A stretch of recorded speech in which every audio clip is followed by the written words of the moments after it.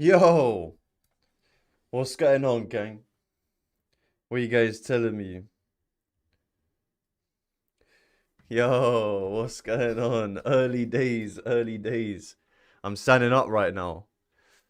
Gotta preserve my back, I can't lie.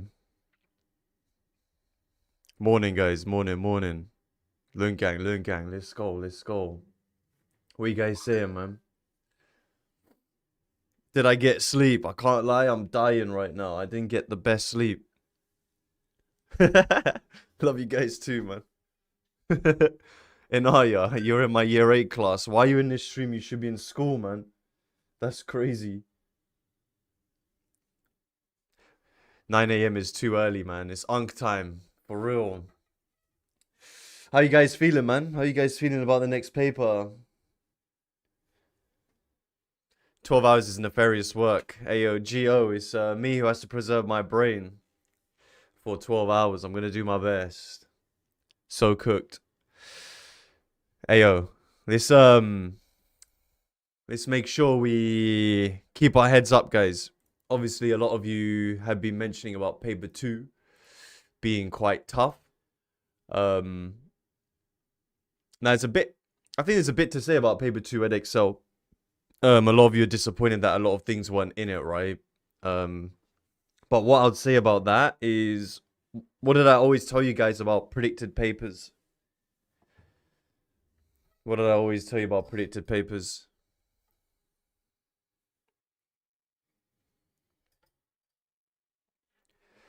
Don't do them. RM Salam, good. I always told you guys, do not do predicted papers, because all they do is they give you this false expectation about what should be in the paper. And guys, very important that you don't have trust in exam boards. Yeah, don't trust that they are going to put what you expect, okay? Because they also know that you're trying to predict what's going to come up. So you should not be doing predicted papers, okay? You should be trying to cover the whole spec. You should be trying to do as much as possible to cover your bases, right? So my advice as well going into tomorrow, guys, I'm not going to do specific things in terms of mechanics and stats. I'm going to be doing as much as possible. Yeah. Predict everything's going to come up, okay? Predict everything and nothing's going to come up as well, all right? So in today's session, I'm going to cover as thoroughly as possible everything, okay? So, yeah. Don't ask me about predicted topics. It's a silly question. Before we start, guys, I'd appreciate if you hit the like button. It helps out the channel a lot. Last session, we got over 2,000 likes, which was a big W for you guys. Fresh Prince, what's up? See, first question looking mad, by the way. Ayo, you guys have got this, man. Just a quick reminder of who I am. You guys have seen this before, right? So, Neil Trivedi is my official name. I'm a qualified teacher with over 9 years of teaching experience. I have done a maths degree. Certified UNC status. And yeah, these are my A levels with a distinction, the advanced extension one for maths. Basically the equivalent of step 2. So, yeah, I guess you can say I'm a maths nerd, innit? Make sure you remind your mates, guys, that this is happening. We want to do well. We want to do as best as possible. We're raising the grade boundaries out here. The whole of the A-level community is not in this stream. So the students who are in this stream, you're going to be raising the grade boundaries for yourself, innit? Lottie, Unc got his A-level results carved on stone tablet. That's crazy. So yeah, if you are in the stream and you're wondering why you can't communicate, it's subscribe only. So just subscribe and you'll be able to communicate straight away. Just refresh. Yeah, guys, thank you for hitting the like button. Turn on for notifications and all that, and we can make a start. By the way, I'm qualified. No way, Unc. I am actually a qualified teacher, guys, and I have been for over 9 years now. There is a community Spotify, guys. If you click that link that I've pinned, there's over 75 of you in this. I'm just putting it on randomized things in it. So right now I'm listening to Wait, hold on. Can you guys remove stuff from the... Hey, guys, don't remove tunes, man. Don't remove tunes. Just add your own, innit? YMCA. That's crazy. Okay, cool. Let's make a start. Where is it, Shine? It's pinned in the chat. So whatever you guys put in that is basically what I'm going to be listening to. They're definitely trolling in the playlist. Luckily, you guys can't actually hear what I'm doing. So moments is the first thing I'm going to be covering today. You'll need your calculator, obviously, short for calc. So find the sum of the moments about A of the forces shown. Okay. So as we go along, I'm going to be assuming knowledge. So firstly, guys, formula for moment is what? Formula for the moment force is what? If you see a spider question like this, FS. Hey, it's a bit too early to be swearing, man. Okay, force times distance. Yeah, so it's the force times the perpendicular distance. Yeah, for these kind of questions, I don't want to see you guys resolving forces because it becomes an absolute pain, okay? So you're going to resolve the distance. Yeah, you're going to find the shortest distance from the force to the point in which you are rotating, okay? So if you see a system like this and you're taking moments about A, you could think of this as a piece of paper. Okay. Did someone put a Kahoot theme tune on Spotify? Oh my god. Whoever did that. So you can think of this as a piece of paper. Yeah, and you can think of this as being your finger. Yeah, you're putting your finger on the page. Someone's pushing this way. Yeah, it's rotating this way. Some bits are trying to rotate this way. Overall, which way is that sheet of paper rotating, okay? Now, we need to decide, force by force, is it trying to rotate the piece of paper clockwise or anti-clockwise? So, if I draw a piece of paper here again, actually, guys. If you put your finger here, yeah, you put your finger there, and you push the paper this way, would it want to rotate the piece of paper clockwise or anti-clockwise? Perhaps it's saying anti-clockwise. Inaya, you are right. That's a W for year 8. It would be anti-clockwise. It's going to want to rotate this way, right? It's going to rotate that way. So, on this force, let's label it as an ACW. Okay, so it's going to go that way. It's an ACW. That's a W. What about this 7 newtons? What's that one saying? Which way would that be rotating? Come on, just click the link on that I pinned. And then you can add your own tunes. Clockwise, good.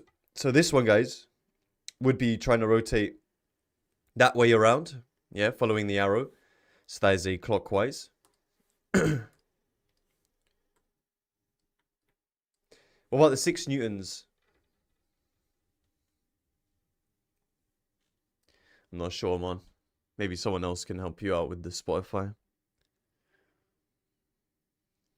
Good, Flory. So what's interesting about 6 newtons, guys, is it would move A. If you were to pull that point upwards, it is going to move, but it's not going to rotate. A moment force is all about rotation. 6 newtons does not rotate the piece of paper. It just moves it. Now, 4 newtons, how is that rotating A? How would that rotate if you were to push the piece of paper to the left there? Anti-clockwise. Good. Can you guys see what I'm listening to right now?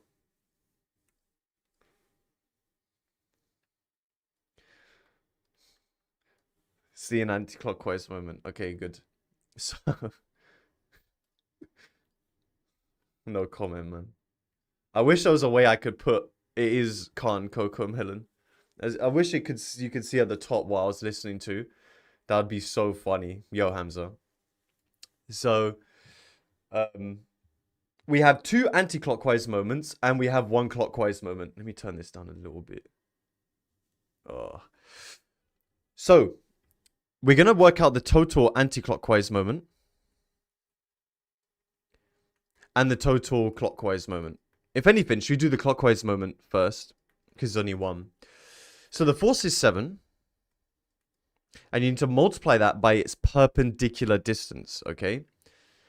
Now, the perpendicular distance, if this force is vertical, the horizontal distance is going to be horizontal, okay? And it's horizontal through A. So basically, this is perpendicular to that force. You're basically drawing a line like this that will end up going through A, which will be this one. So you guys just need to tell me what that distance is. Yo, Terry. So 3 is in the hypotenuse, but we want the opposite, right? So this would be 3 sine 45. Okay? 3 sine 45. Okay?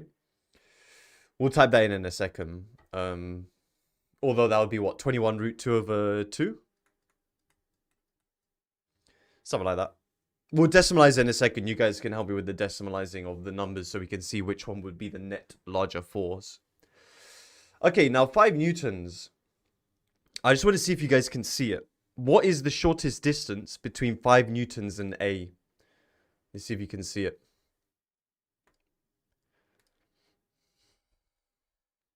Yo, Rayhan. Oh, okay, fair enough. Terry, exactly. Andy, good. Harry, good. So, guys, look at this. 5 newtons. What you're doing is, I'd recommend in your exam, guys, you have a ruler with you. Basically, get a ruler. Make sure it's perpendicular like this. And just move the ruler so that eventually it is pointing at A. It would look something like that. So that's the distance you want. And that distance is opposite 40. It'll be 3 sine 40. So for the 5 newtons, it's going to be 5 times 3 sine 40. Alam, can I just measure the diagram? Hey, yo. Now plus, let's do the 4 newtons. Now, what would you recommend when it comes to the 4 newtons? What would you recommend? Can you see how far it is from A? Nice, Terry. Sophia, you're bugging. Also, I saw your comment on YouTube calling me snail. What is this? Okay, so guys, when in doubt, extend it out. Yeah.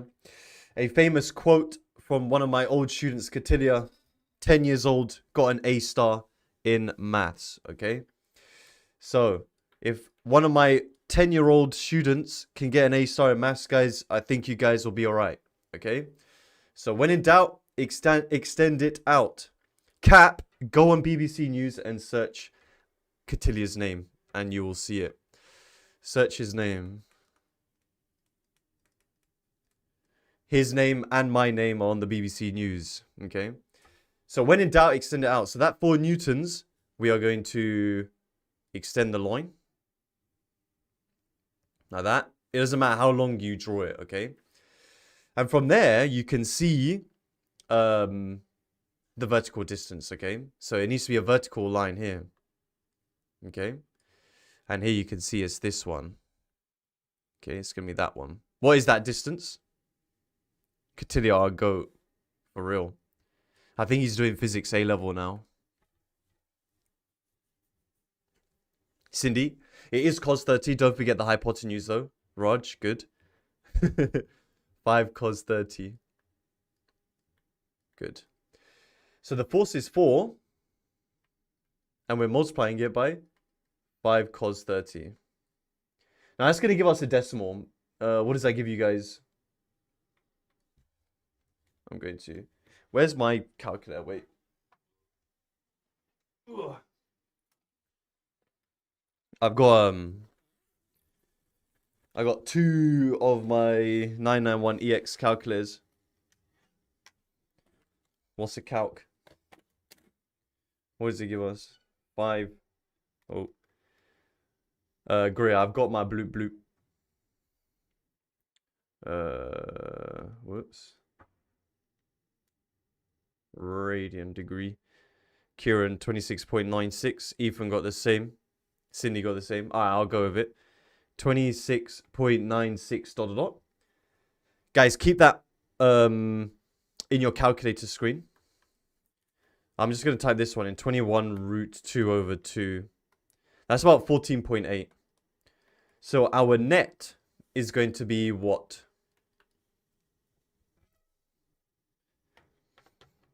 It's not, Alyssa. It's not in equilibrium here because you can see there's an imbalance, right? So yeah, Dark Lord, there's you can see that the anti-clockwise is larger. So the net is an anti-clockwise moment. And it'll be that 26.96 dot dot dot minus that 21 root 2 over 2. What is that about? Kieran, 21.1-ish? Wait, Jana got 12.1. 12.1-ish? Okay, I'll go with 12.1. Newton meters. Okay? Because we have a force, newtons, meters. Okay? So basically what that means is if you consider this piece of paper, yeah, and you're pushing this way, this way, this way, etc. I'm rotated, right? That way? Yeah. The piece of paper would do this. So considering all the forces, the piece of paper is going to do that. All right? So guys, if you open up your paper and you see a spider, now you guys know what to do. Okay? The next type of question, obviously, that we could get is these kind of equilibrium questions. So back to what Alyssa was saying. If they say equilibrium, you're just going to do this, all right? It's very simple. If you're in equilibrium, yeah, if you're in equilibrium, all forces must be the same. They must be, the up and the down must be the same. The left and the right must be the same. But if you're talking about a rigid body, the rotation needs to be the same as well. Okay, so the object can't be rotating and it can't be moving up, down, left, right. So when we see equilibrium, guys, we're just going to say up equals down, left equals right. And then we're going to say that the anti-clockwise moment has to equal the clockwise moment. All right, let me show you how it works in practice. A uniform beam AB of mass 50 kg and length 7 rests horizontally on support at C and D, where AC is dB is 1. When a man of mass 70 kg stands on the beam at E, the magnitude of the reaction at D is twice the magnitude of the reaction at C. By modeling the beam as a rod and the man as a particle, find the distance AE to 3SR. So something like this could come up a bit earlier on in the paper. I'm going to be asking you guys some crazy questions later on in the stream. So you don't want to miss that. So we obviously should be sketching. And if you guys have downloaded the workbook, you'll see the kind of questions I'm going to do later. Okay. So uniform, which means that the center of mass is acting down the middle. The steroid questions are coming, guys. Don't worry. We're just warming up, man. It's just 9 o'clock. Okay, so 50 kg. So we're going to put 50g. And length 7 meters. So we're going to do 3.5. Because it's AE, let's do everything relative to A. Not the steroid questions. They always have to come out eventually. Now, they're resting horizontally on supports at C and D. Ayo, what? Oh, my days. Ayo, guys. Why are you messing up the, I mean, I was listening to some cooked, what is it? Some cooked,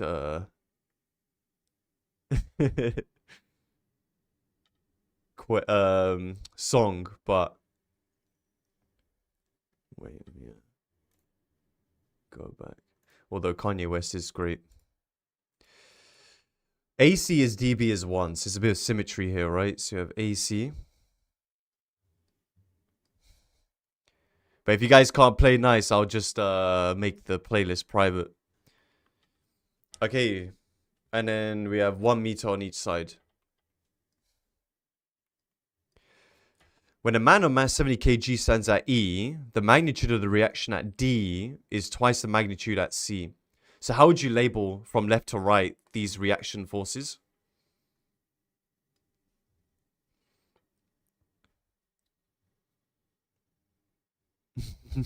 Where can I sue for damage? Now, shine motivation. I wouldn't use R1 and R2 because I've been a bit more specific about how their sizes are relative to each other. Yeah, so R and 2R. The reaction at D is twice the reaction at C. So if the reaction at C is R, then the reaction at D is 2R. Okay. Now we need to place this 70 kg man. Now it doesn't really matter where you put it, guys. You're going to end up getting the correct answer through the maths. But if the reaction at D is twice the magnitude of R, do you think the guy is standing closer to D or to C? What do you guys think? Which one is it closer to? Alex, JP, good, it's D, right? If the contact force, so remember guys, this reaction force is a contact force. There is more contact, meaning it's being pressed into D a lot harder, okay? So it doesn't really matter, but let's label that 70G, okay? And since you want the distance AE, let's just call it eggs. What's the first thing we should do? Yo, come on. First thing we should do, based on my recommendations. For and me, good. Up equals down. When you do up equals down, you can work out R straight away, right? So what's pointing up is 3R equals 50G plus 70G, which is 120G. So R is, what is that, 40G, right? Yo, Abdullah, my guy, let's go. How you doing, man? How's life? Then the next thing we're going to do is we're going to take moments, okay? Now we're going to take moments about A. The reason for that is we have predefined X to be relative to A, okay? And the great thing about taking moments from endpoints is anything pointing up is one type of moment and everything pointing down is another type of moment, okay? So everything pointing up is what? Clockwise or anti-clockwise? Broski, you can choose any point to be your pivot point now, but it's easier to just do A. Yep, that's it, guys. Dion, good. So it'll be an anti-clockwise. They would rotate anti-clockwise about A, and everything going this way would be clockwise. Okay? So we might as well do the... Well, since we're working out X, actually, let's just do the clockwise moment first. So it's force, 70G, times the distance away from A, which is X, and the next force is 50G, times this distance from A, which is 3.5, equals, then we have R, the anti-clockwise, times 1, and 2R. Now, how far is 2R from the pivot point?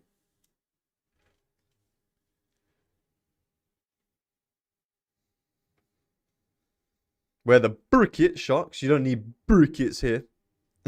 6, yeah. Because if this is 1, and the length of the whole thing is 7, then that's 6.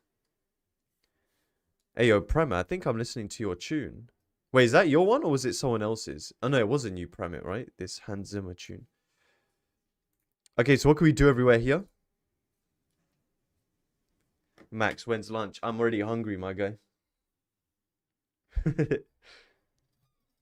Premit is back. Yeah, Jamis, I will be doing stats later. What can we do everywhere here? Replace R with 40G, good. And then we could cancel out all the G's, right? So we have 70G, X plus 50G. I can't even be bothered to work that out. Is, wait, hold on. So this is 1 plus 12. So 13R. Cancel. You can actually do a cheeky cancel the 0, right? So we have 7x. Can you guys rearrange that? What does that give us? Ted got 4.93. 13 times 4 minus 5 times 3.5 divided by 7. Yeah, I got 4.93 as well. So eggs is about, yeah, 3SF 4.93. Let's go. And that makes sense because, you know, X 4.93 bigger than 3.5. So you guys were correct in your prediction. Okay. All right. Showing you guys some more funky diagrams. So systems like this. It's kind of like hinges. But We'll do more statics of rigid bodies later. So we've got the diagram shows a uniform rod AB of mass 10 kg and length 5. Ooh, come on, guys. You can't have this attitude, yeah? When you're in your exam tomorrow, I don't want to see you guys saying ooh at diagrams. So the diagram shows a uniform rod AB of mass 10 and length 5. The rod is freely hinged to a vertical wall at A. The rod rests in equilibrium at an angle to the horizontal. Find the magnitude of the force F in each case. Okay. Now, obviously, it's being hinged to the wall at A. So what must exist at A? I'm standing up, so I'm not going to crash out for a while. Good. There will be a reaction force, yes. But also there'll be a vertical, so melon head, good, an X and Y. Now, because of what we're trying to do here, we're just trying to find F. What could we do whereby we don't even need to worry about those forces at A? So they do exist, these vertical and horizontal forces. Flory, good. So we just take moments about A. So I'm not going to find F by resolving, okay? By saying up equals down, left equals right. It's only one force. If we had this situation, don't write this down, guys. Maybe it looks something like this. If you want to find X and Y, you would have to do up equals down, left equals right. But since F is on its own, we only need to either resolve or take moments to find that one force. So if we just take moments about A, we don't need to worry. Yeah, shy motivation. You take moments about the point that gets rid of the most unknown forces. Not forces, but unknown forces in general. Okay. Now, that 10G, is that clockwise or anti-clockwise about A? I'm going to ask you a couple of questions here. I'm going to see if you can spot it. It is a clockwise force, good. Now, can you see its distance from A? And if so, what is it? If so, what is it? Hamza, unfortunately, it's not 5. So I know you're saying that. So the length of the rod is 5, which means this would actually be 2.5, right? And guys, it's not 2.5. That means you haven't spotted what you need to do here. Raj, I think, is close, and Cindy. I'm going to check if that is actually correct. But what did I tell you to do? JP Mass, I can hire you as a mentor as long as you get your A star. Momoko, triangle, kind of. When in doubt, extend it out. Okay. Here, guys, 10G is a vertical force. So its shortest distance from A is going to be horizontal. Okay. So with your ruler, you're basically drawing a horizontal. You're moving your ruler until you see it would be going through A. And in order to have that, you need to extend the 10G. Okay. You need to extend it out. Okay. These kind of questions, guys, they get students every single time because they don't know what to do when the force is not already perpendicular to this. So we want that distance. And the students who put it before were correct. That would be 60 degrees using your alternate angles.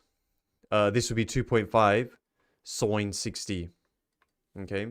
So it's 10G times 2.5 sine 60. So this is clockwise. F is going to be the anti-clockwise. What is the distance of F from A? And would you extend it out, basically? What do you guys think? Garunga, I don't recommend you resolve forces here. It becomes super awkward. Students make mistakes all the time doing this kind of stuff with these kind of questions. And also with questions like this, are you going to try and resolve the forces? If so, how? If I give you this picture and students are like, yeah, resolve the force. I'm like, go on then. Go on then. Go on then. Yeah, students struggle. Okay. So each to their own. But when I see students being taught to resolve forces, generally speaking, they get many, many questions wrong when I start to give them awkward diagrams like this, okay? So this is why I'm showing you this really basic concept of force times perpendicular distance. So I'm seeing 5 sine 40, that is correct. I would recommend you extend this F force out. Yeah, just a little bit more. Because then with your ruler, guys, you're just doing this. Yeah, you're just moving your ruler until it starts aligning with A. It's going to look something like this. Okay. And that's that. Now the whole length, the whole hypotenuse is 5. So this is the opposite, 5 sine 40.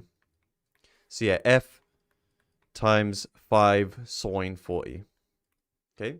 And you just divide by 5 sine 40. What does that give you guys?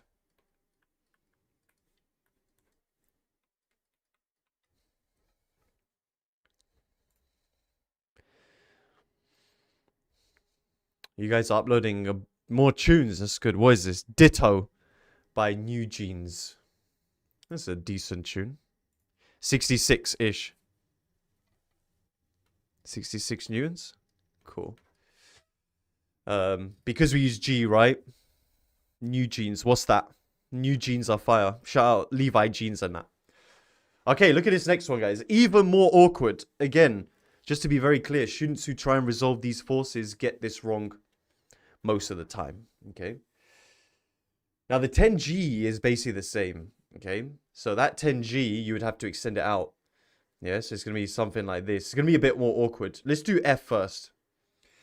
Now, F, can you see its distance from A? If so, what is it? Or would you extend it out? This is K-pop, is it? Right. Good, Dominion. Guys, we need to extend it. Guys, get your ruler, man. If your ruler is perpendicular like this, if you move your ruler along this line, it is never going to be pointing at A. Okay? It's never pointing at A. You need to extend the line. Okay? So, my iPad doesn't have ruler. I don't have ruler either. I don't need one though. So, when in doubt, guys, extend it out. There you go. Now, you can see its distance from A. By the way, this is the same situation in terms of the length of the rod, okay? So the shortest distance is this one. Okay? Who could tell me what that distance is? Miss, do you have a ruler?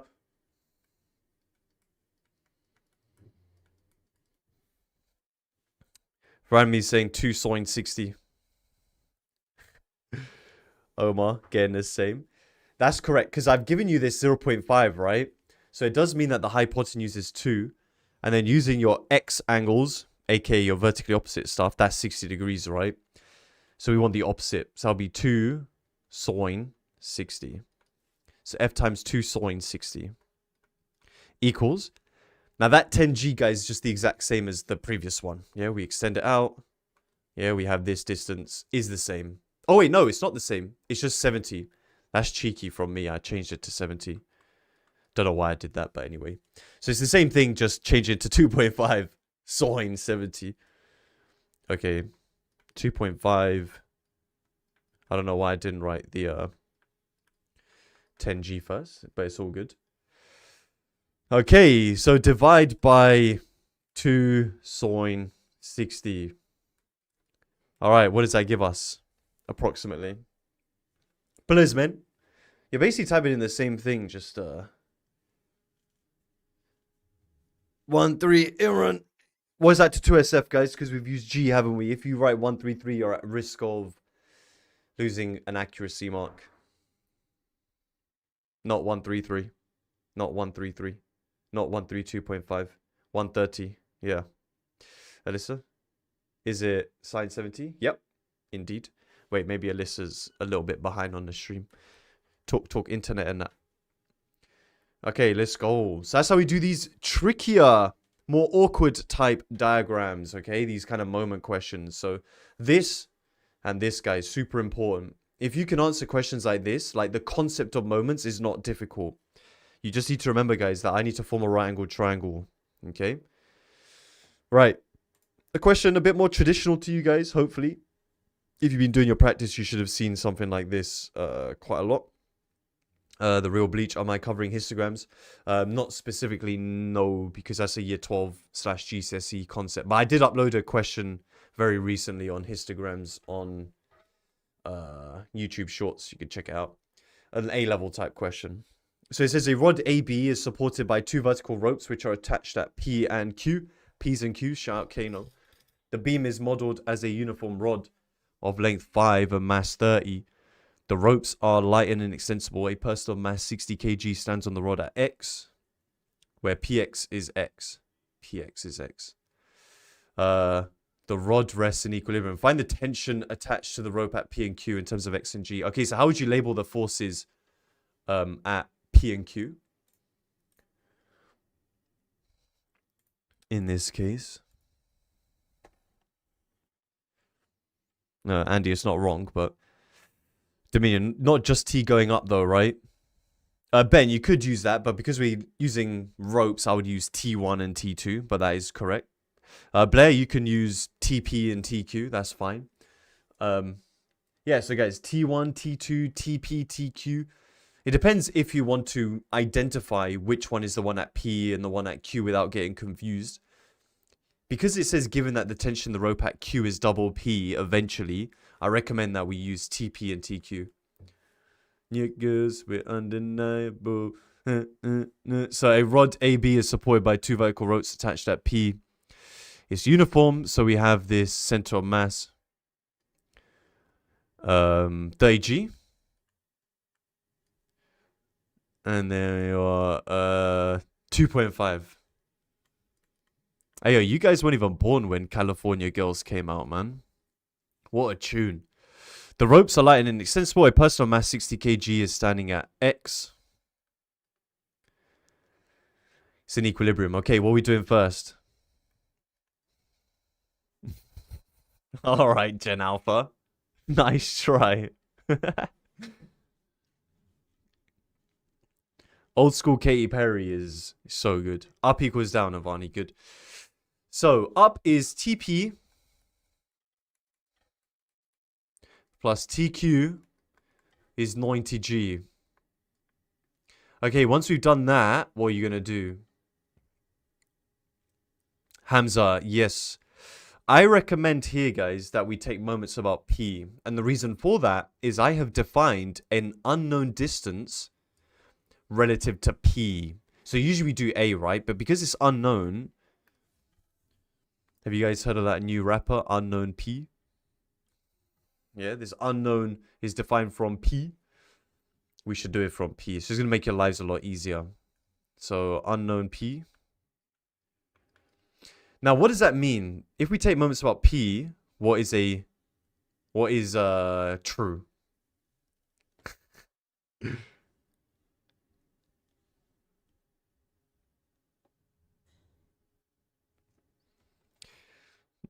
Homo and Q. TP is irrelevant. Good. So if we take moments about P, yeah, this force, TP disappears. And it's going to be the same case that anything pointing down is its own moment and everything pointing up is its other moment. So I guess we're going to find TQ first. So TQ, the force, times what distance? What will the distance be between P and Q? P's and Q's. Leon's saying quattro. Correct, because the whole length is 5 and we have 0.5 on either side, right? So this length is 4. Good. Is 30G times what length? Let's see if you can see it. I feel like these are the hardest part of these kind of questions is can you see what length it is, right? Okay, good. It is 2. This distance here, guys, is 2. Yeah, because we have 2.5. This is 0.5, so the other one is 2. And then we have 60G times X, okay? So I guess we divide by 4. Now, dividing by 4 isn't going to give us a nice number, but because I'm going to need it for part B, I'm still going to divide through... Oh, no, wait. I forgot about this times 2. So they're both over 60, right? So we have, what is that, 15G? Plus 15GX. You guys happy with that? Because then to find TP, we're going to use this, right? TP is 90G minus TQ. By the way, guys, mechanics are super generous with marks. So something like part A here is going to be worth up to 5 marks, okay? So TP then is going to be 90G minus all this. Nice one, Daniel Williams. Hopefully you're recovered, my guy. What is this? 75G W profits. We raising the gray boundaries out here. There we go. So given that the tension in the rope at Q is double P, find X. So we're going to form an equation here, guys. What does the equation look like? How do you relate TP and TQ? Which one do you double? Robert, learn it. Hey, yo, Dash, keep your head up, my guy. We raising the gray boundaries, Jay Brooks. Just for you guys. Okay, so a lot of you are saying you're doubling TP. So the tension at Q is double the tension at P. Okay, good. So it equals 2 lots of TP. So let's double that. Let's double this. Well, that'd be 150G minus 30GX is TQ, tan Q.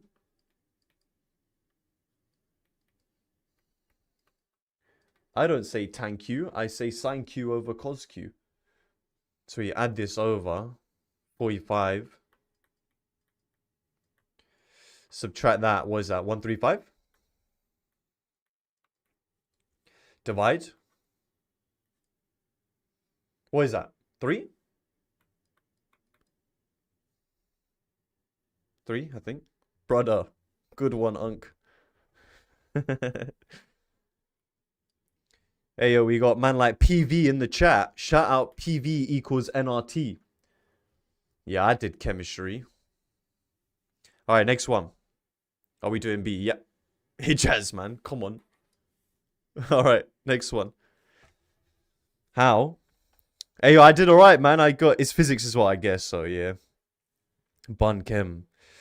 I got an A in chemistry A level. I was 2 UMS off an A star. I got 106 out of 120. That's a L for me. The fact that I didn't get an A star in chemistry breaks my heart to this day. It is poor, man. Lies. Stop yapping. That's crazy. Don't make me find my result sheet. Neek. I am a neek. So what? 120 UMS. So out of 120 UMS, I got 106. So 90% would have been 108. Yeah, it breaks my heart to this day. A non-uniform rod AD has this song. A non-uniform rod AD has weight W and length 8. It is held in equilibrium in a horizontal position by 2 vertical ropes attached to the rod.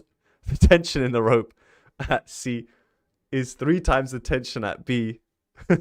Yo, AMT. Hope you're doing good, man. Find the distance of the center of mass of the rod from A.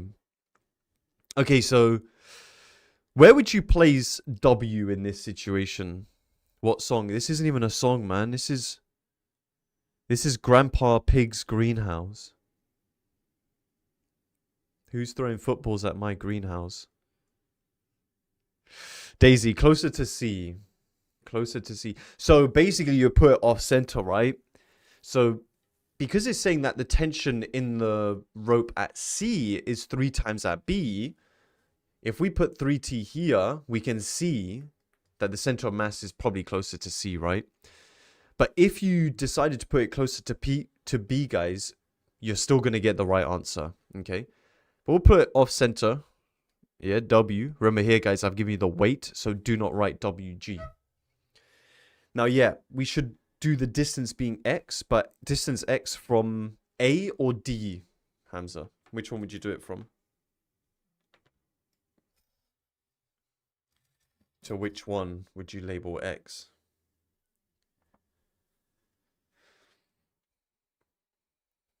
Cindy, correct. So to A, because I said from A, right? So let's label it X. Okay. Okay, so step 1, what would you guys tell me?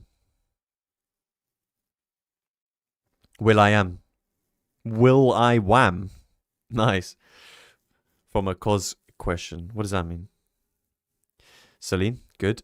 Yeah, good guys. Up equals down. Because from there, you immediately see that 4t is W.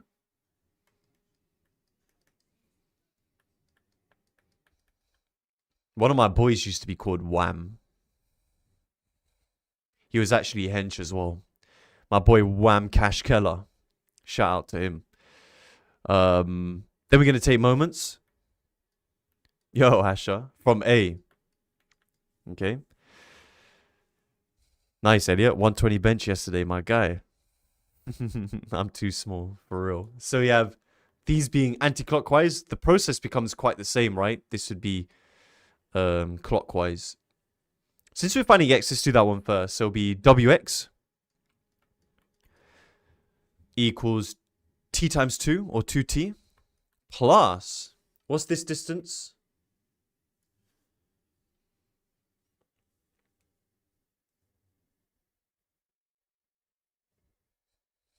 Well, I wham. Yeah, that's not me.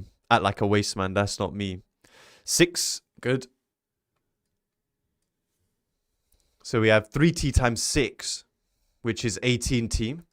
So we now have 20t. Wx is 20t. And w is 4t. So we can say 4tx. So there you go. X is 5. Okay, nice. A small load of weight kW newtons is attached at D. Let me remove this bit. Holly, in the exam, should I label my working out with A, B, C? Because apparently if you write the resolving in part A and not part C, then you won't get the marks, for example. That's not true, Holly. That's not true. So if you do a lot of your resolving and all that stuff in part A and then you use it in part B, the examiners would mark that the same. Still label A, B, C, but a lot of the time you do a lot of the work in part A and then you just use that working out in part B, but they would still mark that the same. Don't worry, I don't know who told you that. They're clearly not experienced examiners. Don't think that people who mark your papers, guys, are absolute demons, yeah? The people who mark your papers are actual teachers. They do want the best for you, okay? The people who write the papers, very different, okay? So we have this KW attached at D. The rod remains in a horizontal position. Find an expression for the tension at B. Okay, so what would you guys do first here? Johnny, am I into gigs? Old school gigs, yeah. I was probably your age when Talking the Hardest first came out. What was that? I was like 13 or 14 or something. Okay, so if you say up equals down, wrong. What should we be doing first? Not moments about C. Not moments about C. No one's saying it properly. No moments. Bob, what are you talking about? Andy, change the diagram. Good. Why? Omar, good. The tensions are now different. So guys, if you carry on like this, you're going to get all the wrong marks. You're going to get 0. Because something is now changing in the diagram. What is that? Yeah, Lewis, good. We need to label those T's and 3T's as T1 and T2 now. So in the real exam, if you guys want to, you can redraw the diagram. But the main thing you need to understand is that when the situation changes, so do the tensions. Okay? Nice. Now, we can do up equals down. Okay? But it's T1 plus T2. Or you could do TB and TC. Is that better? Yeah, let's do TB and TC so we know which ones we're talking about. Okay, so doing up equals down.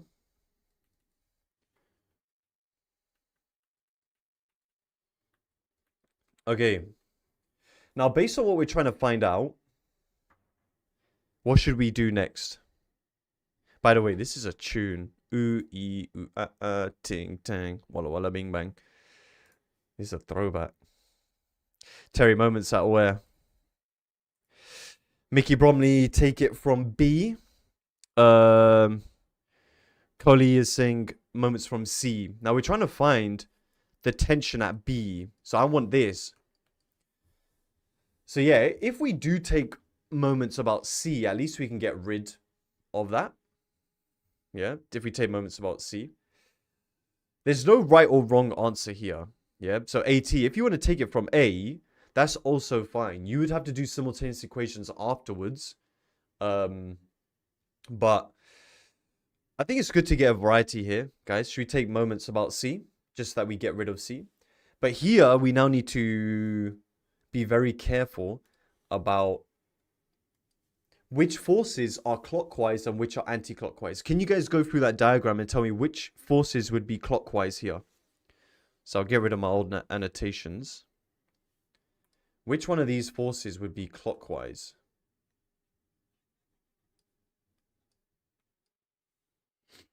Reese saying 2kW. Do you mean just the kW would be clockwise about C? I know what you mean. China White saying kW and TB. Correct. So kW would go around this way. And the TB would go around that way, right? And W is the only one that would be coming around that anti-clockwise way. Okay? Right. So let's do... Doesn't really matter which one we do first. But that's going... Oh yeah, we want to work out TB. Let's do the clockwise first. So it's TB times what? TB times what?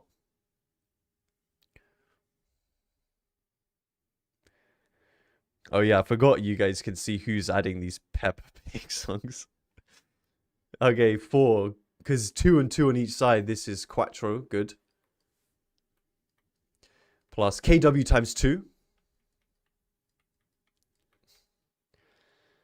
Equals W times what? Remember we worked this out to be 5, isn't it?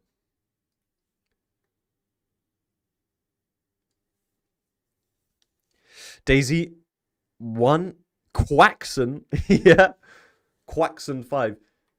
So if that's 2, then this mini bit must be 1. Okay. So 1W. Okay, so we can work out TB now. So we have for TB is W minus 2kW. And divide by 4. The way you write this isn't a massive deal. I guess we could just say a quarter of, right? Should we factorize out the W as well?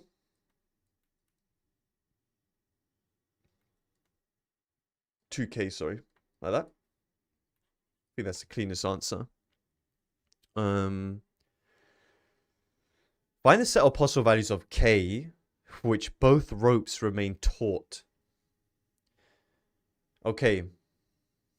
Now, K is variable here, right? Thanks, Coley.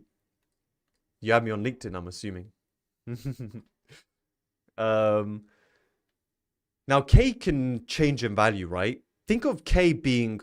Imagine you keep increasing the value of K. What would the rod eventually end up doing? Daniel, what does taut mean? Taut means that there is always tension running through it. So T is greater than 0. Not straight.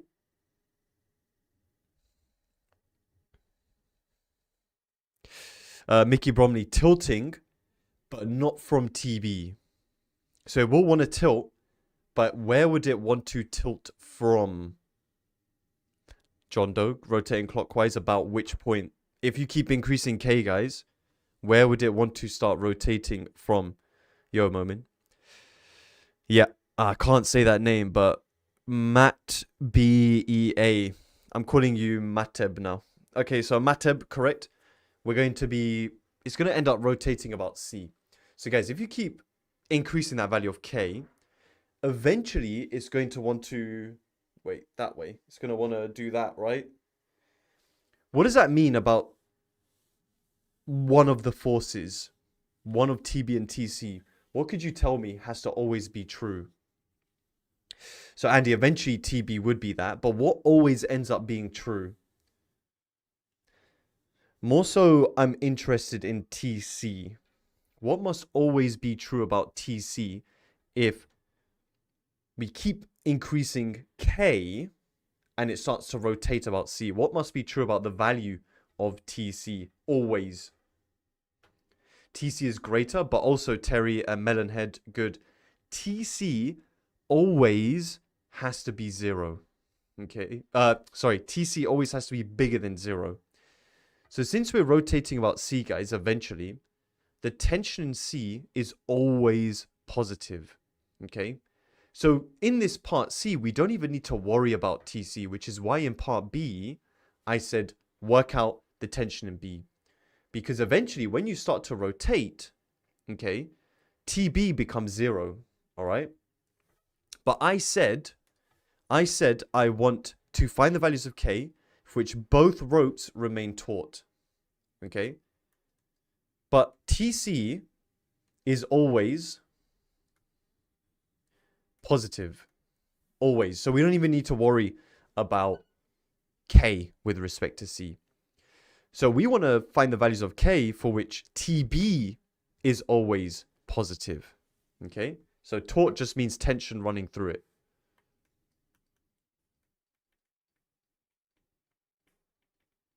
Okay? So we want to know when TB is bigger than 0. Okay? Not equal to 0, because that's at the point in which it starts rotating.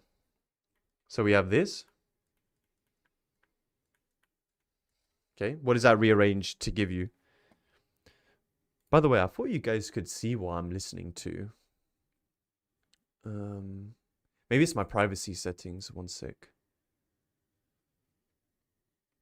My library.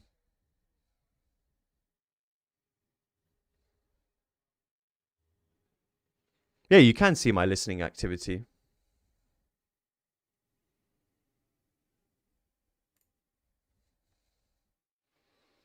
I don't know. You guys should be able to see what I'm listening to.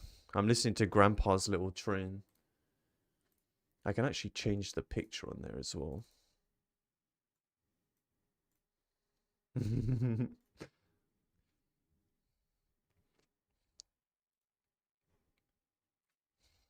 So here, if you times by 4 on both sides, guys, that just disappears.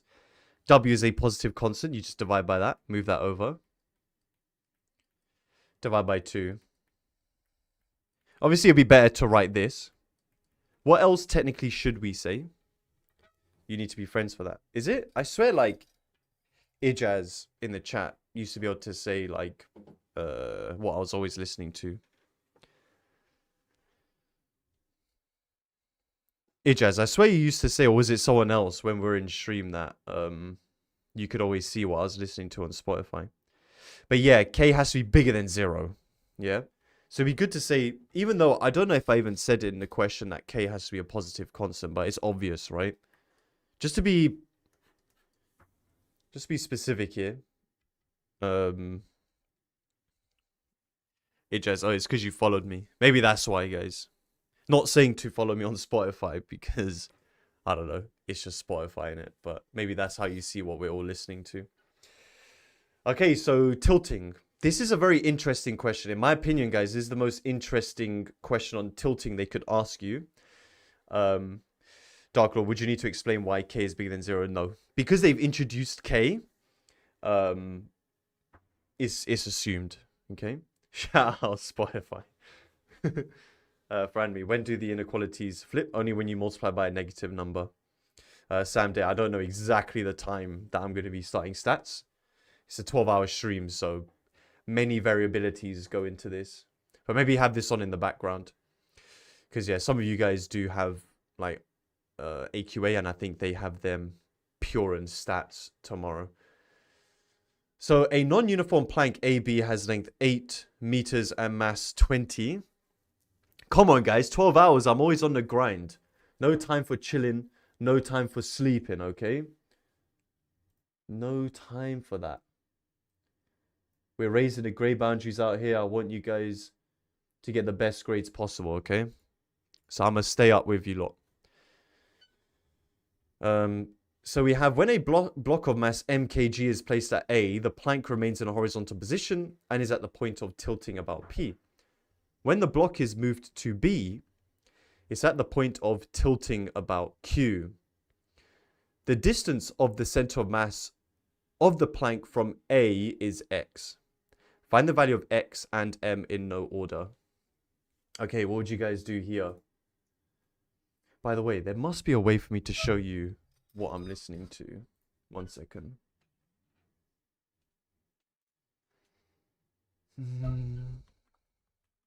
Hold on. 1 sec. Where's Spotify?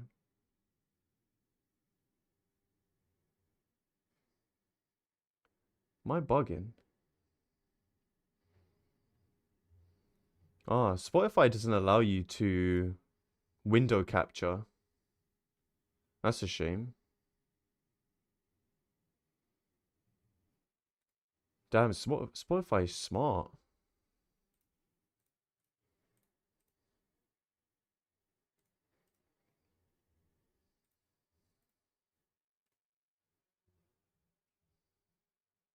Yeah, guys, I can't show you what I'm listening to because Spotify doesn't allow you to like kind of to copy it over or something, which is a bit of a shame. Yeah, maybe I'll figure it out later. There must be a way. So yeah, we need to... The mini player exists, John Doe, but I don't think the... If you have mini player... Wait, let me see. How do I do that? Open mini player. But even if I put this here, if I start typing, it's too big, innit? Oh.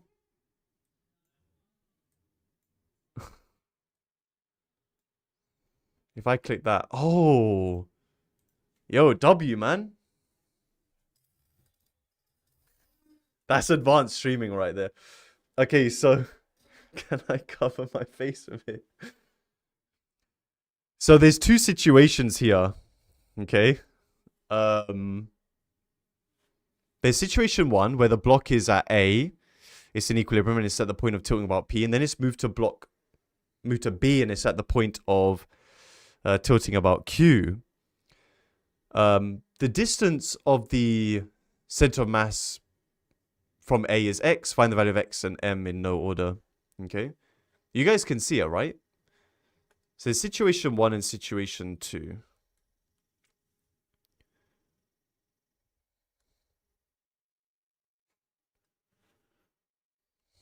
A, B.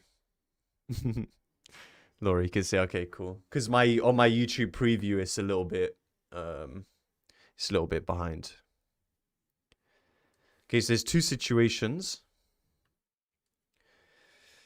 Okay, so non-uniform has length A and mass 20. There are these 2 points P and Q. Like this. So when you guys draw these... By the way, guys, this was a previous past paper question. Okay? So this is not me just giving you a steroid type question. This is a past paper. But you'll realize it's actually not that bad. Once you've drawn a nice picture... it's actually not that bad. A lot of mechanics is your ability to be able to draw a clean diagram. That's clean right there. Now respect it. I got a good show for y'all. Got a damn good show. When a block of mass mkg is placed at A, so put mg here,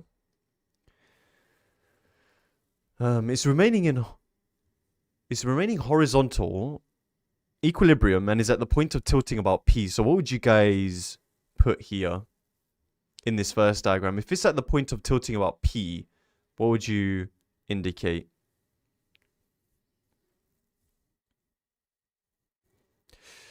Yeah, good. There's no reaction at Q. So basically the rod wants to do this.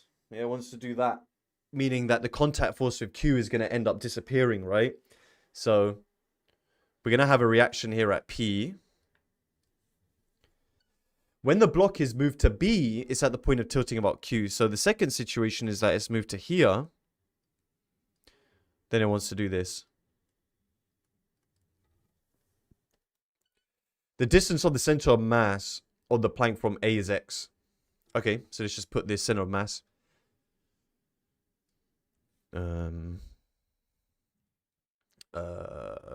X. What is the mass? Oh, 20 kg, okay.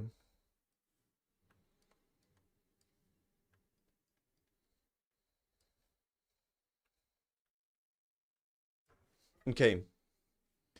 Now, in situation 1, when we're trying to work out M and X, okay, in no particular order, what would you do? Domain expansion. Hey, Maria. Yeah, CJ, it's the same plank. So if you're talking about the same plank, the center of mass has to be the same in both situations. Now, I would not do up equals down. Now, Terry, you're not wrong for saying that. But because I'm not interested in RP, I'll do what Hamza, Mr. Bowl Haircut, would do. I would just take moments about P. Okay? So for equation 1, let's take moments about P. Okay? Because then mg on one side would be an anti-clockwise, and this would be a clockwise. Okay? So we have mg times 1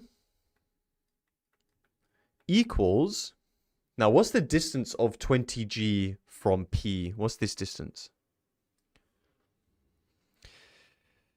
Svetlana, because we're not interested in RP, but you can do it, okay? You can say RP equals mg plus 20g. That's not wrong. It's just because we're not interested in RP, we might as well just go straight into moments about P and just focus on the things we want to work out. Keanu, yeah, x minus 1.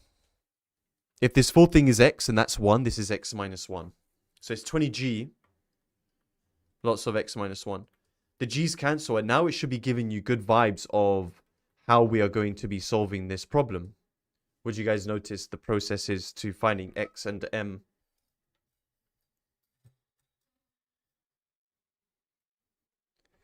Yeah, simultaneous equations. So that's why we have this second situation where we're going to do the exact same thing, right? So let's take moments about Q.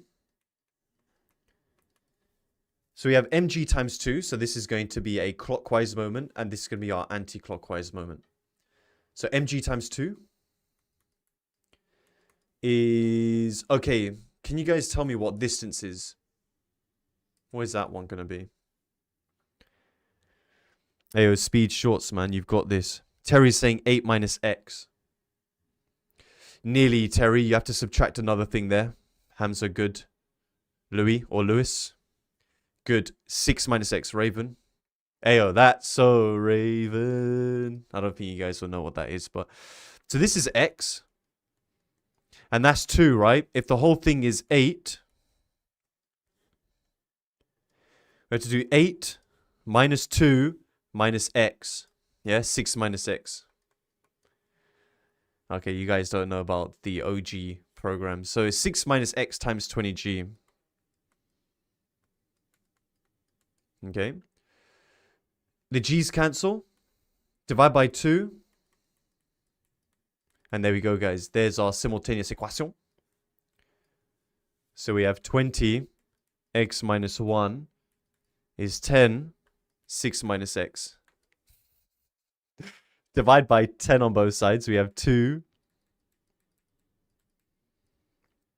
2x minus 2. What is that? 3x is 8. X is 8 over 3. So m, doesn't matter which one we use. What'd you guys get for m?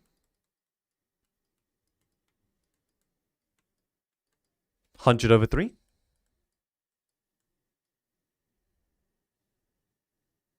I think. PV equals nRT. Quarries, good. Okay, good. So there's your answer. Guys, this question in a past paper was 8 marks. 8 marks. And it was towards the end of the mechanics section. I just want you guys to understand that the maths in mechanics is not hard. being able to draw the diagram and being able to understand how to... The hardest part is getting to these bits. But if I just gave you these equations and I said find m and x, you guys would be like, yo, this is so easy, okay? But the hardest part of the question is going from the words to the image to the equations that you need to solve, okay? The maths is very basic, okay? Exactly, Sharks. It's all of mechanics, guys, is about the picky. It's all about the picky. Okay, so that's a in-depth take for you guys on moments. We'll come back to moments when we do statics of rigid bodies very soon. Let's go into forces, resolving forces. Now, the thing about mechanics, guys, is we always want everything to be acting horizontally, vertically. We can't really talk properly about forces acting in random directions, okay? And before I start, guys, I'd appreciate if you hit the like button. We've had 300 likes, which I'm very appreciative of, but there's nearly 1,000 of you in here. Since we're going for 12 hours, I'd appreciate if you show some support to the channel. Keeping this free for you guys. You know how it is. Want to make sure you guys get the best grades and that. Only 1K, they all asleep. Yo, yeah, you're not a supporter of the channel, man. But it's all good. It's all good. Okay, cool. Thank you, DGA. Heavy snoring sound effect. Hey, yo, I was just wondering what that noise was. Hey, I appreciate the likes, guys. So, hey, yo, Daniel, this isn't my, this isn't my music playlist, man. Hey, yo, it's got nothing to do with me. So, when things are in equilibrium, guys, basically the, all good, Ayub, all good. The resultant force is 0, okay? Let the force, known force X and the angle theta, give you answer, so find them. Everything's in equilibrium. What would you guys do first?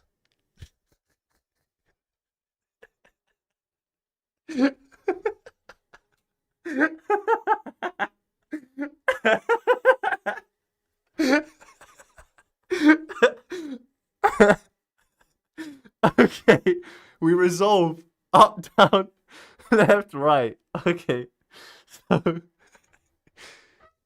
so this look at this 70 newtons. All right, we can resolve with the 80. You could use the 20 if you want.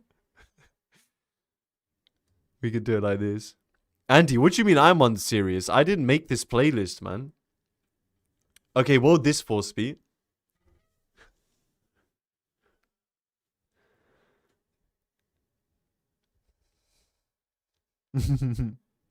Yo, wise pleb. Quar is 70 cos 80. Alright, here we go. Some actual music. 70 cos 80, good. Tobias, Neil does anything but maths. Maybe. I guess you're watching with blinkers on. So you have 70 sine 80 over here. Okay. And then with the x, I'm going to resolve that up. And then left. So here, this would be x cos theta. And x sine theta. Okay. Now, if we want to find x and y, what would you guys say next? Yeah, Bob, we'll take a mini break at 10:30. Every hour and a half, guys, we'll take a little bit of a break. Give us a wave. Yo, what's up, guys? How you doing? Avani, yeah, up equals down. And then left equals right. Now, because of what I'm going to do after, I'm going to do left equals right. Because that will help me work out x sine theta. And then I'll do x cos theta after. Because what we're going to do to the two equations to then find tan. What we're going to end up doing once you have x sine and x cos. Because it's important, guys, that you predict what you're going to do in the future. Okay? We divide them, right? So when we look at the left and the right, we have x sine equals. Now, if you've been watching me long enough, I'll tell you guys to do something to your diagram to make sure you don't miss anything out. What is that?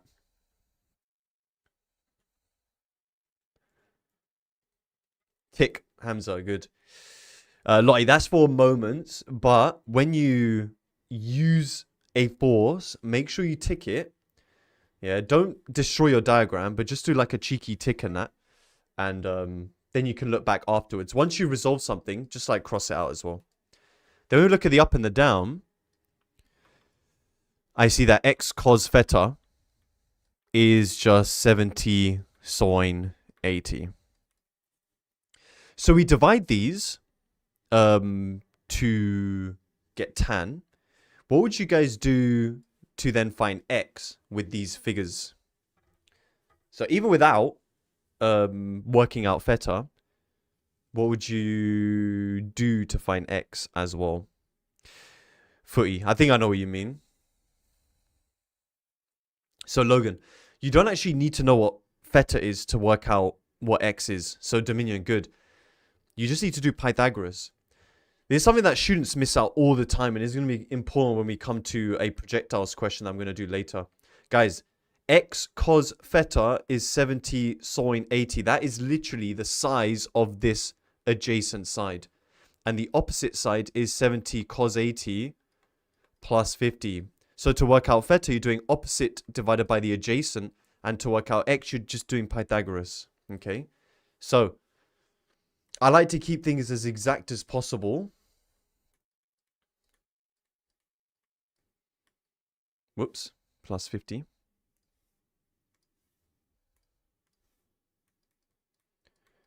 Plus 70 sine 80 squared. But if you guys do work out theta first and then you rearrange, not a problem. If that's how you prefer to do it, yeah, it doesn't make a difference. As long as you keep your answer in the calculator. But what I'm showing you now is going to come in clutch for a question we're going to do later on. Okay. Okay. What do you guys get for x? I'll do the inverse tan one.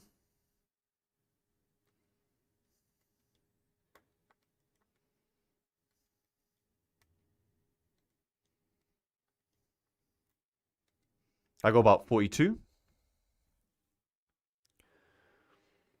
Roman, Unc, are you taking A-level maths next year? Why would I do that?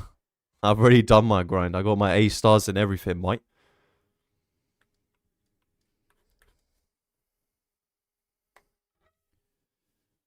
$92.8. Alright, cool. I should do my chemistry one again though. Hey, yo, I need LaJoy and Dav to help me. Need that A star, man.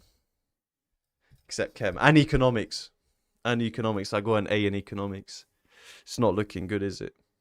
Do I teach chem? I don't. My chemistry's good. Not anymore, but LaJoy is next level. And Davinda, obviously. RBJ, any tips for the Advanced Extension Award? Are you taking the Advanced Extension Award? It's so rare to see students taking the Advanced Extension Award now. Any tips? Let me have a think, RBJ. We'll have a break in 10 minutes and I'll give you a little bit of a pep talk when it comes to the Advanced Extension Award. The Advanced Extension Award is the equivalent of Step 2 if you get a distinction. Probably the hardest maths paper you'll ever sit. In my opinion, it's arguably harder than Step 2 because you have no choice in terms of which questions you pick, whereas in Step, you can choose which questions you want to do, which makes AEA arguably harder than Step 2. However, Step 3 is like another level of difficulty, but nobody really takes Step 3. So it says a particle P of weight 50 newtons is suspended by 2 strings from a fixed horizontal ceiling. The particle hangs in equilibrium. The strings are light and inextensible and are inclined at 50 degrees and 25 degrees to the ceiling as shown in the figure. Find the tension in each of the 2 strings. Okay, so we have a weight of 50 in newtons, so that we don't need to put G there. How would you label the tensions here? How would you...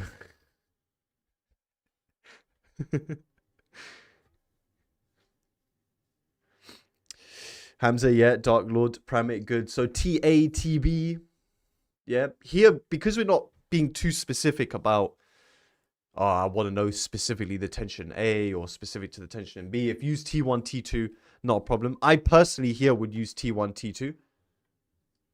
But guys, you use whichever one you want, okay? Okay, what would you guys do next?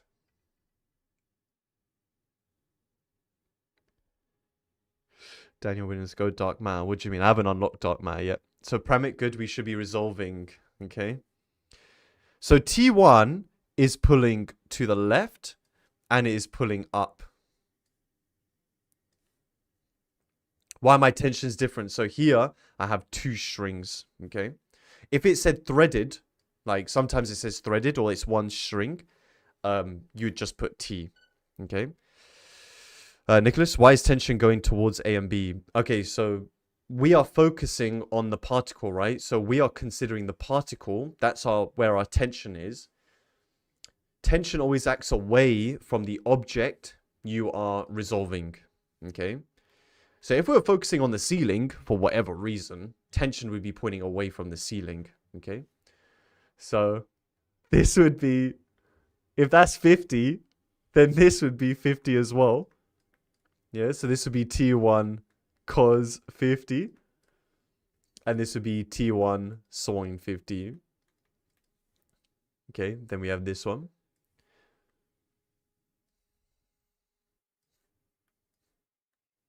Doing the same thing. Would you guys resolve up equals down or left equals right first? Which one would you guys do first?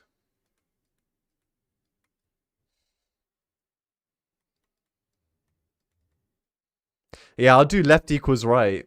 The reason for that is there's less to deal with, right?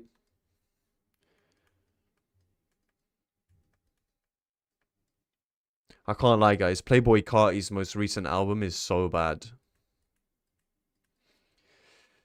Okay, so you already should really know what we're going to end up doing in this question, right? It's going to be simultaneous equations, which means we might as well rearrange for either T1 or T2. Yeah. Let's not glaze over Playboi Carti. His new album is just bad.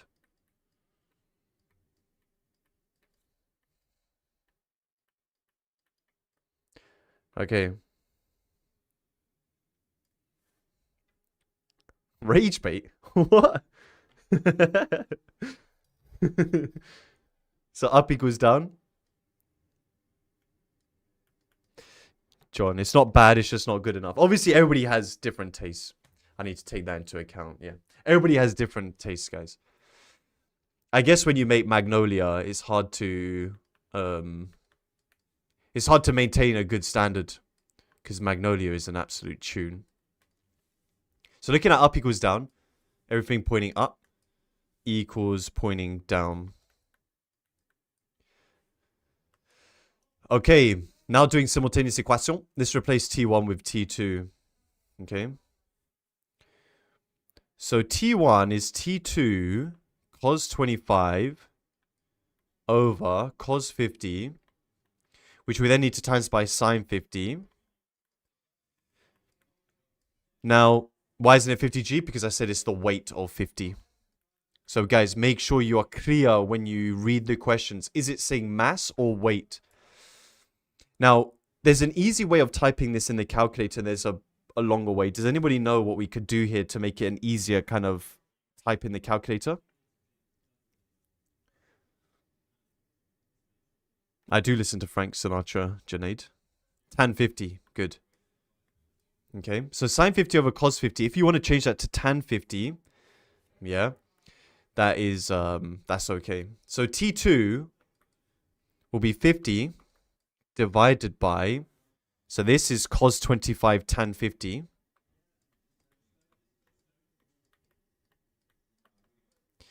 Plus sine 25. Okay. All right. What is that?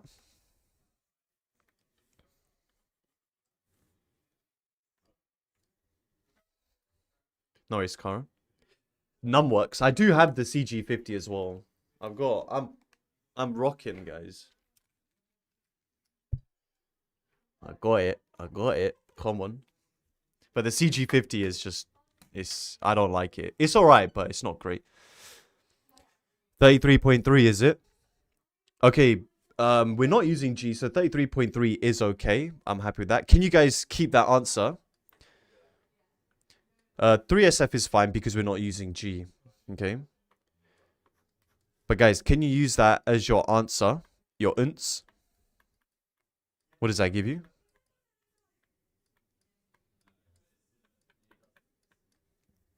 Yo, Hassan, 46.9. Louis, 46.9. Do you guys agree with that?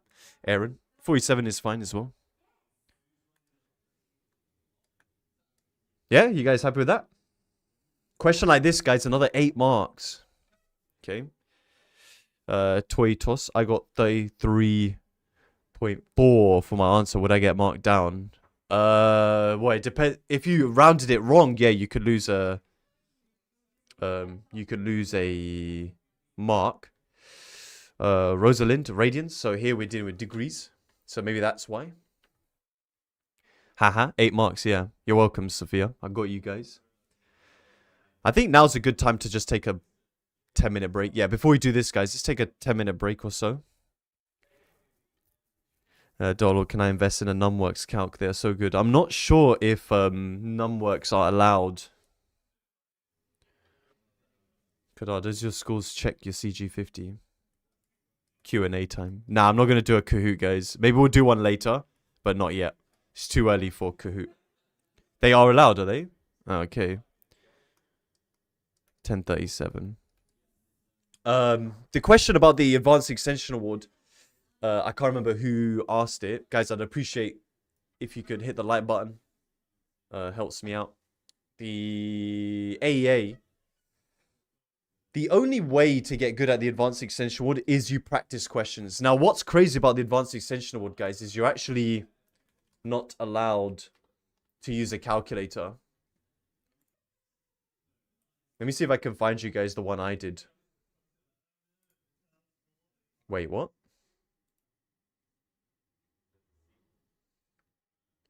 Oh, this is 2018. Wait.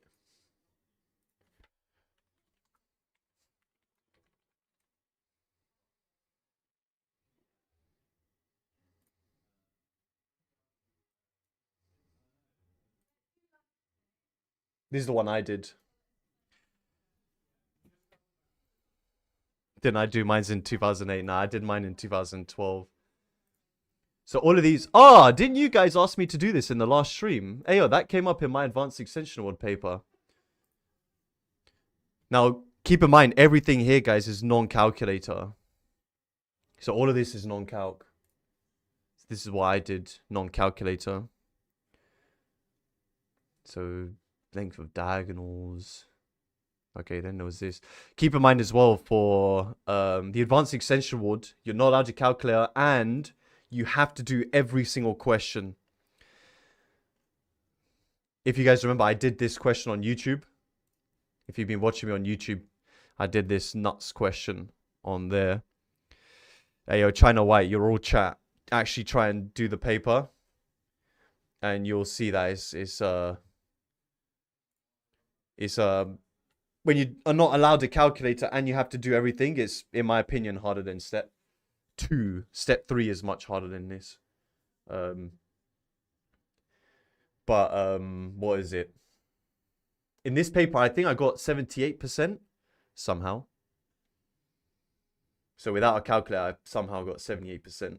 This question here is just like cooking my brain already, but I was 17 at the time. Is China White, you're rage baiting. It's all good.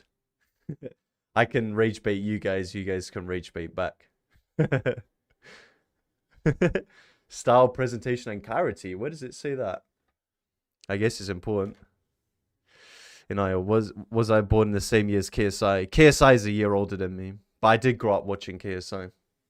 He went to a school not far from me, but he's a posh boy.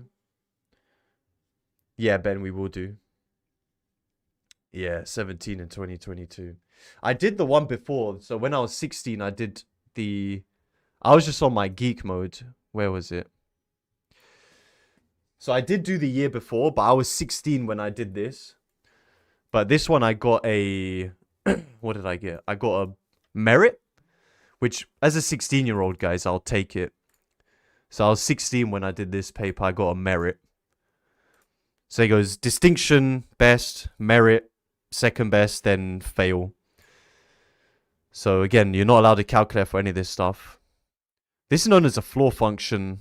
I didn't have a clue what a floor function was when I was 16, but yeah, it was yeah, I remember this question actually. This question was ridiculous. This question I think is the one that cooked me. 19 marks, guys. Imagine you're in an exam and you see a question that's 19 marks. This paper's also 3 hours long. Sweat. I was a sweat, man. But it'd be like that. Write down the domain of m-1. Modulus and g. Man, that's... This stuff makes me upset when I see it. El Mosey. Easiest question. Could Unc, if I get a BBB, should I retake? That's up to you. I can't tell you that. That just depends on whether BBB is sufficient for you to continue with whatever you want to do in life, innit? Sharks, Chinese exam is 200% harder. What does that even mean, dude? Like, what? Just because an exam's Chinese doesn't mean it's harder. What? You could argue the ACA. If I just said ACA exam is harder, you wouldn't even know what ACA is. But maybe when you guys end up working in finance, you'll know what the ACA is. Neil does investing in Vanguard. Trust me, Rayhan. Yo, Tan W. Dan, do I bench more than El Mosey? Just marginally. It's not just accounting for the ACA, but there's also the FCA. So some of these exams are mad. These financial like exams, guys, are mad. You got a U-Star, that's crazy. Hey, yo, guys, what is this tune, man?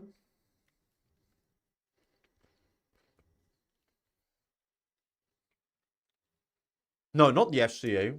Not the Financial Conduct Authority. What am I thinking about? I don't know what I'm on about.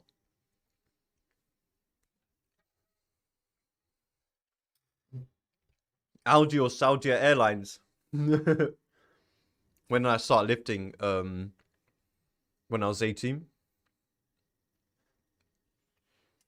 Yes, Andy, the CFA. Yeah, Ted, that's it. The CFA. I'm bugging. The CFA is one of the hardest exams you can take. Sorry, Sharks, I'm going it back again. Is the ACCA that bad? The ACCA is not that bad from what I've heard from my friends. The ACA is hard.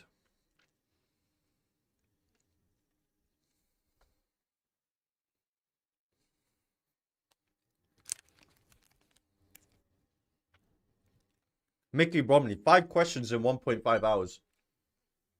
Okay, guys, let's test Mickey Bromley's hypothesis there. 1, 2, 3, 4, 5, 6, 7, 8, 9. Mickey Bromley's taking a very important exam tomorrow, by the way. Zizi, I do like Bollywood music. Yeah, again, I did.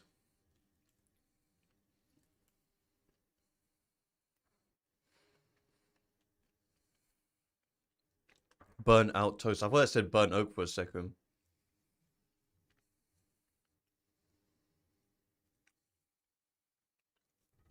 Ben, how do you study at uni? Tough question.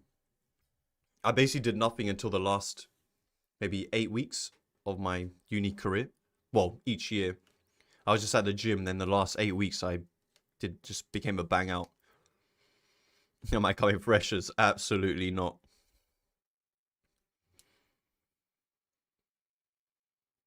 Hey, Kadar, I'm trying, man. Neil, are you from Kerala? No, I'm not.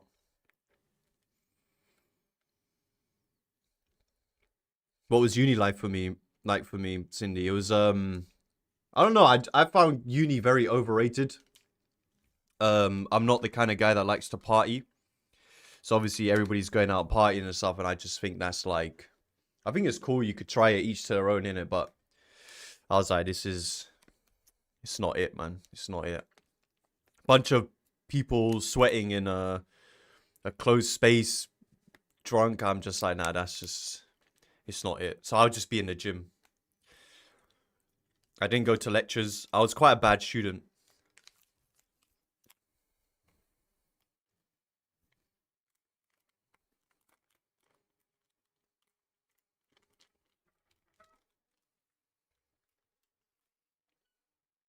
You're gonna try and get the same accommodation as me. What was the at UCL? I stayed at a place called Ivor Evans or something. I think it was Ivor Evans or I4 Evans. I4 or Ivor. Something like that.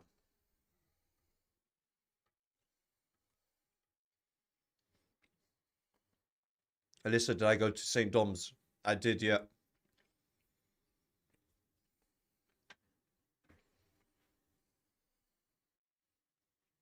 Nah, was I there when UCL was first set up? Andre, opinions on retakes? Nothing wrong with retakes if you feel like you can do better. Obviously, you want to try and pass first time, but if you don't, then it's not a problem. Unk's from Northwest. I'm a Burnt Oak boy. If you guys don't know what Burnt Oak is, a very lovely village. I recommend. The houses there are still made of wood. Next question says, a donkey is pulling a wooden cart from rest containing, shout out Watling Park and that, containing vegetables of of total mass 200 kg, upper plane incline at 10 degrees horizontal. The rope the donkey is pulling makes an angle of 15 degrees to the slope and pulls with a force of 200 newtons. The ground causes a resistance to motion of 1,000. Find the acceleration and the time it takes to reach 10 meters per second. Who made these questions, Unk? These are my questions. I really want to reiterate being able to sketch. Okay, so as long as you guys can sketch the diagram properly, it's all good. Most likely they'll give you the diagram, but... So I want to see how you guys would draw this. What is the main focus of the question? So you have the donkey, yeah, but what are we actually focusing on? What is our main focus of the question? Is it the donkey or is it the wooden cart? Do we draw them separately? Do we draw them together? What do we do?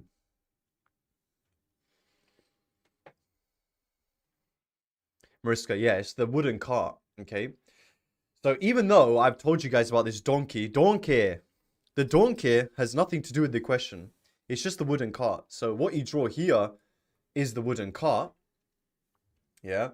This wooden cart is containing vegetables of total mass 200 kg. I've not even told you what the mass is of the donkey, right? Because it makes no difference to the question.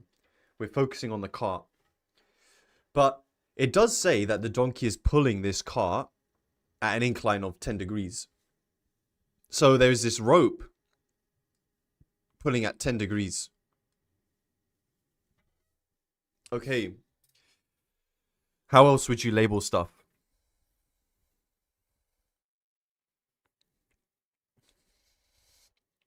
Almost weighs the same as Unk. Hamza yet? The R? Oh, this is 15 degrees, sorry. The good spot there. Who was it? I don't know. Oh, sorry, Adrian. Thanks. Yeah, that's 15 degrees. This is 10 degrees. My bad. So this is R. And then we have the resistance to motion is 1,000. Okay, which way are you going to point that?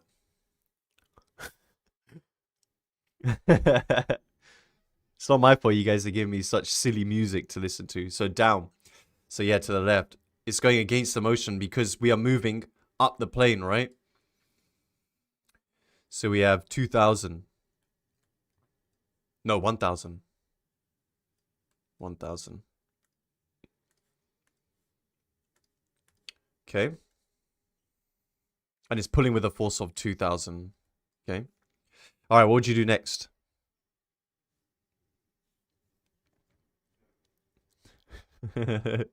Take a shot at this guy, man. Okay, so now we resolve. So, do you remember before when we did this question and this question, everything was, the X and Y axis were like this, right? Here, the X and Y axis have changed. The X and Y axis have now been rotated. So don't draw this. But basically, we need to resolve everything so that it is parallel to the X-axis and perpendicular to the X-axis, okay? So it means we're now thinking about things differently. We're thinking about in, out of the ground, up and down the hill, okay? So this 2,000, we're pulling up the hill and we are pulling out the ground, okay?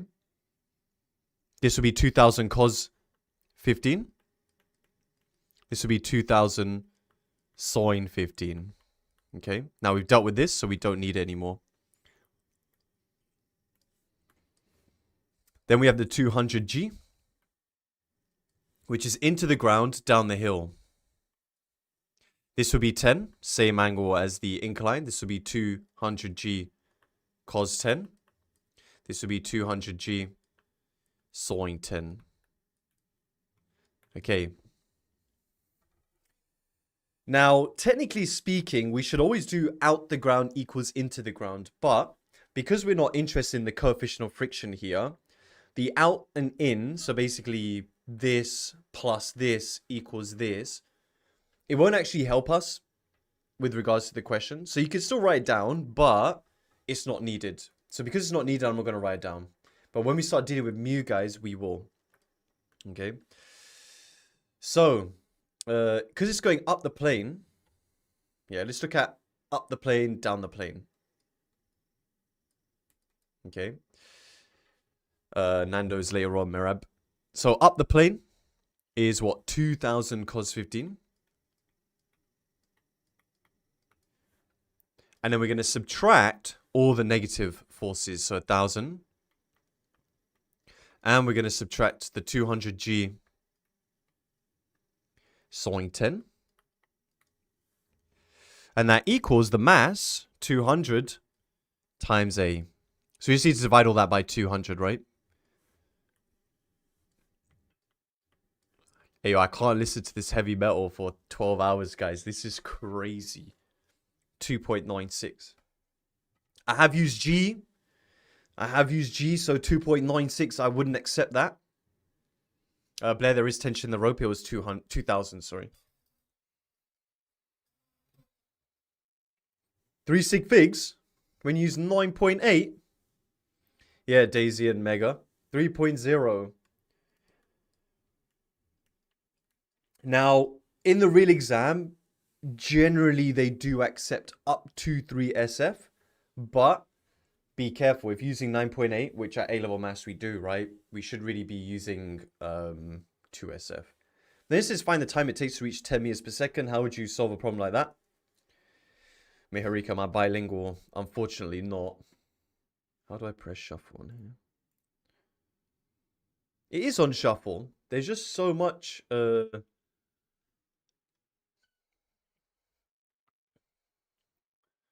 Has anyone added an actual tune that I recognize?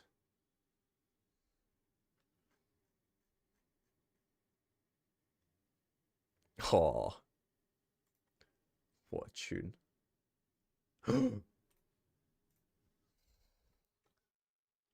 Okay, so. What a tune. So yeah, Suvat. Tan W. Neil, when you're carrying values through, such as the answer to part A for the second part, should you store in your calculator and use a random number? Great question. So guys, once you have calculated an answer in part A, use that answer in part B. Do not use the exact value you found in the previous part because that's not exact anyway. Okay?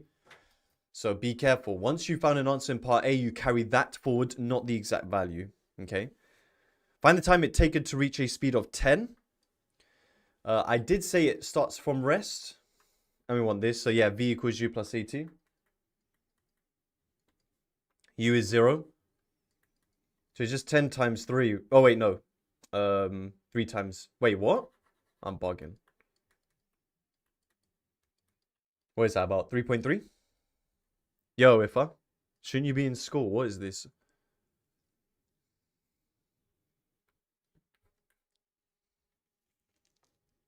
Quaxon 3SF normally, isn't it? No, not when you're using G as 2SF. Okay. You're homeschooled. Oh, okay, fine, Ifa. Alright, next question.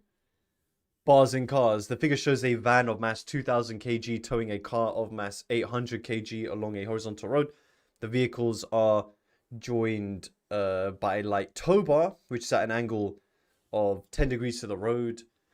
The van and car experience resistances to motion of magnitude 650 and 300.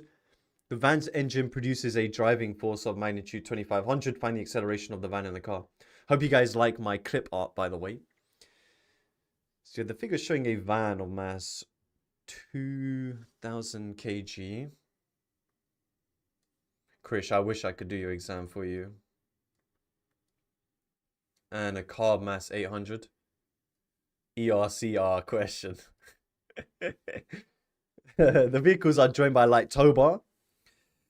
And then we have these resistances to motion 650 and 300 respectively.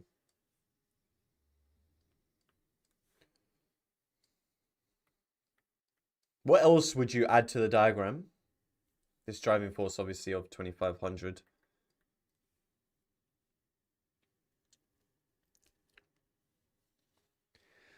Kilogram? What's a kilogram? Miracle.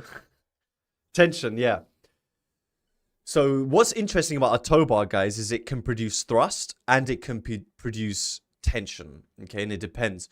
In what situation, if these cars are riding this way, just out of interest, this would produce the tension force, TNT. What would have to happen in order for the tow bar to produce a thrust force? Khan, true. What would be happening physically in terms of the car and the van? What would the van need to do? Yeah, John Doe. Stop moving, isn't it? It needs to, yeah, start hitting the brakes. Yeah, Mary, good. If the van, guys, starts braking, the van and the car want to start coming together, right? So if they want to start coming together, the tow bar is going to stop that happening, okay? So, yeah, that's a situation where there would be thrust. Okay, and I think that's it. Actually, there is technically one more thing we need to add here, guys. What is that?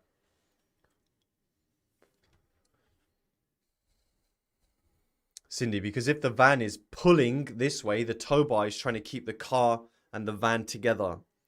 Because the car's not driving, right? The van is driving for it. So the van wants to drive, car is coming with it.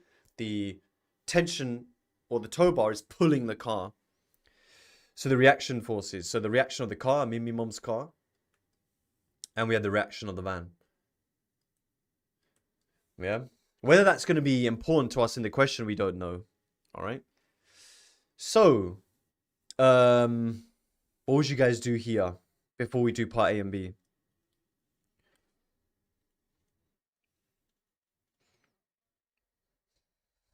Mariska, the friction is included in that 300 and 650 because those are the resistances to motion. Okay, so Omar, yeah, we resolve something. But what do you guys mean? So we're not going to do F equals MA just yet. Because when we do these questions, guys, you should consider the car and the van separately.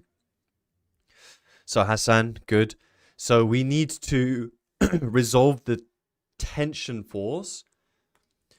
So that is pointing horizontally and vertically. Okay, we're going to need it most likely later. Maybe, maybe not. We'll see. This will be T cos 10. What I'm showing you guys is things that you should be doing for every single question. Whether you need it here or not, we don't know. But these are standard things you should be doing to make sure that everything is pointing up, down, left, right. And same thing with this one here. It's pointing back and down. I'm going to be cheeky here and say this is T cos 10 as well.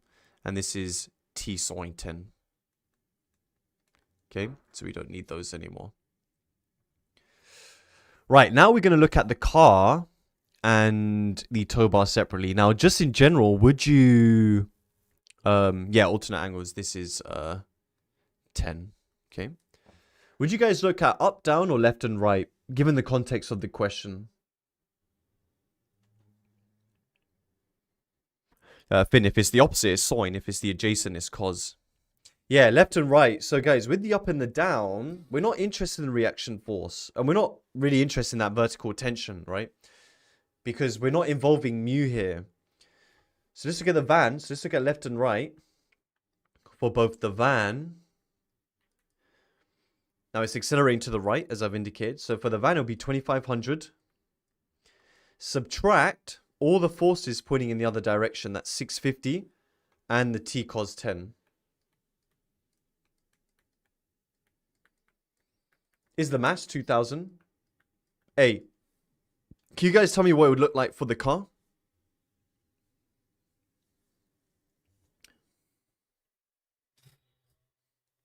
Alan, that's not a good strategy in the long run, considering the car and the van together for part A. I've marked way too many papers where students think they know what they're doing, but really they don't. So yeah, good guys. So the positive force is T cos 10.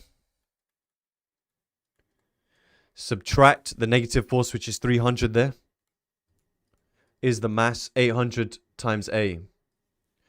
Now what do we do to the two equations? And by doing it like this anyway, you kill two worms with one rock. Okay, you can end up answering both of these together. So it's a really bad strategy to do part A with both in one. So yeah, we don't equate, we add them. By adding them, the t cos 10s cancel. On your left, we're doing 2,500 minus 650 minus 300. What is that? Vicar, what are you talking about? 2,500 minus 650 minus 300. 1,550 is 2,800A. 31 over 56?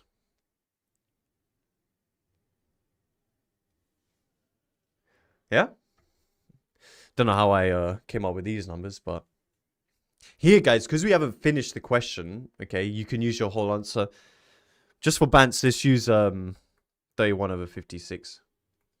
Let's say approximately, we'll round it anyway, 0.55. The main thing for these kind of questions, guys, is just make sure you know what you're doing, okay? But we'll take our whole answer. Let's just sub it into this one.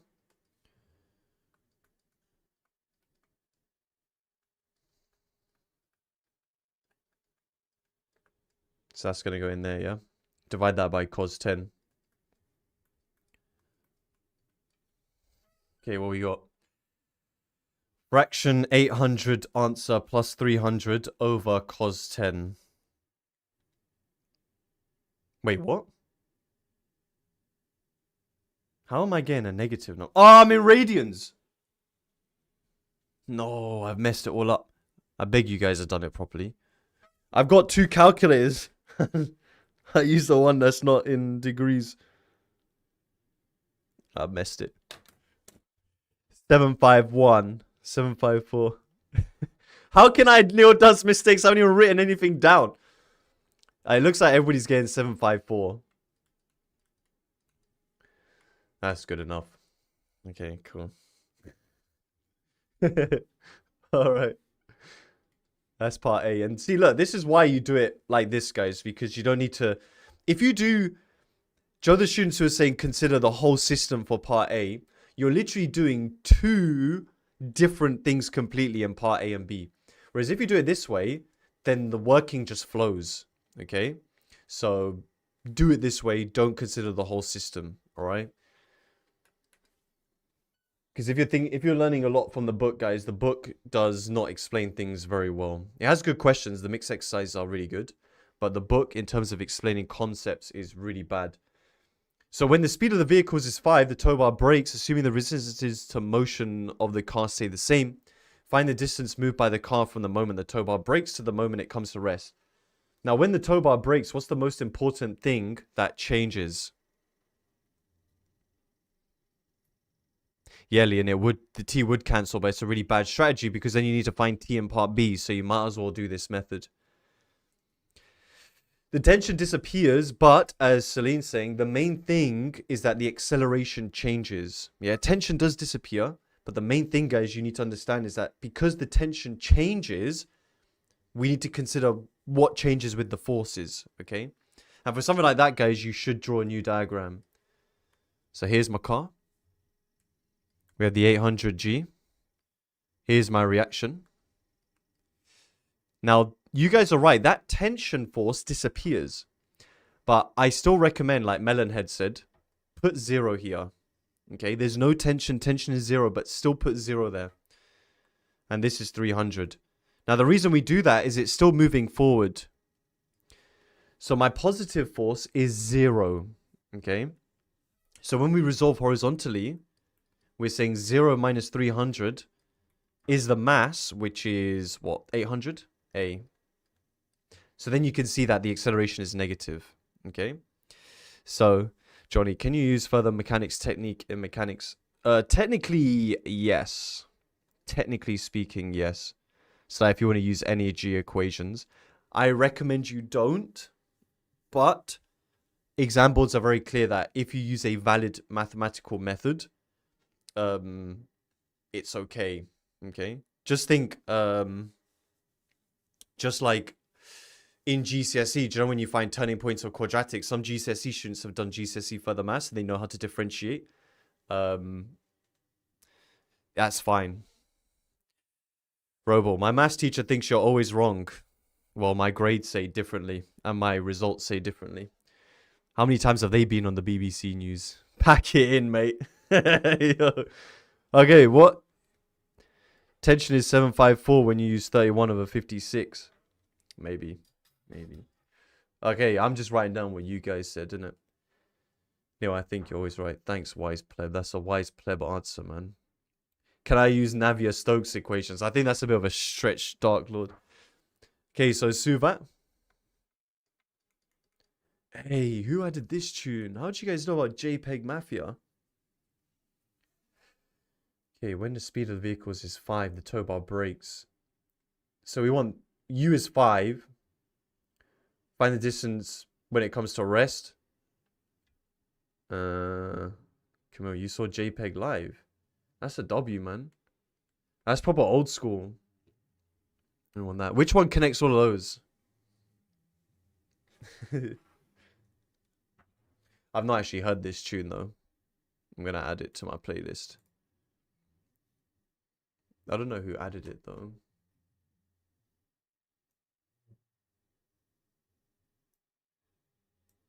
Oh my god, there's so many. W2 ever added this to the playlist.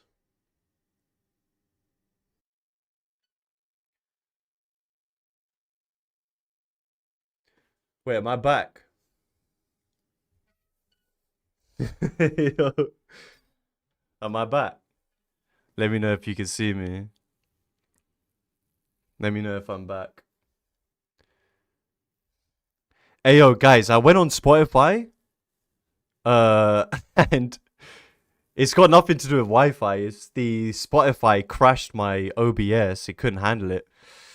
Hey, yo, I'm not opening that Spotify again. Yo, I can't believe you guys crashed my... I've got an Alienware computer, man. That should not be happening. Okay. Luckily, it didn't crash the whole thing. So you guys are right. S equals UT... V squared is U squared plus 2AS. It's an excuse. So minus U squared over 2A is S. Over 2 times minus 3/8. What does that give you guys, approximately? Need to get a better setup.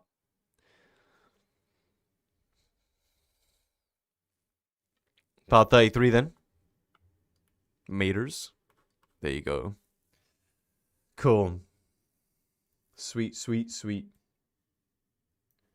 Let me just check what TikTok is saying. Yo, TikTok. Yeah, that thing's bugging as well. Yo, even TikTok's bugging. Yo, I'm assuming I'm still live on TikTok, but it's all good. All right, next one is this coefficient of friction stuff. Yeah, the mini player has disappeared, but I'm scared to open it now because of what just happened. Jamiroquai, I wish I could build my own PC, but I don't know how to do it. Okay, so there's two things that affect friction, guys. What is that?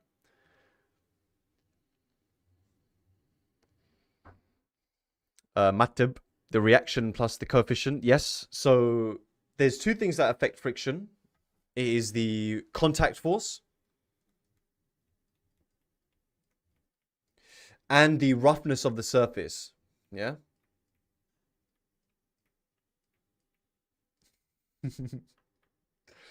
Now, the roughness of the surface we call mu, and the contact force is R. Okay, it's very simple, right? If you have your calculator, yeah, like this, and you put on your arm like this, like if I want to slide it like horizontally, it's super easy, right? But if I push down, yeah, it's much harder to move it. Like I'm struggling to move it. So if you push down more, the reaction force goes up. Yeah, it's harder to move.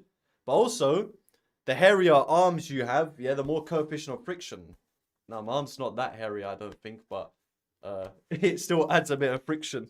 So that's the roughness of the surface. Okay. So what's true about mu? Are there any restrictions on the values of mu? Real world examples. That's how, when people say, how do you use maths in real life? You just show off the maths tattoo, innit? I've got many things. Quacks and greater than zero. Jacob saying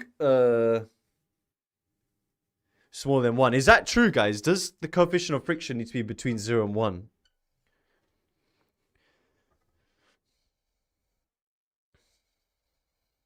Acrax, good. So, guys, this whole I don't know why. I don't know why students get taught this, but guys, the coefficient of friction can be bigger than 1. So if you've learned that coefficient of friction is between 0 and 1, you have been misinformed. Coefficient of friction is just positive, okay? So mu is bigger than 0, okay? So it definitely can be more than 1. For example, if you take two silicone material and you try and rub them over each other, that coefficient of friction is much larger than 1, okay? If you take two pieces of copper, you rub them over to each other, that would be greater than 1. For example, I gave this example to my students on the main course. There was this one time, do you know the Kamala Harris, the person who was going for president or whatever? She went to a machine factory that produces silicone material. Leon, you remember? And she went to touch one of the silicone material, and she nearly got clotheslined by one of the workers there, because had she touched it, just this silicone material, it would have ripped her hand to shreds, because it's so rough. Okay, you can probably find it on YouTube somewhere. Search like Kamala Harris silicone factory or something, and you'll see like she gets stopped from touching the material. So silicone is a good example of where the coefficient of friction is bigger than 1. Okay. All right. So hence the formula for our maximum value of friction is a product of the two values. Okay. So mu times R. Okay. Okay. What about if we're just in equilibrium? So if I tell you guys that we are just in equilibrium, what needs to be true about friction? What do you mean, Leon? So only F true, but mega good. F has to be less than or equal to mu R. So guys, equilibrium means not necessarily at its maximum. That's very important.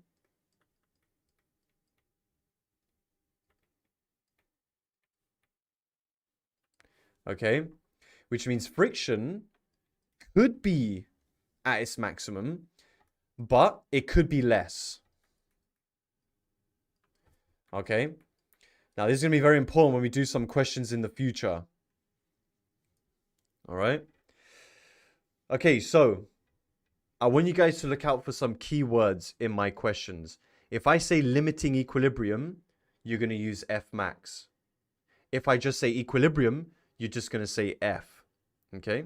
Yo, Tom. A box of mass 30 kg is to be pulled across a rough horizontal floor by a rope inclined at 60 degrees to the floor.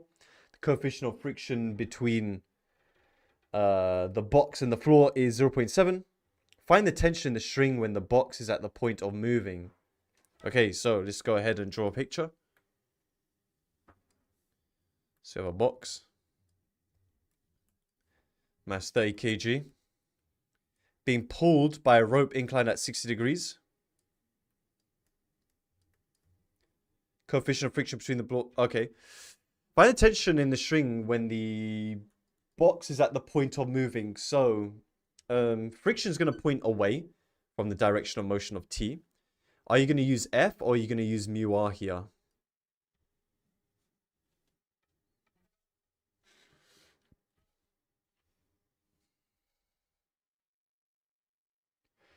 Good, mu R, because at the point of moving.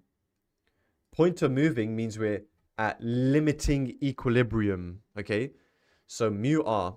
Now mu is 0.7, and then we have R. And this is my reaction force, okay? So the first thing here you'd be doing is what? What will be the first thing you're doing here? See, modify the range. Resolve T.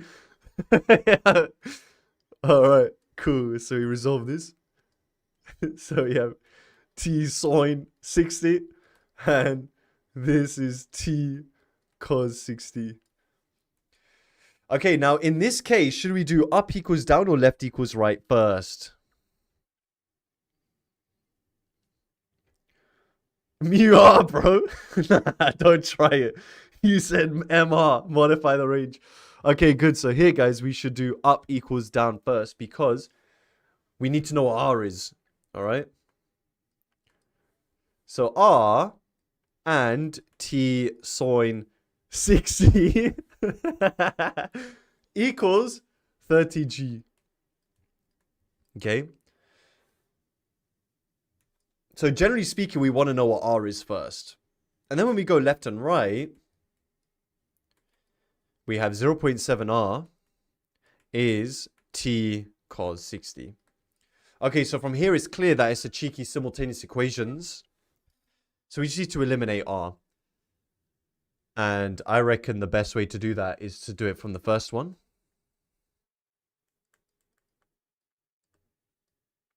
Whoops, R equals, sorry.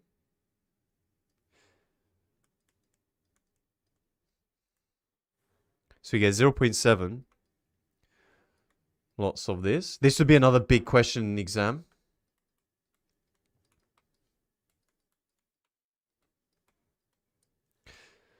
Lucian, check the workbook. You'll see when we're doing stats. What is that? That is 21. 9 plus 10.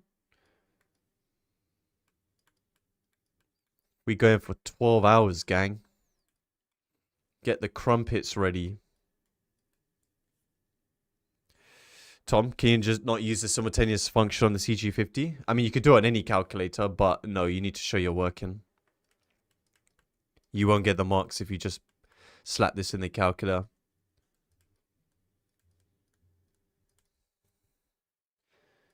So T is going to be 21G over cos 60 plus 0.7 sine 60. What'd you guys get? Now we get serious. Get the PG tips. No, got my thinking hat on is crazy. I remember we used 9.8, so it's like 190. If you guys are correct. Andy, how often have they put R transformations in mechanics? Well, I did do a question with you guys last cram that kind of looked like a mechanics question. But it's they could modify, they could do like that cheeky Suva. If you guys remember, there was that question someone was running, they could make you do like a SUVAC question, something like that. But guys, our transformations are super easy. All right. The concept of our transformations are super easy, so I wouldn't stress about it. Hassan, is there any pure we should go over before from the crams? As in integration, make sure you can integrate. But these aren't things that you guys are just going to forget, okay? Watch, there's a trig you sub again for the last question. All the questions, guys, that came up, I've done before, okay? Not word for word, but all the integration questions that came up in pure, I've done on my YouTube channel. So if you banged out the videos, you would have been all right, okay? All right, next one. Can they bring in binomial somehow? See, what do you mean, the binomial expansion? Yeah, as in the binomial expansion and the binomial distribution, they're linked, right? So for sure, like they could bring it in somehow. So it says the figure shows a small box of mass 20 kg. So we have 20g. Is pulled by two light inextensible strings along a rough horizontal ground. So let's put the reaction force in there. The tension inclined at 60 degrees has 120, and then there's the other 140. The box models a particle experiencing a constant frictional force, where the coefficient of friction between the box and the ground is 0.3. Determine by detailed calculations whether the box remains in equilibrium. Okay, so what are you guys thinking here?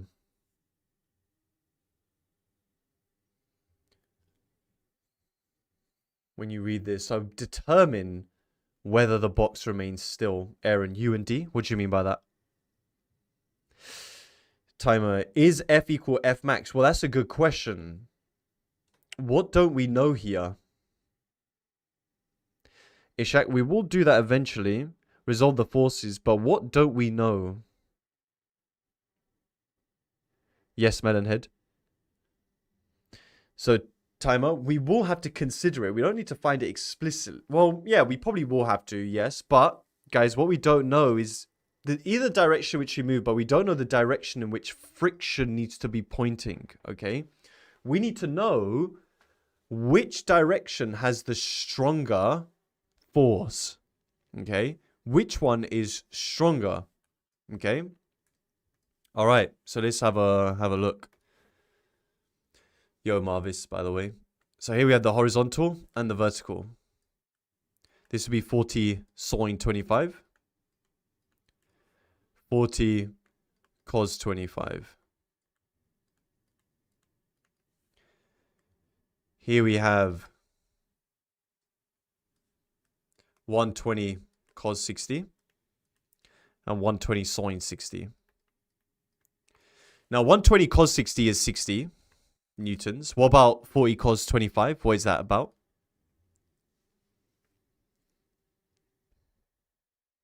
Halo, do I listen to Pot of Paper? Yeah.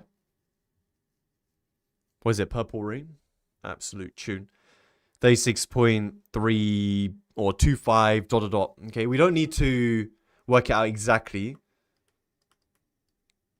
Something like this? Is that right? Without rounding ears, it's something like this.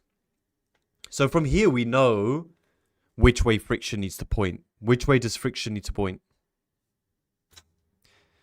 Khan, good. So it needs to point to the right. Okay. So since 60 is greater than 36.25 ... friction points right. But what do we need to check if we want to determine if it moves? What do we need to check if we have friction pointing this way?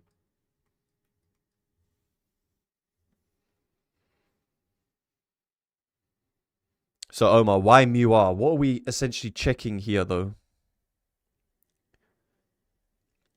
Yeah, tan W, essentially. We need to check. So we are checking F max. We need to check if friction is able to counter the imbalance between these two forces. Okay. If friction's maximum is larger than the imbalance, then that means friction can overcome it. Okay. So we do need to calculate F max. Now F max is mu r. And we know what mu is. We just need to find out what r is, which means we need to now go to the ups and the downs. Okay, so we have what? 120, so r and 120 sine 60 and 40 sine 25 is 20g. So when you move all those to the other side, what do you guys get for r? I'm going to do it with you. It's just quicker if I just type it on my calculator, guys. You don't need to see me type this in. I'm in degrees. Let's go. I got 75.17. Yeah, cool. Good teamwork, guys. Good Lungang. So F max is mu. Obviously, we should really round that to 2SF, but we'll do that in a sec. So 0.3 r. Let's say about 23. About 23. Yeah, so I get 22.5. Let's do to 2SF now. All right. So the biggest F can be is 23. So let's work out what the imbalance is. So let's do the left minus the right. So we're going to do 60 minus that 36.25 ... What does that give us?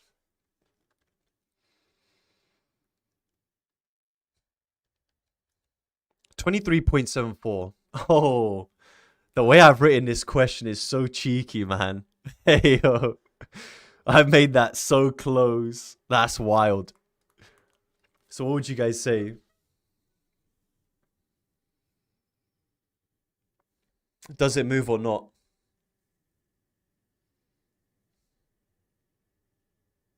Celine, you're saying not. Mateb's saying it moves. Veer's saying no. Black Alpha's saying not in equilibrium. So you could, there's different ways you could do it, guys. You could do this plus F, yeah, and say, okay, compare that to 60. Or you could say, look, the maximum value of friction is smaller than that difference, okay? So the maximum value of friction is smaller than this difference. It is not enough to counter the imbalance, okay? Exclusivity games, you can show the acceleration. Oh, you said slow acceleration. You could find the acceleration and show that it moves, but it's just better to say, look, F max is less than 23.74 ... Therefore, not enough to counter the imbalance. Imbalance. Therefore, not in equilibrium.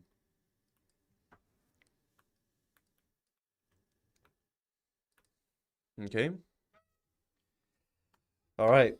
Let's see, where did I get 60? 60 came from here when I resolved that horizontal. Okay. Right. So, John Doe, it moves. Yes. Does this happen in real life? Good question. So, it would accelerate. Yes. If you're not in equilibrium, you're moving, right? Okay. Classic question. The figure shows a particle of mass 55 kg resting in limiting equilibrium on a rough plane inclined at an angle theta, where tan theta is 3/4. A horizontal force P newtons pushes the particle so that the box is at the point of slipping up the plane. The coefficient of friction between the box and the plane is 3/5. Find the value of P in terms of G. Okay, now I dislike this diagram. I drew it, but there's something about it I don't like. Nice, Leon. Nice, John V. So, what did I tell you guys? Forces should always be pointing away from the object that you are discussing, unless we're talking about a thrust force, which is a completely different context. If you see this question, guys, I would recommend that you redraw it in your exam just to not mess up your diagram. But a force, guys, has no length, okay? So whether it's pushing like this or on the other side, it makes no difference at all. And being here makes it so much better, okay? So this is going to be theta as well. This is theta. So we have a mass 55 kg, 55g. We're going to have its reaction force. It's at the point of slipping up the plane. So friction is going to point down. And we're going to use F max, right? Because it means it's in limiting equilibrium. So point down. That doesn't really look great, does it? You could do it along the plane if you want, but 3/5 R.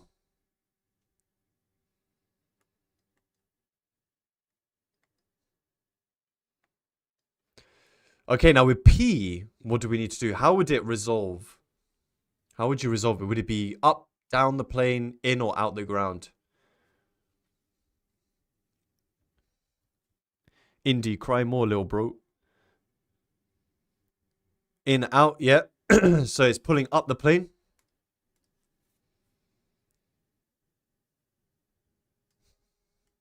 And into the ground. Okay, so we need to form that triangle of forces. So P is clearly pulling that object up the plane and it's pulling into the floor, right? Okay. Now this adjacent side will be P cos theta. And this will be P sine theta. Okay. We also need to do the 55G, which is standard. This is theta. We have 55G sine theta. 55G cos theta. And we dealt with that. Alright, so we're trying to find P. The algebra here is going to be a bit mad, I can't lie. Would you do in the ground, out the ground first? Or would you do up the hill, down the hill first? In general, which one would be a better one to do?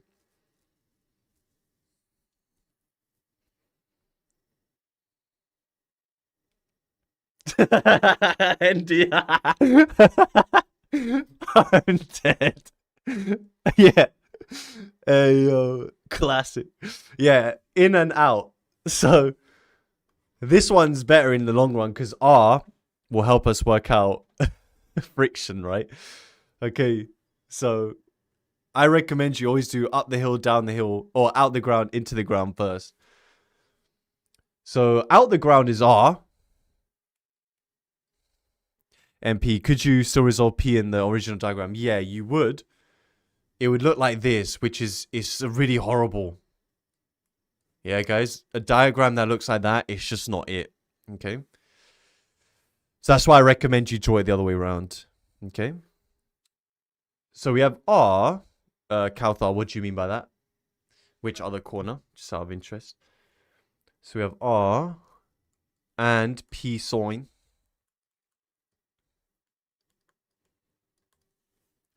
And 50 or equal, wait, it equals that, sorry.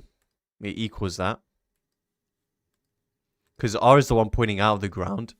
P is pointing into the ground with the 55G cos theta. And that's good because now we've already rearranged it for R, right? And now let's look at down the hill, up the hill. Ayo, Julia, allow it. So we have P cos theta is 55G sine theta and 3/5 R. Now I'm going to start just replacing R straight away now.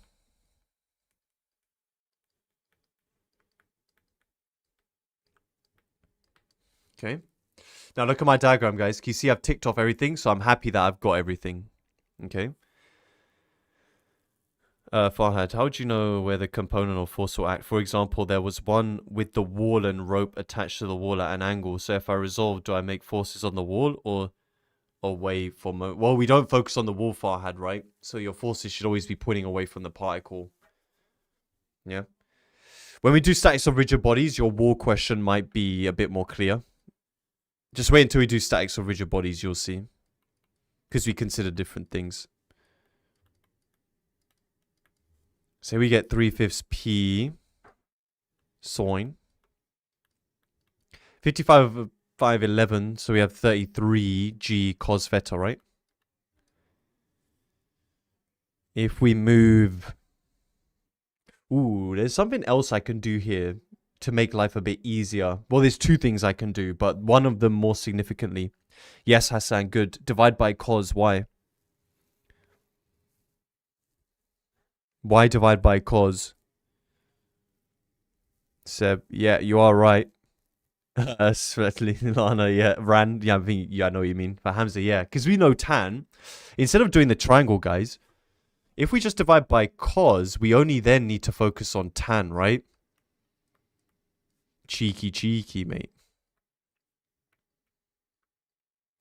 So now let's rewrite that again. We have P is 55G tan, which I now know is 3/4, quarters, plus 3/5 P times tan, which is 3/4, plus 33G. Then we're going to move that to that side, right? What is that? 1 minus 9 over 20, which is what, 11 over 20?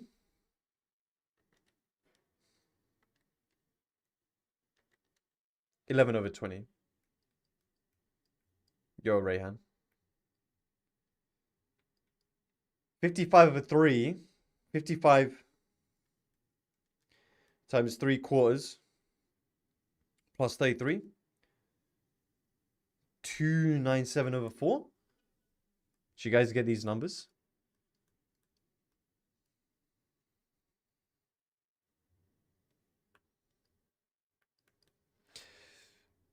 Crazy. We could have rewrite the triangles right and then sub in. Yeah, crazy. You could do that for sure. It would look like this. Tan is the ops over the adj, and then you could do sine and cos. Divide by 11 over 20. Oh, what a beautiful answer. I wonder who wrote this question, Dave. Another big question.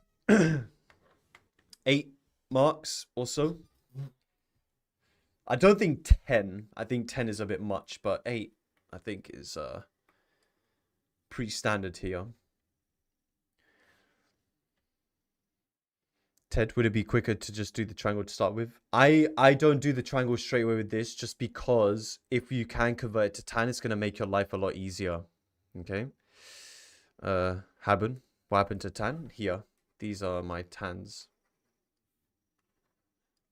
Yeah, the rest of them cancelled out. Yeah, Dominion. Don't watch that. Take a shot. That was the value of tan. So another question, guys. I think I did a question like this on TikTok very recently. A pi curve weight 120 is placed on a fixed rough plane, which is inclined at an angle theta to the horizontal, where tan theta is 3/4. Very standard fractions, right? They always make tan be 3/4, or what else do they do? 5 over 12. Yeah, that kind of stuff. Coefficient of friction is a quarter. Given that the system is in equilibrium, find the range of values for P. Okay. Interesting. Any recommendations?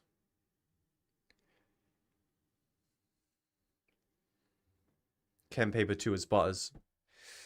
Sorry to hear that. CRS.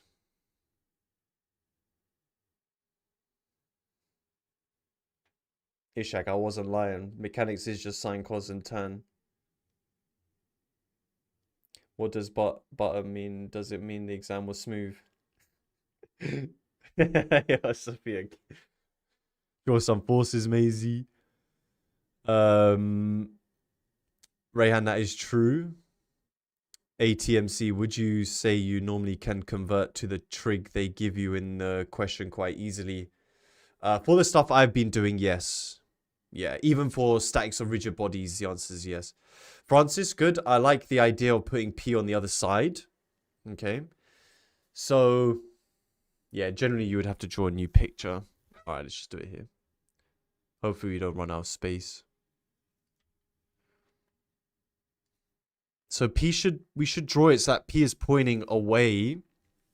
Weight 120. We have R. We have theta, Don't worry about that for now. We can start resolving this. Might as well just do it straight away.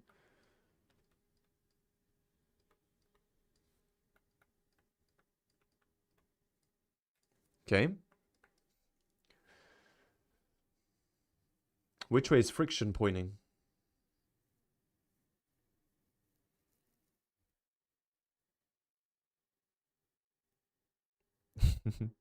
Farhad saying left.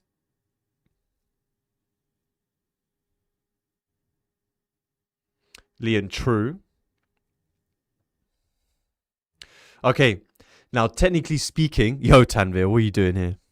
Technically, you're all wrong. You're half wrong. Nice, Francis. Friction can actually either be up or down. And it depends on how strong P is. Okay? How large is P? If P is large enough, friction would point down the plane, which is true. But if P was weak, it would not be strong enough to hold up the particle, which means that the particle would want to slip down. Okay? So yes, exclusivity games, you can quote me. Friction depends on the strength of P. Is it strong or weak? All right? So we need to consider two different situations. P large, P small. Okay? Now, one thing that doesn't change in this question is what? Regardless. What does not matter regardless? Dominion, yeah. R. Sophia, yeah, the reaction. So we can work out what the reaction is. Yeah. I think in this question, guys, I like to know what cos theta is. So let's just do our tan ops adjacent 5. So cos is 4/5. So we have R is 120 times 4/5. What does that give us? Like 96? Sue, thanks. Newtons, cool. All right, so now let's consider what? P large, so P max. Now, if P is super strong, which way would friction want to point? No, Harry, because all the forces are pointing parallel to the plane, right? So the contact force of R makes no difference, okay? Okay, good. So, guys, if P is large enough, yeah, it's going to want to make friction point down. Now, we're talking about the extreme here, yeah? We're talking about the range. So, we're talking about the extreme. We're going to look at mu R. So, in both situations, even though it's equilibrium, we're looking at the range. And the range is going to be looking at the limiting equilibriums, right? So, let's just do it here, guys. What's 120 times 3/5? Because that's going to be fixed as well in terms of as a number. Was that like 72 or something?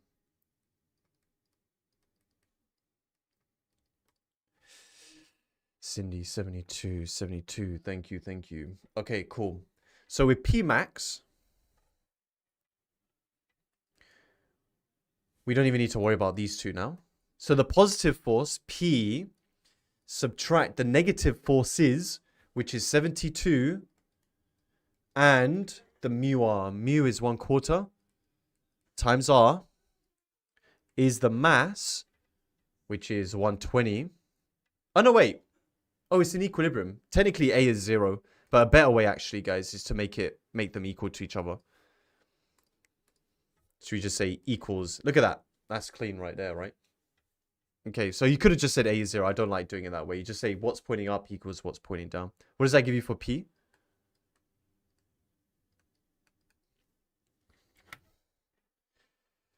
$96. Oh, beautiful. So let's look at P min. Now, if P is small enough, friction ends up pointing the other way. Yeah, if P is super small, it is not strong enough to sustain the weight of the particle. Okay? So, yeah, in this case, it just switches around. We have P min and mu r. So mu r is going to be on the side of P equals what's pointing down, which is 72. So when you guys rearrange that, what's P min?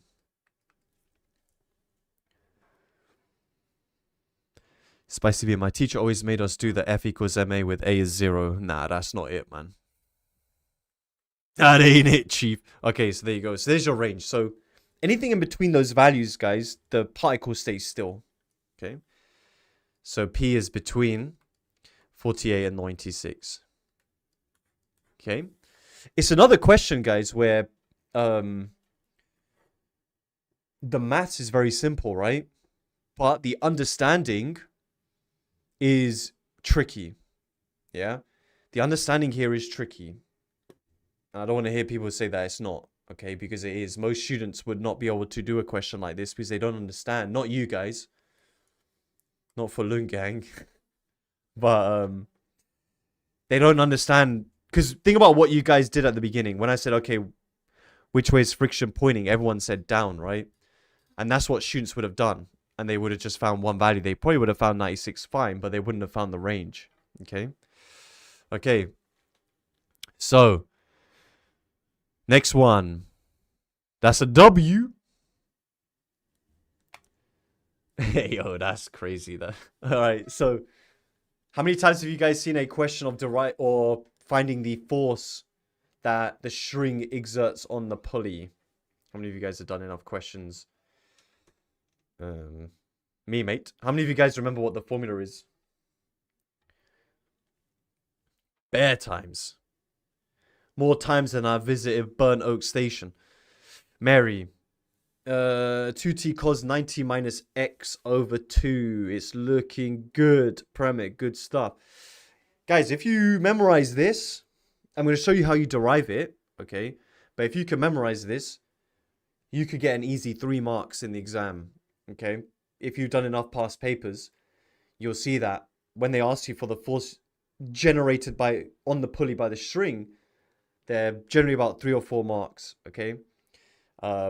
But if you can just memorize that formula or know how to derive it like Mary and Premier have, you could get that in literally 2 steps. Okay. Do you need to show you're working for derivation, Farhad? No. Okay. So what I'm about to show you guys, you don't need to know how to derive it if you're happy just memorizing it. But if you remember how to derive it, memorizing it is super easy. So the way it works like this. So we have these 2 particles that are pulling on the pulley. Okay, so they're adding weight that is going to be pulling here. Now, usually we put tension pointing this way, right? Because we're focusing on the particles. But now we're focusing on the pulley.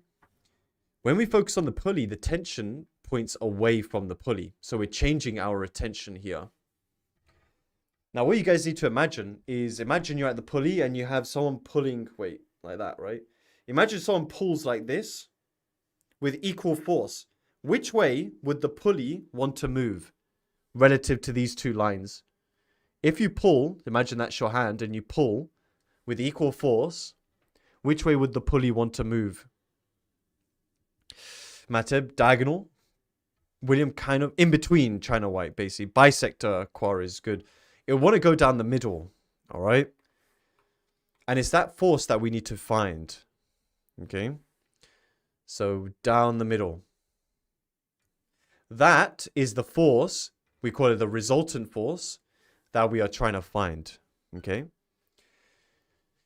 All you need to do is tell me an angle.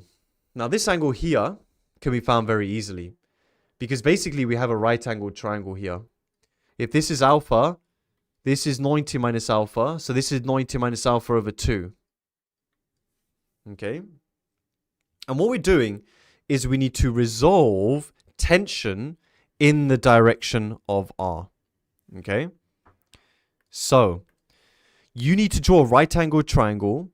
And what you're resolving, where does it always need to be in a triangle? Does it need to be the adjacent? Does it need to be the opposite? Or the hypotenuse? The force you are resolving, does it always need to be in the adjacent, opposite, or hypotenuse? when you resolve.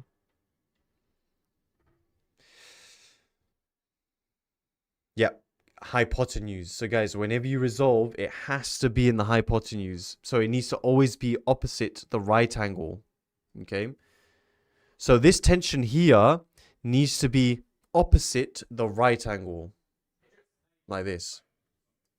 Now, if you guys are interested in this section, is that going to be sine or cos? Is that going to be sine or cos?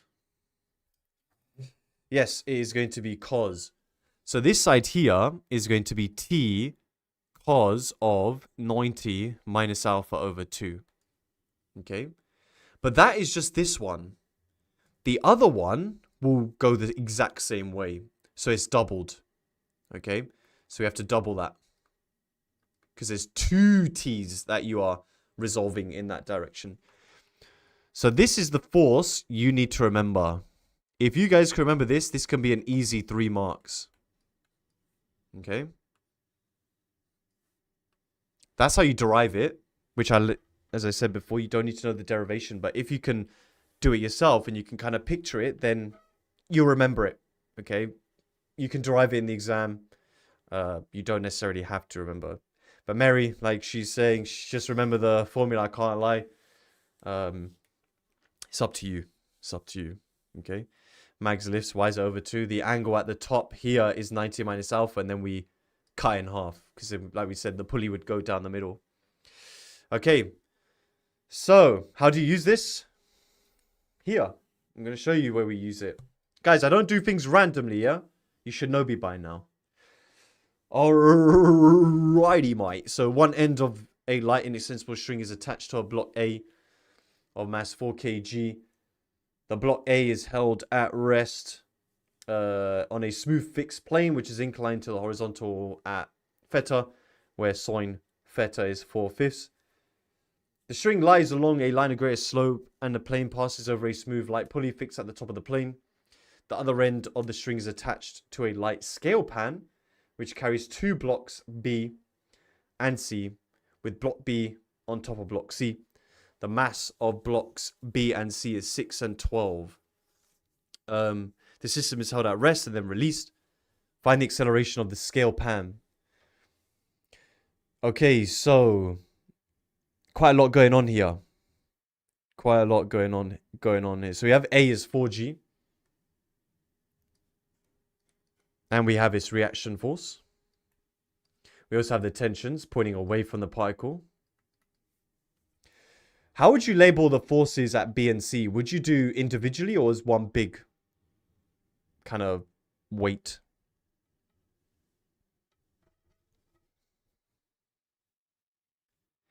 Eli, one big, one big. Okay. I would not do one big because this is a clear lift question. Okay, a question where it involves lifts.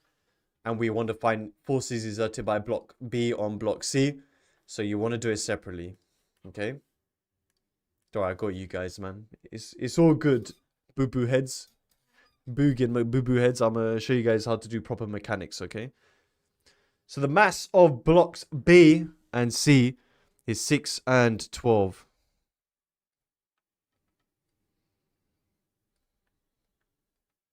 Okay? What about the pan that they're sitting in?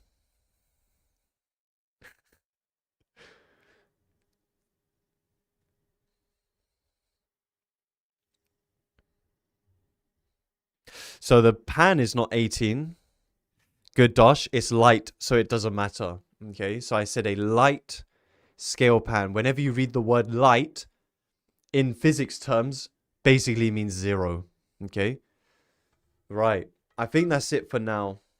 We're going to have to resolve the 4G. 4G cos theta. 4G sine theta. Okay.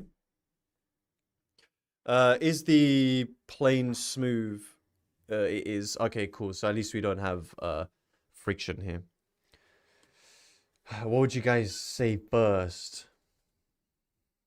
We're trying to work out the acceleration of the scale pan, aka the system.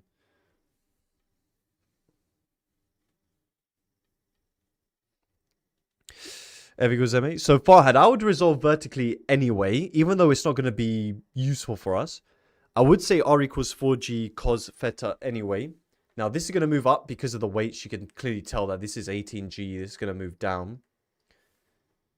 So yeah, I would just say for A, so when looking at A, I'm going to say r equals 4g cos theta.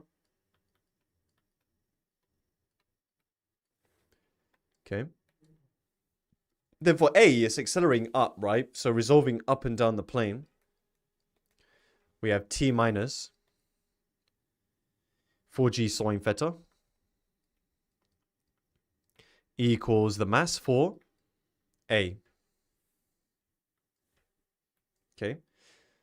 Now, for the steel pan, not steel pan, scale pan. Hey, what? You can consider the 12G and the 6G together.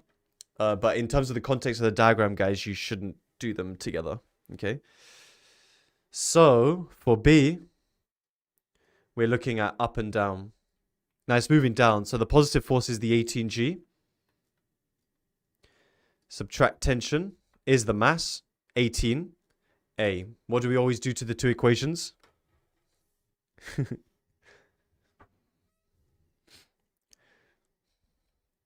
Add them, always. Always add them. So the t's cancel. So we have 18g minus 4g. Sine theta is 4/5. This is why I gave sine theta, not tan. Is 22a. In terms of a, what do we get? 18 minus 4 times 4/5 divided by 22. 37/55? G? I didn't specify in the question, but let's leave it in terms of G. Do you get 37/55 G? In the exam, they'll tell you what they want. Okay, we'll leave it like that. Because then to find the tension, at least we did this rearranging, right? It's super simple. We got what? I'm going to use this one. T is 18G minus 18A. So I'll do 18 minus 18 answer. What is that? 324/55G. Did you guys get that? I think most likely in the exam they would want you to just do it to 2SF. They wouldn't want it in terms of G. But you guys can do that yourselves, all right? You know how to rearrange. But if you do round in part A to 2SF, make sure you use your rounded version in part B, okay? Now, this is a question that gets done extremely poorly. Is this part C? Find the magnitude of the force exerted on block B by block C. What force are they asking you for here? Yo, Kabir. That's a W, man. Thanks for coming back to the stream. Hopefully uni's going good for you. You probably finished exams now, so enjoy your summer. Nice. They are asking for the reaction force. Are they asking for the reaction force on C or the one on B? Are we looking for the reaction force that is pointing up on B or the one pointing up on C? Good, it is B. And the answer to that question, guys, you can see is in the question. It says on block B. What reaction force on block B is produced by C? As soon as you take the block B and you put it on top of C, it creates a reaction force, which is what we are trying to find. Can you guys write me the equation of motion that we're going to use here?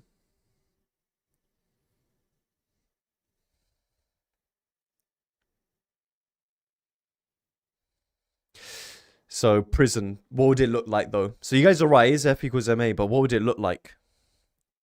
So, Terry's saying R minus 6G is 6A. Farhad, I think you're getting the same. Okay, so, Awash, same. So you guys are right. Just remember, guys, that it is going down, right? So block B is moving down. So 6G is a bigger force.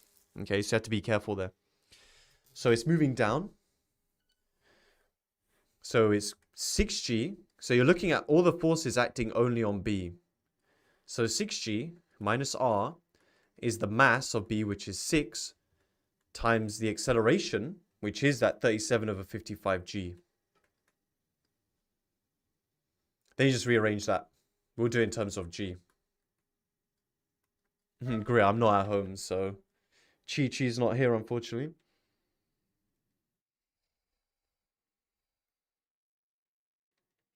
One away over 55? Yeah, Hamza got the same. Jaws Pete, because I'm standing up, it makes it look like I'm wearing a fedora, man. And fedoras are not the one. Okay, now guys, find the magnitude of the force exerted on the pulley by the string. It's the formula I just proved to you. Question like this. I think in the past paper that I found, similar to this one, it was a 4-mark question. Yeah, it was a 4-mark question. So you just quote, okay? CJ, only if they ask you to leave in terms of G, but generally they accept both. But just see what the question says. So the resultant force is 2t cos 9t minus alpha over 2. But here it's actually theta. Okay. Now, we have t. But where do we get theta from?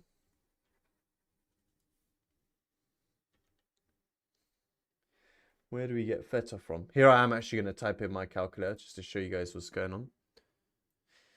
Amatuk, good. So yeah, we do inverse. So where you see theta, guys, you're going to do inverse sine of 4/5. Okay. So we have 2 lots of, I'm in radians, by the way, so I'm going to have to change that. 3 to 4 over 55 times 9.8 cos 90 minus inverse sine of 4/5 all over 2.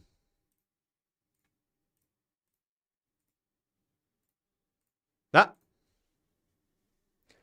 about 110.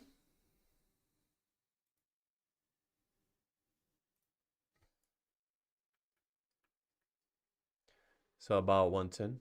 Tub got the same. Cool. There you go. Easy. Layla, I proved part D in the previous slide.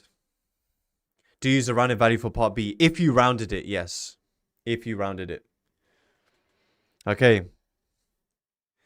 Mustafa, good question. Variable acceleration, you do radians. Why?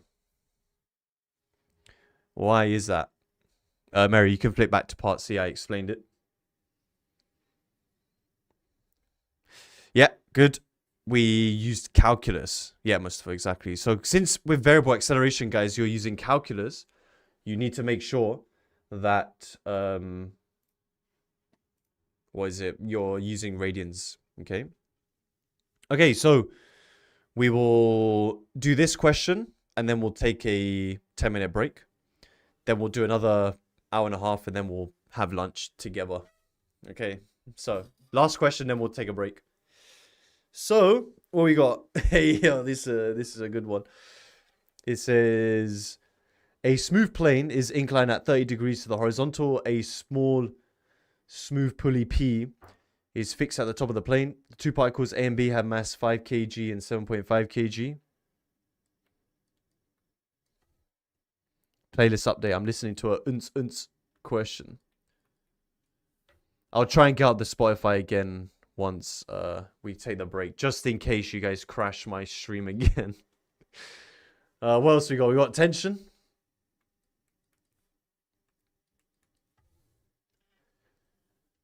Right, what else we got? A moves up the plane, so the system is moving. A moves up the plane, which means B moves down. Find the tension in the string immediately after... Wait, that should have been part A, no? Wait, what? Find the tension in the string immediately after particles are released. For the motion before B hits the ground, find the acceleration of B in terms of G. Hey, yo, what? I don't know what's happened there. I guess you don't need that. I'm asking the question twice. But, all right, what are we doing first? Yeah, buddy. Lightweight. Hey, yo, nah, Pramig, get out of here, man. This guy. Neil does typos. Yeah, that's for real. Me at 9.8 in maths. I'm pretty sure physics is done now, no?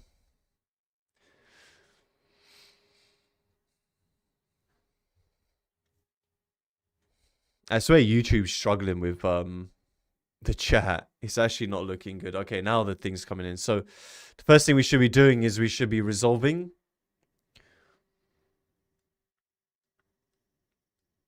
So 30. So this would be 5g cos 30, 5g sine 30. Now, technically, the r equals 5g cos 30 isn't that relevant just because we don't have friction here, right? But we should still say it. That's for A. So for A, let's look at into the ground, out the ground. So we have r equals 5g cos 30.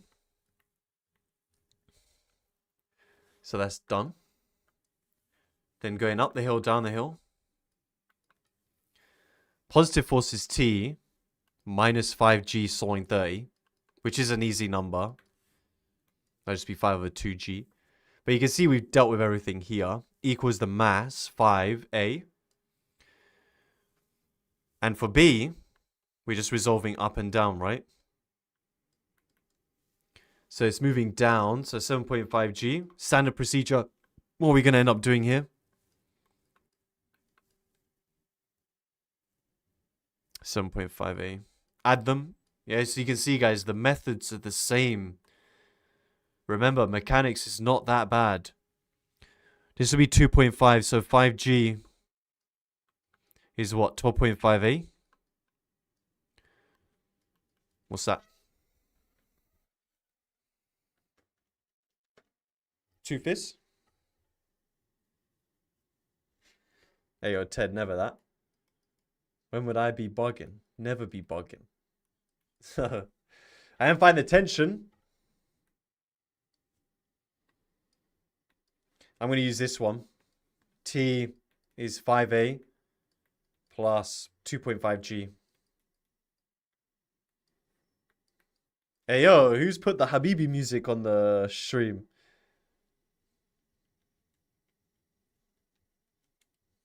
Nine over 2?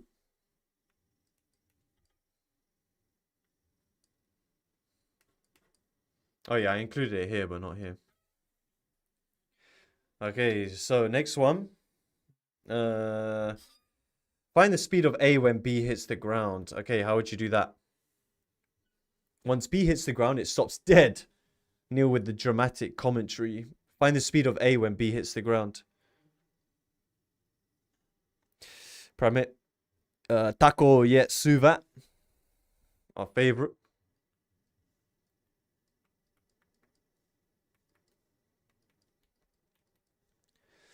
So find the speed of A when B hits the ground. Okay, so what things do you know here?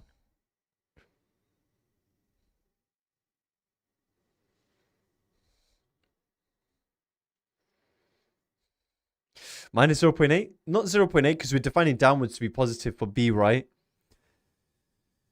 So V is not 0. You want to find the speed. So we don't know what V is. U is 0.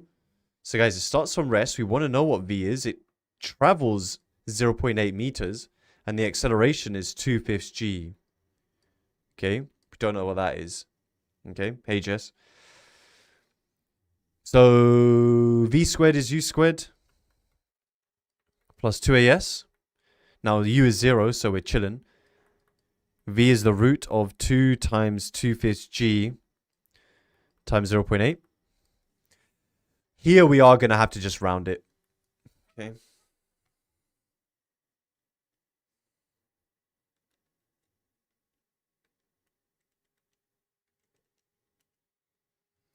About 2.5. Did you guys get that? V, I get the same. Cool. In its subsequent motion. This is where mechanics can get a bit mad. Okay, subsequent motion questions. I've done a few of those. You want to go through my mechanics playlist, guys, and try and watch as much subsequent motion questions as possible. A does not hit the pulley. Find the total distance moved up the plane by A before it comes to instantaneous rest. So we have this. We have... I'm mirrored. So we have this. Wait. That, yeah? So we have that. Now, as B hits the ground, A is going to keep moving. But what's the main thing that changes? Where's the main thing that happens? Okoye, good. As in, that's what essentially changes. So yeah, the new acceleration, okay? So the acceleration is changing. Obviously, the main thing that... There's two things that are important here. Is how fast is A moving in this subsequent motion? And what's the acceleration? Okay, so A might be up here. Yeah, when B hits the ground. It's already displaced 0.8 meters up. We know its speed here is 2.5. I want to know how far does it move before it comes to rest. So yeah, the main thing that happens here, guys, is we need to calculate the new acceleration.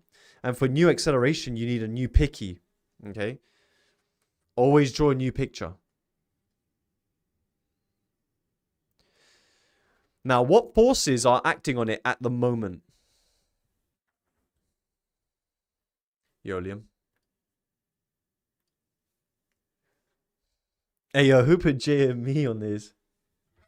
I am to the E. Bop your head to the beat. Okay, the weight. And to the feet. Bluku. So this is pointing down. That doesn't change, right? And then what's pointing up the plane? We still need to put that. Deech, can you not use Suvat again? Not here because the acceleration has changed, but we will use it after. So yeah, 0. So guys, before it was T, right? But once the string breaks, yeah, it disappears. But we should still put 0 because it's still accelerating up the plane, right? So, doing F equals ma again, we have 0 minus Fg sawing 30 is the mass, which is F, 5, sorry, A. Divide by 5, we get minus half G. Okay. Which I think here, because we want the actual distance, let's just put it as a decimal. That's minus 4.9. Now we're going to do Suvat.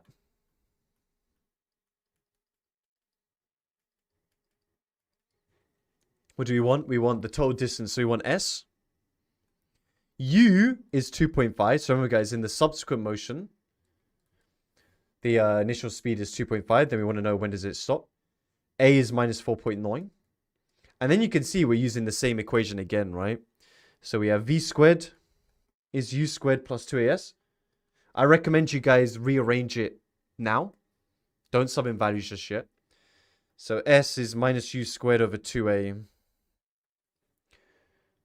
minus 2.5 squared over 2 lots of minus 4.9. The minuses cancel. What does that give you?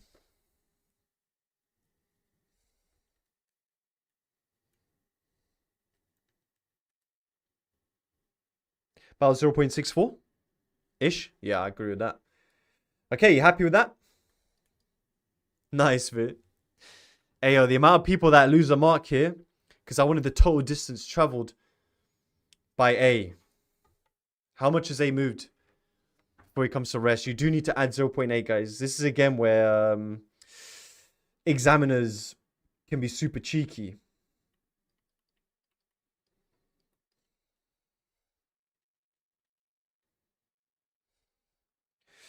Which, if I do 0.64 plus 0.8, 1.44-ish.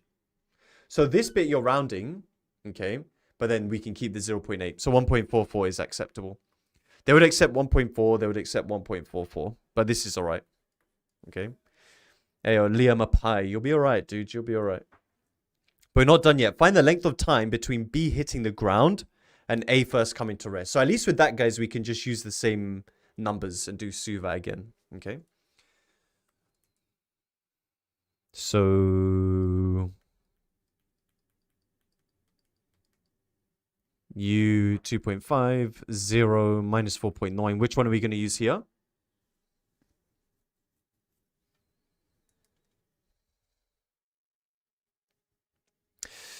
Quares, yeah. So V equals U plus AT. Louis, yep. So V is 0, so minus U divided by A is T. Why did that just disappear? Ayo, my computer better be able to handle this, man. What's 2.5 divided by 4.9? It says my CPU usage is 1.2%, so surely that's alright. About 0.51?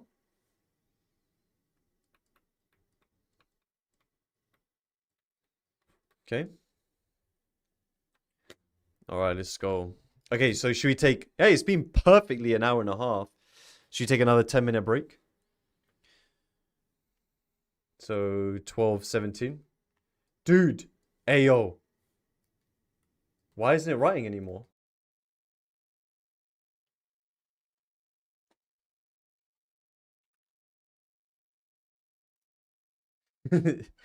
Hey yo. Hey, I'm getting rid of Spotify, man. Hey yo, you guys are bugging it. Hey yo, you guys are ruining my Spotify. Hey yo, that's crazy. Hey yo, I'm gonna have to somehow like disable the CPUs now, okay? I don't know. I want to listen to tunes, man, but you guys are crashing my computer because of... Hey yo, nah. Oh my god. Can you guys hear and see me alright? Just to make sure. Just checking. Ruder, show the specs, Unc. I don't know how to, how do I do that? Dude! Spotify has 120 hours worth of music. That's why you guys are crashing my stream. Oh my god. That's wild. I don't even know how many tunes that is. I don't even think my phone can handle that. I mean, I could listen to it on my phone, but I'll need a dongle. Just delete them. How do I do that? I don't know if I can do that.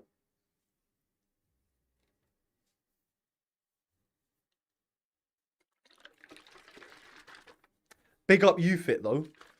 Is it lunchtime? Whatever. Not yet. Not yet. Oh wait, I didn't even manage to. Okay. There you go. What was it? 12:17 it would have been. I'm still standing up, by the way. Great, your computer's somehow managing. How many songs? 1,175. Oh my god. Hey yo, there's some of you guys are just adding an infinite number. Oh my god, you're breaking my phone. Nah. Hey yo, guys, Spotify is messed up, man. Guys, I'd appreciate if you hit the like button, dudes. Thank you for breaking my stream.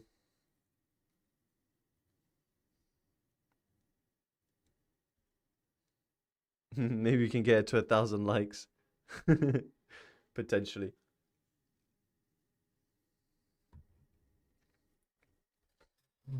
I'm definitely not making a new playlist.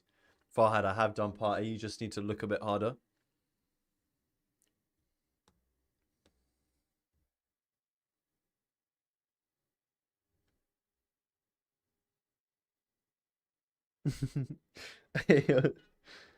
Is there a way to pause being able to collaborate on this?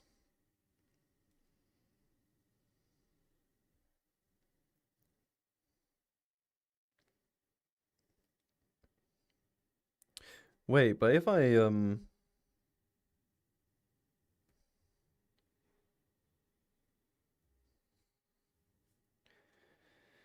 oh my god. You guys are breaking my phone, man.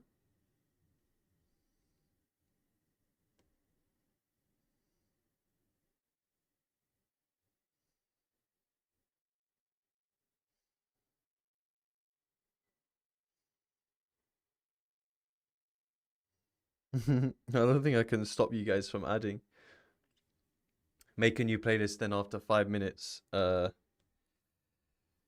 private it. But the thing is, if I private it, then only I can... Let me see what happens if I private this one. Okay, let's see. Oh. Wait. But I pressed make private and it didn't do anything.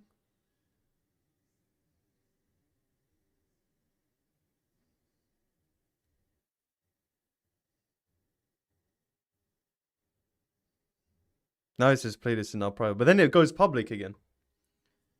Ayo, Sophia, you're violent. Bro's new to technology. What do you mean, Roshan? Computer science lesson. Wait, can you guys check? Is it private or what? Can you check?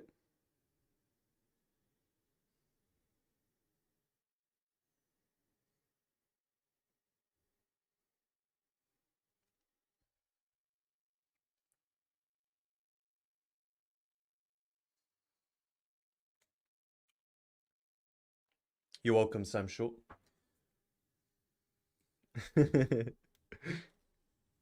We're raising the grey boundaries out here. Yeah, I might need to. Ooh, who's this person adding Jizza? Ayo, Philip. You actually added some really good tunes there. But I can't lie, it's private. Okay, but does that mean you can't add to it? Because it still says you guys are collaborators. Is there a better way of making a better Spotify? Someone did say start a jam, but I don't know how to do that. No, if you start. So what is Spotify jam? One song limit. Start deleting. I am not deleting this many. There's like 3 days worth of music. Okay, let me delete this playlist for now. Okay. Wait, does that mean you guys still have access to it?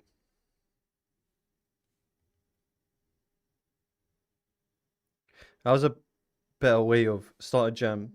Oh, build a playlist with songs or episodes. Collaborative playlist. Invite friends and create something together. Listen together from anywhere. Okay. Oh, so with start a jam, guys, can you then listen to what I'm listening to? Is that possible?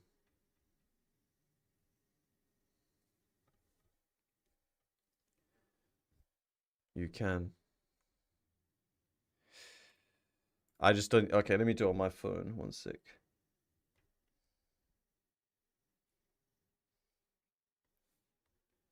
Okay, 1 second. Let me send it to myself.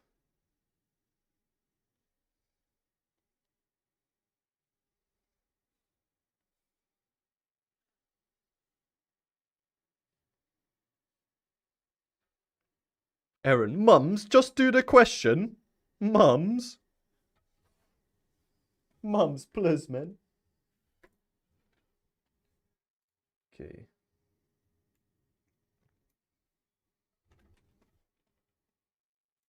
It's all good, Aaron. All right, what about that link, guys? See what happens there.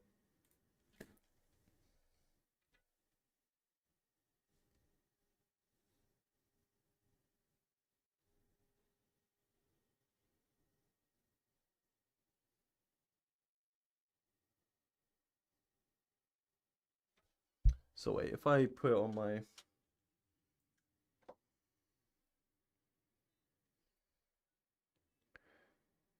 It's gonna lag, but I've not got on my computer, so at least my computer will be fine. It's working. Oh.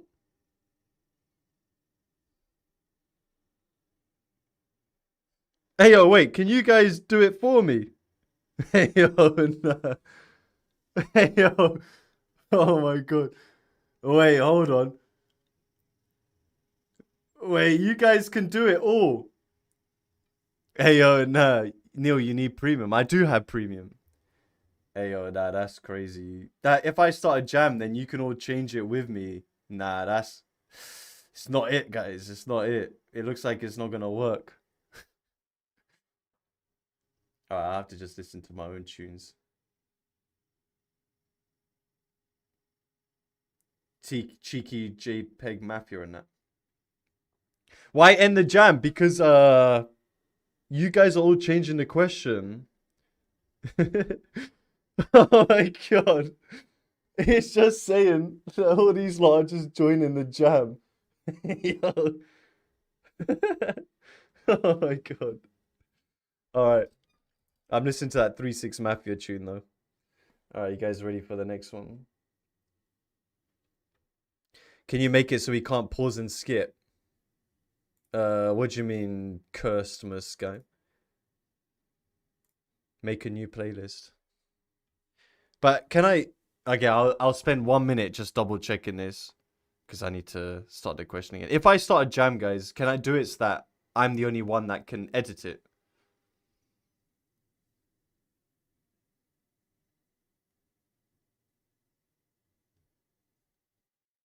You can change permissions. Okay, hold on.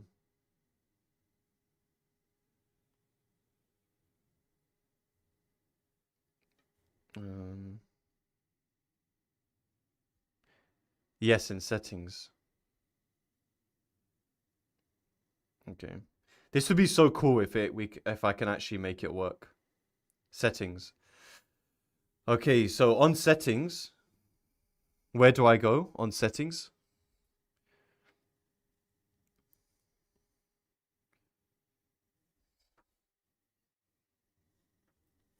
Disable guest controls.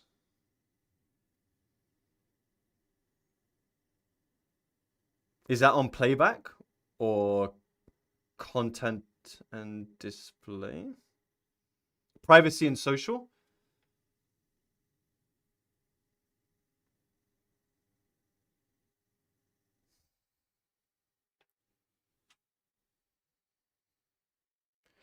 It's just on the jam page. After you make it, let others change what's playing, Salty. I'm on that. Oh, guest settings. There we go. I found it. Guests can change the queue order and play pause and skip tracks. Okay. Only you can control what's playing now. Guess. Ah, okay. All right, let's try it now. Okay, hold on, guys. All right. This should work now. Ayo, this would be so sick if this works. How about this? See now?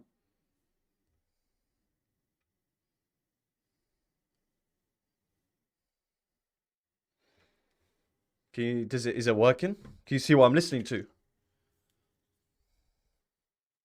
It works. Oh, this is sick. Oh my god.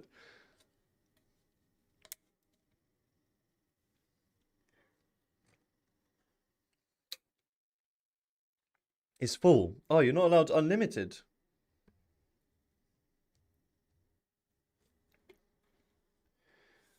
It only works if you have the app. It's full. It's 30 max. I'll do like I'll change it like every half an hour or so. I'll send a new link. All right. Okay, so sorry guys, I'll do another one. Okay, so force exerted on the pulley by the string where we have 2 inclines. Okay, with 2 inclines. So again, regardless, we are looking at when the tensions are pointing away. We know that the pulley will go down the middle, right? Okay. But we need to do halfway. We need to resolve tension in the direction of R. What would this angle be? Be careful though. I wish I'm motivation.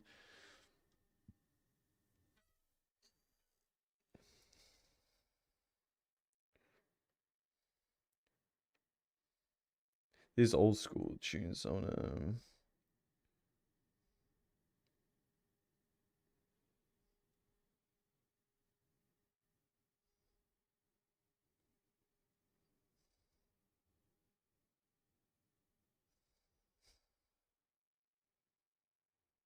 Okay.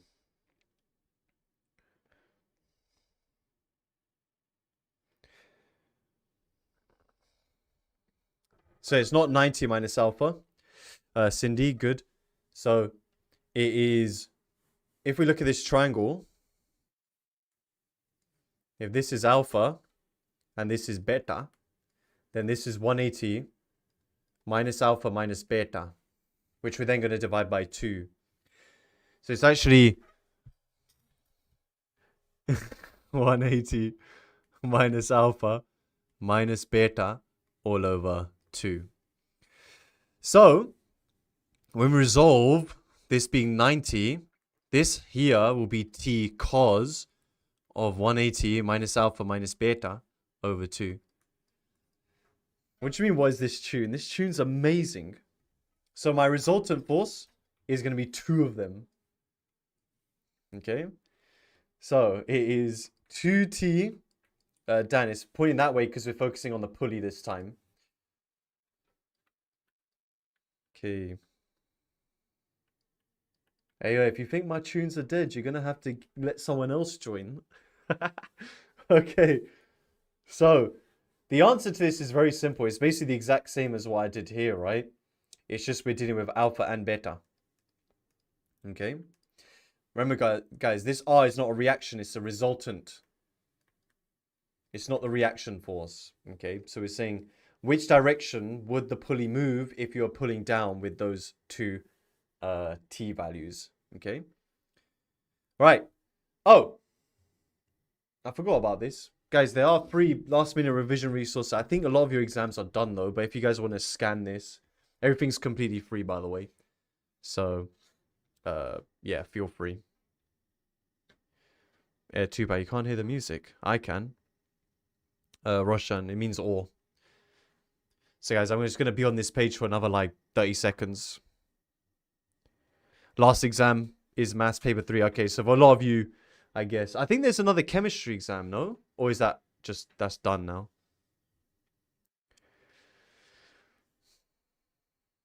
Okay, 10 more seconds.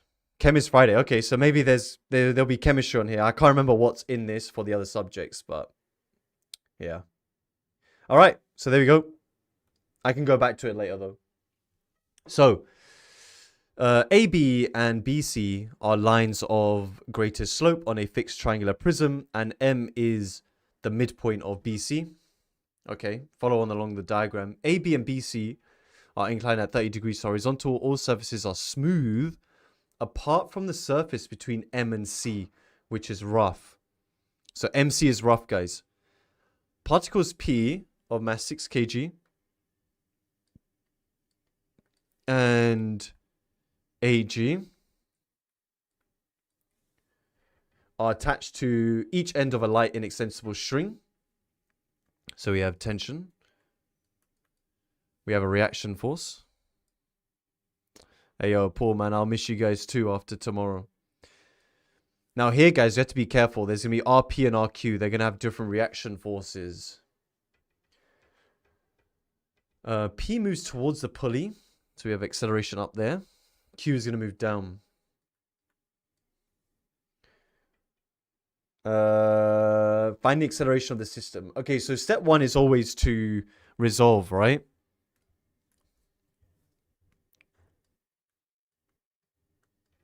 This is 30. This will be 6g cos 30. 6g sine 30. Boom.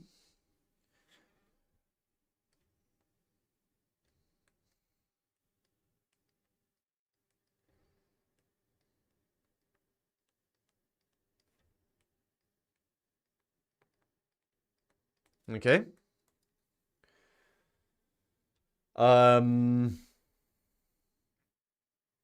Then what?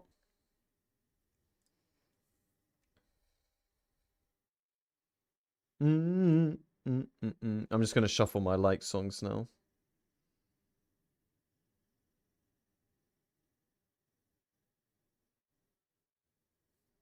Okay. So Nimra, because, yo, welcome back, Nimra. So we're not here yet, so there's no friction. At the moment, guys, where Q and P are, there is no friction. So the out and the in is not very necessary, but I still recommend you do it. Okay. So looking at P, we're looking at out the ground, into the ground. Rebel, what do I think for a B this year? I'm not too sure, to be honest. At the moment, it's not going to be too different from last year because paper 1 at EDEXCEL was a seriously easy paper, but paper 2 was more tricky for sure. So it balances. Balance. Now for up the plane, down the plane for P, we have the positive force minus the negative force. Is the mass 6A. Then for Q, we're raising the great boundaries out here. Now, what's interesting about Q, guys, is out and in the ground is the same direction as the P up and down the hill, right? So we have RQ is 8G cos 30. Hopefully you guys are starting to see, like, mechanics is actually not that bad, right? Like, it's all in the triangles. So we've done that. Now Q is moving down, so we have 8G sine 30. Subtract T is the mass times acceleration. Now we're only looking at these two. We add them.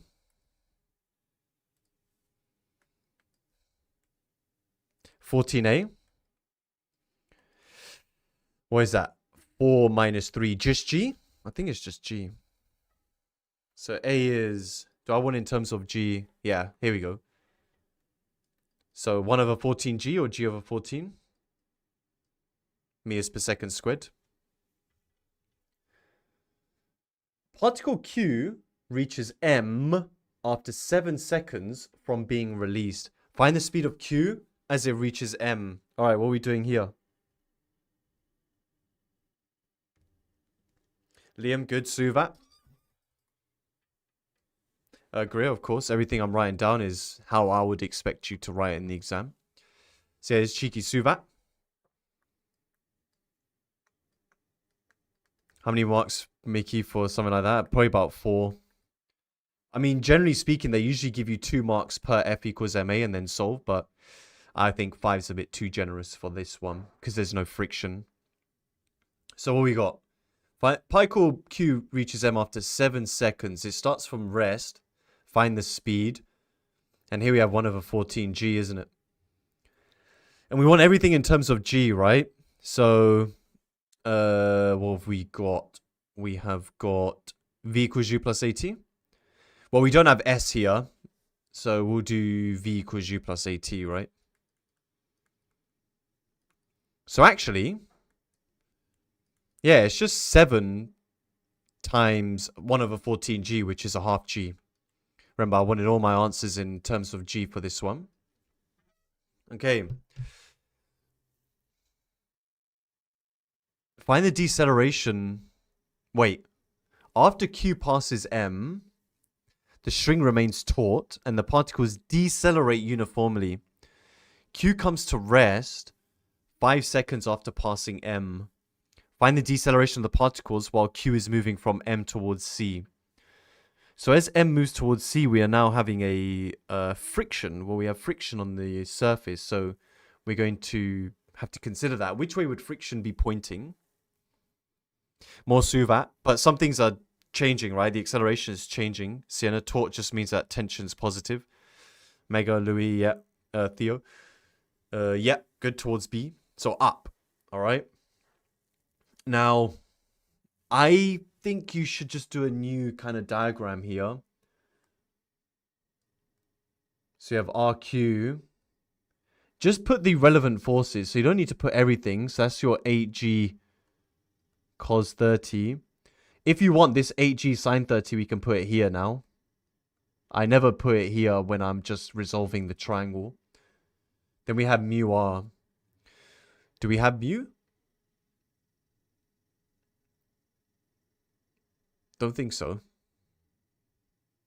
Do I have mu? I haven't given it, right? No. So just mu R? Mu RQ? Yeah, okay, so that's interesting because then how do we find F equals MA if we don't know what mu and RQ is? What do you guys think? This is smooth where P is. Do not use F. We don't use F because it's still moving. Don't use moments. Nicole, good. Here we do need to use Suvat. So maybe, I think somebody did mention this at the beginning. We needed to use Suvat because I say 5 seconds. Yeah, whenever you see time, guys, the clue is in that we're using Suvat. I would have still done this first, and I'm like, okay, yeah, now I need to. That was you, Unc, Liam, my young buck. Okay, so you got Suvat.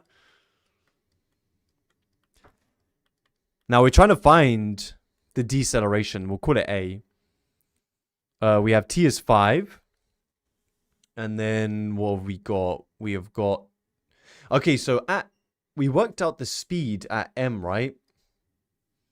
The speed at M was half G, right? It was a half G. And we want to know, when does it come to rest? Yeah, find the deceleration. Oh, no, just find the deceleration. I guess, yeah, we could do that. Yeah, V is 0, so we can work out the deceleration because it's constant, right? So again, it's another V equals U plus AT. So 0, negative U over A. So negative half G over the acceleration, over the time, sorry, which is 5. So you get minus 1/10 G, good. Now, just because of the way I've worded the question, what would you suggest? I don't think you'd be incorrect for saying minus 1/10 G. But yeah, because I asked for the deceleration, guys, you should make it 1/10 G. Okay? So that's a bit cheeky, but make sure you guys read the question. Okay? So yeah, the acceleration is minus 1/10 G, but the deceleration is positive 1/10 G. By considering the motion of P, so now we're considering motion of P, find the tension in the string while Q is moving from M to C. So in terms of your diagram at P, guys, what has changed? Is it the same as part A, or what do you think? Eye socket, tension increases. So we need to work out the new tension, sure. So remember, it's still connected, so there's still tension. But from part A, yes, a bit good. Guys, it's still the same equation as part A. It's just your acceleration has changed. The acceleration is minus 1/10 G. Okay. It's slowing down, right? So now we have the acceleration is minus 1/10 G when we put it into this. Okay, what's up, asteroid? So for part D, it's the exact same equation. Yeah, there's no extra forces. There's no change of forces. There's no friction here because this is smooth. Look at the question. This part is smooth. Ayo, not old school Skepta, man. Okay. Is the mass times the new acceleration, which is minus 1/10 G. Didn't I just listen to this? Okay. Then we add this over. What is that? That is a half of, so 3G minus 6 over 10G. What's that? 12 over 5. G. Seems reasonable to me. Calculate the magnitude of the frictional force which acts on Q whilst it's moving from M towards C. Okay, interesting. So now we're going back to this, but I just want the frictional force. Okay, the frictional force. We don't need mu RQ, we just need to use F. Okay. Now, it's kind of messy now, but what else do I need to include there which I haven't?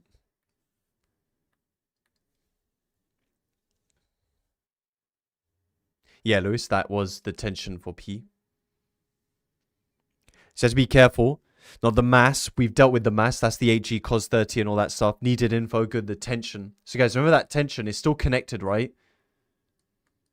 So be careful, that tension's still pointing back. Now that tension, what is it equal to? Because we want to find out what F is, right? Do we know? We need to know what tension is then. What is tension?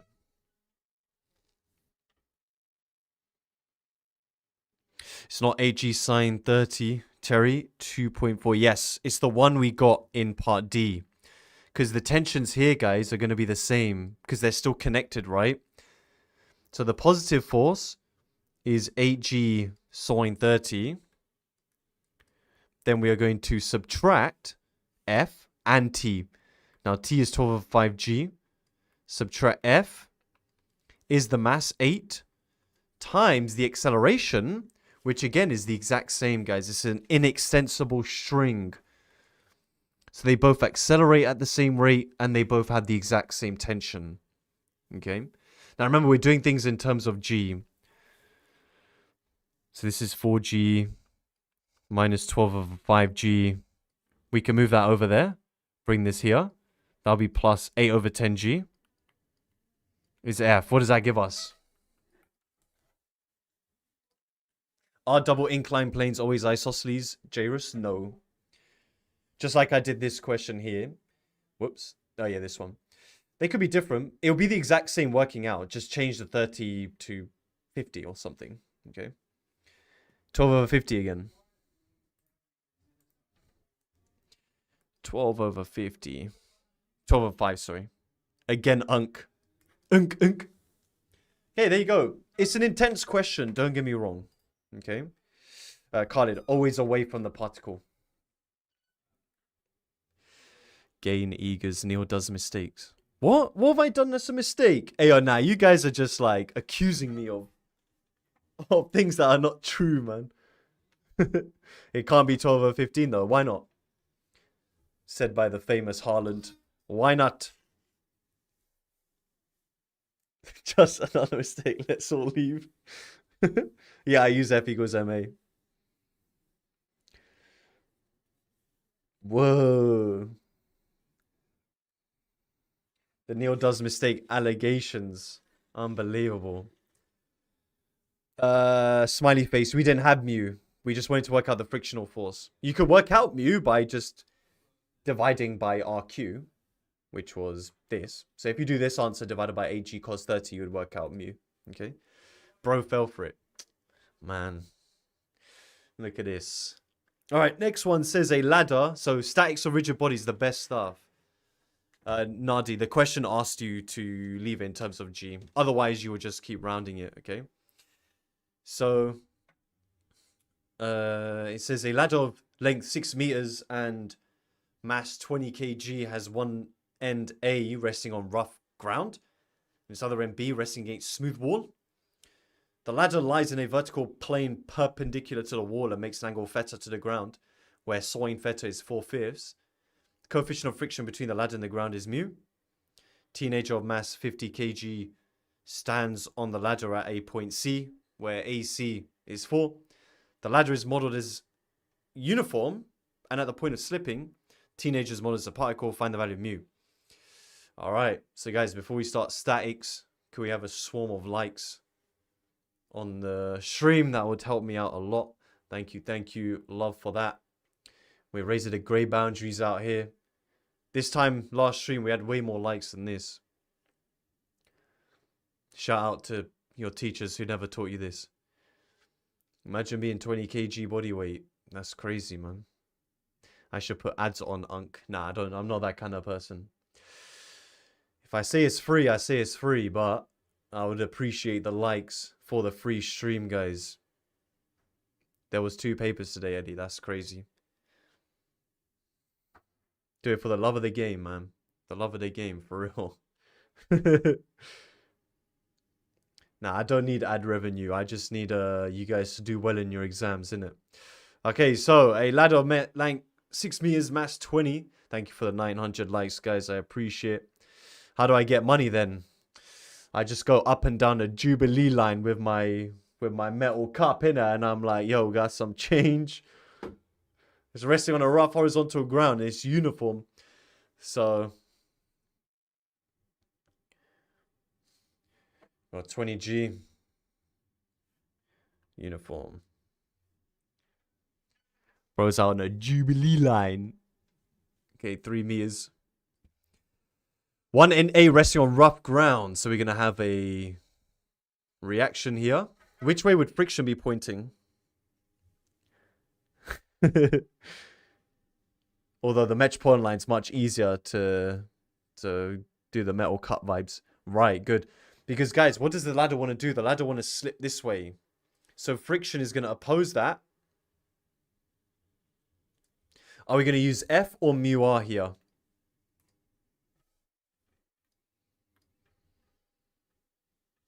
Man like Hamza. Mu R, good. Because I've said it's at the point of slipping. Okay. Now, smooth wall means it's going to be a reaction force here.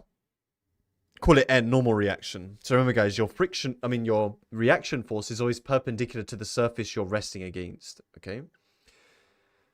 All right. A teenager of mass 50 kg stands at C. So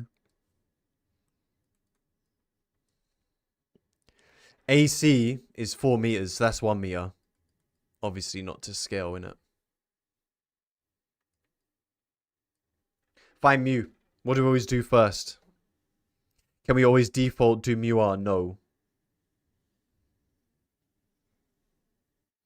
What do we always do first here? Up equals down. Okay. So guys, because this is a rigid body, yeah, it has the ability to move up and down, left and right, but it also has the ability to rotate. So we need to consider both things. So it's always easier to say up equals down. Which is great, because then you work out what R is straight away. Then when you do left and right, you have N equals mu R. And we know what R is. So N is 70 G mu. G mu. Shout out to my boy GU. Now we take moments. Where do we take moments from?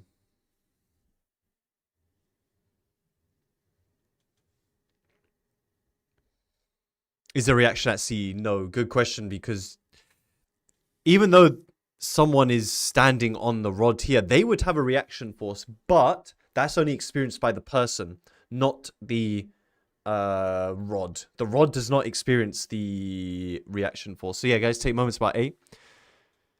That's much better because R and mu R disappear. So downward forces would be clockwise, same as before, and N would be anti-clockwise. N, force times distance. What is the distance of N from A? N is a horizontal force.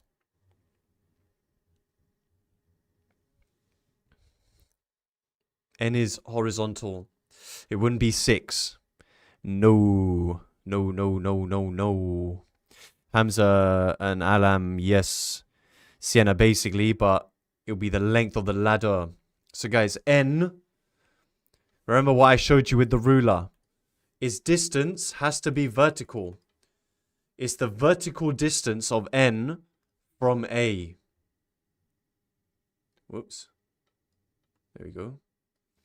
Which is vertical. And when you resolve that distance, you need to look at the hypotenuse. That's right angle. The length of the rod is, what is it?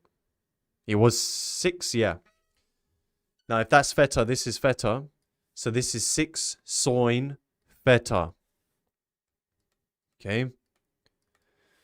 Equals 20g times what? What is the distance of 20g from A? Remember, it is a vertical force.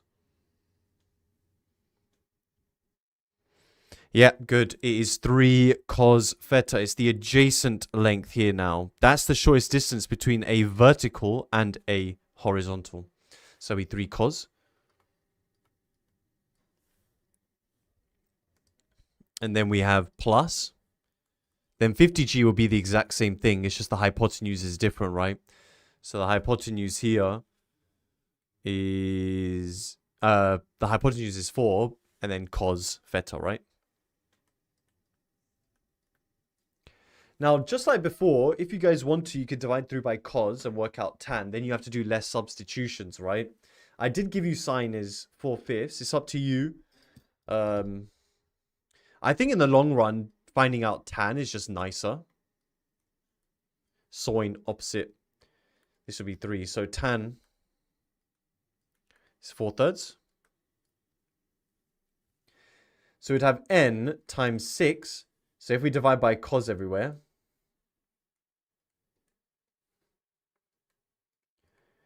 we'd get times 4/3 is 60g.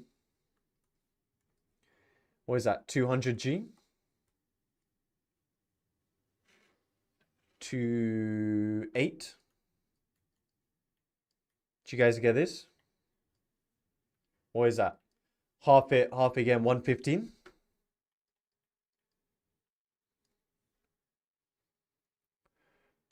Plug that in.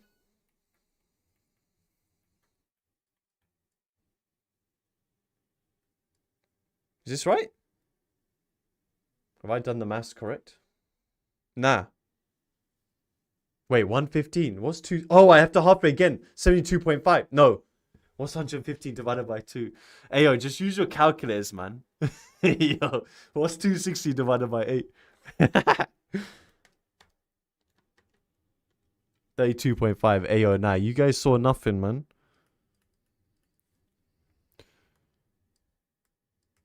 Shush. Okay, that goes. Which we divide by 70. Neil does arithmetic. 0.46. Clip that. Ayo, beautiful, mate. I don't need a calculator, yeah? 72.5. Zorb, who said that? That wasn't me. Mental maths, man. Come on.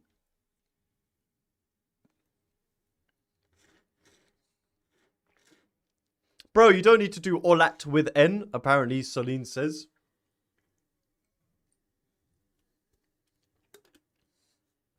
Looks like Celine needs to be replacing me in front of this camera. Okay, next one. How many marks is that? This question could be 10 marks. Stacks of rigid bodies worth tons of marks. Okay, let's try another one. That's it. It's just right angle triangle stuff. I did it in the bottom left. Okay, Abdul, 2SF because we use gravity. Even though I crossed it out, gravity was utilized in the question. A ladder of length 4a, mass m, has one end A resting on rough ground, its other end against a smooth wall, so the beginning starts the same. The ladder lies in a vertical plane perpendicular to the wall and makes an angle theta to the vertical wall. The coefficient of friction between the ladder and the ground is a third. A woman of mass 4m stands at the top. The ladder is modeled as a uniform rod and is in equilibrium. Show that tan theta is 10/27. Okay. Mustafa, yes, you can annotate your diagram. The examiners will mark your diagram. Now, guys, what are you going to indicate for friction? F or mu r?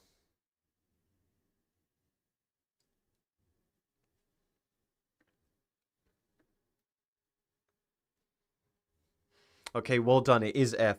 Just because I give you this does not mean you're using mu r. That's a common misconception that you see in exams. I have told you that it's in equilibrium. Equilibrium just means that friction exists, but it's not necessarily at its maximum.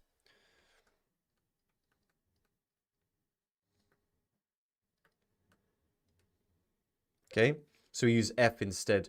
And this is where this inequality comes from. Okay, so we have this reaction force here, N. Look at that beautiful straight line. So we have mass M. So we're going to put mg here, my g. And then we have 2a. Yeah, it's uniform, right? And then we have the 4mg.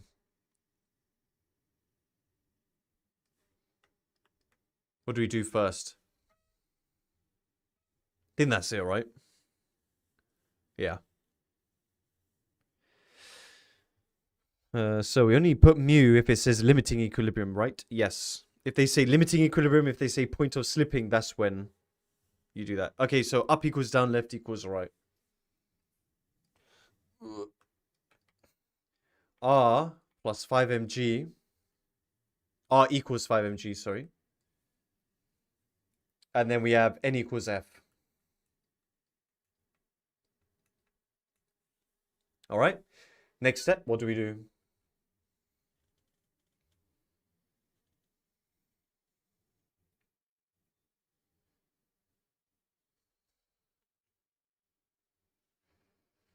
Henrique, how would you resolve the force at B? We're not resolving any forces at B. Take moments, yeah. Now, guys, it's up to you whether you want to take moments about B or A. At this point, I would recommend you just do the same thing every single time, okay? If you want to take moments about B, go for it. I'm going to take moments about A because students are just comfortable with it. But we are going to have to use another concept to do this. But it's very, very simple. We practiced it before. If we take moments about A, we do need to know the angle down here. What would be that? 90 minus theta. Yeah.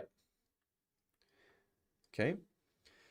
So by taking moments about A, we can ignore this and ignore this. So, N. We need to know the distance of N from A. Now remember, this could be theta as well. We know all these angles, okay? So what is the distance of N from A?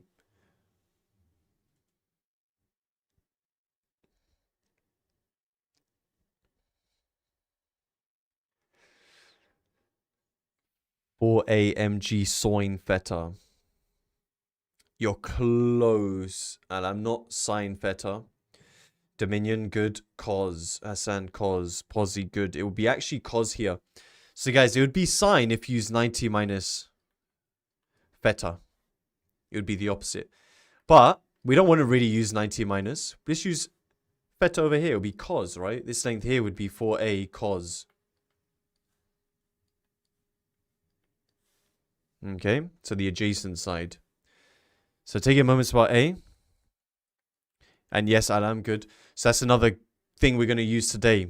Remember, guys, if we use this 90 minus, then that side is the same as 4a sine of 90 minus theta. What did I call those? When sine of this is the same as this. What was it known as? Whoops. Bruv. The acute angle transformations. Okay, the acute angle transformations, which we're probably going to have to use for the next one. Equals mg times. So this force, what is this distance from A?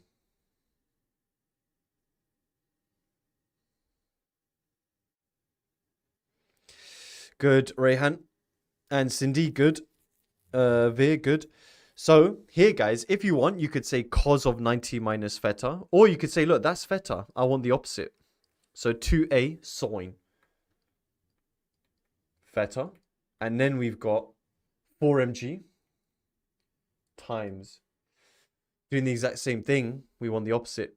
That big one. So that'll be 4a sine. Okay. Any recommendations what we should do here?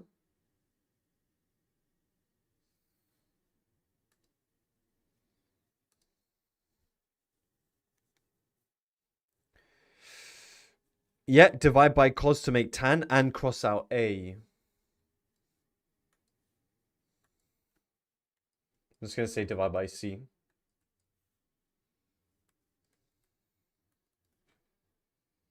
Two mg tan.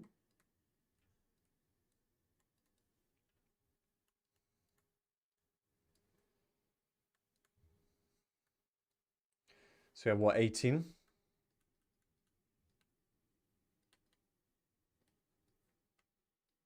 Nine over 2. And that equals F.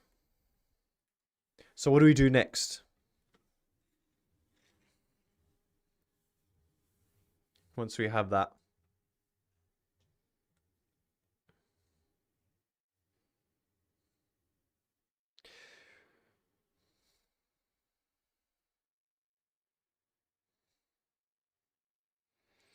Nay bar. Yeah, you can do that, but if you go back to the beginning of my stream, I showed you guys why you should not be resolving forces. You're talking about doing this, right? That stuff. It's really bad to do that with moments. I can give you so many questions where it becomes really awful to use that kind of way. So yeah, guys, next thing is because it's in equilibrium, it's not necessarily at its maximum. We're going to say F is not necessarily at its maximum, but it could be. So F has to be less than or equal to its max. Okay. And F max is mu r. Okay. Now F is 9/2 mg tan theta. Is less than or equal to mu, which is a third. So this is where we use a third. All good, nay. Watch me whip. Watch me nay. So we got 5 mg. And now we can cross off mg everywhere. And then we times both sides by 2/5 and hopefully we get 2/9. Do we get the right answer? I think we do, right? Come on, mate. Let's go.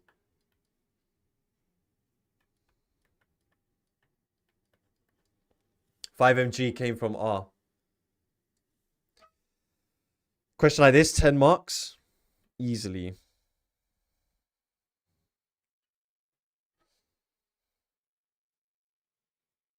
I did, Leon. Yep.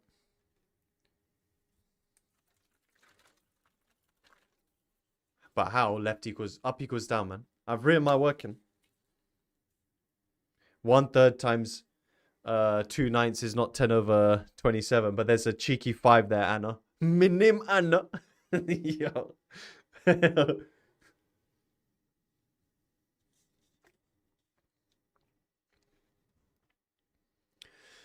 There was a question you did that was confusing though, where the up does not equal down. You know which one I mean. No, every question has been an up equals down. Well, you talk about moments. There was a question I did where I said you didn't need to do it. Are you talking about this one? This one. Here, up does equal down, left equals right. I just said you don't need to do it because we're not interested in the forces at the hinge. No, in another video. Oh. If you can tell me the title, I can clarify.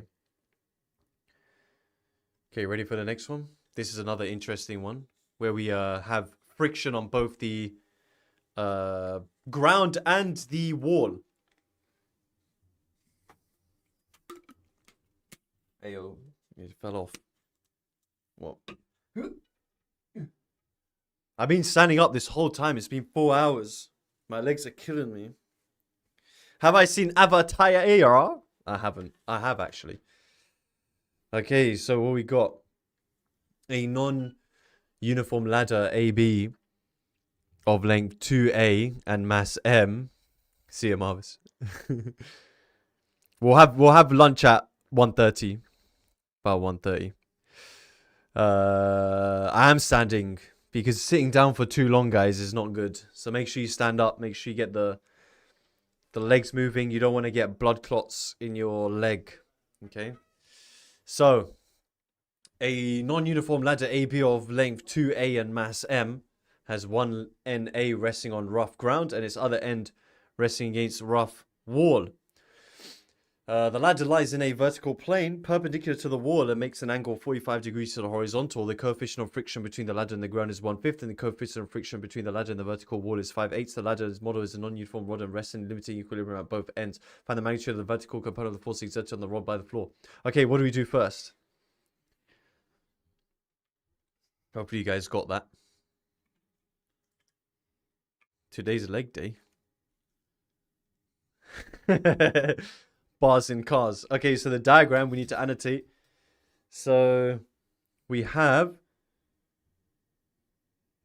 the reaction force.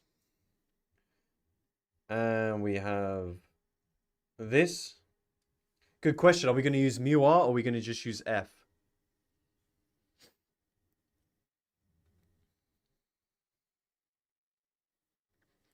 Mu r. I've said it is in limiting equilibrium at both ends.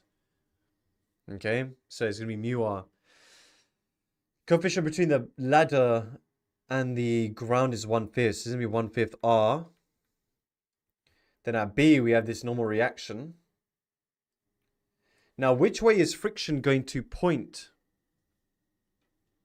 No, Farhad, that's not how you think about it. The previous question, I gave you the coefficient of friction, but we used F.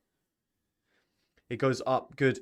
Because, guys, remember, the rod wants to do this. It wants to slide this way, so it wants to go down, right? So friction's going to oppose that. It's going to point up. So you're going to put 5/8 N. Okay? Right. So a few students always ask me, what happens if there's friction at the wall? This is what you do. Okay, so non-uniform as well. Okay. So we have to put the mass mg off center. And if you guys look at part B, it's asking you to find that distance. So should we call it x? Right. Find the magnitude of the vertical component of the force exerted on the rod by the floor. So that's asking us to work out R, isn't it? Okay. I guess we just do up equals down, right? Left equals right. See what happens. Standard procedure. We're raising the grey boundaries out here, Mike.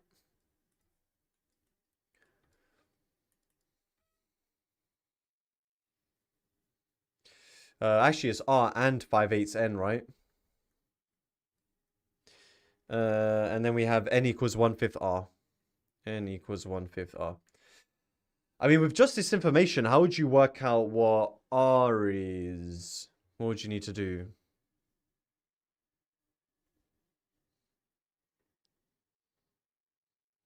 It's non-uniform, indeed. Yeah, PV. Ishal, good. We just do substitution, okay? So we just sub in this N here. So we get R plus 5/8 of N, which is 1/5 R, is mg. What is that? That cancels. What is that? 9/8 R?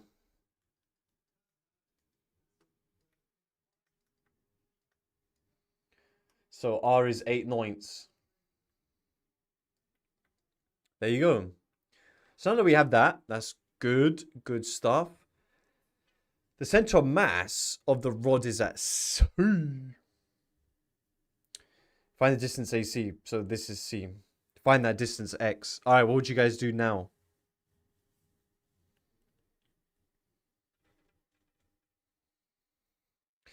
Yeah, Sama. So we just do the same thing as always, yeah? We just take moments about A. So forget about this. Forget about this. Forget about it.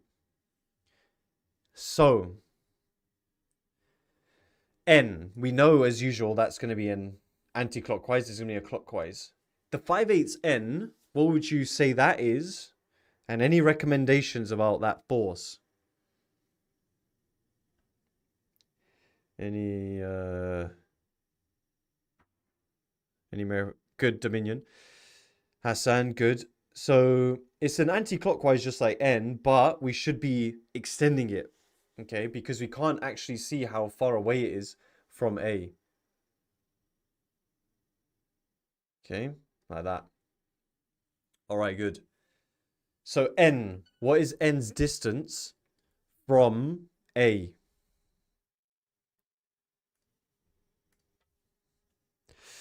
Rayhan. Yeah, you could do it that way as well. In fact, cos and sine of 45 is the same, right? So yeah, this, Theo, what a tune. What is it? It is on the level Mac DeMarco. Is that Mal DeMarco or Mac DeMarco? I can't see. So this length here, guys, if that's 45, is 2A sine. Okay, is Mac. Okay, so yeah, this is 2A sine 45, but 2A cos 45 is the exact same. Okay, Mac DeMarco is amazing. Ayo, that's a W. Lil Bro doesn't know Mac DeMarco. Pinker, it's on my playlist. What do you mean? I just didn't know the artist, man. Okay, so So plus 5/8 n. 5/8 n. Now, what's the distance of 5/8 n from A? Who's my favorite artist? I don't really have a favorite artist, to be fair. Maybe Redbone. Redbone, come and get your love. Absolute tune. They made some absolute bangers. Old school, though. You guys won't know about them. Leonardo da Vinci. Sora knows. Tasmia. MG Cos 45A. MG. So it's going to be Cos 45. Do you mean 2A? Yeah. So, guys, we're looking for a horizontal distance here. So that is this one. Okay, in blue. So that's 2A cos 45. And that has to equal. That has to equal. Why is it cos? Because you can see it's the adjacent to the hypotenuse. Then it's mg times what?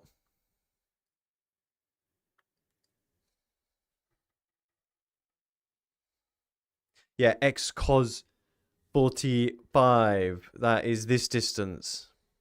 Yeah, that is x cos 45.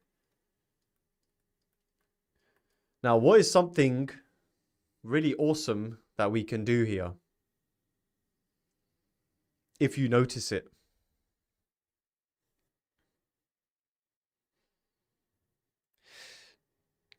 Cancel cos 45 everywhere because... What do you mean by that, actually? When you say divide by cos 45. Yes, Central C. Sine 45 and cos 45 are the same. Good, Mahim. You can cross these out because they're the exact same value. Okay? We can't cross out A. X is going to be in terms of A. So here we have 2an. Shout out an. Plus 5/4. An. Is xmg. No, an, not Anna. Minimana. 8 plus 5. 13 over 4. And now n is 1/5 r.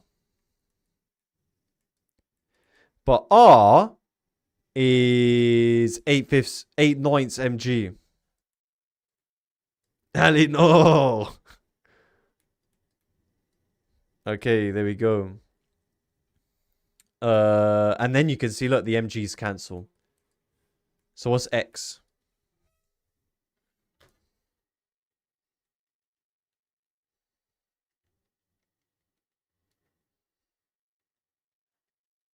(26/45). This is a web. I got the same. Cool. Beautiful. Another giant question. Part A would only be worth like 3 marks. Part B like 5. Something like that. Okay. Callum, do I know blue suede shoes? Yeah, Elvis Presley. My blue suede shoes. Ooh.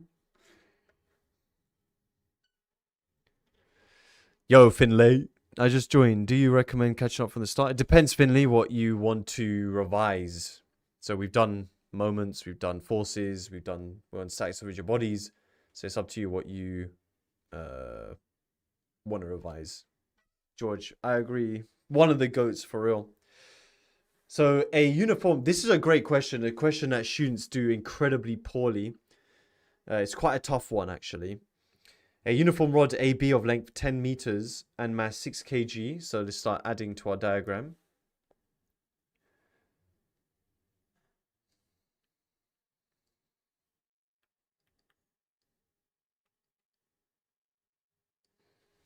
Has one end A resting on rough ground. Held in limiting equilibrium. So we're going to use F or mu R. Draw long lines. You are good. See, you guys are getting the hang of it, man. The day before the exam. Let's go. Let's try to break 1,000 likes. We just need 11 more. We raising the grey boundaries out here, my peeps. Learn gang. Let's go, man. You guys are getting comfortable with the mechaniques. All right. Big brain energy. Tanfeta is a third. That's a W. Lund Airport. Let's go. The distance BC is 2.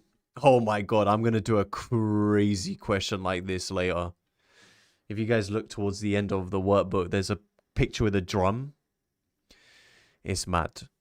You guys are going to... Hopefully my brain's still working then. But the rope lies in a vertical plane, contains a rod.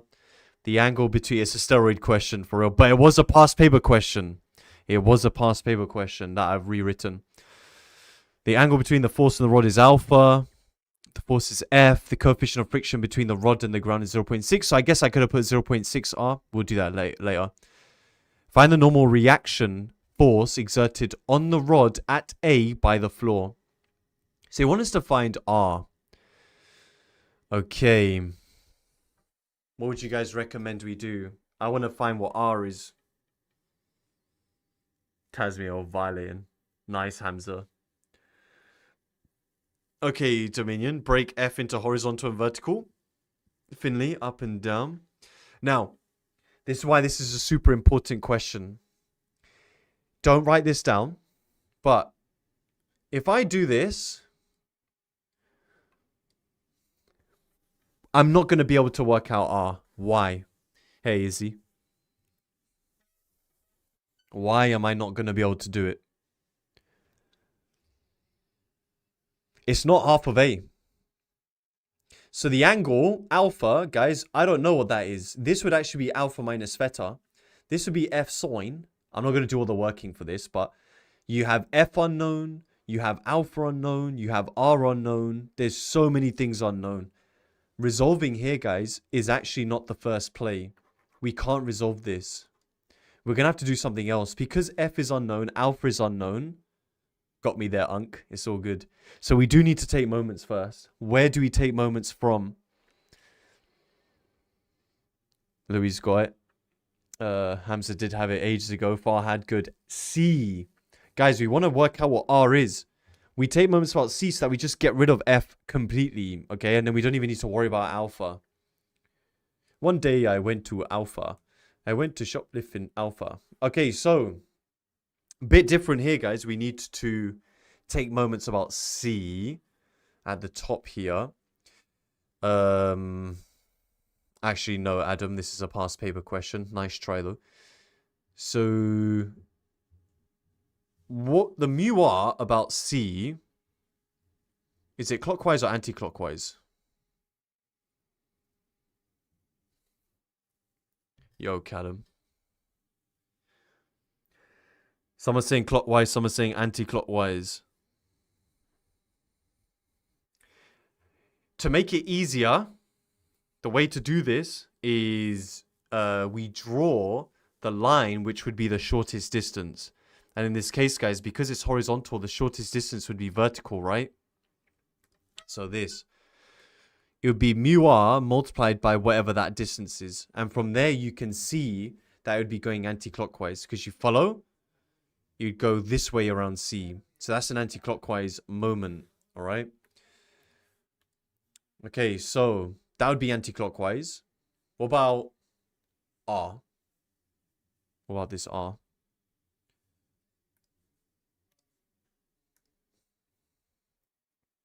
Clockwise?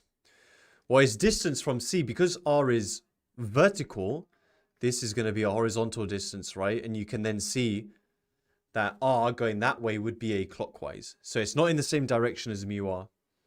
What about the 6G? What about the 6G? I will, Sienna.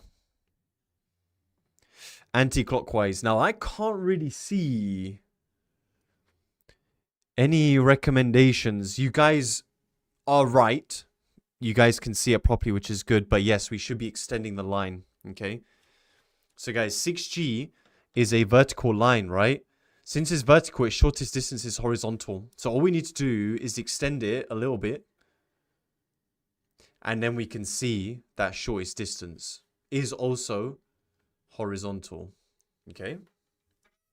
And then, yeah, that's going to be an anti-clockwise. Right. Should we just do this R1 first? It's on its own. R times, what is that red line? That horizontal line. What's that distance? When in doubt, extend it out. Don't forget that. Cotillion wisdom, always.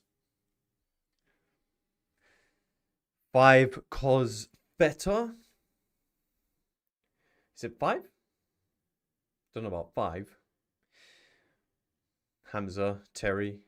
Just double check your 5, Terry. Hamza. Good. Quares is 8. Guys, the length here is 8. The length of the rod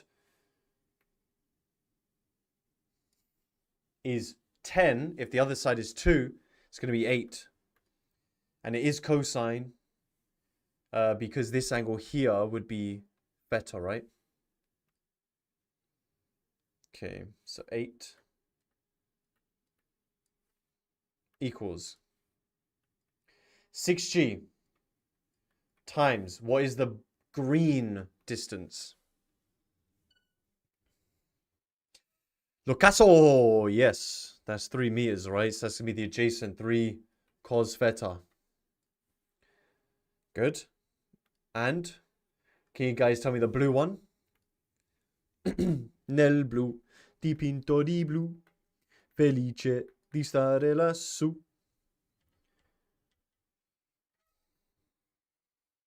Zabe, yep, this one is a sine, right? It's the opposite. Yeah, so we're still looking at this. And we're looking at the opposite, okay? So 8 sine theta, okay? Camilla, no, I need some water. How's my Italian pronunciation that good? Good question, Karen.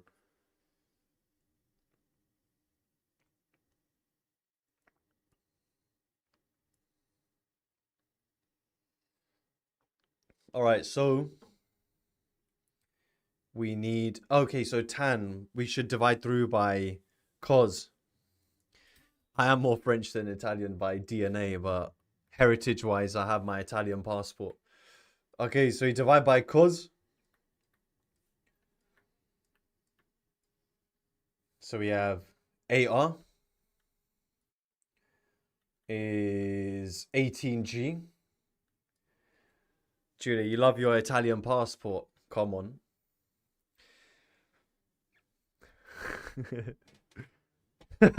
Yeah, nah, you're violent.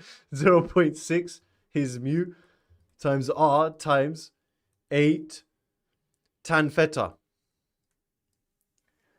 So what we got? We got AR is 18G plus. So this tan, guys, is 1/3. What's 0.6 times 8 times 1/3? Like 0.2, 1.6? So 1.6? Please, man.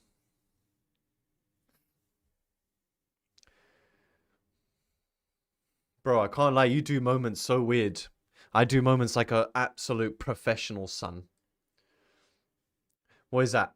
6.4, right? French mentioned. 18G.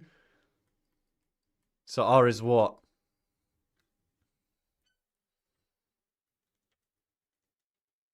45/16? Yeah. Book reviews 101. Nice. Big question, that. Part B.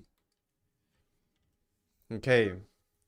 Find the size of angle alpha to 3SF. Okay. So now how are we going to be able to find alpha? Oui, oui, je m'appelle Neo and that. So now it's the resolving, okay? So the only way we do this, guys, is doing up equals down, left equals right. Okay, so we have this. Now this angle here, remember, guys, is alpha minus theta. Yeah, because this is theta, and then the big angle is alpha, right? So it's going to be F sine and F cos. Skip this song. What is this? Alexander Scriabin. I mean, it's good for revising, I guess. Some of my like songs. What is this? Iwatodai Dom. Let's see. Must be good if it's on my like songs. Okay, so now we've resolved this. Now we're going to do up equals down. What we got? R and F sine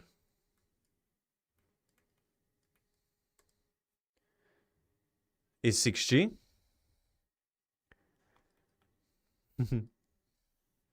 Yo, poser. And we also have the left equals right. We have F cos is mu r. What are we going to end up doing here?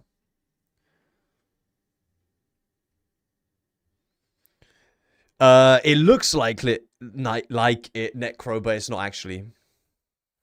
If we're going to find tan... Sorry, I just said it, but Quam's all got it. So yeah, we divide them to find tan. So what we're going to do is we're going to move this r over and divide them. We divide them to get tan. We don't need to do any trig identities. And then we do inverse tan of whatever that is. Okay? Because we know what theta is from here. Arctan mentioned. What a question, man. When they asked this in a past exam question, it cooked so many students, man. They didn't have a clue. This is an old M2 question. Then we have to add theta. But theta is arctan of a third. Hey, yo, stop being babies, yeah?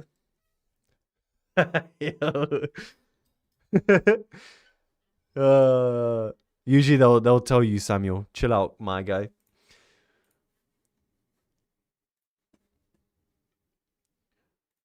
Arctan 6 times 9.8 minus r.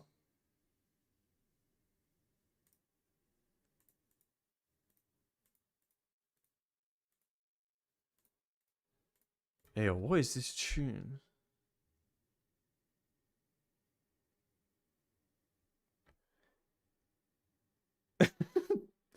Wait, these aren't on my playlist. Wait, who's that?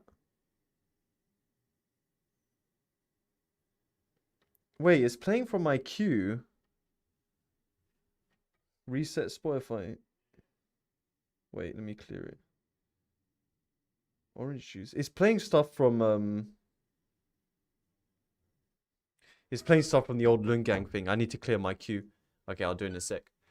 Okay, so we have Mew, which is 0.6. All the songs I've been playing are not even on my playlist. Hey, yo, typing this in is crazy. 45 over 16. Times 9.8. Yo, look at that. Oh my god.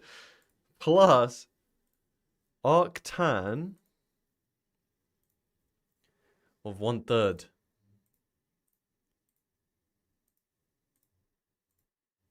There we go. 80.5. Make sure you guys in degrees.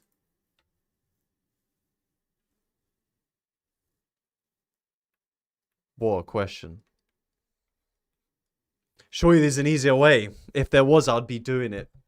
Because real mathematicians are very lazy people. Won't come up. Okay. I'll do a vote. Either we have lunch now or we do this question. So, lunch now or this question first. Okay. This question's mad. Okay, I'll let the people decide. I'll give you guys like 30 seconds. I beg. Birdie. Alright. Let's see. Got 20 seconds. Rani wants that lunch, man. Yo, I'm dead. Got 10 seconds.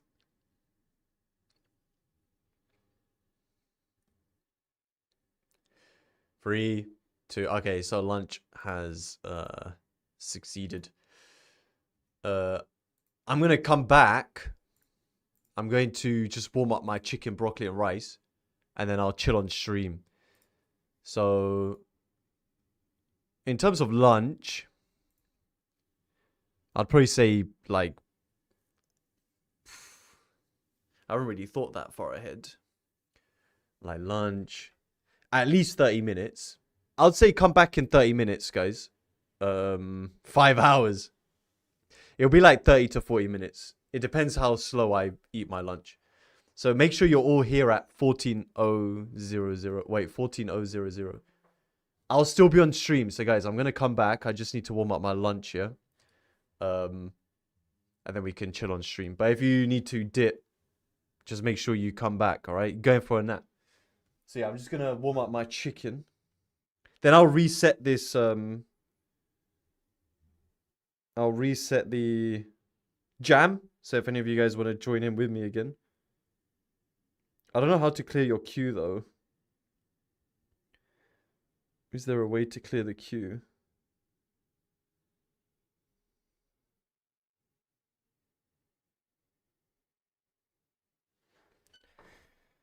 How does one... Oh, here.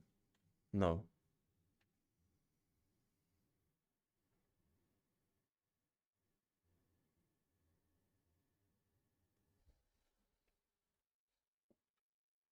It's like right there, Marizu. I can't see it. Someone would put Call of Duty on there, but I don't see where you clear the queue on it.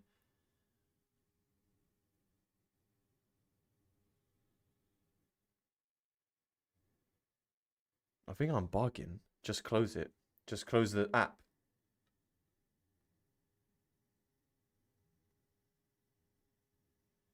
Oh. I think, yeah, it's kind of reset. We'll see. Okay, cool. All right, guys, I'm going to go and warm up my food, and I will be back in 2 seconds, all right? I'll be back in 2 secs. All right. Don't leave, please. All right, 1 sec. I think my TikTok's bugging as well. I might need to start that one up again in a second. Let's get Task Manager up. Let's close TikTok Live Studio.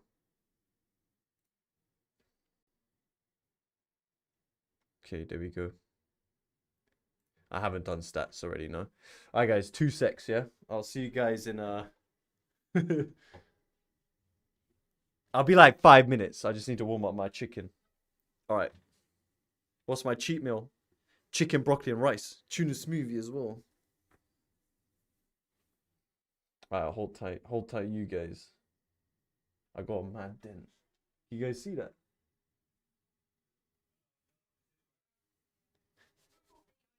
Okay, let's make it messy again. 100 gram of protein. All right, be right back. Be right back.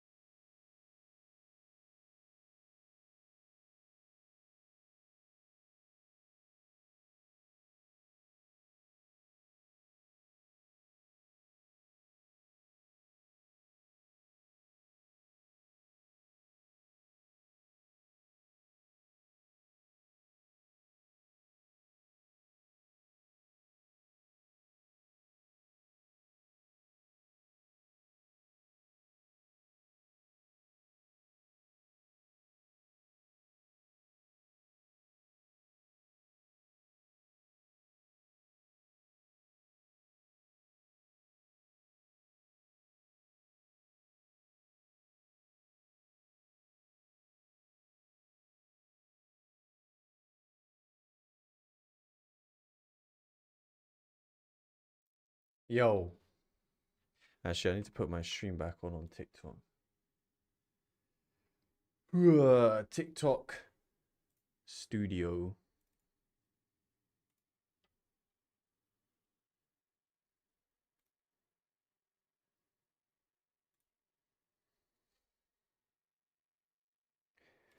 Got the best meal, mate.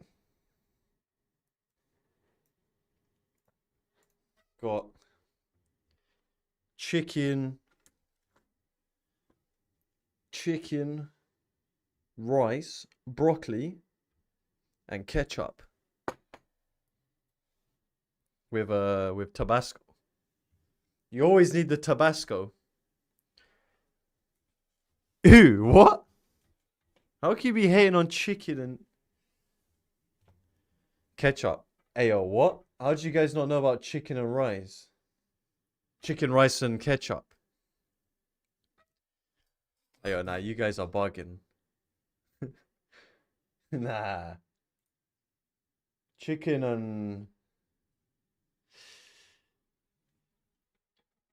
You guys don't know about baris. Only my real ones know about baris. Baris has to be with chicken. I mean, with ketchup.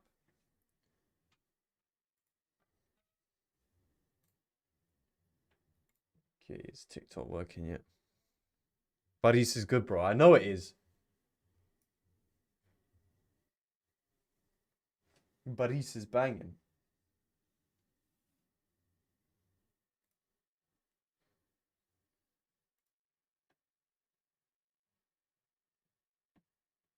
Rice and ketchup is a cardinal sin. No, it's not. Neo does mistakes in the kitchen. What? Mad. Mazaline. Mazaline.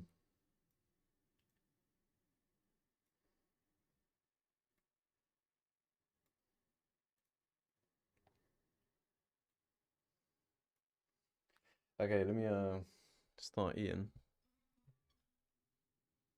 Okay, let me keep my mic away from me though. I don't want you guys hearing me munch.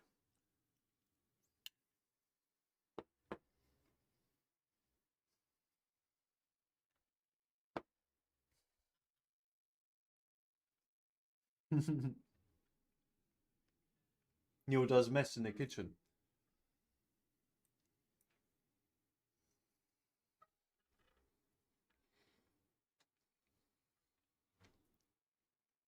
Mukbang. This is a mukbanga.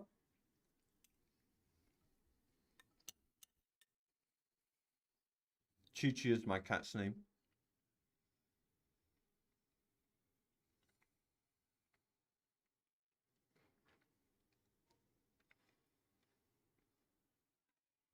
Connor, yeah, for horizontal. Mike, I am not at home. Let me start another jam.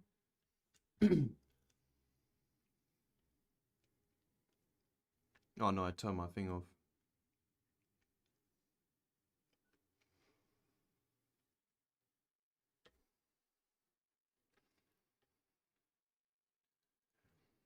Okay. Let's see.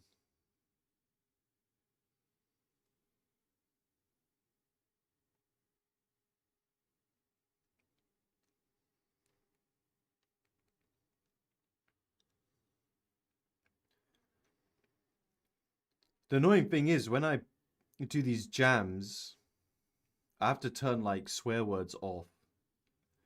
Because you guys have to see me as a good boy who doesn't listen to music with swear words.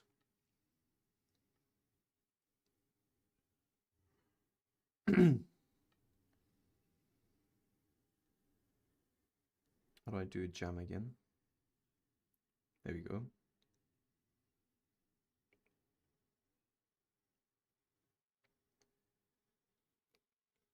Okay.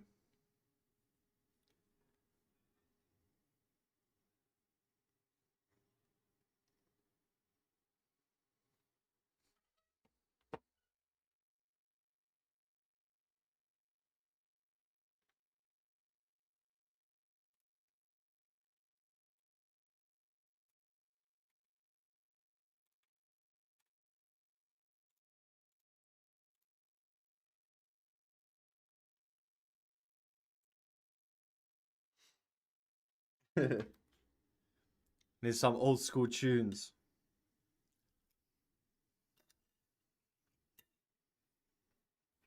Wait, what? Oh, wait, hold on.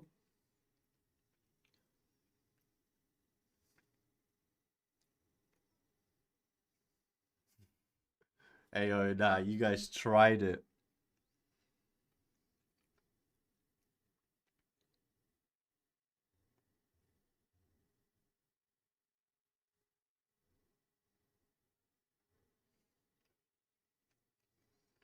No, now it's playing the rubbish tunes. Alright, I'm gonna have to end it. It's not looking good, Mike. You have to do it again. Hell songs, yeah, because what is this you guys are playing, man? Alright, let me try again.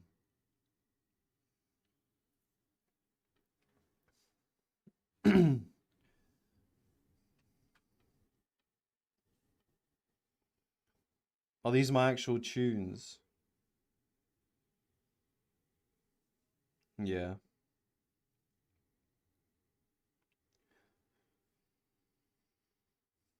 I need to remember to change the settings before I do anything.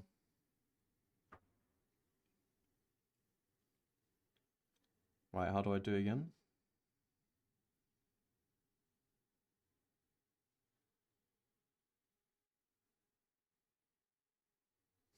Okay.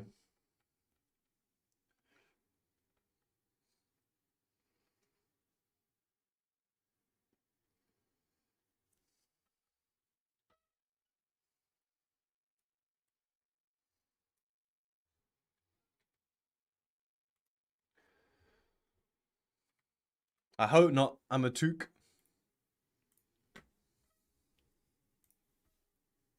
Now it should work.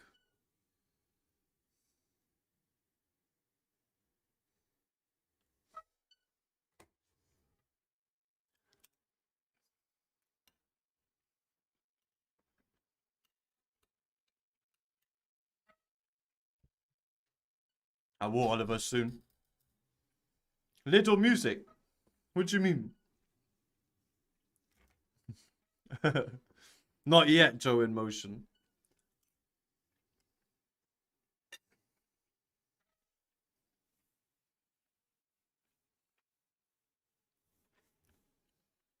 Little music.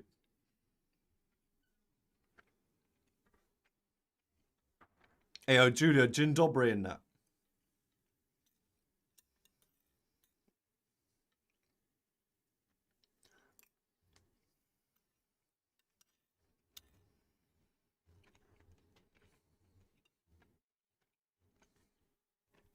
Shiner, I already did that. Go back to my friction slide.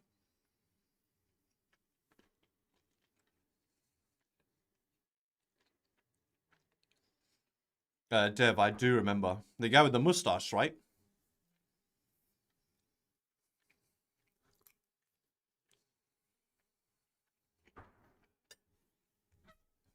Nathan, I'm not squatting at the moment, but before I broke my back again, I was doing 180 for 3 sets of 10.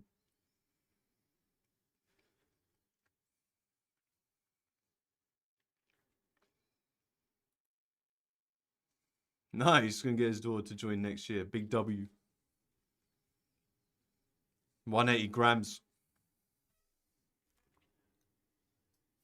Hey yo! Guys, where's this Toby chip?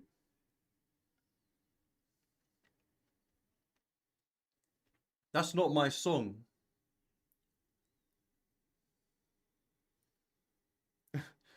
I changed the settings so that you guys can't make your own tunes. What is this?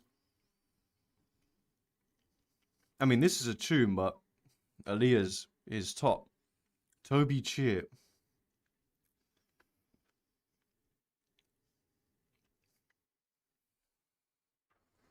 Oh well. I'm gonna go with it because Aaliyah's banging.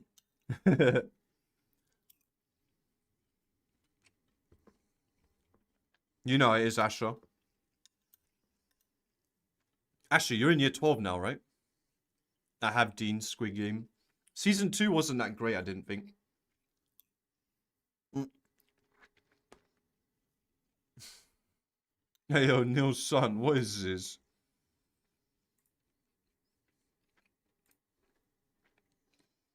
Hey, yo, that's crazy. Hey, yo, who is that, Neil's son? Whoever that is, that looks a lot like me when I was a kid. That's wild. Who is that? That actually looks like me. It's my son. Digital footprint.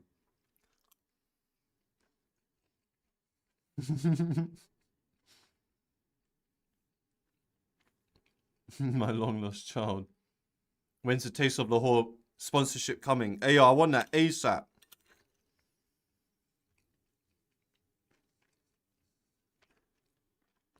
No, I don't, Ayub.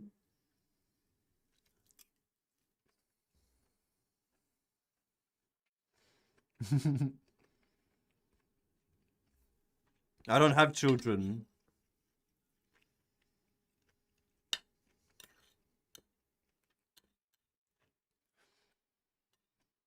How's my lunch? Banging.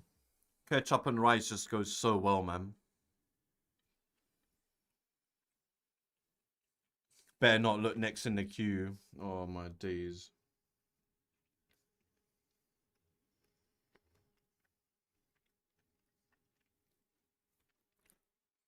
Hell take.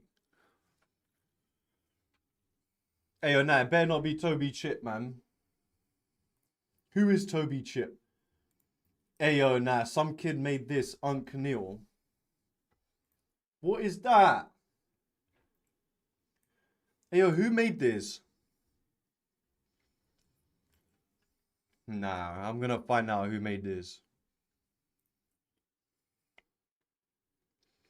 That looks nothing like me.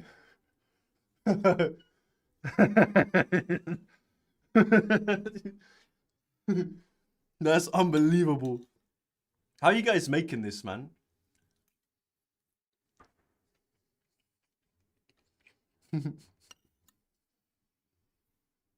I know which photo they're basing that off. Let me see if I can find it.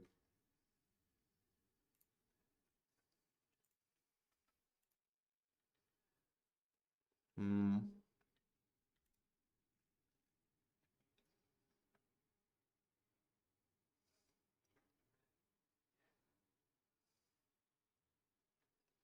I don't know where the OG photo is of that. Oh. Oh, it's this one.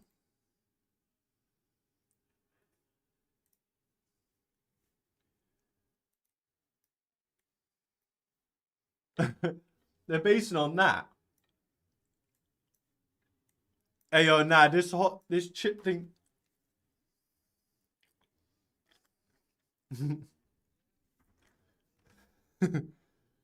Hey, I'm growing my hair again. Don't watch that.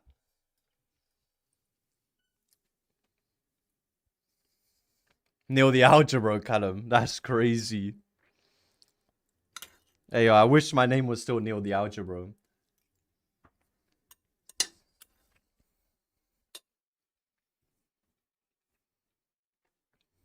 I de-aged. Hey, if my beard still looks that clean when I'm older, it's good. Nice taco.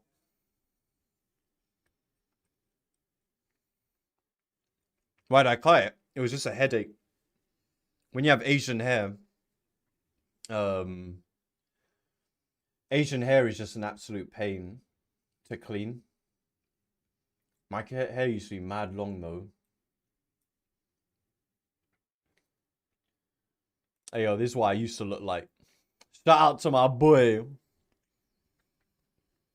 Kind of next month. I have Italian hair. Italians and Indians, they have very thick hair. Not this guy though. This is my brother.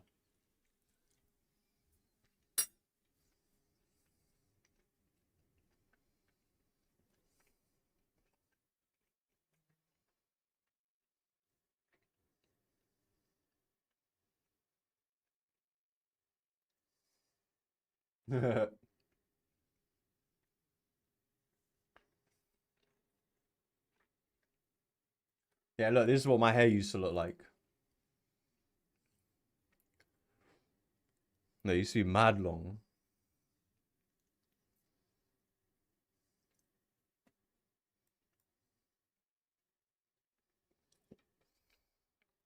Bare long.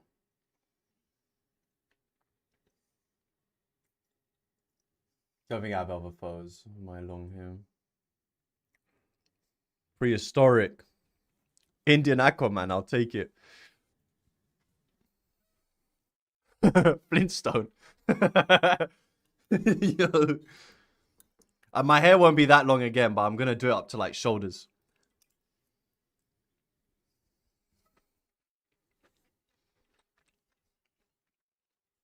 Bring it back. Hey, yo, I'm still eating my lunch, guys. I'm trying to eat fast, but there's a lot of food here. Oh look, here's a photo of me getting my tattoo done. Maths. Eat slower. Kimcho puff.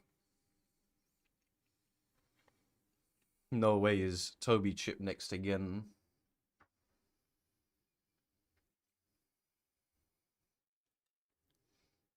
Hey yo, I'm gonna find out who the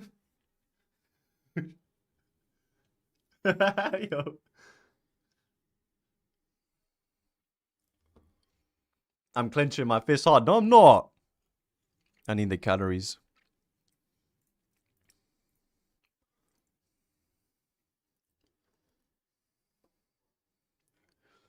Frying chips. I got an air fryer recently, guys. It's actually decent.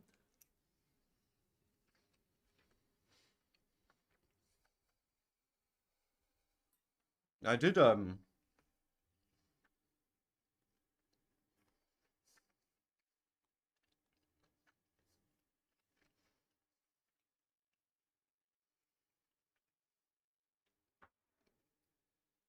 give you up.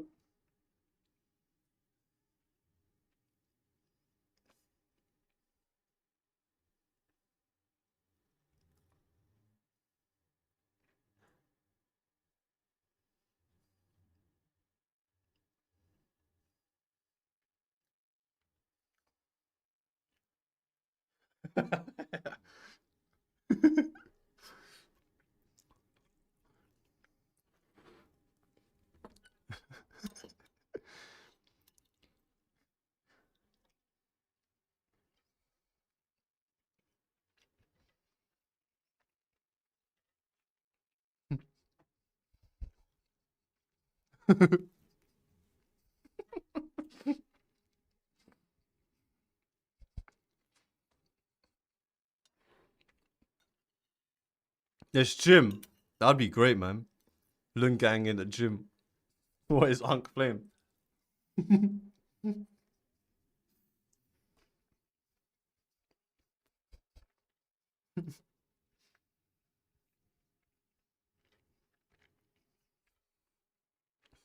Unc, come Croydon. Ayo, you'll never catch me in Croydon. Allow it. Burnt oak is bad enough. I'm not going Croydon. Air fryer top three inventions of all time. That's a stronger claim. Croydon Costco is lovely. Said no one ever. Well, East Croydon's alright. East Croydon. Is it East Croydon or West Croydon? Or is it West Croydon? That's posh.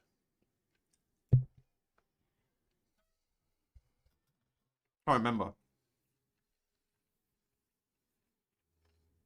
Come Liverpool. I've been to the M&S Arena.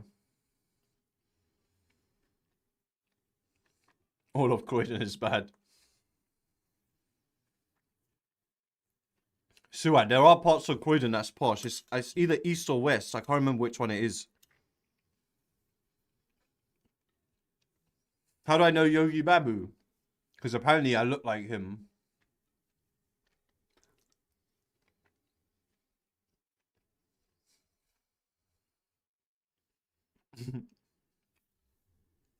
Hey, I've been to Birmingham.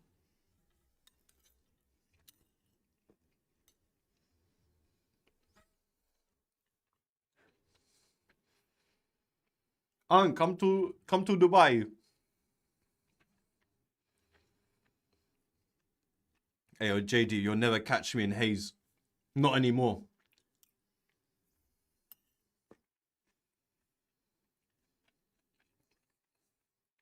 Come to Brum.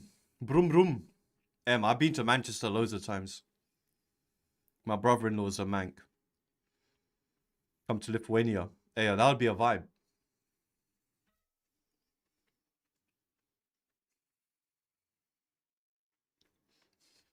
No, but I came to lock in and I see Yogi Babu. Jeff King, do I remember my old head teacher, Mr. Ahmed? I've never had a head teacher called Mr. Ahmed.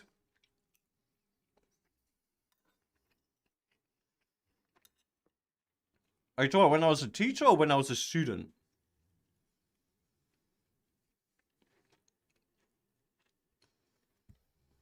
I went to one of the worst high schools in the area.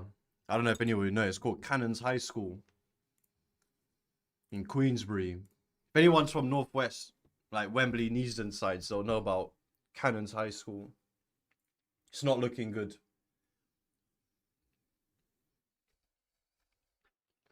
I'm from Harrow. I'm from the edges of Harrow, Barnet, and Brent. Asteroid, you went Cannons? Ayo, nah, that's crazy. Harrow, I mean, Cannons absolute dump. Why was it bad? Because it was the pass rate was a bit mental. I think it's gotten better though. Shout out Mr. Bartle though. I used to make Mr. Bartle's life hell, but me and him are close though. Me and him are good friends. I worked in a place called Claremont. I made it out, Danny DeBio, for real. Not many people make it out of Cannons. Come Wood Green, you're good, Ethan, man.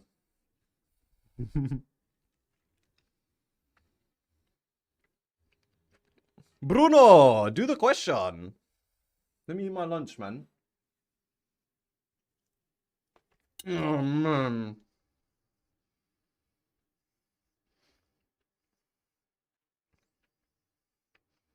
Oh, man.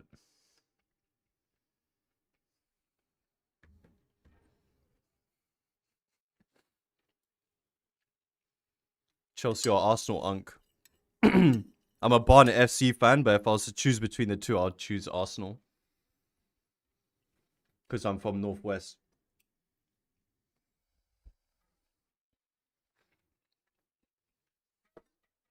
I actually don't hate musicals. Opinion on QPR. My dad was a QPR fan. Quarter pound of rubbish. Nah, I don't hate any team. But Barnet FC are the best. Salim, what's my favorite musical? Jersey Boys.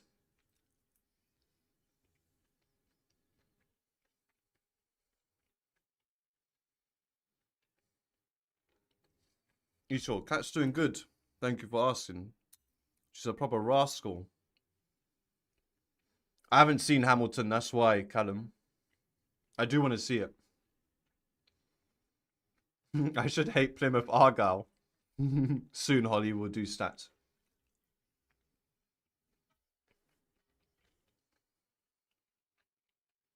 I'm still standing, which is why I'm slouching. Do I watch F1? I don't. I find it quite boring just watching people drive in circles all day.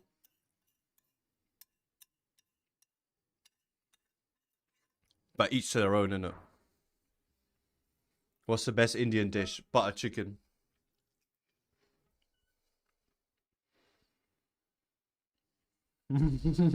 Crazy take. Yeah, why have I triggered F1 fans?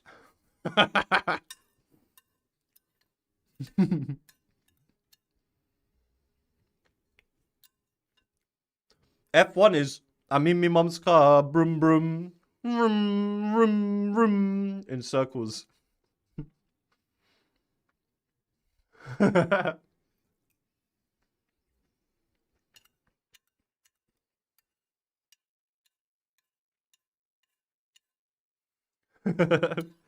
Get out, Mika. No. Man, I'm getting full now. I'm nearly finished, guys. 2 minutes and we start.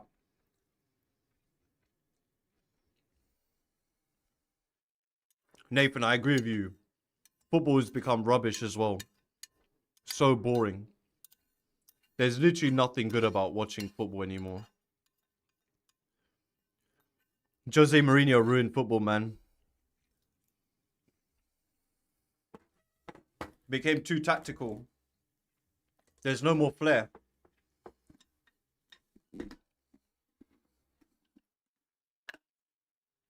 Champions League final, I watched part of it, but it was boring. Just because a game has loads of games does not mean that it's a good game. Pep ruined football. I don't know about Pep. Pep introduced tiki-taka, which was very entertaining to watch. Nuki, golf's good. Just because it was 5-0 does not mean that it was a good game. If anything, you could argue that's a boring game. A good game is Italy versus France in the 2006 World Cup final. That's football. What we see now is just pass, pass, pass, pass, pass, pass, pass, fall over, pass, pass, pass, fall over. Yeah, 06, you guys weren't even born. You didn't even watch one of the greatest World Cup finals of all time. I don't watch boxing, no, just because I don't want to pay for watching, innit? Yeah, yo, Vic Grimes, I agree. Snooker is also a goated subject. 2006. Yeah, okay.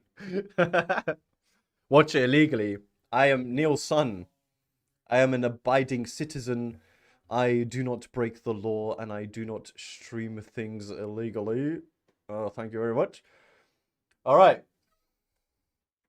Let me, this is a tune, to be fair. You guys ready to make a start?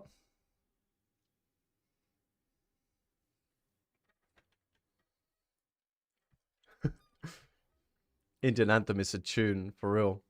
Okay, let's go. A rod of length 5A and mass 3m has one end A resting on rough horizontal ground. A particle of mass m rests at the other end B. The rod rests against a smooth horizontal peg C, where BC is A. The rod is modeled as uniform and lies in a vertical plane. Perpendicular to the ped, it rests in equilibrium. Now I've got hiccups, making an angle theta with the horizontal, where sine theta is 3/5. The coefficient of friction between the rod and the ground is mu. Show that the reaction of the peg on the plank has magnitude 5/2 mg.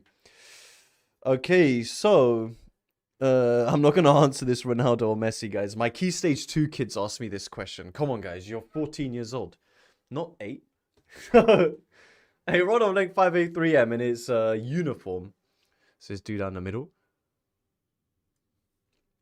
Hey, and you can't find this on the workbook. 3mg. 5028.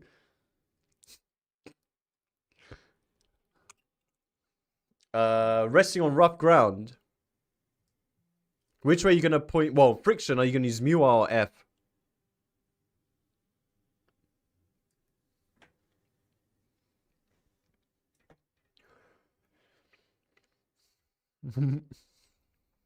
Yeah, F, because I just said it's an equilibrium. So you do not use mu R, okay? Now, what else? So we have B, actually. BC is A. And what's the mass of B? M. So mg.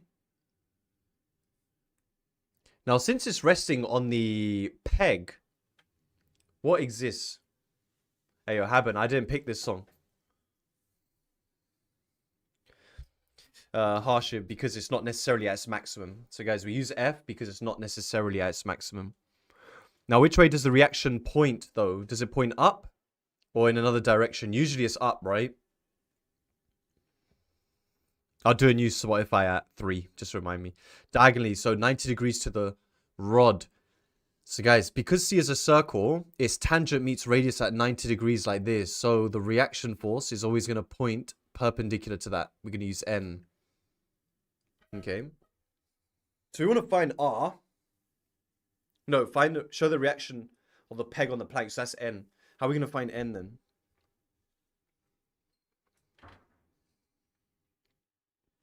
We're not going to do up equals down.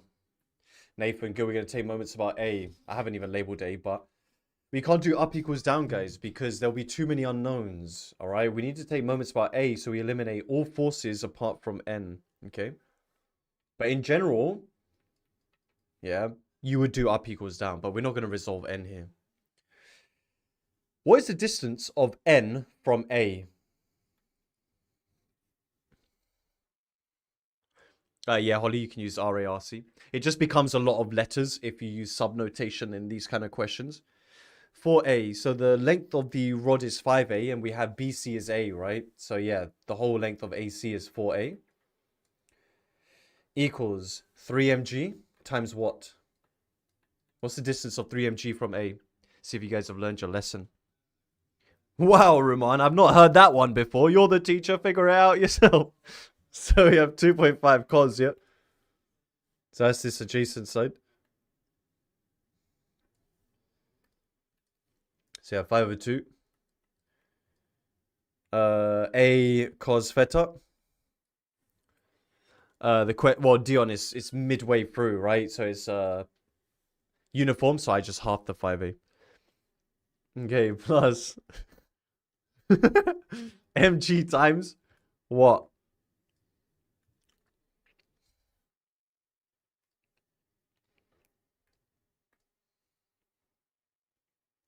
Yes, we ignore F.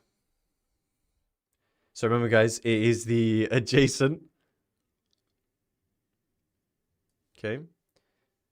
Which is 5A cos theta. Yeah, it's just double the length of the one we did before. We can cross off A everywhere.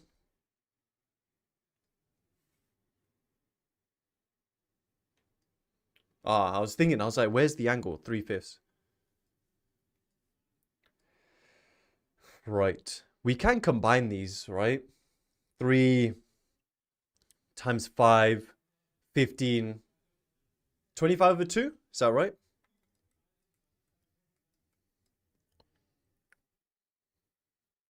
I don't know why I crossed off G here, guys. Sorry. Just double check the, I wasn't supposed to cross off G there. I don't know why I did that. So we have 4n. So we divide by 4, it becomes over 8, right? Just double check the, it's 15/2. Huh? What are you talking about? Unk is 15. What are you talking about? But I added this. Hey, oh, nah, you guys are bugging. Oh my god. Oh my god. It's not looking good. It's not looking good. Oh my god. Oh, I thought you guys are supposed to be raising the gray boundaries. Oh my god. So sine theta is 3/5. So cos is 4/5. I'm wrong, blood. Oh god. I divided by 4, man. That's why it's 25/8. Ayo, guys, man. I don't know if you're rage baiting me or not.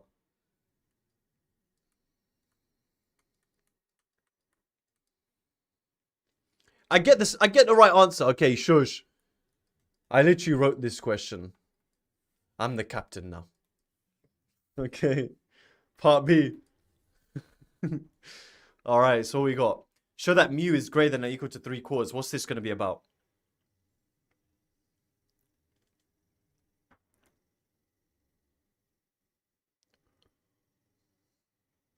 Now we resolve, okay? So the only thing we need to resolve is n, okay? Now, I've shown you guys this before. Who remembers when we resolved this left and up? What is one of the angles? Oh, this is a tune, man. This is old school. Fuse ODG. Dangerous Love. Theta where? Where? Which one? Is it the top or the bottom angle? Good, Hassan and Tash. The top angle here is theta. I can show you very quickly why. If that's theta, then this will be 90 minus theta, which means that top angle is theta. Okay, just remember, guys, that the top angle is the same as the incline. So this is 9 cos theta, 9 sine, n sine. Let's do up equals down. R plus n cos theta 4mg. And we know what these values are. So R plus n.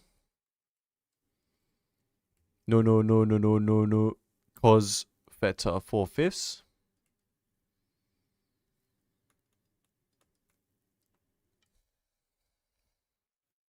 Is that 2mg? Right? So you move that over. R is 2mg. Cool.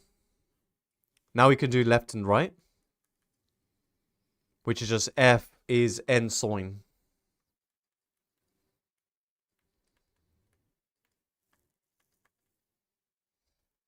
N is 5/2 mg times 3/5. So 3/2 mg. All right. What do we do next? Is this Wojciech? Sienna, good. So now, guys, because we're in equilibrium, what did we say? We said friction is not necessarily at its maximum. So now we're going to say F is less than or equal to its max, which is mu r. Now, F is 3/2 mg is less than or equal to mu times the reaction force, which is 2 mg. Cancel the mg's, divide by 2, and there you go, guys. Absolutely beautiful, mate. We get this. Okay. Ak is in the question. You just took moments about A.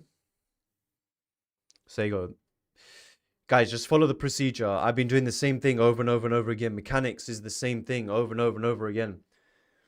It's actually statistics that can be a bit devious. Can ask you about random stuff.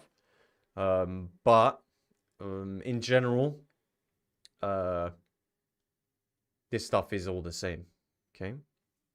All right. Bit of hinges and that. Tilting is different, no? Nathan, tilting is not different because they, what's up, T-Rex? Tilting is not different. They ask you the same thing over and over again, right? So the question they ask is the same. They just change the words. That's all they do. Okay. Should we just skip stats as a whole then, Naggio? Hey, you're going to trigger some people, man. So hinges. If you're one of my main course students, you will have seen a question like this quite a lot now.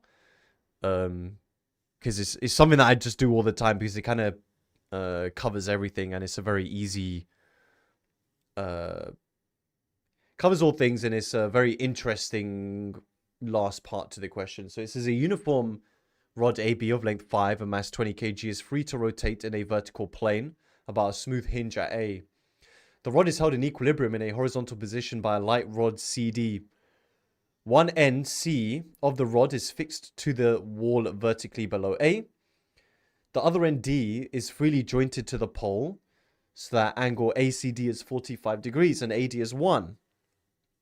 Find the thrust in the rod CD. So here's the question, guys, where we're visiting thrust. Okay, so if we just go about reading again, so we have uniform, length 5, mass 20. So we're going to go down the middle.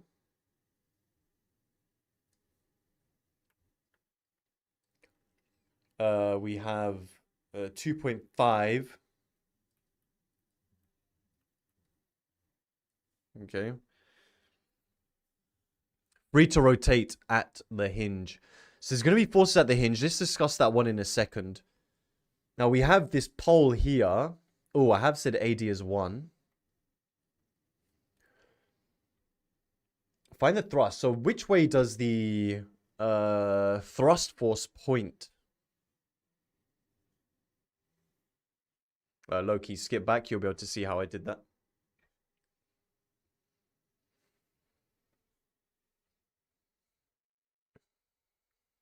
Yeah, towards D. Okay, so guys, remember, thrust points towards the object that you are resolving. Okay, that thrust force is supporting the rod, isn't it? Okay, so that's why it's pointing up towards the rod. All right, now we can discuss what's happening at A. What forces are going to exist at A? Darkness is kind of like tension, but tension can't point towards the object. So yeah, X and Y. So you can think of X as Y as X being like a reaction force. Now, when you guys look at that diagram, would you point X to the right or the left? Look at the diagram. What would make the most sense? Leon's saying left. Dominion, Tash, Hamza, Omar, Naisa. Good. It will... Yeah, Holly, the hinge is at A. So it would point left. Now, the reason for that, guys, is look at T. You can see T is pointing to the right. So the hinge is going to keep the rod against the wall. Okay.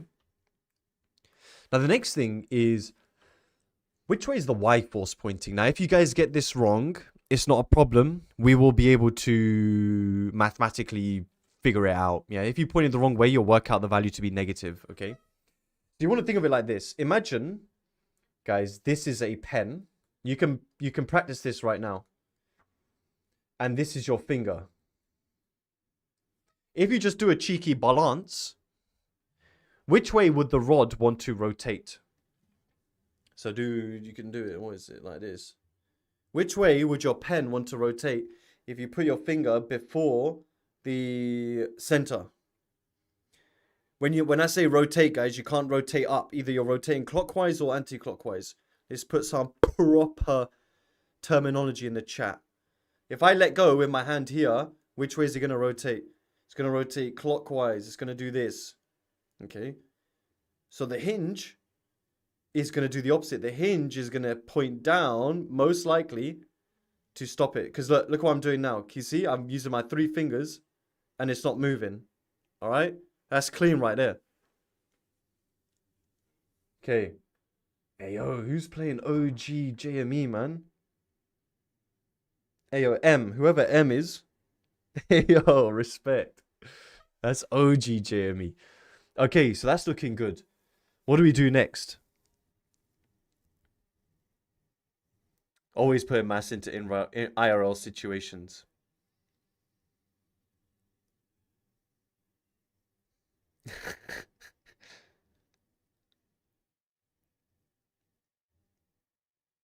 Moments about A, yeah. Because, guys, we're trying to work out thrust. T is the only thing we don't know if we take moments about A. All right? So, Fred, what if it's not a smooth wall? You would still have Y. You would just use mu R instead, right? It depends if it says in equilibrium or not. So that Y, you would say F instead. So, guys, let's take moments about Willy Wham. Why is there no reaction force at D? We're focusing on the rod. Okay. So the only thing the rod experiences is that thrust force. It doesn't experience what the reaction force is. Because the reaction force is only experienced by this rod. We're not focusing on that rod. Okay. X and Y are just the forces at the hinge to stop the rod from moving. Okay. If it was a rough wall, X would stay the same. If it was a rough wall, Y just changes to friction. Okay. All right, so taking moments about A. Yeah, both the X and Y value disappear. Now, one of them's easy, right? So the 20G, we just times that by 2.5.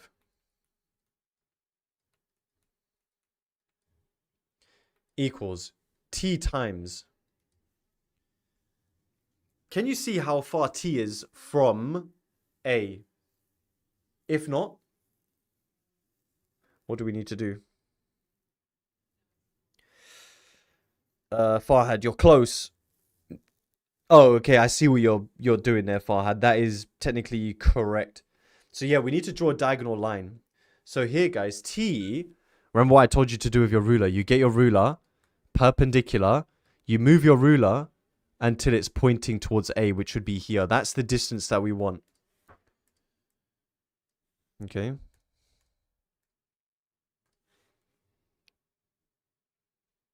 So that's the distance we want. Now, if that's 45, this is going to be 45 using your right angled triangles. What would that length be? Shout out to whoever's putting this tune on as well. Zalima, Arjit Singh, come on. 1 sine 45. It's the opposite. The hypotenuse here is 1, isn't it?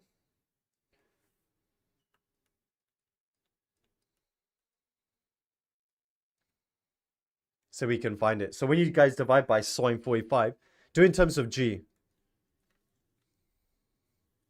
20 times 2.5 divided by sine 45. 50 root 2.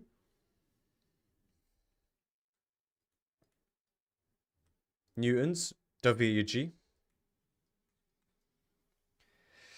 Fred. So with hinges, in sense, I can ignore friction because why would account for that? No, not necessarily. As in, when you have a hinge, when you have a bookshelf, for example, the hinge stops the bookshelf from collapsing, right?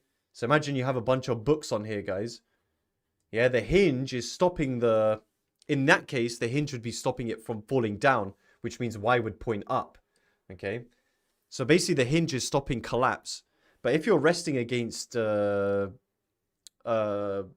wall that is rough, you basically just change Y to F, to friction, okay?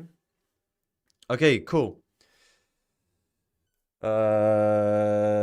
Part B. Find the magnitude of the force exerted by the wall on the pole at A. So that's now asking us to work out what X and Y are. What do we need to do? What do we need to do for this? Yeah, we need to resolve here. Yeah, so this T force, in order to find X and Y, we're going to have to resolve T. And that's going to point horizontally and up. This is 45 again. So this is T cos 45 and T sine 45. And it's here we'll figure out if we pointed Y in the correct direction. Okay. So I can see immediately that X is T cos 45. So when you resolve horizontally, X is T cos 45. Zincs, why would it matter if it's rough or not, if it's a hinge? Because sometimes it's, so the student's asking that, you'd still get that X force. That would be more of a reaction force. There wouldn't actually be a hinge there if you're resting against a rough wall. It's just we have the same type of forces. It's just why you'd put mu r. Okay. So T cos 45. So we have T times cos 45, which is 1 over root 2. So we get 50g. Then up and down. What have we got? It's y and 20g is t sine 45. Which, guys, t sine 45 and t cos 45 are the exact same. Because cos 45 and sine 45 are the same. So there you go. Y is 30g then. So we did point it the right way. Okay. Are we done then? No, Marizu. Good, Hamza. So we would have to do Pythagoras now. Because I want the magnitude. Yeah, we need to do Pythagoras. Now, the way we do this, guys, because they both have G, you just need to do Pythagoras to the numbers.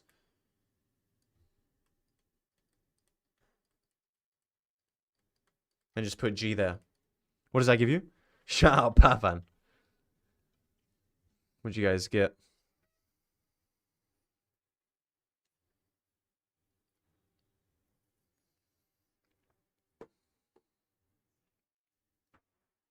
Ten root 34. Don't forget G. And then newtons. Nice. Okay, this is the most important part of the question.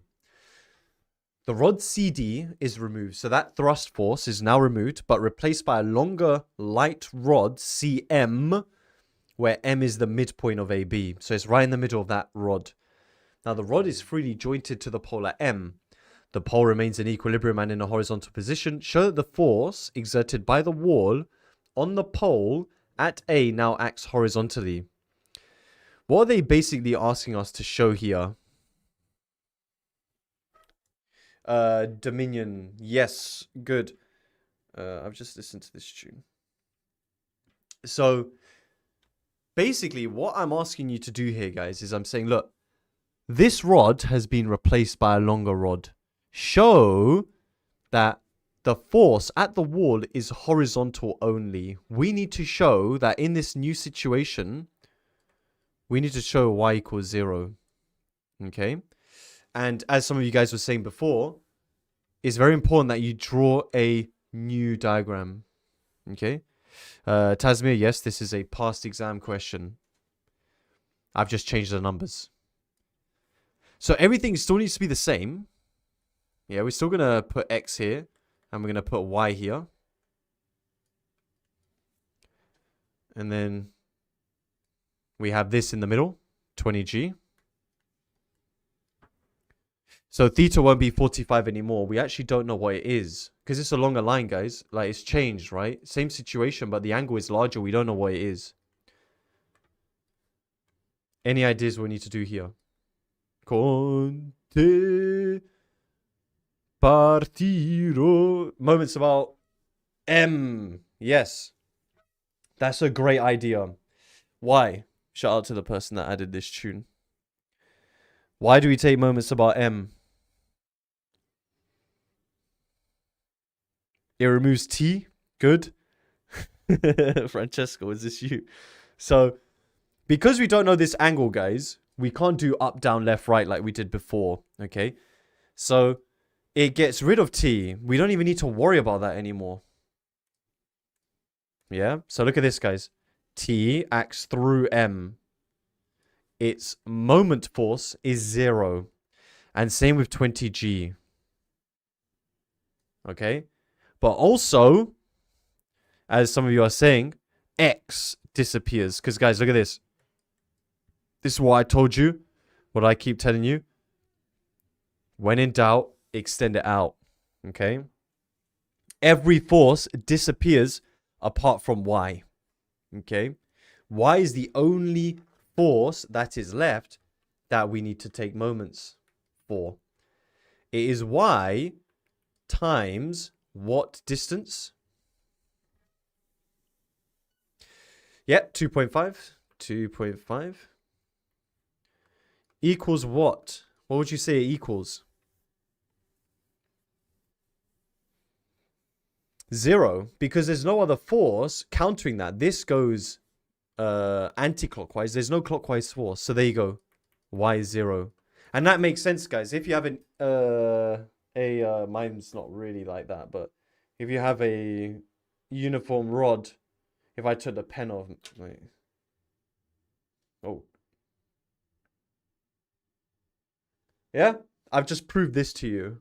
It's pretty cool, right? Let's go. Look at that. When you take moments, guys, look at this. Can you see us rotating? I'm just going up and down, mate. Up and down. Moving like Thanos and now. I'll just do it myself, yeah? Come on. I could do like a cheeky roller coaster and that, yeah? Perfectly in balance. Shout out Thanos, okay? The world needs balance. I'm showing you guys the mechanics of life, okay? Now we're on projectile motion. Another juicy topic. I'm going to do some crazy questions for you today. Right. But in general, it's the same stuff every time. We've got a particle P is projected from a point A with speed 30. An angle of elevation theta, where tan theta is 3/4. The particle path is shown in the diagram and moves freely under gravity.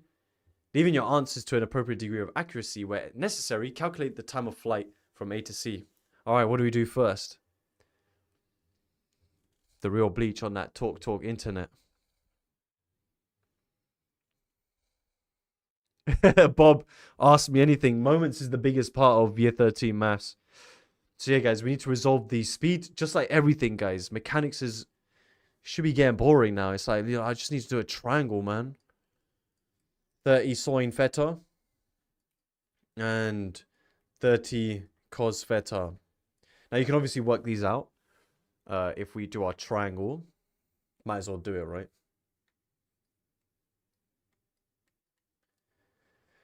What we got? Tan is opposite adjacent 5. So sine is opposite over adjacent.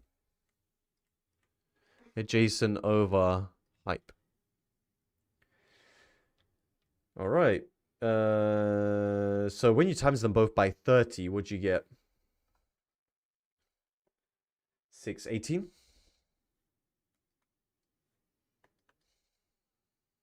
And 24. Wonders of the world. Do I not get tired? I'm feeling the fatigue in my legs. I can't lie. I'm going to have to... At 3 o'clock, guys, I'm going to move my table down so I can sit down. Because I'll be 6 hours of standing up. Okay, so what do we do next? Yeah, Suvat. And the way we do it, guys, is we need to split the vertical and the horizontal separately. Okay. Okay, so on the vertical, guys, you're moving. In the vertical, you're moving under the influence of gravity. So we're going to use Suvat there. What do you write underneath the horizontal? It's like candy. Why am I standing up? Because I don't want to get a blood clot in my legs from sitting down for too long. Okay, distance is speed times time. Okay, other students write in different ways, but I write like this just because it's like a year 7 formula to remind us that speed is constant in the horizontal plane. Now, to work out the time of flight from A to C, we're obviously looking at the vertical. What would S equal at C? No, Junaid. This guy's bargain. Piers, I have actually been standing up this whole time. So I'm slouching. Minus 25, good. So, in mechanics, guys, where you project from, if you do further maths, you'll know this. We call this the initial line. The initial line is your S equals 0 line. And it's very important, especially when we do potential energy. But because C is 25 meters below, S is negative down there. Okay, so we're going to do minus 25. Okay. And at C, we don't know what... Oh, no, wait. We do know what U is. What is U here?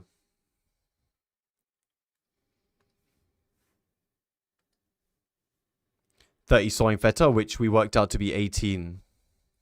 Indeed. Not 30. It's the vertical... Ayo! Don't want to see anyone saying 30, yeah? Now, we don't know V. A is minus 9.8. And we're trying to work out T. So what links all those? S equals UT. Plus half of A. Move that over. What do you have to make sure you do in the exam?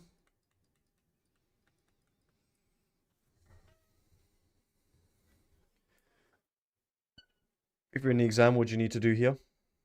Quad formula. I'm not going to do it. You guys do it.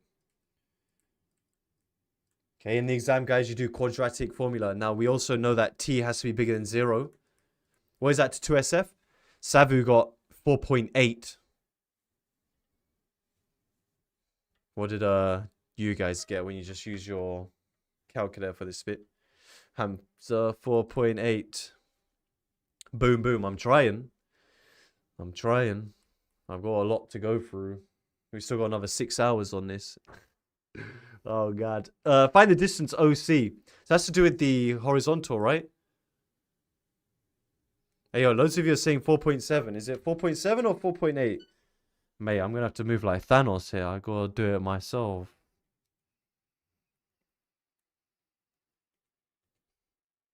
.7. 4.7. I don't know how we got 4.8, but...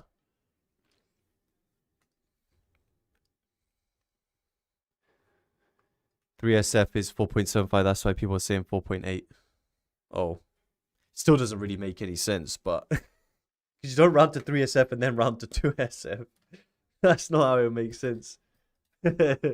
Alright.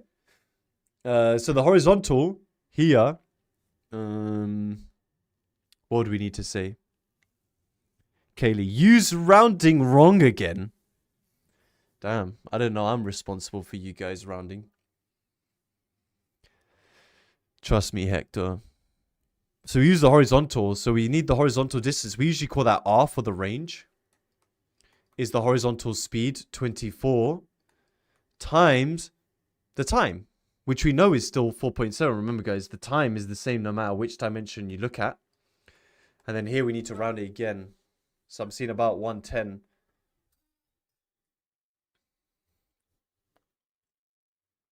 Mate, again, you guys are struggling. Why are you all giving me different answers, man?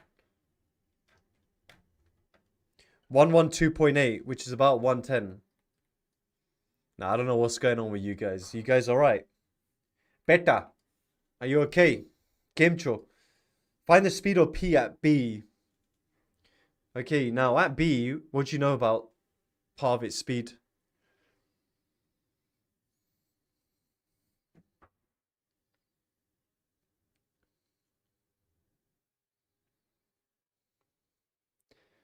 Pythag.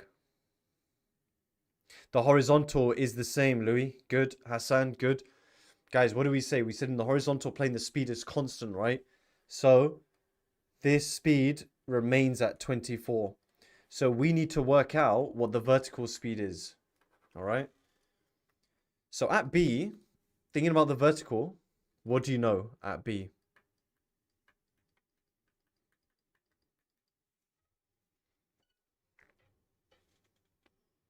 Dion, not minus 20. Be careful. Dominion, yeah. Nice, guys. So it's -5. Remember the initial line? At B, you are 5 below where you started. So it's -5. U is still 18. We want V. This is -9.8. And we're not interested in T. So this is cheeky. V squared is U squared plus 2AS. So we have root in that. What do we get? We are going to have to... So don't round it just yet. So Khwarizmi got 25 root 2. Did you guys get the same? Don't round it just yet. We'll round it at the end. Because we're going to use this answer, right? Wait, root 422. Let me check it. Again, you guys are getting different answers, man. Different answers. 18 squared plus 2... minus 9.8 times the -5. I get root 422. I don't know where 25 root 2 came from, but I'll forgive you guys. I'll forgive you for giving me random answers. Okay, so it's going downwards at root 422. Technically, guys, this is a negative velocity. Okay, because it's on the downward. So to work out the speed, we're going to have to do Pythagoras, right? So speed is going to be this root 422 squared, which obviously gets rid of it, plus 24 squared rooted. And now we round this answer. I'll do it myself, mate. Tune. I get root 998, which is about 32. Yeah. Shout out to the person who added this tune. Find the angle that the velocity of P at B makes with the horizontal. So what we're going to do here.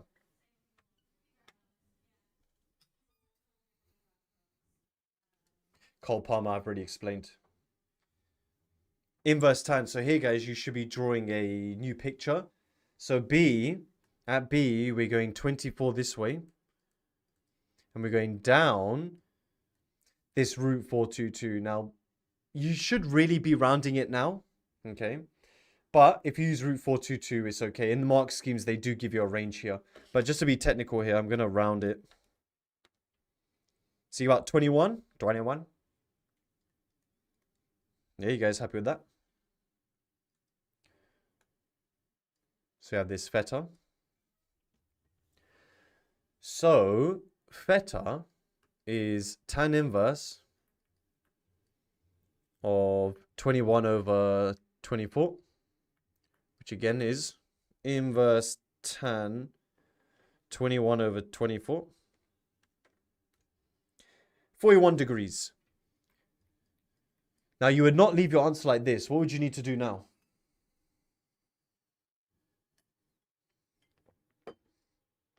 Pouring rain.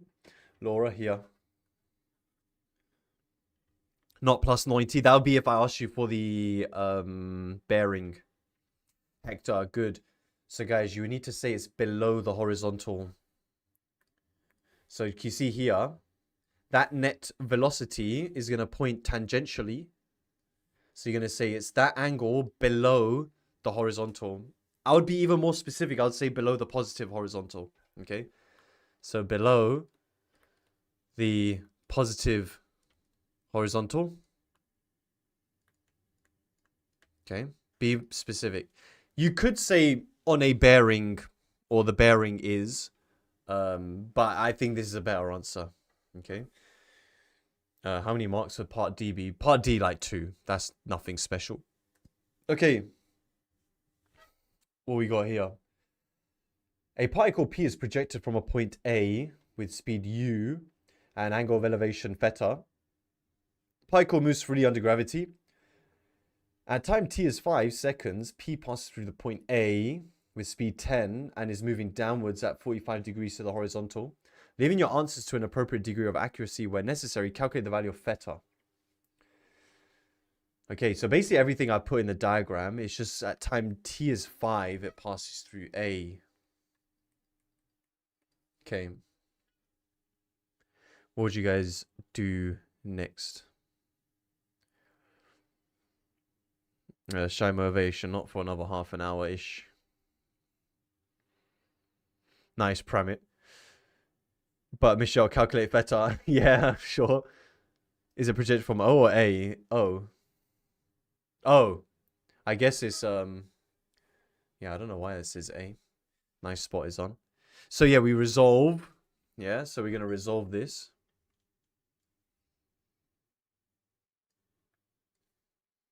So this will be U cos theta and U sine theta.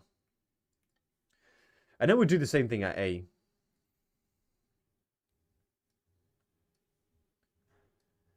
This will be 10 cos 45 and 10 sine 45. Which you should know, guys, is going to be the exact same. Which is what? 5 root 2 on both? Guys, I need you to all remember that when you see a 45-degree trajectory, that both the horizontal and vertical components are the same, okay? Hey, Vanny. So I need you guys to maybe write that down somewhere. 45 degrees means the horizontal and vertical are the same because I didn't have to give you that 40 or give you specific things in another question. And if I say 45 degrees, you would need to know that they would be the same. And because we've written that, what can you tell me immediately? Yes, Leon. So this is what Pramit was saying before, is the horizontal needs to be the same, which means we immediately know that this is 5 root 2. So U cos theta, well done, very important. And then this already gives us an indication on how we're going to work out theta, okay? So we're going to look at the vertical. For that, we're going to have to look at suvat.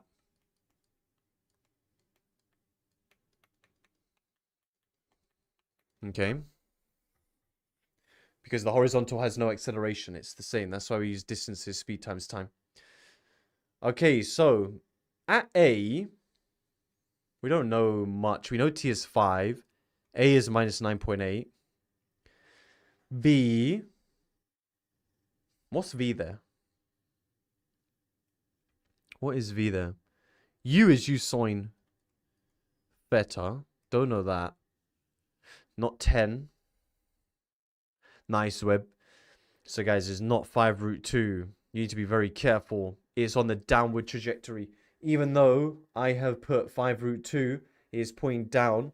So, you need to put minus 5 root 2. Okay? All right, what connects all of those is v equals u plus at.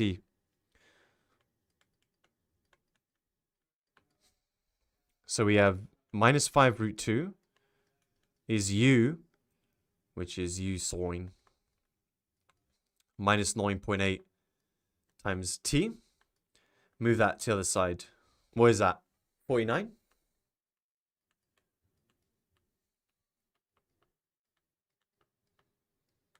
So with this and u cos being 5 root 2, what would you do to then work out theta?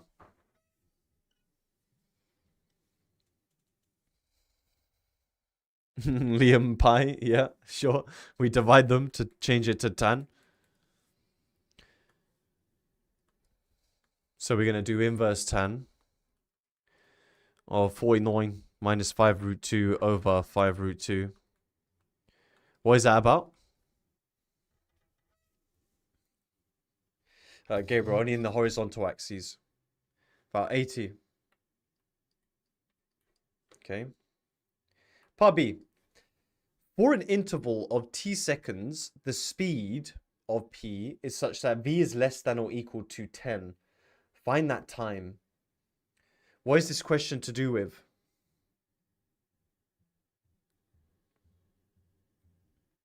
Symmetry. Well done. So this question here is 10 meters per second, right? Using symmetry on the other side, there will be another point where v equals 10. Okay. And above or below this, would you would the velocity be less than 10? Above or below?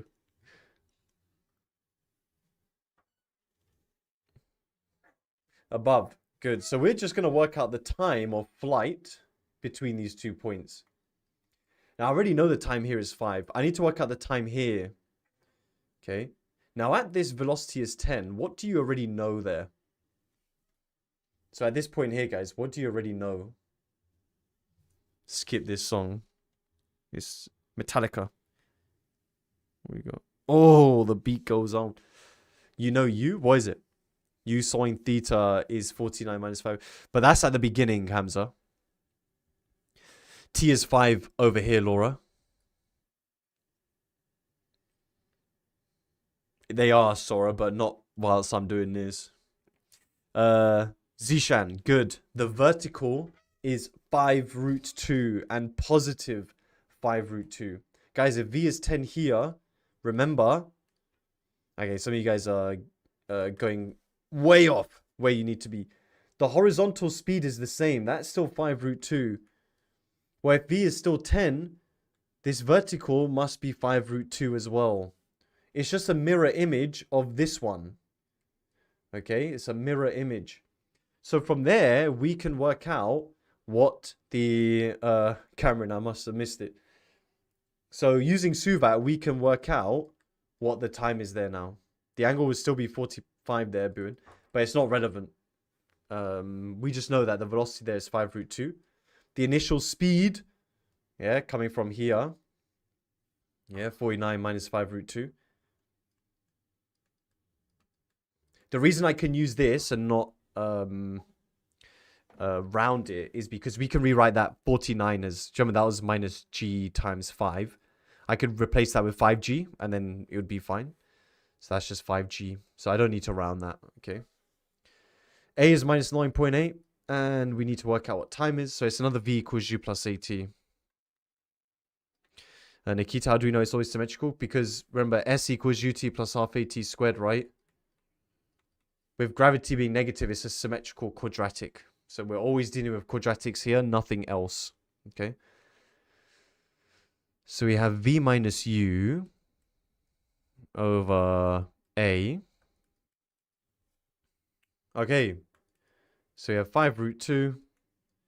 Subtract 49 minus 5 root 2. All over minus 9.8. What does that give you? Hamza, 3.55. Something like that. Therefore, our duration is what? So over here, guys, time is 3.55 dot dot dot. And this time here is 5. So the duration, what do we do?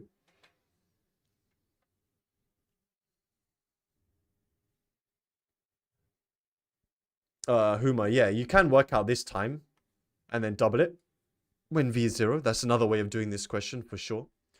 Utilizing that symmetry. So yeah, now we need to minus them. Good. What would that be? 1.44. So 1.4 we'll say. Unk, I said that too. Ayo, guys, they both work, okay? There's so many ways to do the same thing. But this symmetry is very important. I need you guys to be able to see that kind of stuff. Okay? Harrison, get my chair. Okay, yes. 3 o'clock. Alright, guys, I need to sit down. Let me, 1 sec. I'm going to be low at first, and then... Okay, look, I'm here, yeah? Wait. Thanks for reminding me, man. Harrison. Okay, wait. Wait, is that going to go down?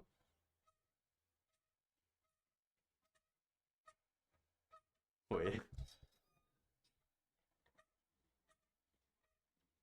Can you hear that?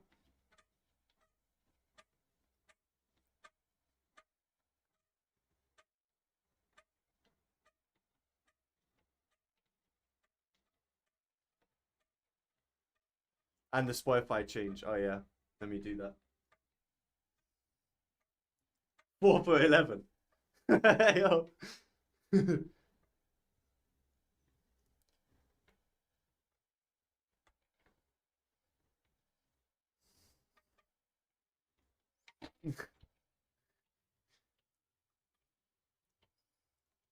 My eyes are killing me. Oh my god. Hey yo. Why is my table bending?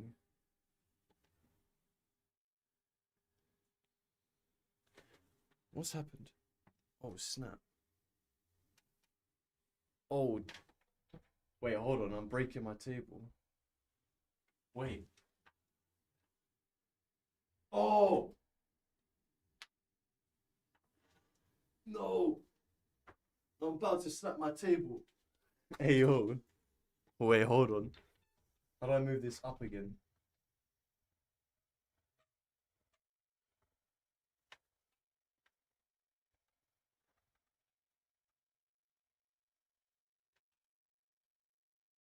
Oh my god, I'm breaking everything.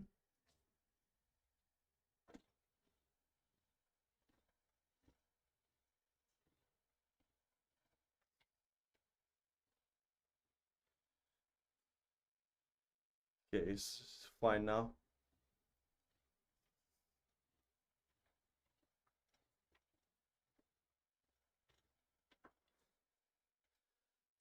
Yeah, I think it's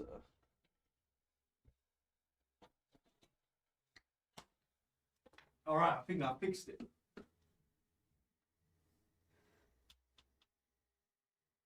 Ugh. Alright.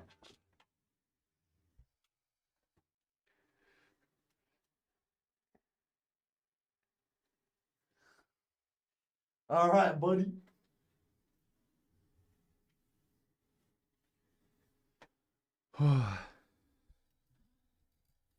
Alright, there we go. Where's my pen gone? I just dropped it here. Oh no. Where did I drop my pen?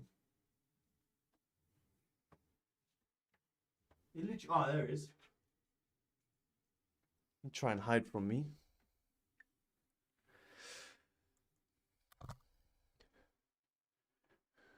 Does this affect income elasticity of demand? Brev. Alright, let me make a new jam. Okay, I'm gonna make a new jam for everyone.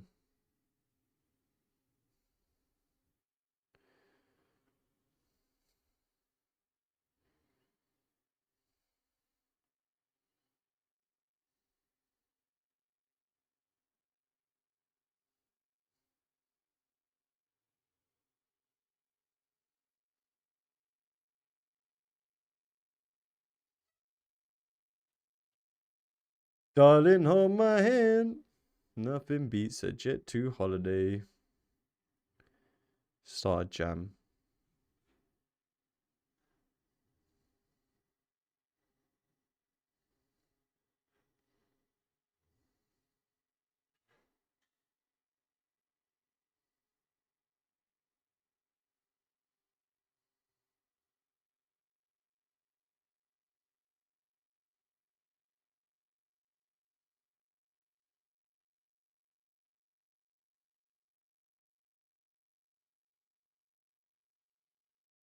Alright, new jam being made.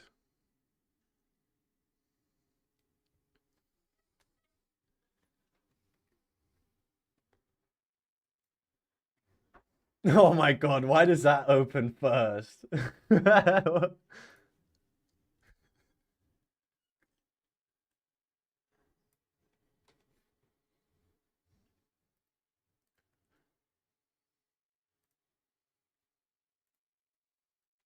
Unk, unts.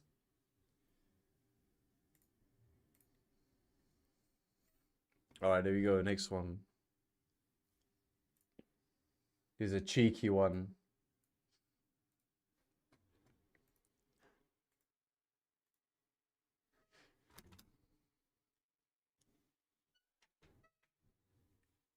Would I go to Sri Lanka? For sure. That's where hockey is from. He needs to give me a tour. Jeff, step paper walkthroughs. Nick does that on his channel. Just check out Nick Does Maths. Okay, so what we got? Medman, because they wanted the duration.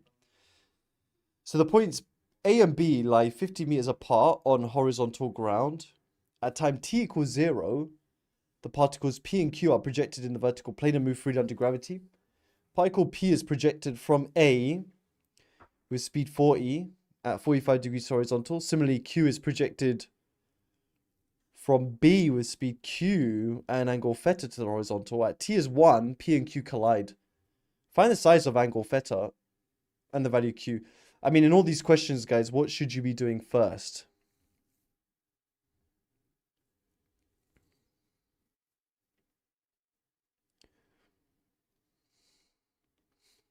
Resolve. Good. So we always resolve. So it'll be 4e sine 45. And 4e cos 45. And so with this, just me in terms of Q and theta.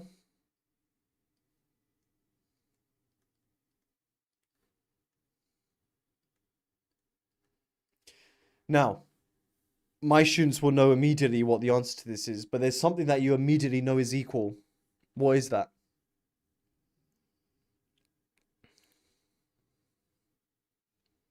Hey, oh, Luke, that's not very nice.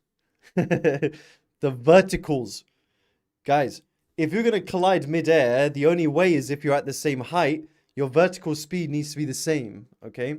Your horizontal speed does not need to be the same. The height, the speed in which you collide with each other does not necessarily have to be the same. But your verticals need to be the same in order to collide midair. Otherwise, it'll look like this. Yeah, you'll cross over each other, okay? So from something like this, you immediately know that the verticals are the same. So when you look at the up and the, well, basically up, okay, when you look at the up, you have Q sine theta is 40 sine 45. But in terms of the horizontals, what do you need to say, Eli? So they have to be at the same height, but their vertical velocities need to be the same as well. Because they're particles. They're not like planes, for example, that have different, like, areas, right? They're particles, so their vertical speed needs to be the same in order to collide. Both vertical height and vertical speed need to be the same.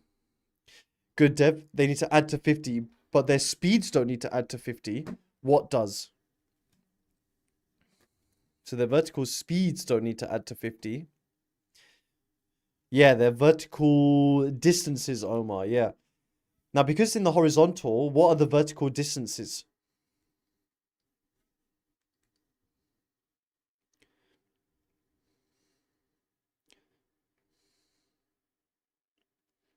Christmas Day in about half an hour. What is the horizontal distance traveled? About so, Layla. Come on, guys. You're in the horizontal, man. What's the speed in the horizontal? What formula do we use in the horizontal?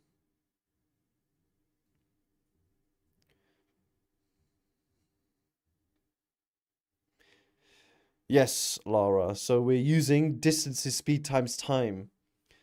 So the horizontal distance is this times the time, which is 1. So those of you saying 40 cos 45, you're not wrong. But I needed you to be a bit more specific to make sure you guys knew what you're on about. Because 40 cos 45 is also the speed, right? Equals 50. So when we rearrange, we get q cos theta is 50 minus 40 cos 45. Okay. Now we try to work out theta and q. And I told you guys earlier how we can work them out super quickly. To work out q, what would you need to do? Just given this. Just to work out q. Jess, how? Patricia. Because it's speed times time is distance. So 1 is the time, which was given here. So yeah, guys, to work out q, you do Pythagoras to these values. Yeah, because we're just working out these components. Okay.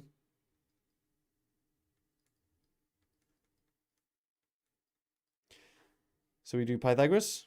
Why does it equal 50, Flavio? Because it's given in the question.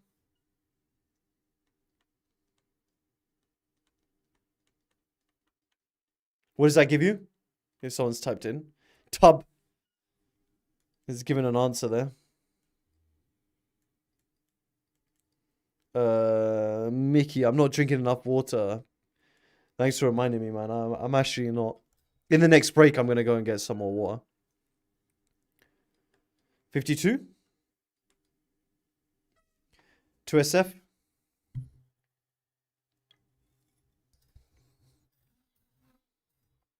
35.66. So that is, theta is 52. Come on, man. So this is 36 then. Oh my god. Oh, you guys are killing me today, man.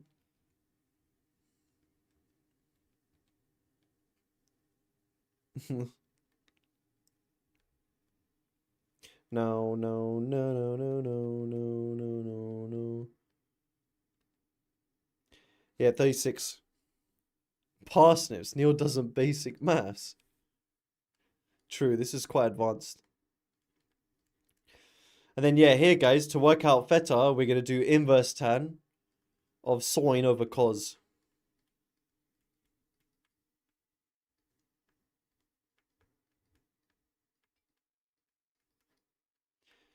Are you guys in agreement that it is 50? What was it? 50?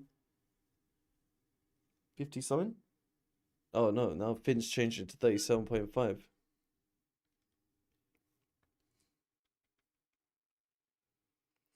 Kale, I'm just built different, man. No time to chill. Always on the grind. Always time to do more. 52.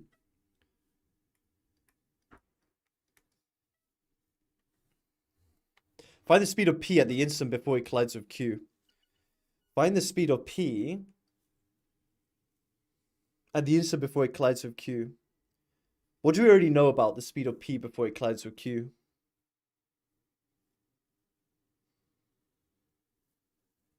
Maybe next year, Layla. Not the vertical. Will.i.am yet. The horizontal. So, guys, when it's up here and it's about to collide with Q, we know the horizontal is 40 cos 45. It's the vertical speed that we don't know. That's what we need to find. So we're going to move to the vert. Lil Uzi vert.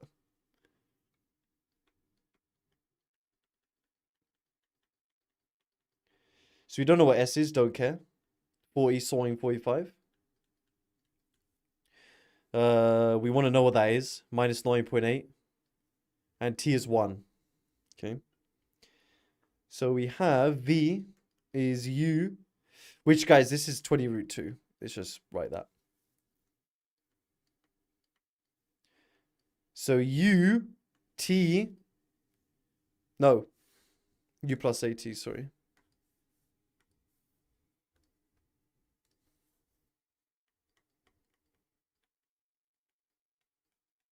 Which is basically just 20 root 2 minus 9.8. Okay. So that's what this is. So what do we need to do next?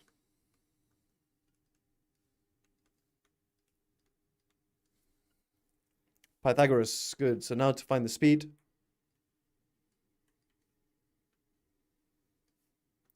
Real bad, man.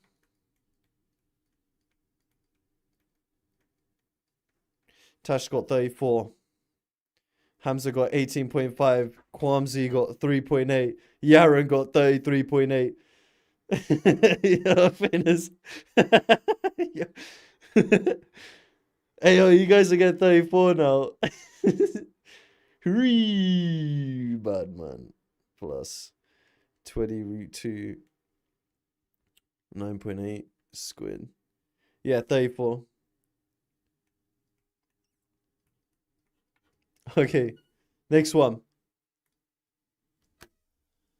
Okay, some general results. A particle is projected from a point. Oh, what a tune! Whoever added this.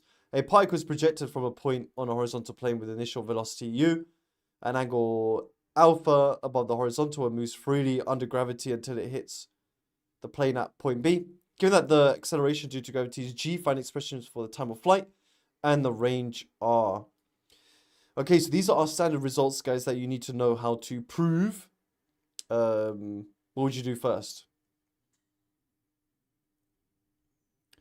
Musmo, soon I'll release the new Spotify Jam Cushy banger song. Draw picky.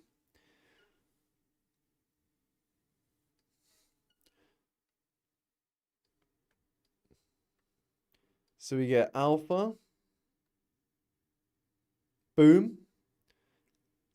Find the time of flight t. Okay, so we're obviously going to resolve that.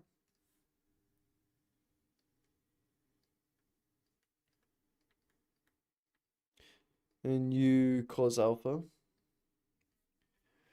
Okay, so for the time of flight, we're going to consider the vertical. What are we saying? Way too beautiful, girl. That's why it'll never work.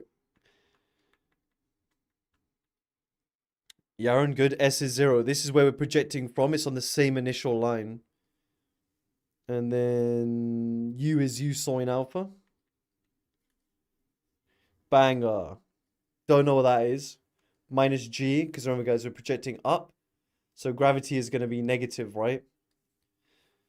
We want to know what t is. Okay. We've got... I hope this comes up. QC. George Curry, is that's happening, bro? For sure, man. So here we got S is ut plus half at squared. S is ut plus half of a, so that'll be minus g of 2 t squared. Now, what can we do here? What can we do here that's gonna help us out? Divide by t. So why are we allowed to divide by t here? Usually we're not allowed.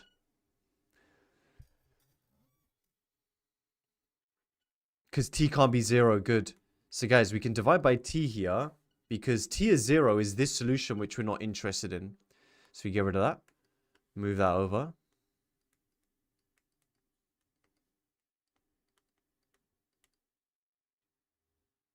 So t, the time of flight, is 2u sine alpha over g. There we go. I don't recommend you remember these formulas. Now find the range r. So the range is going to come from the horizontal plane, right? So when we look at the horizontal, we have the horizontal distance is speed times time. The horizontal distance is r.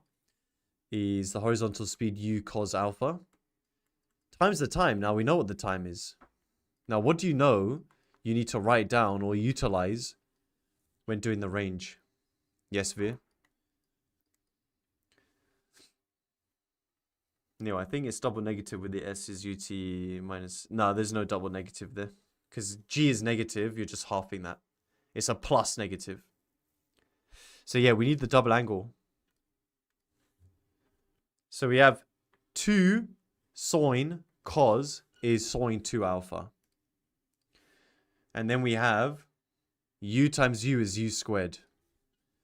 So it becomes u squared sine 2 alpha over g. What's this song? Statistics. Statistics.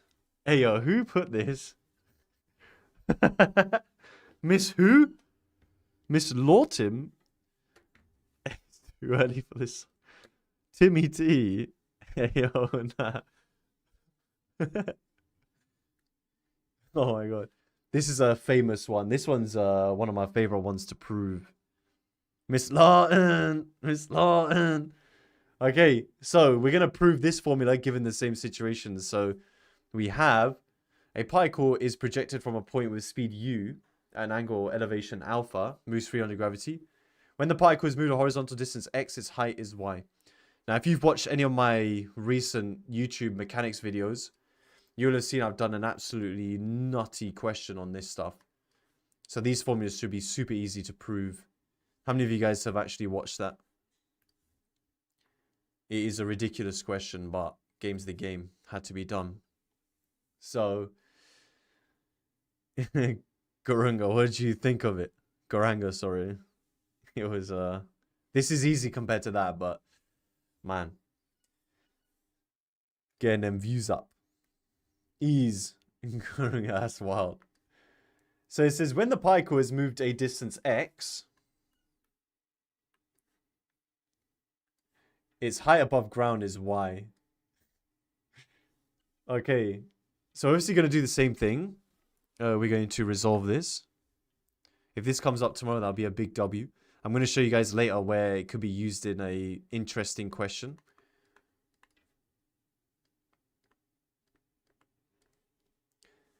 Okay, so now we're going to look at the vertical and horizontal.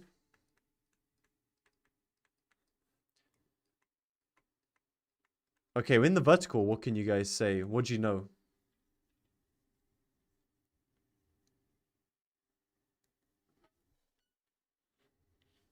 Another tune. Would you get mapper marks for correct diagram? Alfie, you wouldn't get for that actual diagram, but you'll get marks for these bits. So yeah, in the vertical, guys, we're interested when we are y above the horizontal.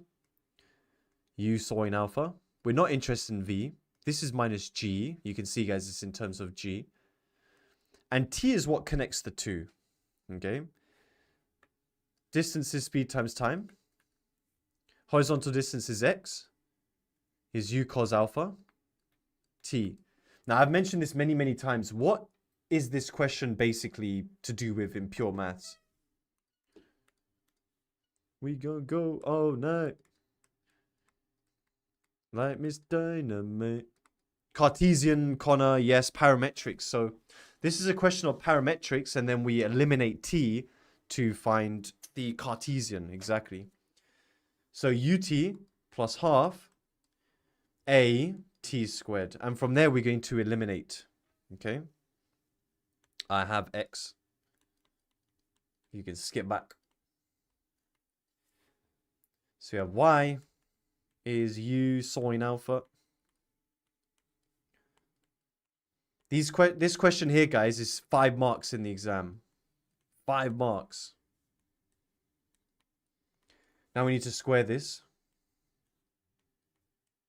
What else do we need to do with this second bracket? Because obviously this cancels. Sine over cos is tan.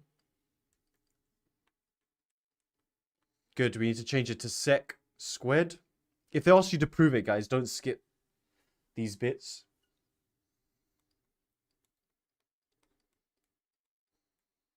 This is a beautiful proof.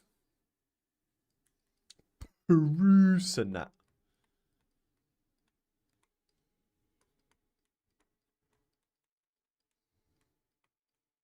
Five marks. Beautiful.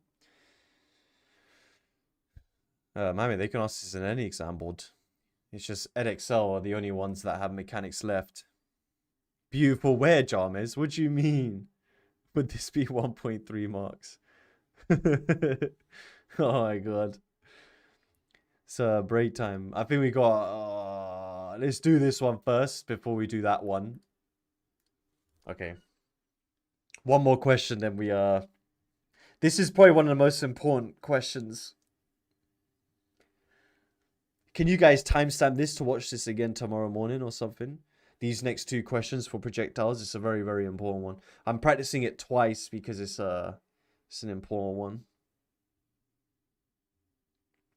Because Nathan, the way you define positive remains constant the whole time. Pakistani British knew he's tired. What do you mean? I'm never tired. Never tired, mate. 6:21. Okay, there you go. So make sure you guys come back to this. What the hell? He's on the telly.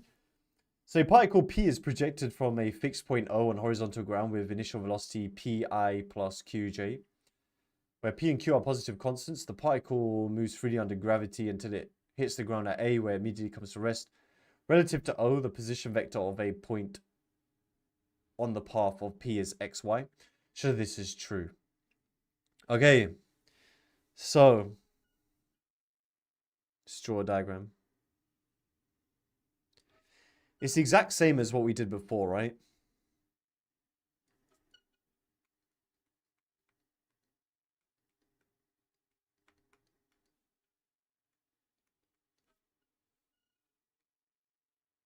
Boom. OA.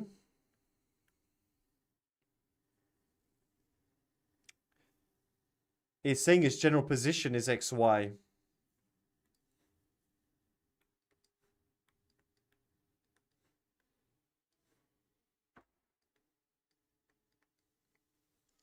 All right, now, what do we know about the speeds here?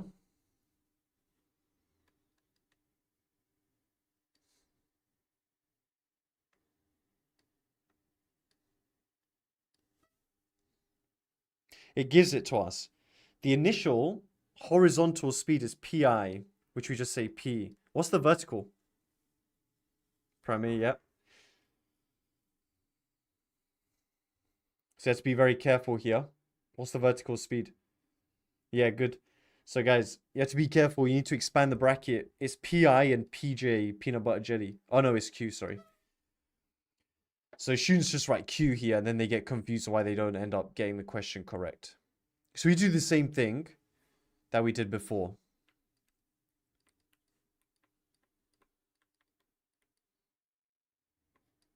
Okay, so Suva. It's the same thing now as before. So the vertical distance is y, u is pq, don't know this, minus g. Ooh, look at this. I'm using g as 9.8 here.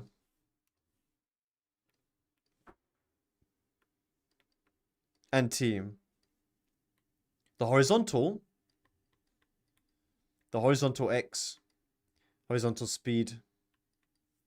Okay. And then t is x over p. Yeah, remember guys, we're just eliminating p. Unknown p. So we have s is u t plus half of a t squared. Then we get the answer, right? Alpha, because it's above the point of projection.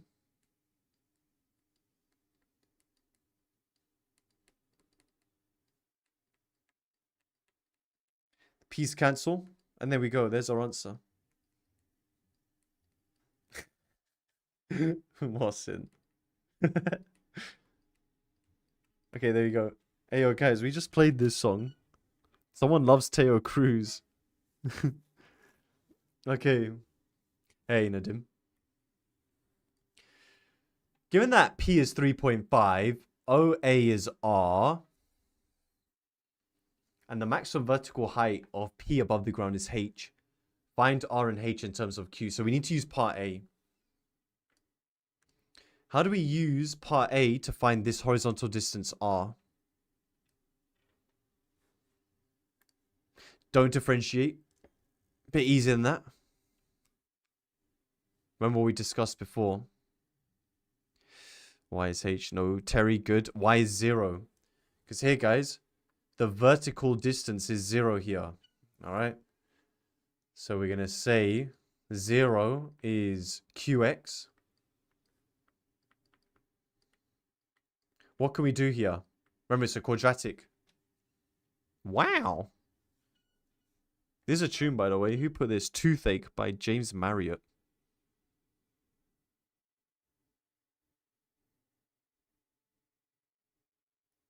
Oh, okay.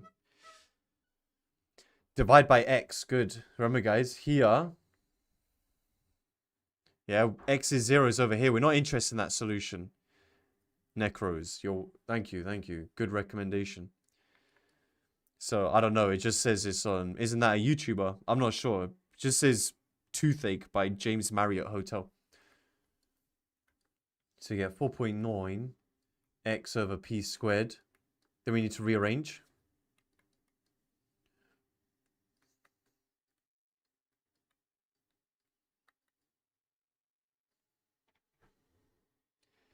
And then... What is it? We do know the value of p. I'm going to sub that in a second. So x is p squared q over 4.9. Now we know p is 3.5. So guys, when you sub that in, what's 3.5 squared over 4.9? Broke. Worst tune, Unk. Hey, everyone has different tastes. Hey is gonna hate. Potato's gonna potato. Cindy, 5 over 2. 5 over 2Q. Cool. Or 2.5. Either is fine. But then we need to find h. H is the maximum vertical height. How can we use our quadratic equation to find out what this height is? Now we can differentiate. There's actually an easier way, in my opinion. So using symmetries, right? Good, Dominion. Guys, if you know that this is 5 over 2q, then you know that x, so this gives us r, that x is 5 over 4q. Yeah, that will help us work out h by then substituting it in. So we have q times x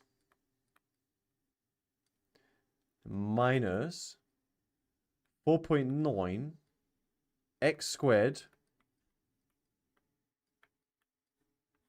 all over p squared. Now we know what p is. Now that. So we have h is, what is that, 5 over 4 q squared minus, so now we need to do 4.9 times 5 over 4 squared over 3.5 squared. I get 5 over 8. Do you guys get that? 5 over 8.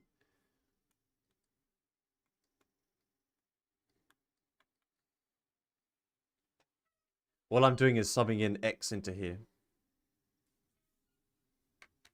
5 over 4 came from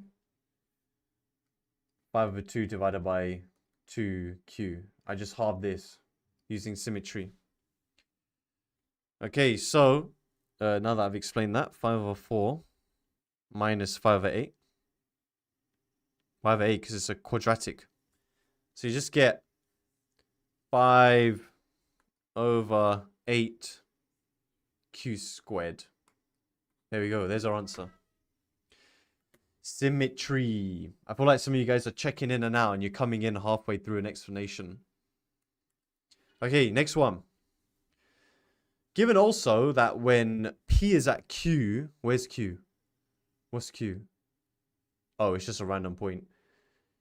It's at this point Q, the velocity of P is at right angles to its initial velocity.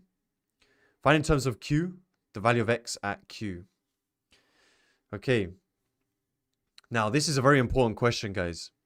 It says the velocity is at right angles to the initial velocity. So if I was just to... So, Sam, you definitely can draw another picky. I'm running out of space, so I'm just going to annotate this one. You guys draw another picture. In the real exam, I would definitely draw another picture. But once you see it, okay, there we go. So we're moving at right angles. So like this way. We want the velocity to be pointing this way. How do I know where on the curve the speed is moving like this? How would you find that point? What needs to be true when that velocity... Where would that velocity be on this curve? Danny, downwards. Where though? How would I know? Goodsweb, it would be a tangent. So guys, you're basically taking this line and you're figuring out when would it be a tangent. It would be somewhere like here. So this is the point Q. You're looking for a tangent because this is the displacement. Velocity is the gradient of the is a gradient of the curve at that point. Okay. Now, what should we be thinking about? Now that I've mentioned gradients to you, what should we be thinking about when it comes to right angles? What should we be thinking about? Ewan, you're close. Right angles, tangents, perpendiculars. Leon, what are we thinking about? Quara is good. Negative reciprocals. Okay. So at this point, right, we're thinking about negative reciprocal. All right. We need to figure out these bits. Okay. Now, my velocity right now initially was P and PQ, wasn't it? Like this. If I do negative reciprocal, you switch them around and you make one of them negative. Now, when you look at the diagram, should it be the horizontal or vertical component that's negative? Which one would we need to make negative here? The vertical. You can see, guys, here the vertical is the one going down. So when I do negative reciprocal, you don't make both of them negative. Now, something is incorrect here. What is that? If I leave my answer like this, it is not correct. What is wrong here? Gabriel, Hamza, good.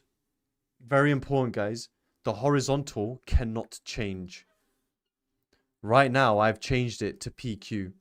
So what we need to do is we need to scale this so that horizontal stays the same.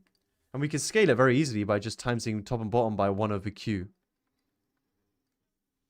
So at Q, the velocity is P and minus P over Q. There we go.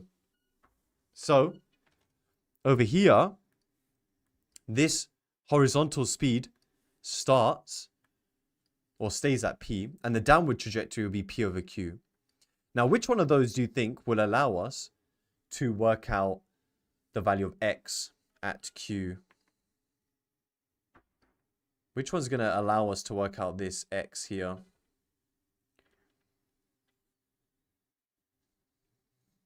Is it the horizontal or the vertical?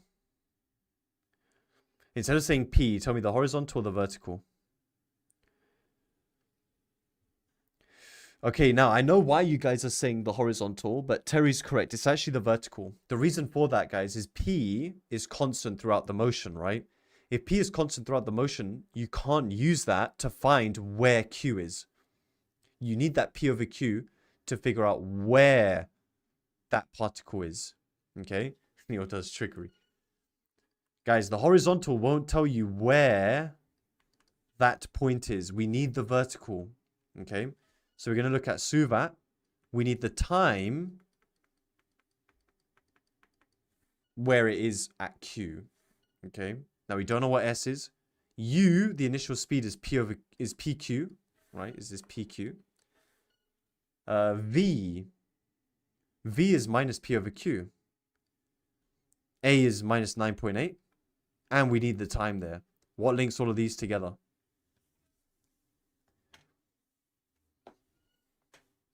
What links all of those together? Yeah, Bleach. Good. So V equals U plus AT. The velocity is minus P over Q. is U, which is PQ, minus 9.8T. Bring that over, add that over, 9.8T is PQ. We actually do know what P is, right? We'll do that in a sec. And then we need to divide by 9.8. Okay. So we have this time. What would you guys do to clean that up? I'm going to have to go here.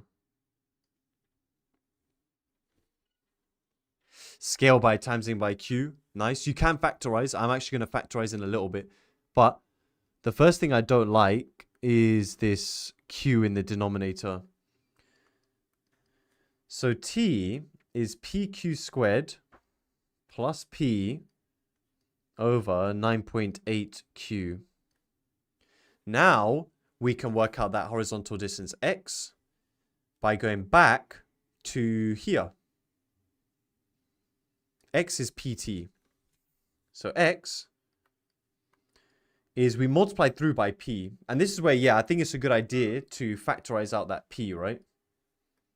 So we get Q squared plus 1 over 9.8Q. Okay. So when you times that by P, you get P squared, Q squared plus 1 all over 9.8Q. And remember, guys, that's 3.5, right?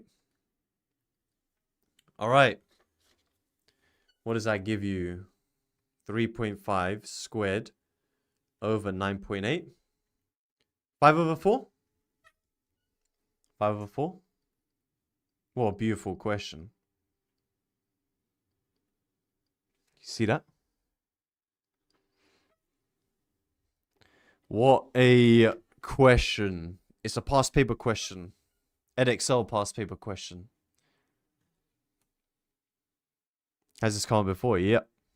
It has. Everything I'm doing today is not just a made up question by me. I do that in my main course, but this is a past paper question. How many marks?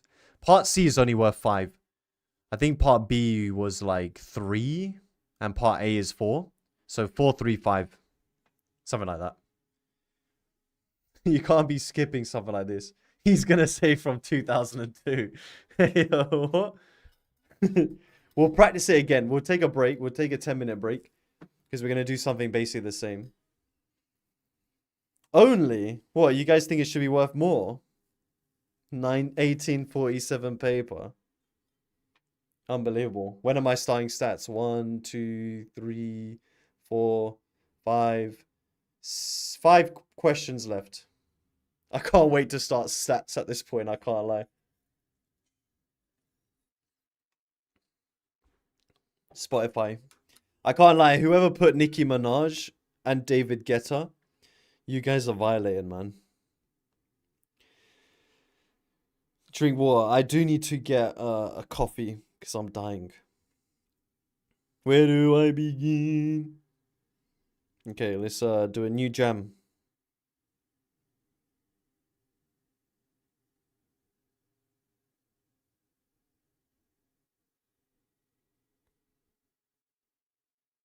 We are on a break. Yeah. Hey, yo, my brain is fried. Got another what? How much longer we got left? 5 hours. Hey, yo, this is like the normal cram course now. Yo. Oh, Gustavo. What am I doing again? Doing a jam, innit?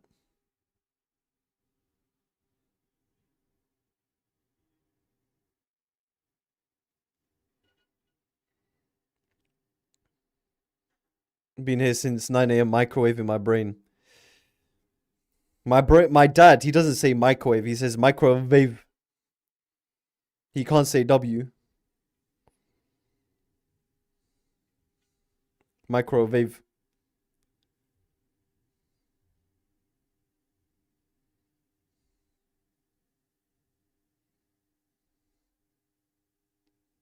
I'm part Gujarati, yeah.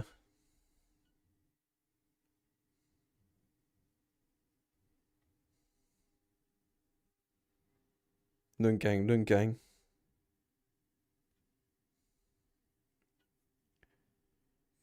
Kemcho, saruche.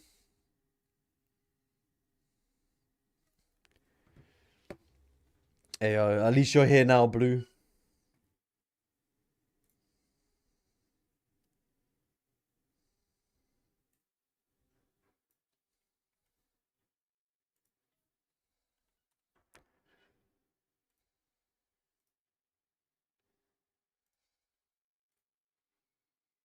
Hey, yo, Operator Neil. Hey, yo, I beg you send me that photo. That photo is sick. Hey, yo, how'd you do that?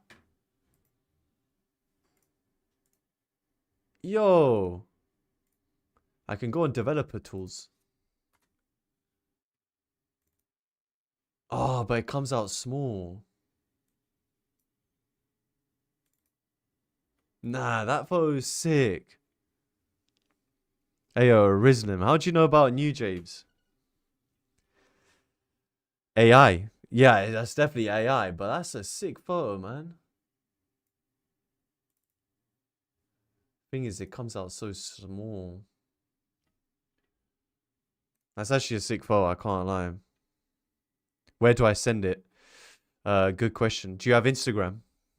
Can you send it on Neil Does Maths on Instagram?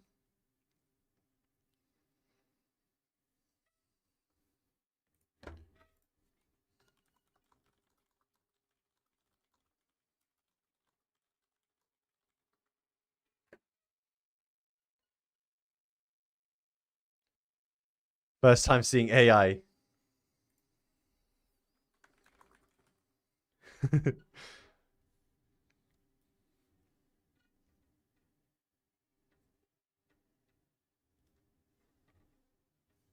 Have you guys all added me on LinkedIn, by the way?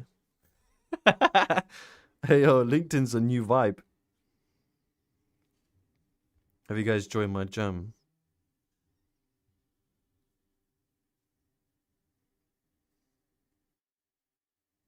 Hey, yo, Operator Neil. Oh, there you are. Can you send it so it's not one time only? Jacob, aka Jakob.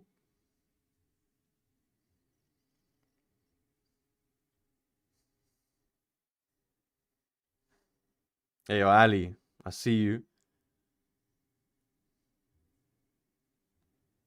My guy, Ali. I'm going to go through all your messages later on, by the way.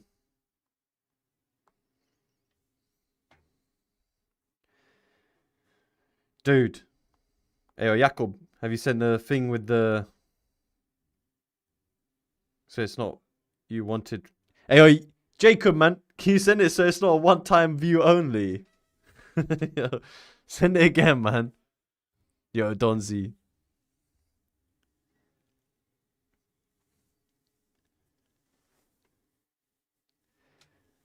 Yes, boss. Man, like. Alt. For the last part, can you use the dot product? They would mark it correct if you do use the dot product. Because it's still a valid method. I'm not Punjabi.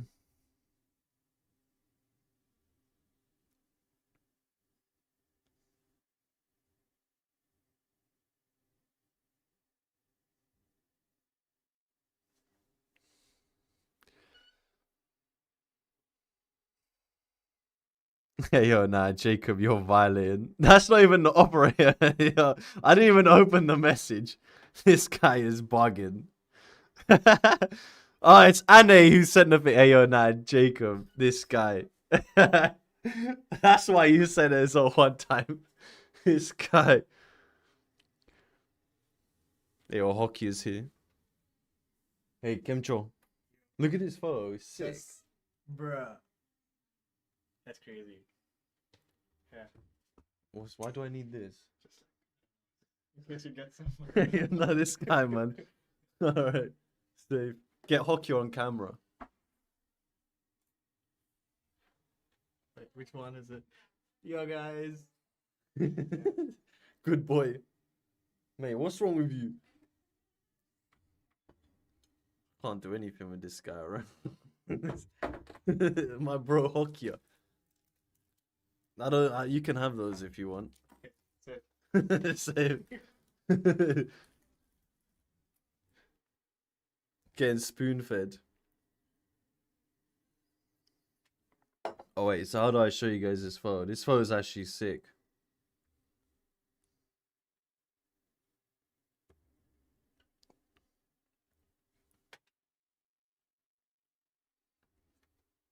Hey, yo, my guy Anne, what a picture. Let me show you guys.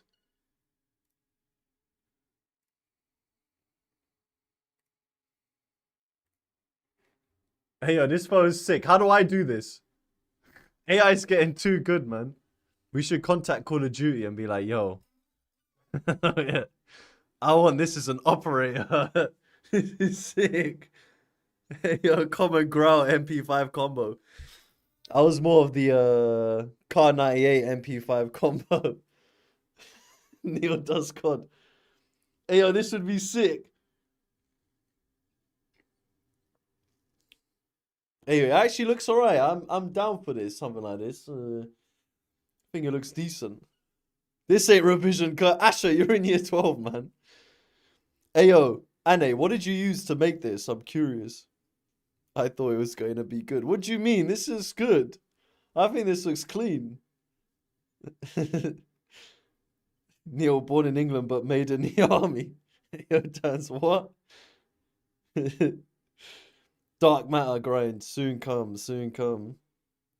ChatGPT. I thought you can't use people's images. I don't know. Can you do it with ChatGPT with me like holding my cat or something? This is sick. I'm gonna make this my WhatsApp photo.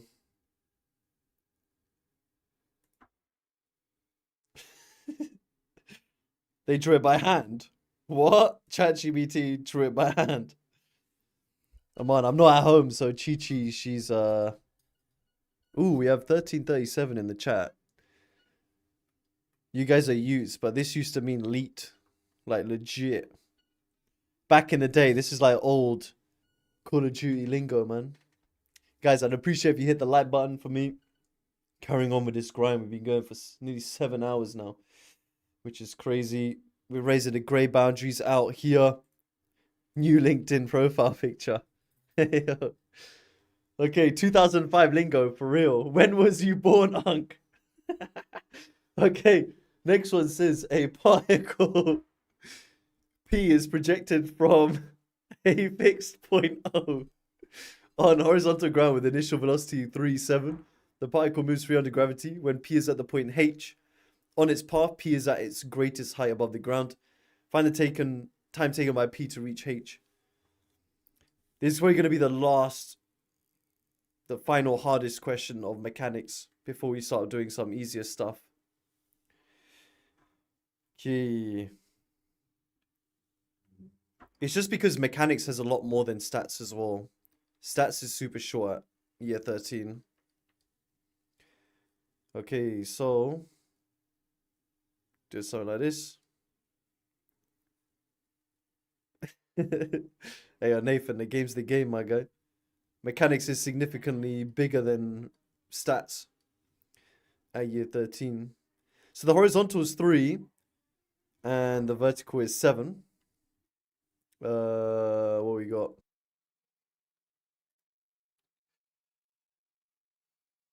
Hey, yo, guys. Can you see me? Am I back? But my screens are now all messed up. Am I back? Hey, yo, I don't know what's going on. I might need to get a new computer. Okay, I need to... It's like one of my screens has just stopped working now. Wait. Now I'm gonna have to go on my display. Oh no. Hey, yo, what do I do? All my mouse is messed up. How do I... Display? Settings. Hey, yo, guys. The whole thing has been mashed up. Hold on.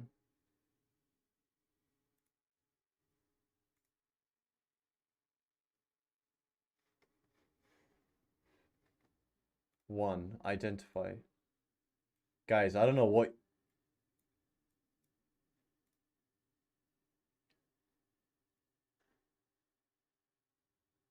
One second.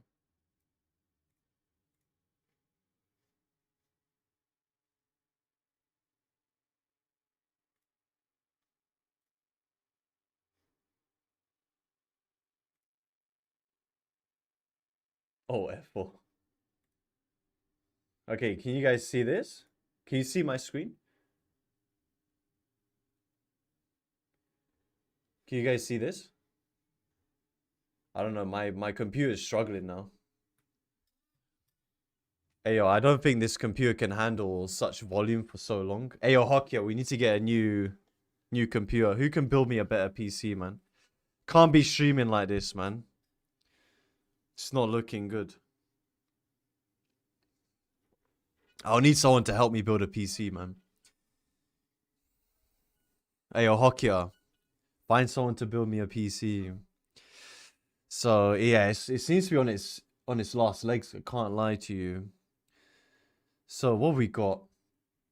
Maybe it's TikTok that could be doing it, but yeah. So it says H, guys, is the greatest height above ground. I didn't, Andy. I know I didn't because it's I've done it so many times. At the point A on its... Okay, so how do we find the time taken to reach H here?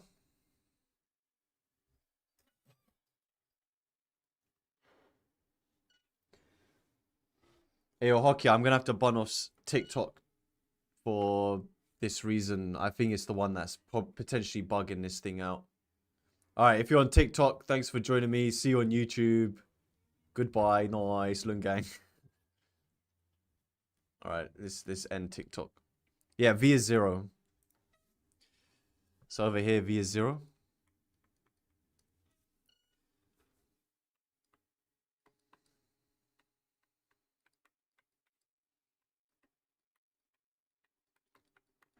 Okay.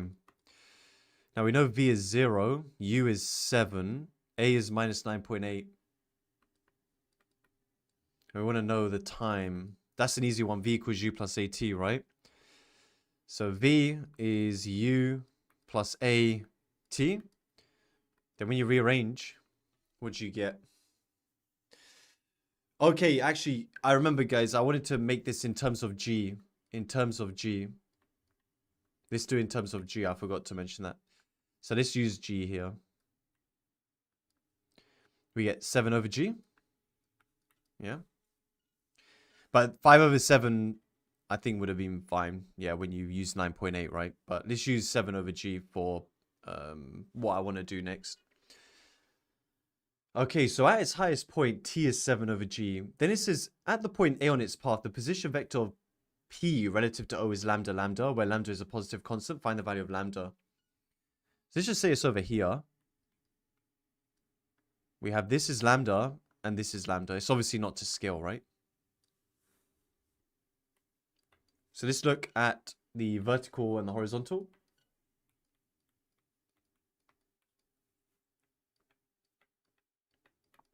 Now in the vertical, we have lambda.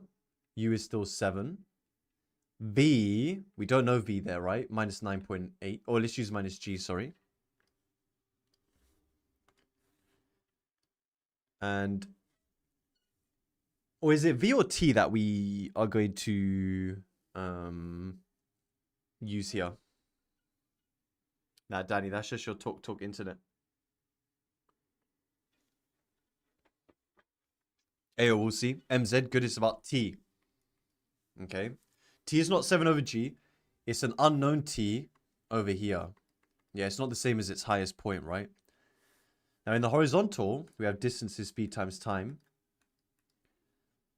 So, your horizontal distance... What's this spooky song? So, lambda is 3T. So, T... Well, actually, we'll decide which one we want to work out first. So, this is S is U, T... plus half a t squared. What would you guys do here? Would you eliminate t to work out lambda, or would you work out t first? Ayo, PM, speak for yourself, little bro. Yeah, this is a bit of a spooky song. Yeah, I would just equate them. I wouldn't eliminate t personally, guys. I would just equate them. It's going to be just much quicker, because when you equate them, what can you do here? There's just some advice from me, because it's a really easy process, right? Not even factorize. We can do something cool. Not factorize out t. Divide by t. Third house. Welcome back. Because remember, guys, we're not interested in t is 0. T is 0 is here, where lambda and everything is 0. Okay, we're not interested in that. So get rid of that. Move that over.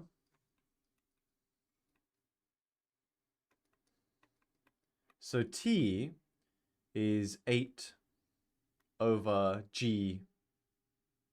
What? Yeah, 8 over g. Okay, now we can use that to work out lambda. I don't know why I did that line, but lambda is 3 lots of that. So 24 over g. Okay.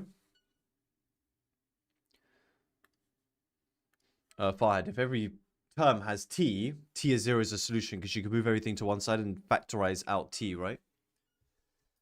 Okay, so this is still not the hardest part of the question. It says find in terms of lambda the position vector of the other point on the path of P, which is at the same vertical height above the ground as point A. So what do we do here?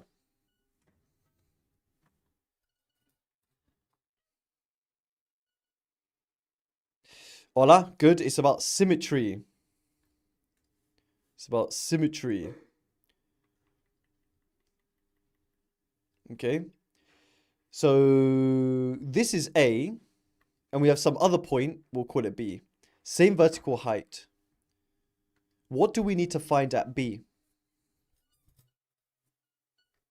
Joanne, you're thinking about the speed. So lambda is a distance. So the horizontal speed would be 3 at A and at B and everywhere else. But lambda is to do with a distance. Yeah, guys, we need the time there. Now, this is why in part A, I told you to leave it in terms of G. Here, we worked out T is 7 over G. We've just worked out that here, T is 8 over G. What is the time then at B? Should be obvious.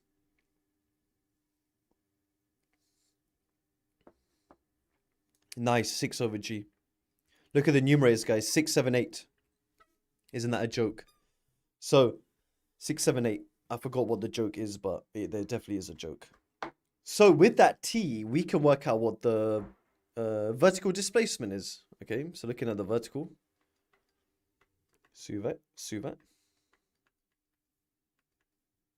6 over g. 6, 7. So, what do they want? Find in terms of lambda the position vector. So we already know its vertical s is lambda. We actually just need the horizontal then, right? So guys, if we know up here the vertical is lambda, we just need its horizontal, right? Distance is speed times time. The horizontal distance is the horizontal speed, 3 times time, which is 6 over... Sorry, that's 6 over g, isn't it? Not 6 over 7. G, 6 over g, which is 18 over g. Now, we can't leave our answer like this. Why? Why?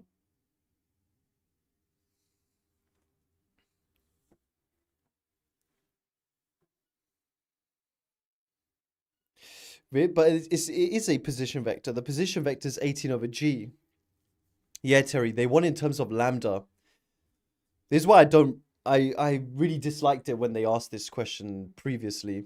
It's like, why can't they just accept it being 18 over g? They want it in terms of lambda. Now, we know lambda is 24 over g. D, that horizontal distance, is 18 over g. I need to rewrite it as lambda times something. Lambda times something is 18 over g. What is that?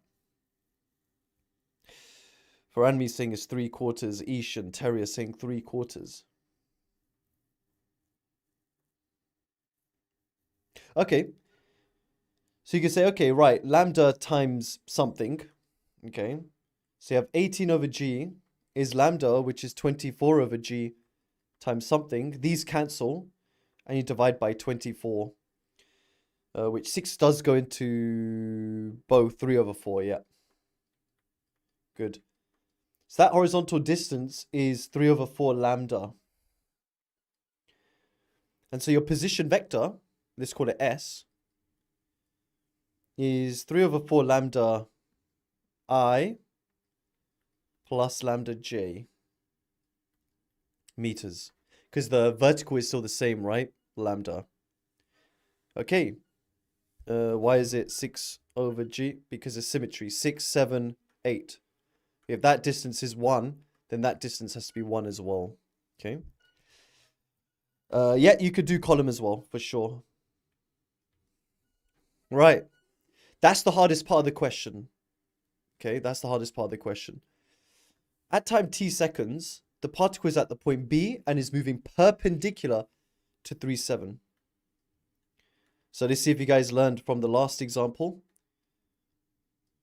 When you do the negative reciprocal, what do we get? And then we'll adjust it.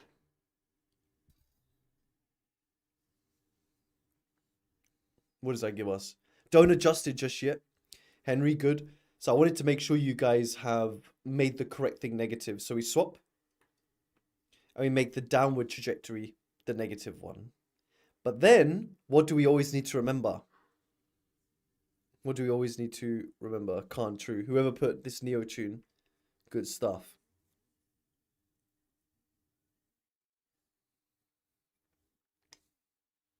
Yeah, make the top number the same. Good.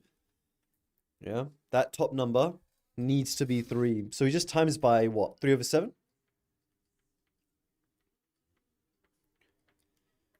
So it becomes 3 and minus 9 over 7. Okay. So now we can work out t. Now remind me, guys. Do we use the horizontal or the vertical to find the time? MZ, I explained it in the previous example.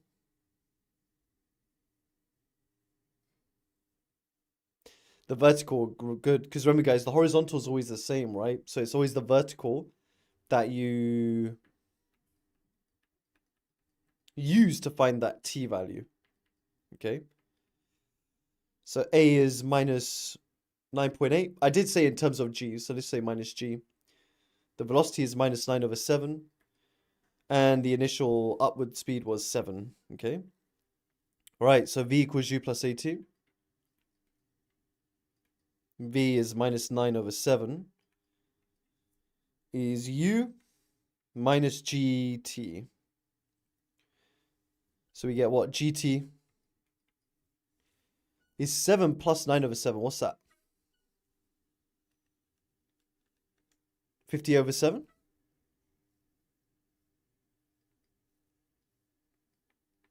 Then just divide by g.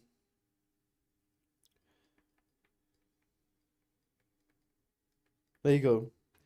Another hard question. Okay.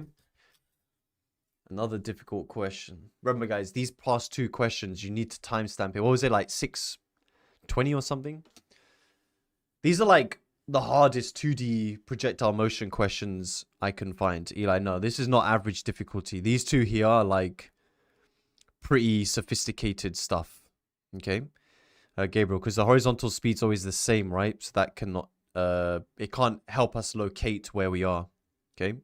If you feel like this one was harder than this one, for sure timestamp, but I think this bit here, guys, is super important for you to go back and check. This is easier than the previous one, in my opinion. Yeah. Okay, so I think we got like the last 3 or 4 questions or something. What are we listening to, Unc? I didn't choose it, but this is an absolute tune. Punjabi MC, you can never go wrong.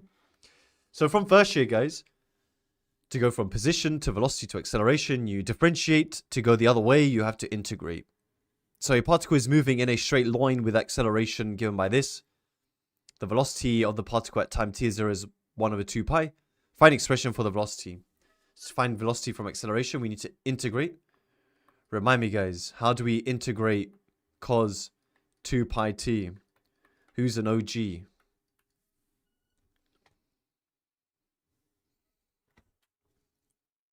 Guess. Let's go. So it's a guess situation. Yeah, since we're on a new mechanics topic, guys, this break 1,300 likes. Supporting the Lung gang and that. So yeah, we have sine of 2 pi t. We're thinking about what differentiates to cos. Appreciate, guys. I appreciate. Glad this is valuable, helping you guys out, getting comfortable with mechanics. Now we have to differentiate this to check. What does that give you, guys? So now mechanics is going to get easier, then we're going to transition into stats.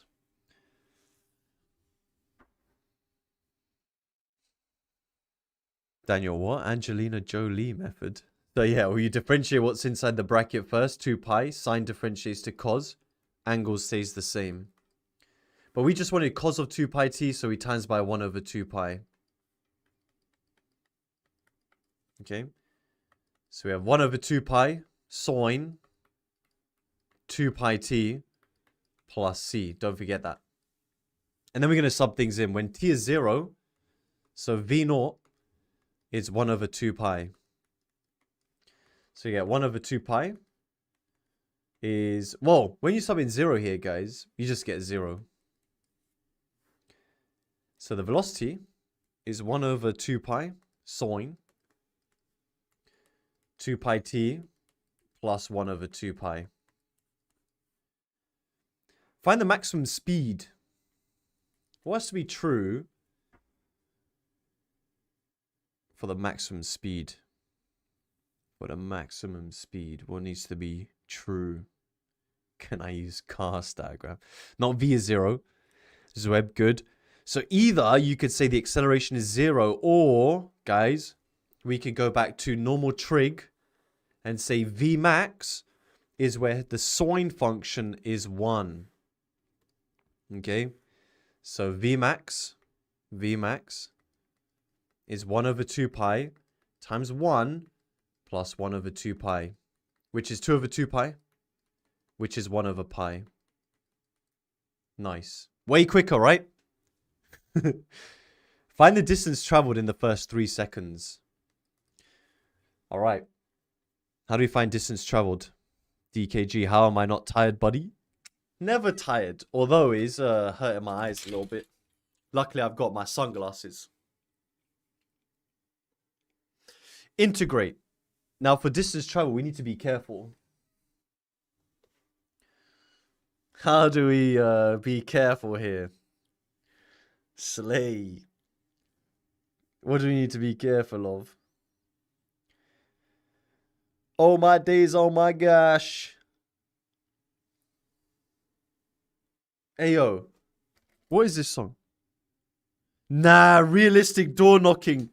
I swear, whoever put that on, you had me turning around. Get out of here, man.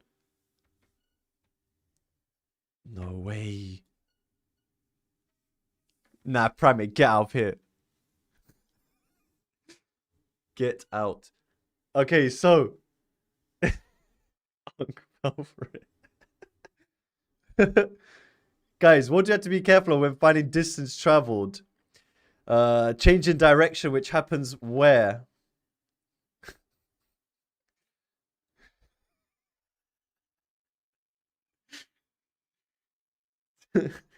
Sign change is you guys are forgetting something really important. Thank you, Sam. If the graph goes underneath the x-axis, okay? How can we determine if the velocity goes underneath the x-axis?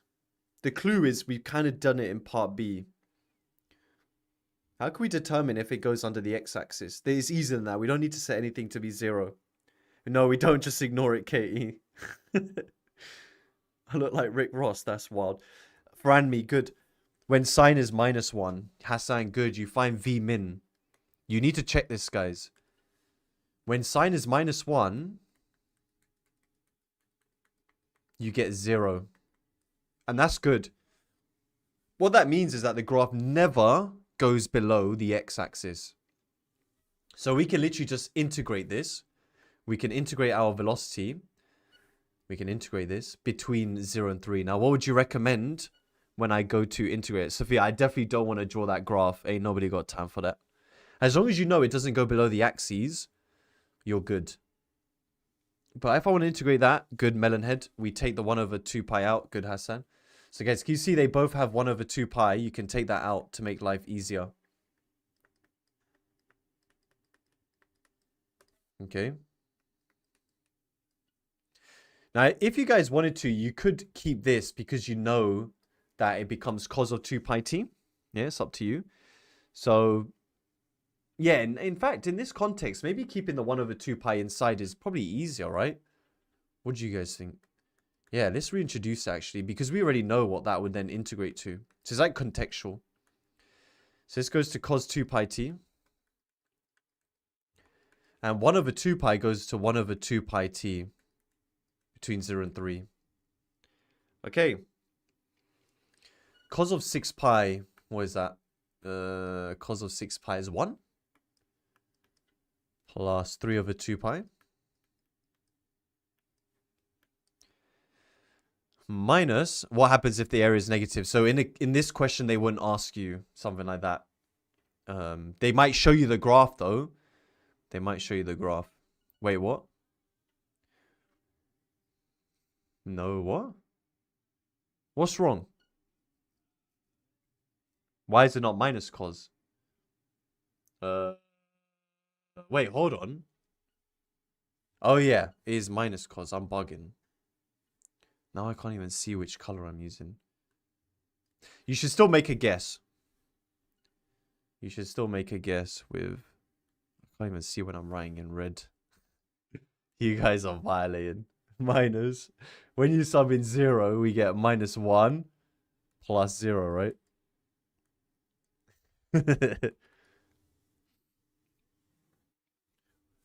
Wait, I think I'm bugging. Okay, wait, let me go back. This 7-hour stream is now getting to me. I was thinking about differentiation before. Hey, yo, guys. Let's go back. Let's go back. I'm going to go back to here. I'm going to go with what I was advising before. Okay, let's go back. Let's not skip steps. I saw you guys complaining about stats. Okay, so my guess is this. Can you guys differentiate that?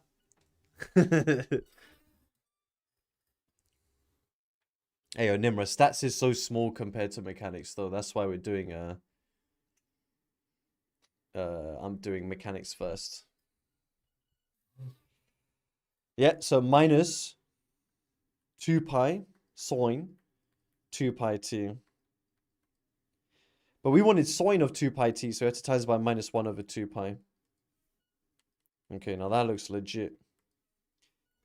So you have 1 over 2 pi on the outside.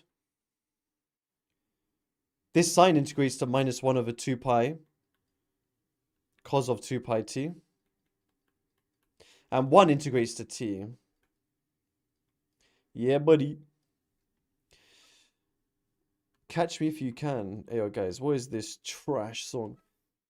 So when you sub that in, you do get 1. That is fine. So -1 over 2 pi. Plus 3.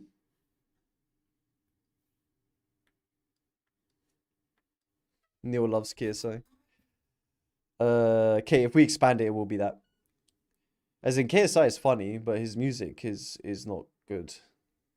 But I respect him for trying. Cos of 0 is 1, so you get -1 over 2 pi.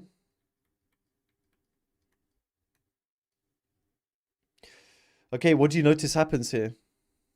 Okay, are you saying the final answer is that? Then yes. Hey, yo, even though it's the end of the song, I can't handle this. Yeah, the 1 over 2 pi's cancel. you have this minus itself. So we're just left with 3 over 2 pi. Yeah. Okay. All right, there we go. So that's how we do a question like that.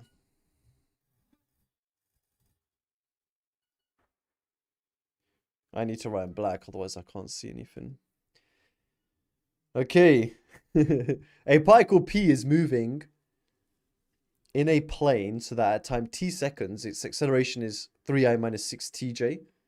When t is 2, the velocity of P is 5i, and the position vector of P is 15i plus 9j. With respect to a fixed origin O, find the angle between the direction of motion of P and I when t is 1. Now, guys, when you see direction of motion, what is that referring to?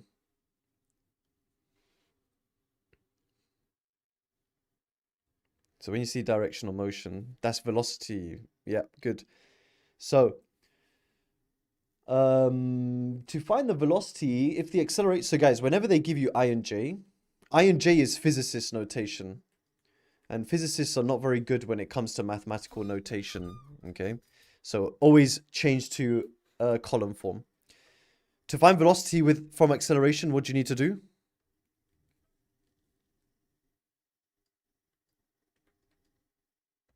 Oi, Patrick.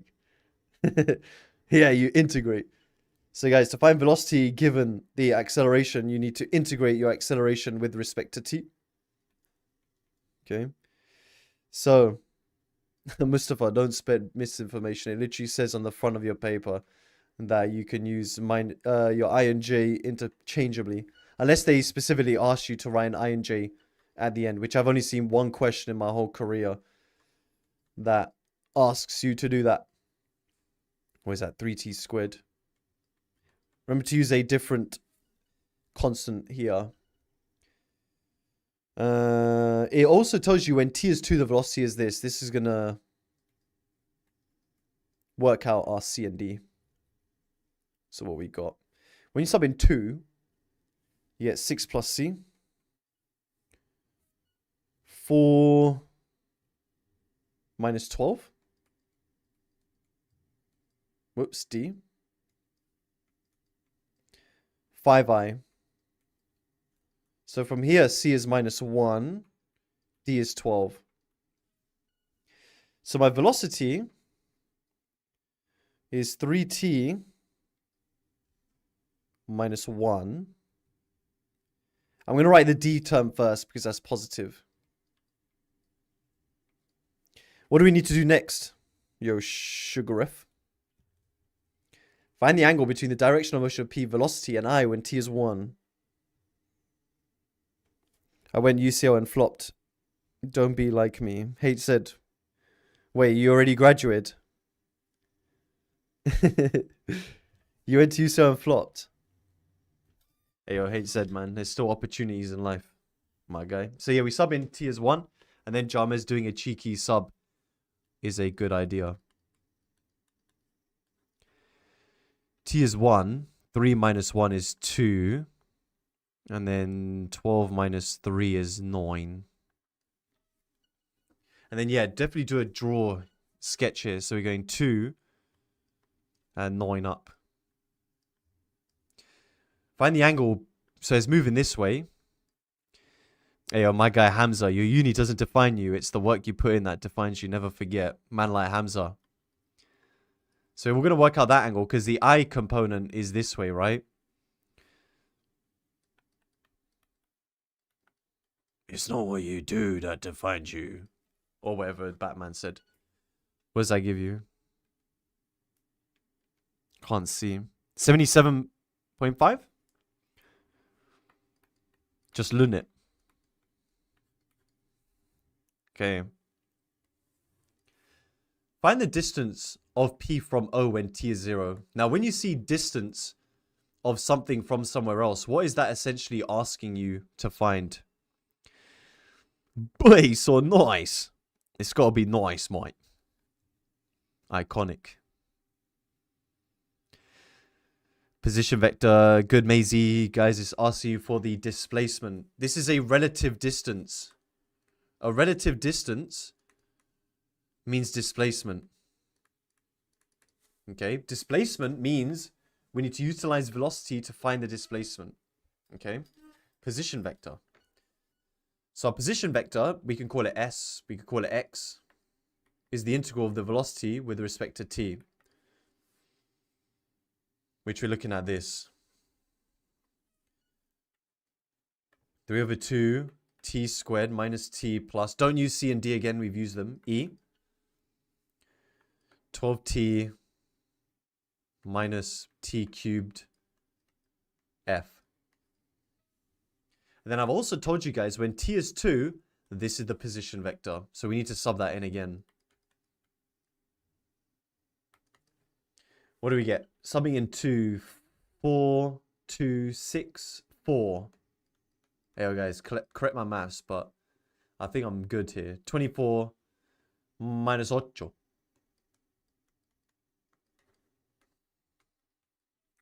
It's 59. Pardon me, is it not 4? What? Is it not? Yeah, part A will be in degrees. It is 5. What? Nah, Farhad, get out of here. Oh my god.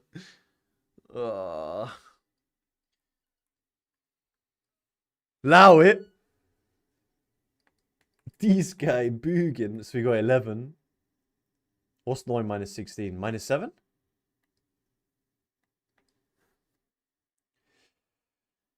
And then we just sub in t as 0. So now when t is 0, v. Now the cool thing about this, guys, is when you sub in t as 0, all of this just disappears and you're just left with e and f. But then I want the distance. Sorry, that's x. We just modulus that. What does that give you? Cheeky. Root 170.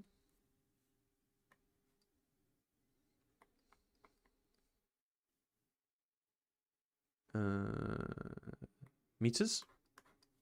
Yeah, we can leave it like that. Okay.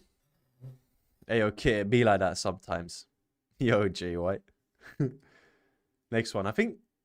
Okay, a couple of more questions, guys. A couple of more. Then we'll take a break. Then we start what a lot of people are asking for. A particle P of mass 3 kg moves in a plane under the action of a single force F newtons at time t seconds. The velocity of P is v. When t is 0, v is minus 2.5. And when t is 2, v is this. Find the acceleration of P. Okay. How do we find the acceleration? Do I watch Love Island? No way. I watched like the first 15 minutes and I couldn't handle the brain rot. Differentiate. So a particle mass moves under the action of a single force F. When t is 0, v is this. When t is 2, v is this. But I mean, when you guys saying integrate, I don't know what the velocity is to be able to integrate. It's a Suvat question, yeah. It's a Suvat question. Under the action of a single force, F, in vector form, column form, there's no t's involved, all right? So there's a v equals u plus at. Okay, so the velocity, 10 minus 3, is equal to the initial velocity, minus 2.5, plus that time is 2a. Okay, so we now rearrange. So we get 12, what is that, minus 8. A is 6 minus 4, right? Then how do we find the magnitude of F now that we have the acceleration? Prince, because they don't give the velocity in terms of t.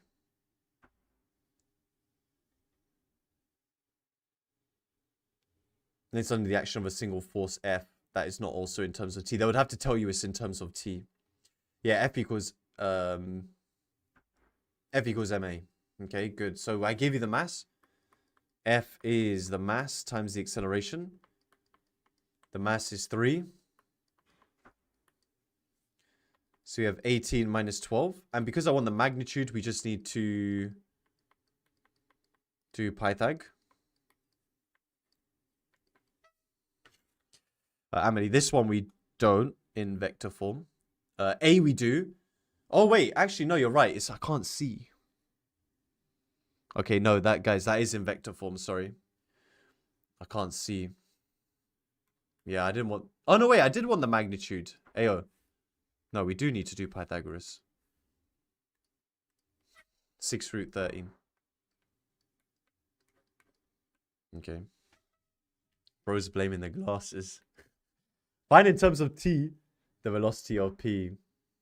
Okay, so that's quite simple. It's basically just rewrite v equals u plus at, just subbing in your values. Okay. So the initial speed is minus 2.5 plus t lots of a, which is 6 minus 4. And there we go. We're done. Neil, drink water. Thanks, Cindy. I'll do it in a sec. Okay. He might start seeing red. All right. Find the time at which p is moving parallel to the vector I plus j.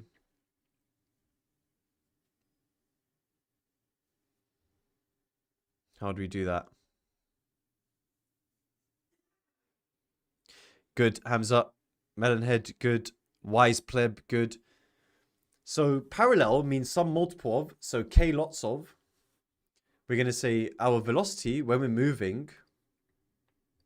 So I'm trying to show you guys as much variety as possible before tomorrow. So that does mean that the top and the bottom are the same. So minus 2 plus 6t, because they both equal kk, right? We get 10t is 7. T is 0.7. Easy. Okay. Next one. We nearly there. Guys and gals, I guess. So a Coast Guard Station O monitors the movement of ships in a channel at noon. The station's radar records 2 ships moving with constant speed. Ship A is at the point with position vector minus 10, 1 relative to O and has velocity 5, 1. Ship B is at the point with position vector 6, minus 3 and has velocity minus 3, 3. Given that these two ships maintain these velocities, show they collide. Now, what formula do we need to use here to show they collide? Mag seagulls.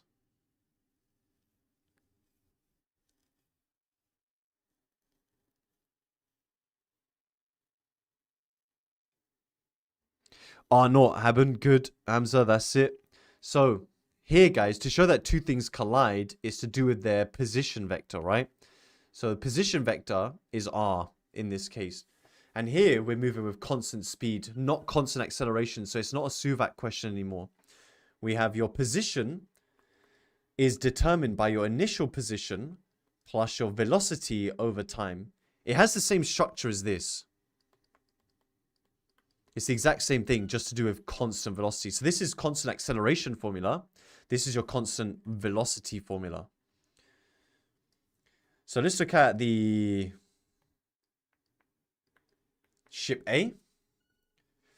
Is at the point with position vector minus 10, 1. And then we have the velocity 5, 1 times t. Would you guys recommend we do anything else before we equate them?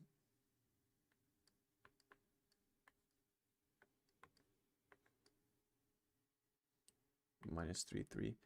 Well done. Make it into 1. Good stuff, guys. We're raising the gray boundaries out here. So before we equate them, bring everything into one vector. So we have minus 10 plus 5t. On the bottom, we have 1 plus 1t, which is 1 plus t. Then we have 6 minus 3t. Minus 3 plus 3t. Okay. So when we equate them,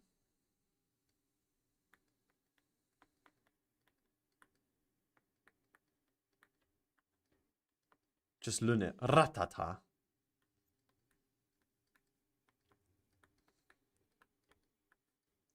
So when you read the top, what'd you get? 8, t is 16. So t, because it's saying show that they will collide. So we're showing that they will equal each other when t is 2. Is this enough? If you leave it like this, guys, you will lose a mark. Why?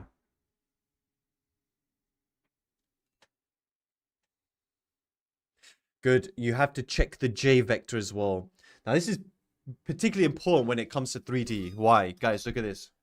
If I do this. Yeah, look at this. Wait. Yeah? Is my pen and finger touching? Is my pen and finger touching? Is my pen and finger touching?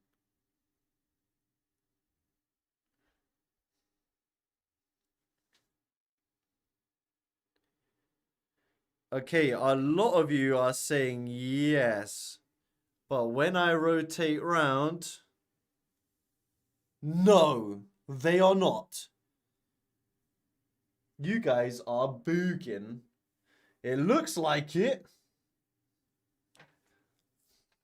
That's what you call illusions, yeah?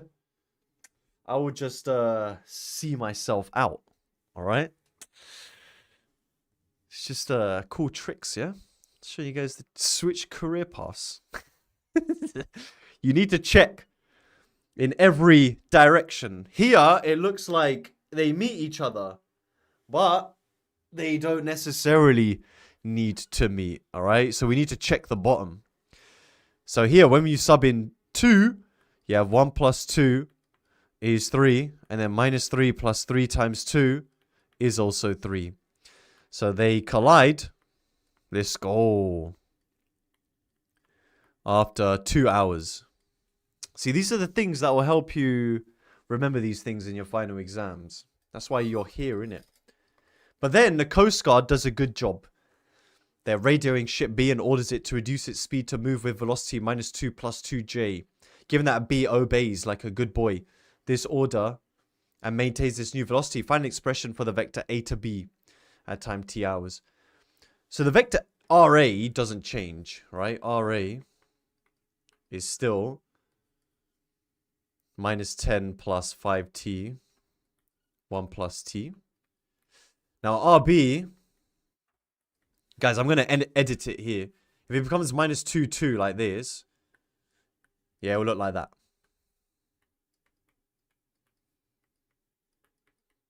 How do you work out the vector A to B? How do you work out the vector A to B? Yo, Siddharth. Of course, man. Of course. What's good, my guy? So B minus A. So remember, guys, A to B is B minus A. Well done, well done. That's good. Now be careful of negatives. You have to make sure you subtract the correct thing from the other.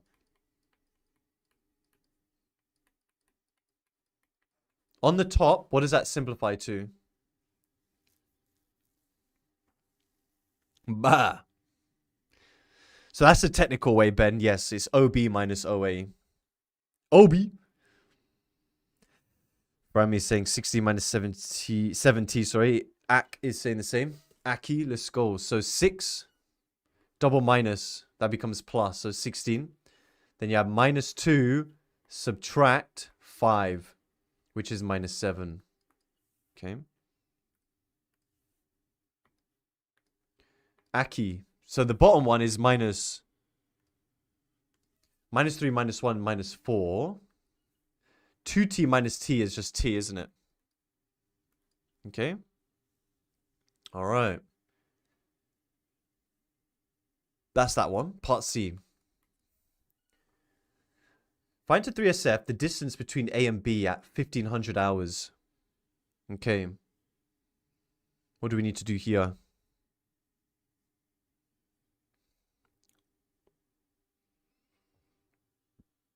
Oh, trust me, Henry. Bro's thinking. Brand me good. So we need to sub in Dominion good. T is 3. So 1500 hours, guys, you need to know is 3 p.m. And we're calculating from noon. So we're going to sub in t as 3. And work out the distance between A and B. What is that? What's 7 times 3? 21 minus 5. And what? Minus 1? Is that right? I think so, right? So mod. I think there's something like that. Hi, Divya. I don't know what that means. For QN edit. What's a QN? Like a question edit or something? You're trying to become an editor for me or something. Why is it 3 p.m., Jarmis? 1500 hours means 3 p.m. in army talk. So we got 5 squared plus 1 squared rooted, which is root 26 kilometers. Oh, to 3SF. What is that about? 5.10. 5.10 kilometers. Okay.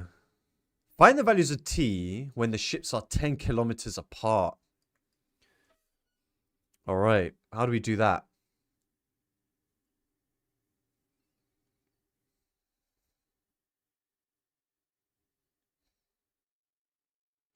Yeah, Hamza, good. So this is just when the modulus of AB is 10. So you've worked out A to B. We want to know when modulus AB is 10. Which comes from doing Pythagoras to what we have up here.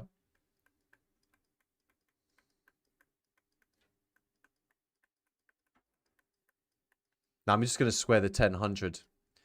Do you guys know how to expand square brackets quickly? So you just do 16 squared. 256. Then we multiply this. 16 times 7. Then you have to double it. So that's 112. Minus 112t. And then you need to double that. Minus 224. T. And then 7 squared is 49. T squared. Square that is 16. Multiply these is minus 4t. Double it. Minus 8t. And then t squared. I don't need to show you guys how to expand brackets, right? Surely not. So we have 50 squared. Minus 224. Minus 8. Minus 232. T. Then we have 256 plus 16. Minus 100. 172. You guys get that? Then we just do quad formula. Okay, guys, you do that in the exam. Just plug that in. What is that? 50 minus... This is like basic stuff now. About 3.71. And another random number. 272. Is it not 272? Wait. Have I got 256? I can't read it properly. Plus 16. Minus 100. 172. I got that. Wait, why am I bugging? Yeah, Rose Co. I got the same. Because I minus 100. Hey, Pava, how are you? I don't think I've done anything wrong. I think you guys are bugging. I can't lie. Nah, I think you guys are bugging. I can't lie. Hamza has told me that I'm good, so I trust Hamza, my boy, Mr. Bowl Haircut. Okay. So... Alright, the final question of mechanics for now. Find the time at which B will be due north of A. Okay, what would need to be true about the vector A to B if B is due north of A? The wise pleb. The I component is 0, Moose, because we're going to do some more exam questions after we do stats. So if B is due north, it means this. It means that A to B is vertical only, which means there's no horizontal component, so you make the I component equal 0.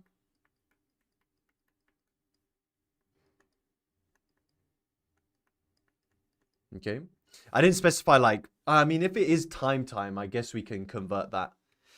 So if I show you guys on your calculator, some of you guys do know how to do this on the other calculator, but 16/7, if you do this, it will tell you that's 2 hours 17. So guys, this engineering button, the one above, it tells you what that is as a decimal basically. So 2.28, but, oh wait, no, I'm pressing the engineering. Whoops, here we go. That's 2 hours 17 minutes. 2 hours 17 minutes. 2 hours 17. So you guys can't see that now. All right, now that's after 12 noon, right? So if we do it in 24-hour clock, it will look like that. Okay, how'd you on the CG50, Anas? I'm not sure. I've got the CG50, but oh wait, guys, can you hear the fire alarm? It always goes off at 4:45. But it's a good time to take a quick break before we start stats. Run. So let's take a 16:55. We've done well, guys. Pat on the back. Just smash the like button. You guys have done very well. You've gone through the whole of mechanics in what? What is that? 8 hours? No. Yeah, 8 hours, right? Smash the like button for the Lungang. And it's an opportunity, guys, to remind people to come back if they need stats. Oh.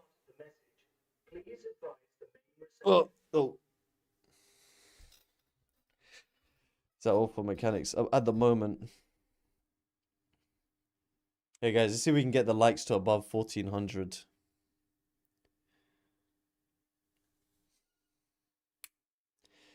For the Lungang headset here, my hair is looking mad.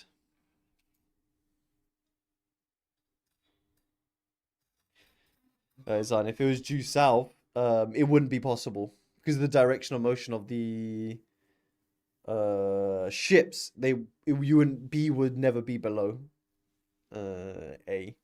Thank you guys for getting it above 1400 likes. Should we do a new jam?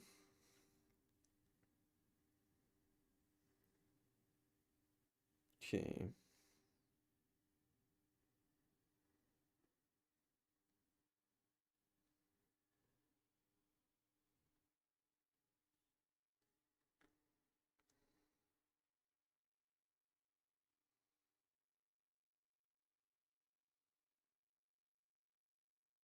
Okay.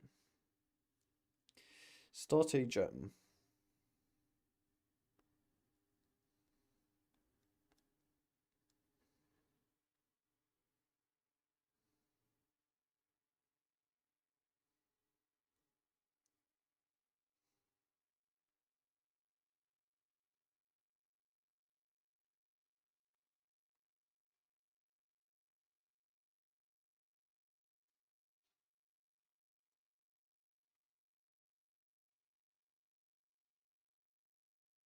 Okay. What we got it is. Hey, this army picture is so sick, man. I'm not really gonna cover year 1 stats. I do have a crazy question. You can see the workbook, man. You'll see what I've got planned, but it's mostly year 13 stuff.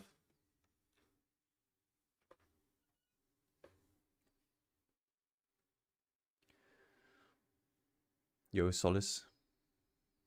Melonhead Unk. For the calc with vectors question, how come we use degrees and not radians? So all this stuff will be in degrees, apart from potentially this stuff, but this is all calculus, but this is all radians. Here it doesn't really matter, but there's nothing to do with degrees there anyway.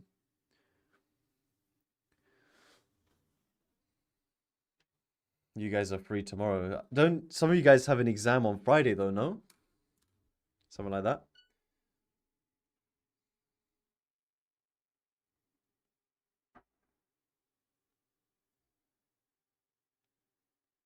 Chem paper 3. And then you guys are done. Chemcho. Chemcho. Chemcho. Chemcho saruche.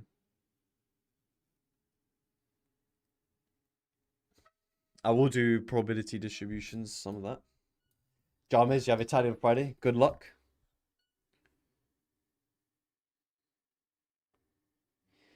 Good luck, good luck. D1. Oh, damn. Some of you guys got D1.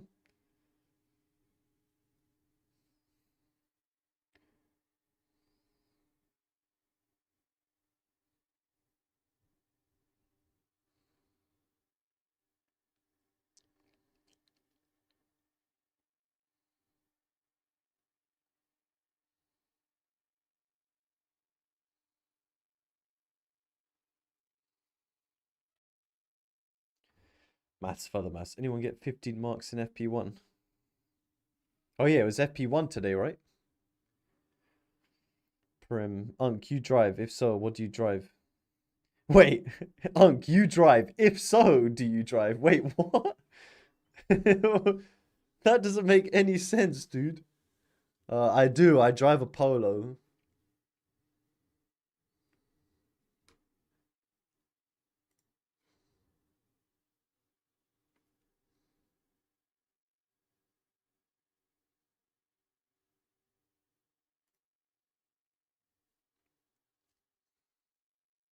Opinions on the RS3. I love the RS3. It's a really nice car.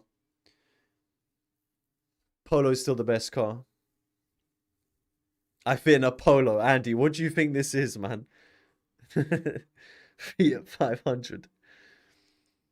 When am I getting a Bugatti from Timu? Sorry, your iPad's overheating. You gotta put it in the fridge or something. Nice, Noble. You get to chill after this one.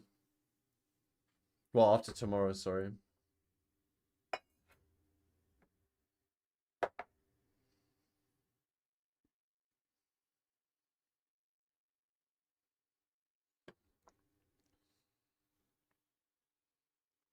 I got you, Edward, man. Hey, yo, Mustafa, I'd love a Golf R. Volkswagen just make the best cars. Obviously, you could say potentially Toyota make the best build, but VW is still the best.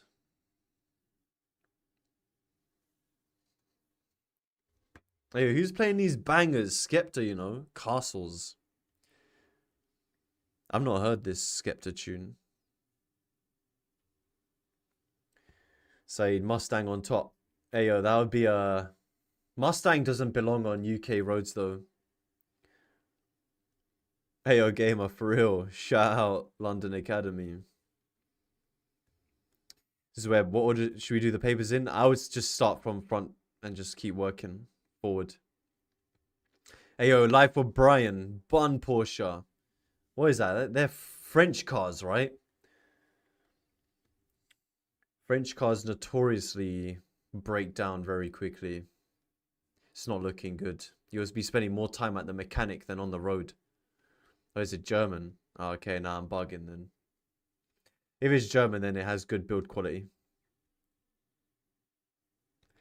Which one's French? It's Peugeot. Is it Peugeot? Don't get a Peugeot. Yo, operator Neil. Who's this Citroen? Renault. What's Peugeot then?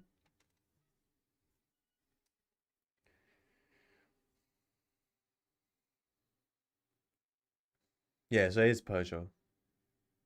ATMC. Nah, I don't know. I clearly don't.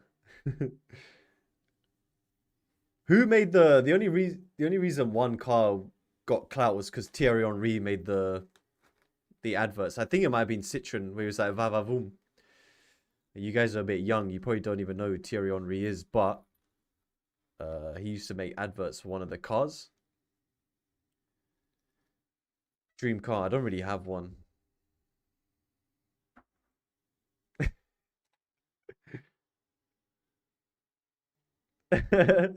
Lara, your Citroen got recalled for its airbags today. It's not looking good. Henry the Hoover. I'm dead. I taught Thierry Henry, Sam. Man like Sam Collagen is back. Is he a TV broadcaster? That's crazy. Nissan Juke is my dream car. Serious. All right. Let's go, guys. Next questions. We're on Venn diagrams. So for year 13 stats, we've got Venn diagrams. We've got, what is it called? The scatter plots, correlation. You've got the normal distribution, which we're going to cover a bunch of questions on. So it says, given that the probability of R is R and the probability of Q is Q, express the probability of R or Q in terms of R and Q when R and Q are mutually exclusive. So if you have two things that are mutually exclusive, what has to be true?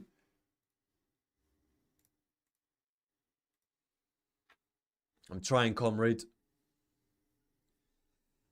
Hamza, that's true. So yeah, no overlap. So guys, mutual exclusivity means that the circles don't overlap each other. Okay? Which means that the probability of R and Q is 0. And when to work out probability of R or Q, which formula, what's it known as?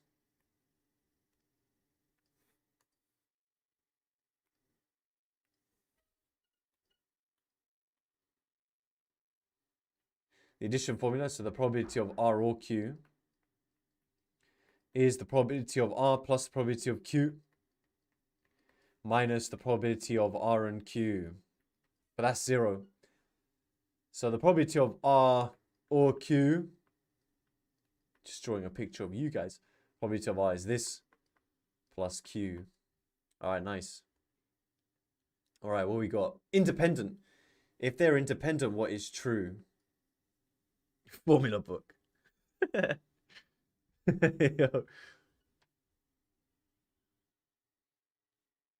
So the intersection is RQ.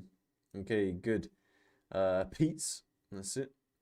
So we have the probability of R and Q is the probability of R times the probability of Q, which is just RQ. So the probability of R or Q is R plus Q minus RQ.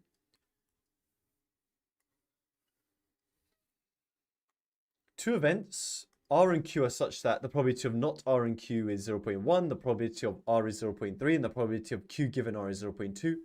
Find the value of the probability of R or Q. Now, there's something I've read here that immediately makes me want to do something. Burn the formula book.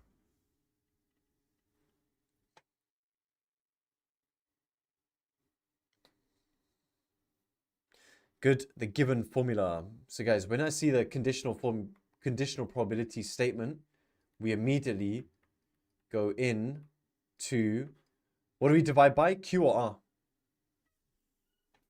And Quackson, for sure we're going to do a Venn diagram. After I've done this bit. Yes, divided by R. So I'm saying given R has already happened. Okay. So, we have this is 0.2 divided by the probability of R, which is 0.3. So that overlap is what? 0.06? Can't lie, doing this now after mechanics feels so refreshing. And then I agree with Quackson. No matter what happens, guys, you should just try and do a sketch. Because you never know how it might help you in the long run. Now, the middle is 0.06. We have Q and R. Now, I have the probability of not R and Q. Not R and Q is this section, right? So that's 0.1. We didn't answer B. Oh yeah, that's technically not even answering B, right? Oh, that's C. Oh.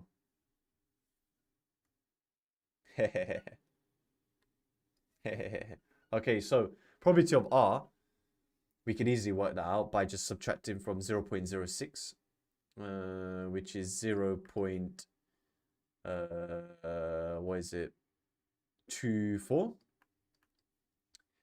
So now we can work out the probability of R or Q.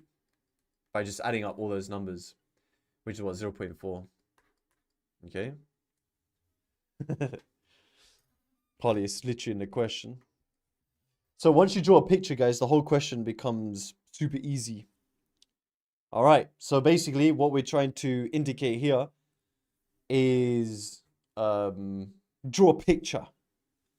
The Venn diagram shows the probabilities of customers booking a BA flight. E is the event that a customer books economy. W is the event that a customer buys Wi-Fi on board. D is the event that a customer gets a snack. X and Y are probabilities. Write down the probability that a customer books an economy flight but does not get a snack. All right, what would you guys say? Lund Airport ammo, for real. Bun economy, we only fly business. Adam Ski said 0. Mega 0. Melonhead 0.1 plus Y. Super Surkraj saying 0. Bro, stop steroid question. Ayo, this is not a steroid question, trust me.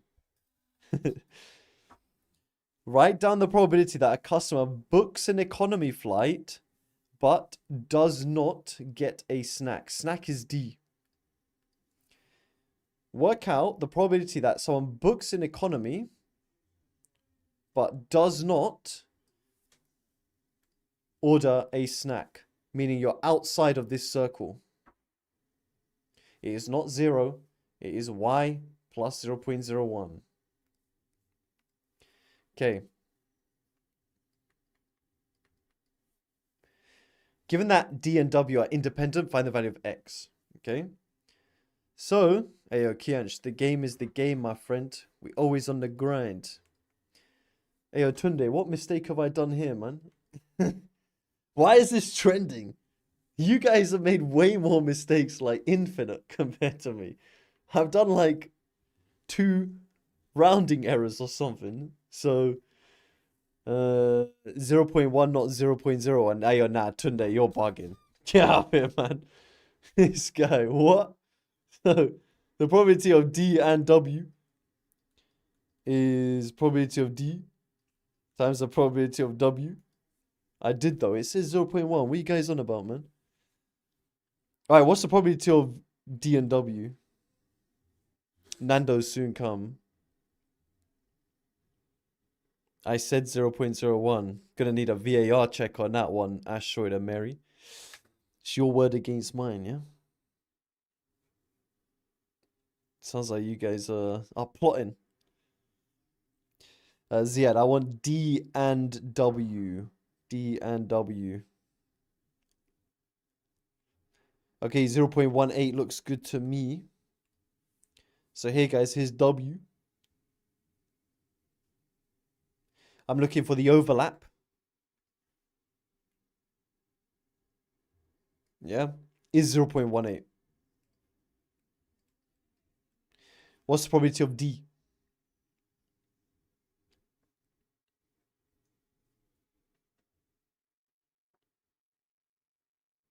.55. Ollie, yeah. So we're gonna add these 2 values. It's just what's inside the yellow, right? Times the probability of W, which is what, 0.28 plus X. So I guess what we could do first is divide by 0.55. And then subtract 0.28. 0.28. What did you get for X there?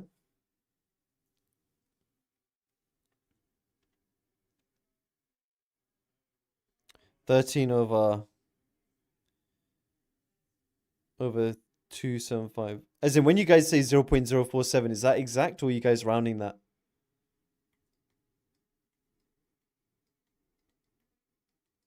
Okay, so you're rounding it. Don't round it, guys. This is just an awkward number. Don't round it. You'll mess up the whole question. This is an UNC question. Hence, find the value of Y. How do we find the value of Y?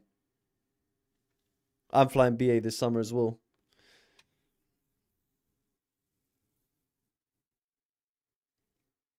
McFly. Yeah, good. Well, I don't know if that says McFly, but it looks like McFly. So we've got 13 over 275. We do 1 minus all of that. What does that give you? Yo, McFly. Hey, McFly are great, man. 0.26. What is that as a fraction?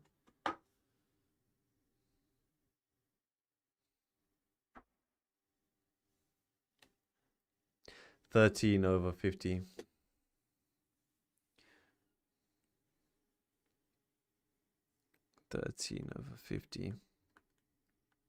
Cool.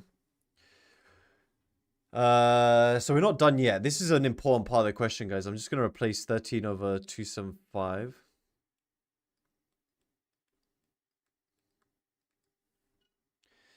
Mech or stats harder? Mechanics is harder mathematically, but stats asks you more weird questions, such as this. So it says, find the probability of W given end. So we rewrite it. Probability of that's a W.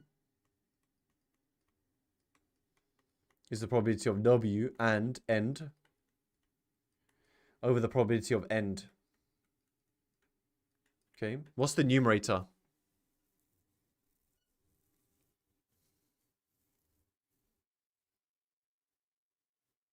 Mihiriko, is it possible to go from a U to an A? I've actually had a student do that before. It took them 8 months to get to the A. If you ask if you can do it in 6 hours, no.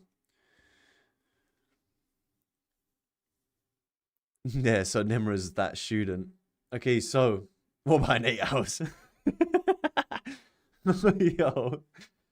So the probability of E and D is just D. Because guys, look. If I said, what's the probability of getting economy and D, you're looking for the overlap between D and E. But D is inside E. We call that a subset. So it means it's just the probability of D. Okay, which is 0.55. What's the probability of W and E and D? Yeah, you guys are right. It's 0.18. Is this. That's what overlaps with W and the others. Okay. Which is 18/55. Looks good. Part 2. W given N not D. What does the numerator change to for this situation?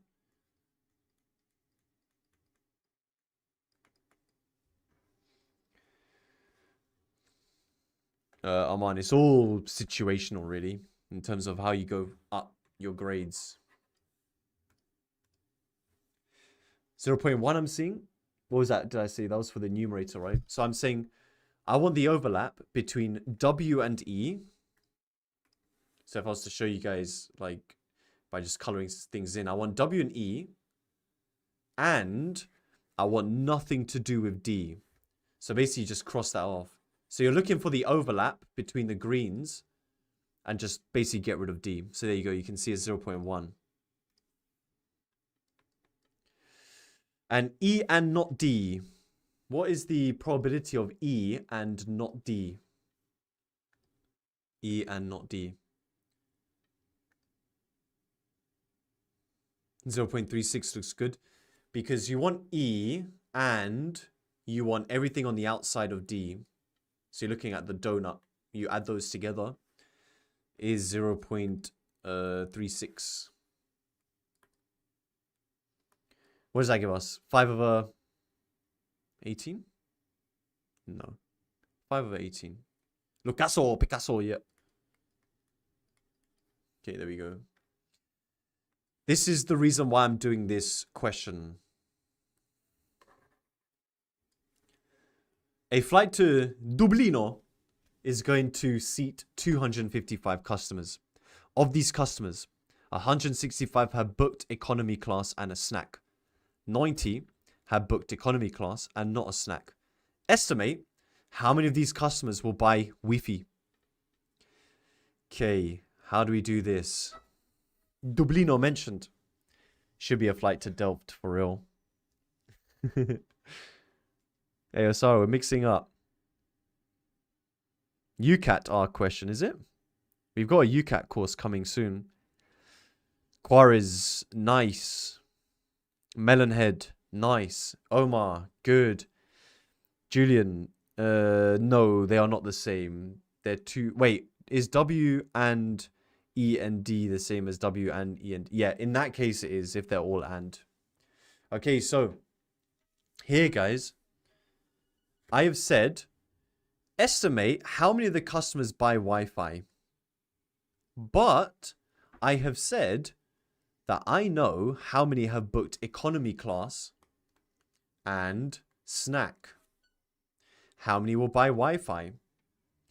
I need to know the proportion of people who will book Wi-Fi given they are economy class and snack.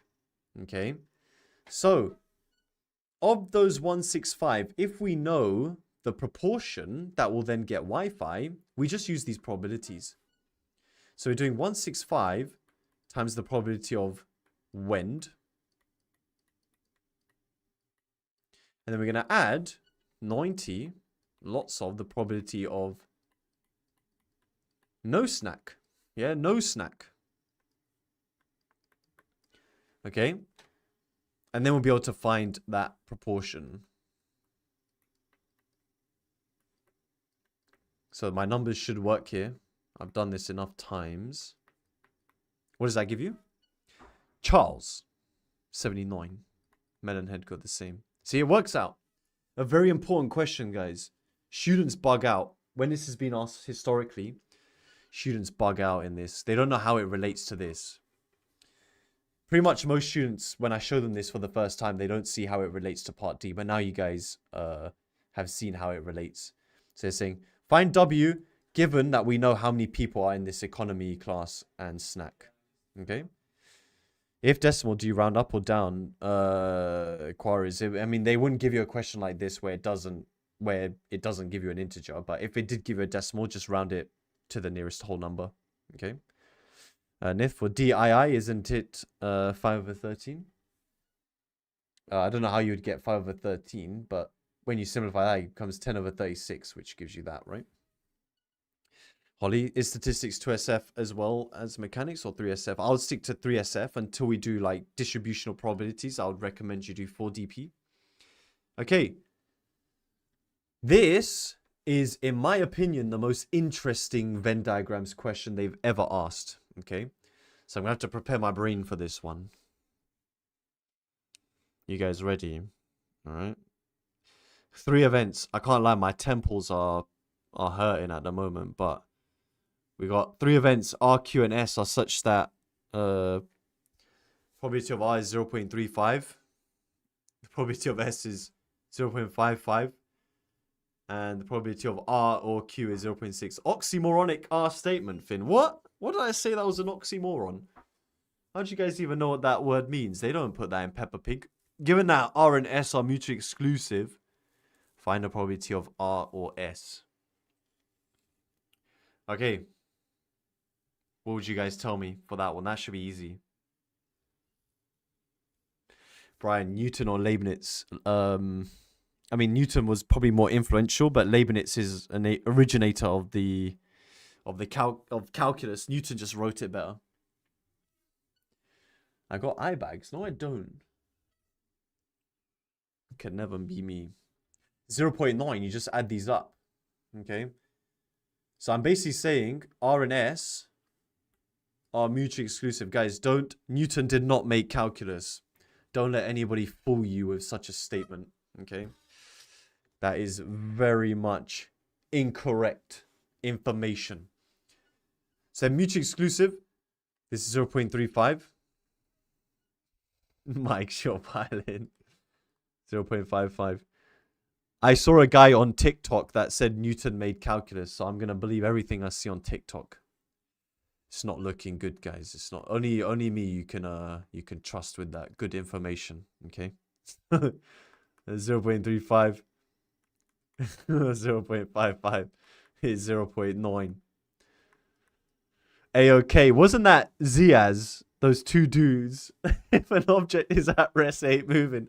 Back in the day, people could have said anything and people would have believed it. I'm dead. So given that R and Q are independent now, show that the probability of Q is 5/13. Okay. Now, what formula are we going to use to help us work out what the probability of Q is? Blue too funny. Ayo, they are too... Yeah, Ziaz and Bilu. They're actually too funny. Oh yeah, this light burst speed of sound test. If you guys don't know what it is, you need to check it, man. So yeah, we need to use the addition rule here. So I'm giving you the probability of R or Q. Yeah, here. That's the probability of R.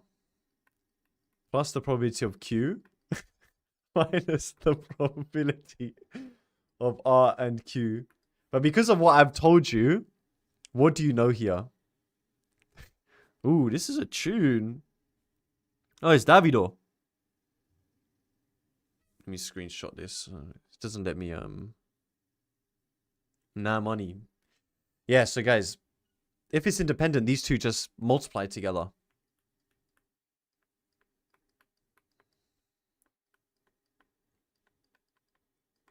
Q minus the probability of R times the probability of Q.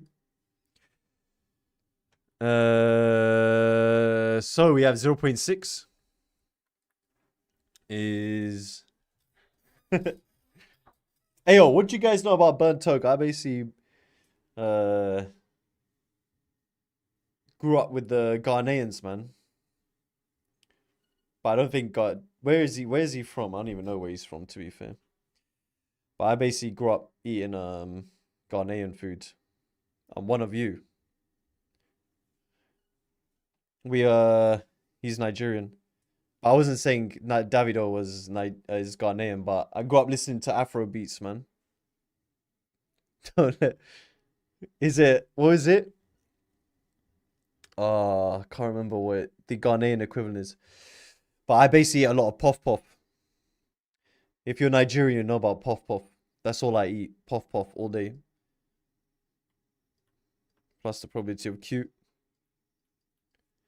Minus probability of R is 0.35. Probability of Q. And jollof rice. All day. So, when we move that over, we got what? 0.25 is... What do the Ghanaians call puff puff? The Kenyans call it Mwandazi. I don't know if any of you guys are... if there are any Kenyans in the chat. They call it Mwandazi. Hector. Bofrot. Bofrot. SK, you know about Mwandazi. Kit, you're Kenyan, so you know about Mwandazi. Come on, guys, I'm cultured. So what is that, 0.65? How many of you guys know about Mwandazi, man? Kenyan gang. My dad was born in Tanzania, so I know about this stuff. Come on. So you got 25/65. What's that? Hams, you're Tanzanian. My dad was born in Dar es Salaam. 5/13. Jumbo. Let's go. No, he wasn't. Alright, kids, you know where my dad was born more than my dad. Pants. Okay, so that's shown. Find the probability of R given Q. My dad was born near Lund Airport. Yo. Alright, so it becomes the probability of R and Q over the probability of Q. Probability of R and Q is what? How are we going to get the probability of R and Q here?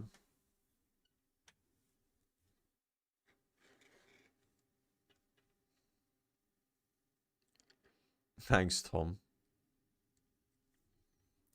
Good, Jess. So, guys, we need to times them. Because remember, we said that they were independent. So, we actually need to work that out. But some people are recognizing it. You don't actually need to work it out. Because R and Q are independent, the fact that Q's already happened doesn't actually make a difference. Okay? Guys, R and Q are independent. What's the probability of R happening given Q has already happened? It doesn't make a difference. Okay? And you can prove it. They become the product. And look, they just cancel. It's just the probability of R. Okay?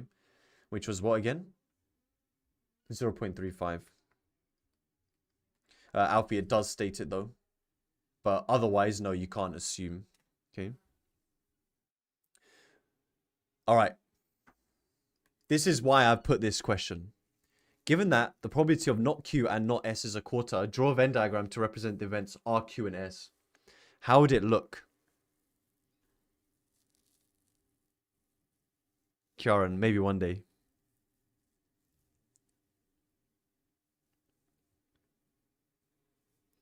Also, if anyone is from Kenya, do you know who Sauti Sol is?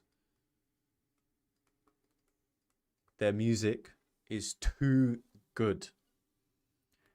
As a recommendation, guys. Search this tune. It's an absolute banger. I don't know, you tell us. So 3 circles, the ends don't overlap. Good. So you got this. Hey, yo, nah, this tune again, man. Who's Toby Smile? Okay, looks like this. Olympic sign. All right, what we got? Which ones would you put at the ends?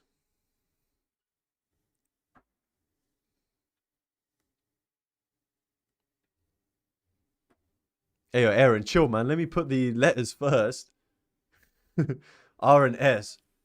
So it does say that R and S are mutually exclusive. Good. And in the middle, then, we need Q. Okay. Right. What can we start filling in straight away?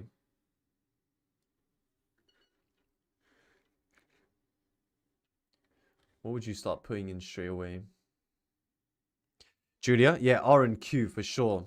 Now that, we do need to actually calculate that product that we had from before that I said you don't need to do.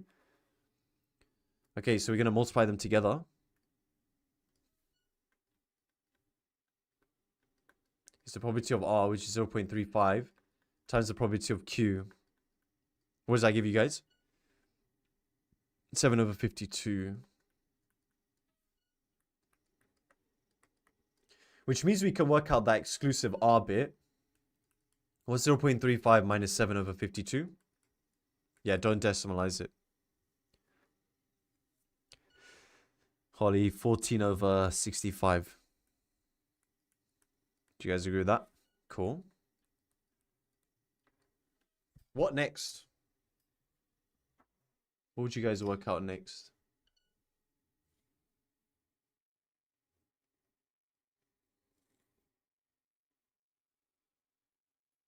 You can find the outside, Celine. Do you know that?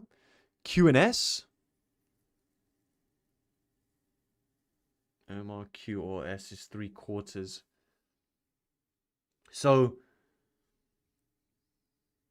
the problem with this, guys, is in the question I've given you R or Q. But because Q overlaps with S, we can't actually work out much just yet. We need to start thinking about how this quarter helps us.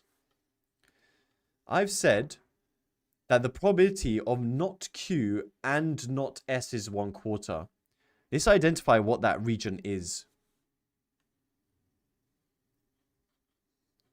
So I don't want Q and I don't want S. I don't want Q and I don't want S. It's everything on the outside of this. This is where this question becomes a bit mad for students. What can we do? So everything on the outside of that is a quarter. Farhad, yeah. I don't know if somebody said, Celine, you said that as well. Good. And a couple of other people that I think put that. So if the outside of that is a quarter and we have this 14/65, to get the outside, yeah, we just need to subtract. So this region here is going to be a quarter minus 14/65. What is that? 9 over 260. Okay. So now we can see that if I was to shade it all in green, that everything there, yeah, everything there adds up to a quarter. Okay. Right. What next then? Take a shot. Why'd that throw people off? Maybe not just yet. People would not be getting thrown off. Omar, good. This is what you were saying before, right? So if we know everything that is green is 1/4, then everything on the inside is 3/4. Okay. So now everything on the inside is 3/4. How does that help us? What makes this question even harder as well is that you don't have highlighters in the exam. We don't need to use a formula here. Forget addition rule here. Julia, good. You know the probability of S is 0.55. So we know this region here, guys, is 0.55. So with that 0.55 and that 7 over 52, we can work out this value over here. Okay? And this is the hardest part of the question. Students can't do this. They couldn't do this bit. They didn't know what to do with that 3/4. Okay?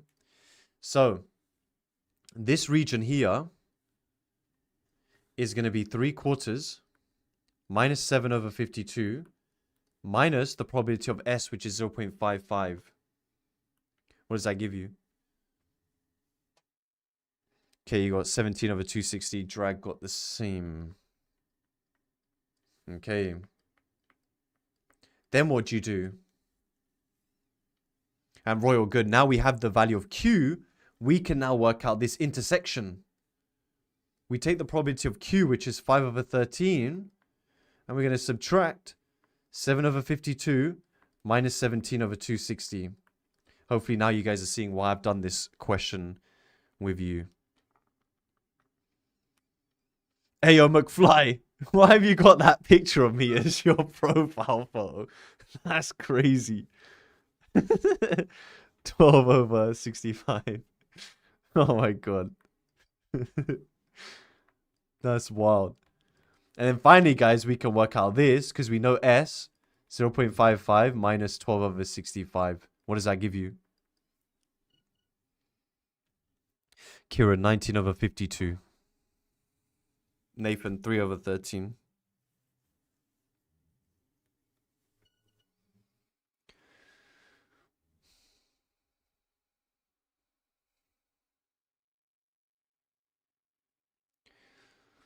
Nine over 19 over 52. Some of you are talking about formulas. Guys, if you want to try the formula, see if it works. But this is the best way of doing it, in my opinion, by just figuring out each region based on what we know. Okay. Once you have the diagram, it falls into place. When you start using formulas, things get messed up. Okay. It does work, Celine says. So there you go. If you guys want to use that, that's all good. But this is a mad question. In my opinion, oh my days, this guy.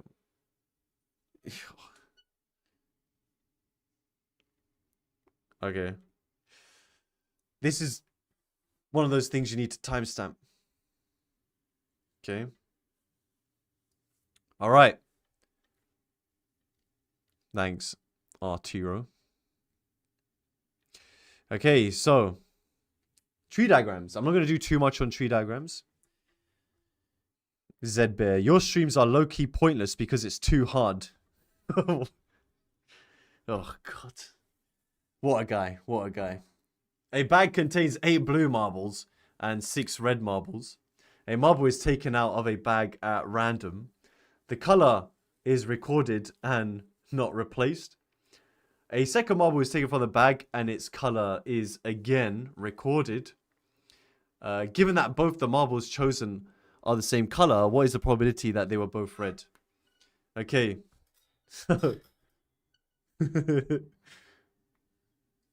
We got blue marbles and red marbles. And then we have it being taken out again. Blue and red. Haters gonna hate, potatoes gonna potate.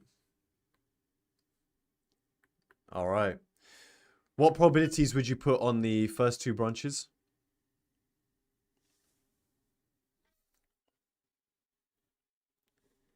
Reps till mid discomfort, mild discomfort. R statement. For real, man. All right. So 8 over 14 and then 6 over 14. And then guys, when we do the tree diagrams, we always do the same first. Okay? So what will be that probability of blue?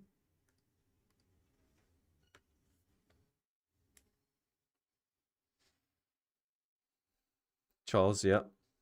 Terry, McFly, good. So we take away 1 from the top and the bottom. Once you take a blue, there'll be 7 left out of 13. And then here, when you take a red, you'll have 5 left out of 13. Then once you take a blue, the proportion of reds will stay the same. And then here, if you take a red, the proportions of blue will stay the same. Okay? Right. Given that both the marbles chosen are the same color, what is the probability that they're both red? So this is saying, what's the probability of both red given same color? Okay. Well, the numerator becomes red, red, and same, divided by the probability of the same. Now, we can rewrite one of these statements. That numerator, what does that change to?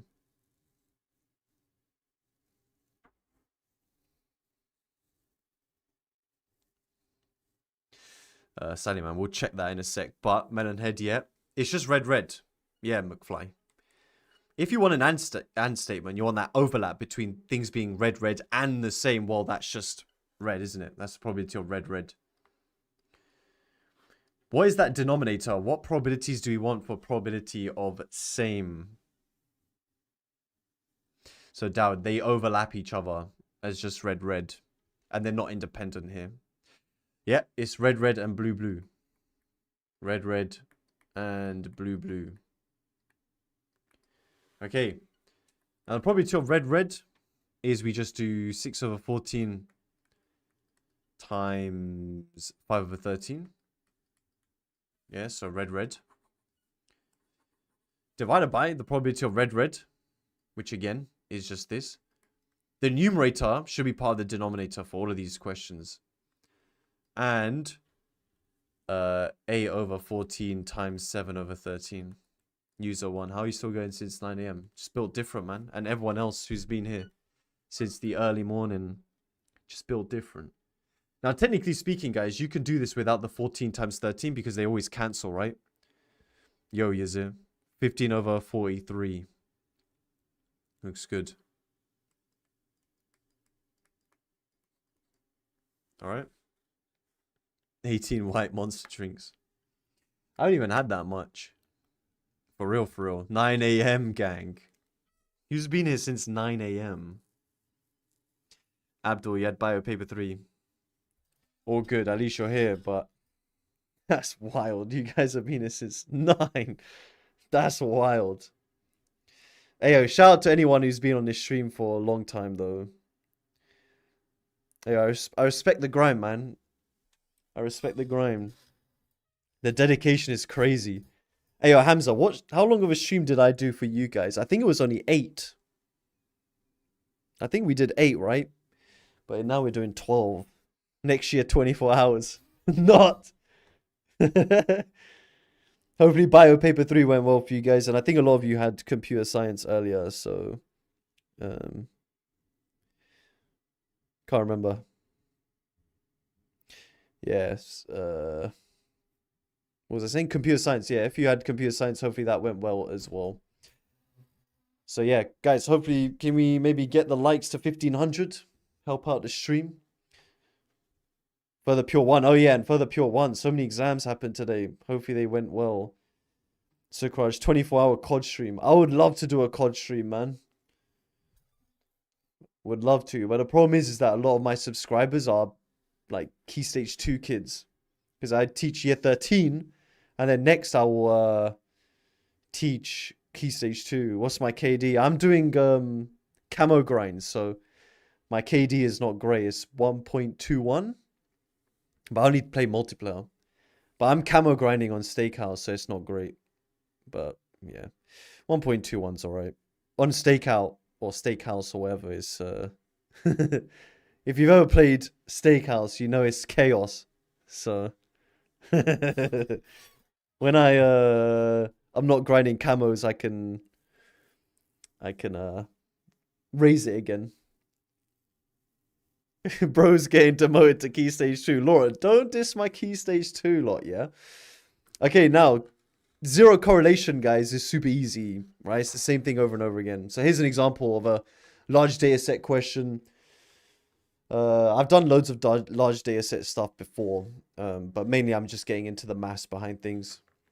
So from the large data set, the daily mean wind speed, W knots, and the daily maximum gust, G knots, were recorded for the last 15 days in August in Hearn in 1987.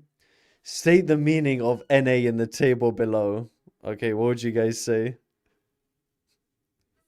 Oh, not this door knocking again, man. Oh, what is that? Okay. Not available. Not available. Not applicable. Okay, the data is not available. Okay, so be very careful. So when it's not available and you're calculating the PMCC, we just ignore it. Okay. Calculate the PMCC for the remaining 14 days. Hey, yo. That is so long. Okay. Can you guys work that out? Slap in the calc. Short for calculator, by the way.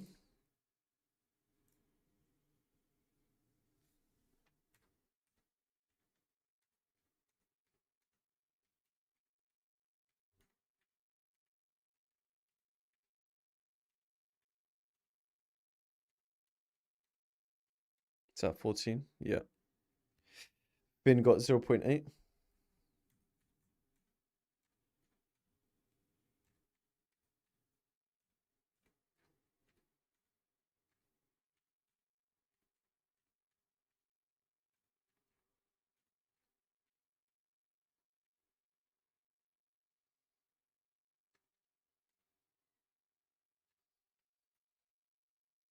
Looks all right. Yeah, 0.8004. I'll just say 0.8 is good enough. Okay. Test at the 5% level of significance whether there is evidence of any correlation between the daily mean wind speed and the daily max gust. So for what am I saying? For hypothesis testing on the correlation, what do we state first?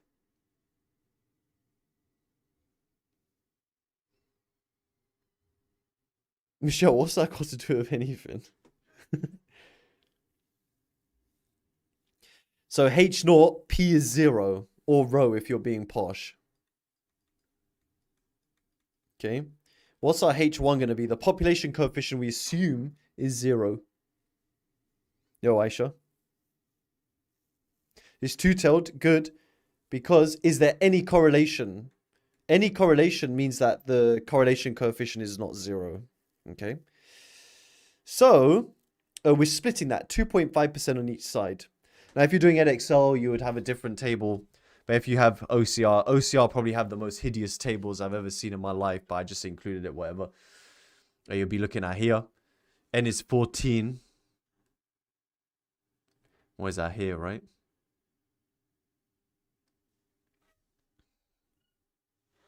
So what would your critical region be?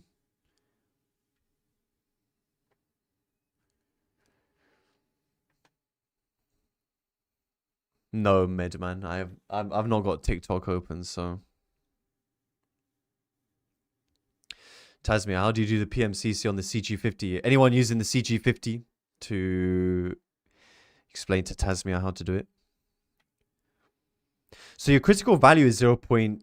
Not 51. So remember, guys, N is 14 because we excluded one of the data points, right?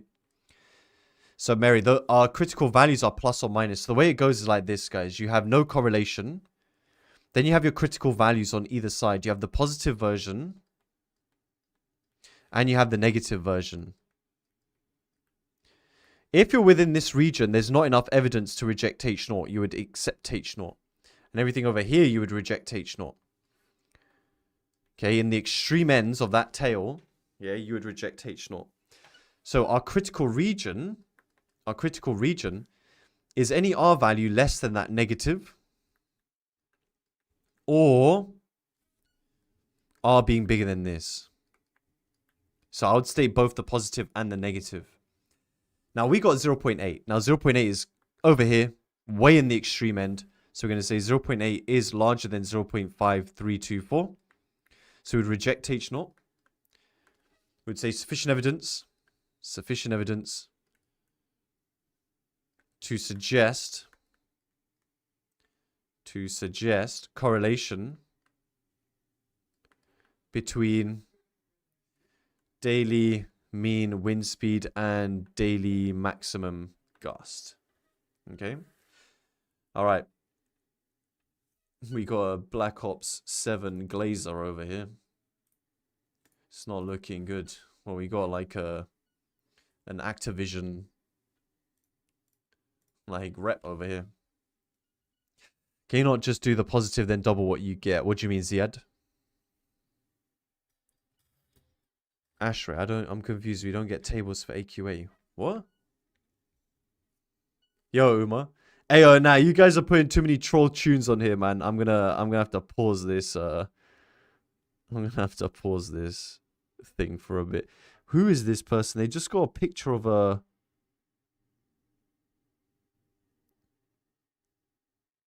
Oh, they just spam Tony Chip everywhere. Double what? Because it's two-tailed. Are you talking about the p-value? That's to do with probabilities. We're not working out probabilities here, right? I'll do a new jam at 6. We can take another break at 6. Okay, so a man in Iceland is classified as a giant if they have a height above 200 centimeters. The height in centimeters for the male Icelander population is distributed like this. Find the probability that somebody chosen at random is a giant. So what would you guys do first? Yo, Sophie. It's not conditional here.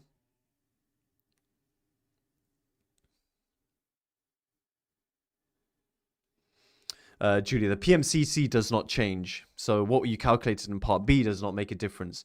The choice to do a two-tailed test depends on what you're trying to test. Yeah, when we say, okay, I want to test for it to have correlation, you're just testing whether it's positive or negative. It doesn't matter. Does it have correlation? If I wanted a one-tailed test, you would have just looked at that 5% level here, and it would have gone down to 0.4575. Okay. So yeah, we want the probability of being greater than 200, but the first thing we should always be doing, guys, is we should be stating what we are dealing with. Okay. Oh, actually, I've done that already. Okay. Forget. I'll be nice here. All right. Now here, guys, you just slap that straight in the calculator. What does that give you? Joe, do you have to add 0.5 when you do NCD? I'm assuming you mean normal cumulative distribution, or is that only for binomial prox? Yeah, only for binomial approximations. 0.02275.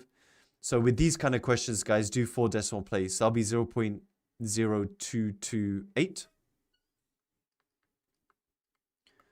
Yeah, no more than 4 dp. No worries, Joe. Hey, yo, Michelle, what's that picture?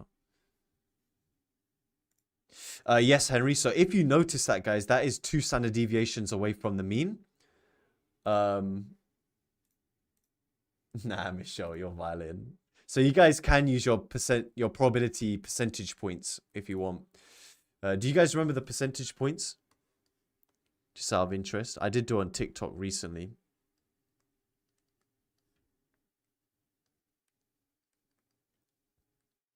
No, it doesn't, Dills.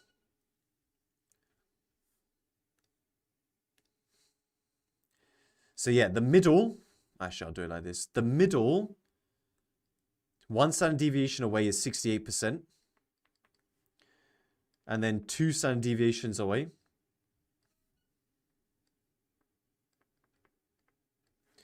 is 95%. Now, if I'm being honest, guys, I don't know why they want you to know these, because it's very hard for them to ask you questions on them. This is 99.99.7%. Okay. So, yeah, there's no real point to them asking you something like this, because you can just use it in the calculator. Drag, can you prove it? I mean, you could just go in your calculator and you can do your upper and lower. You can do minus. So here I can, let me show you. So you can go menu 7. So if you guys ever forget, you do this. Menu 7, you go into normal CD. Your lower, you do -1. Your upper, you do 1. And then there you go, 0.68. It's just with these percentage points, they wanted you to know it to like 2 dp or something. So there's your 0.95. Then you have your -3 to 3. There's your 997. So yeah, the reason they do 997 is because if you do 2 dp here, guys, it rounds up to 1. Okay. Hey, Shivan. Okay, I need to restart my Spotify. You guys have cooked my playlist. Okay.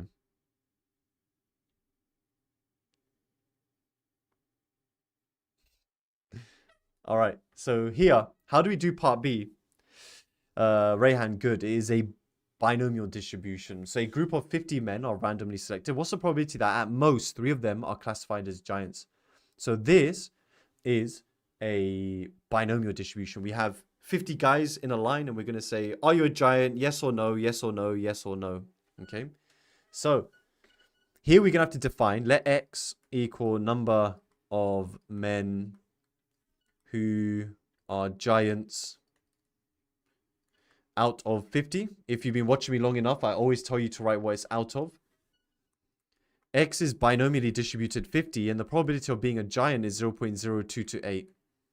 What probability are we looking for? Nathan's saying less than or equal to 3. Do you agree or not?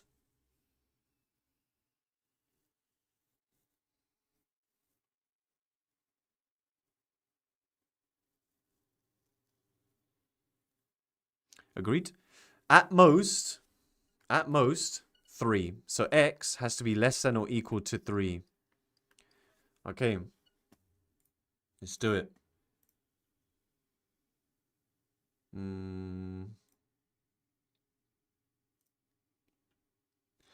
Binomial CD.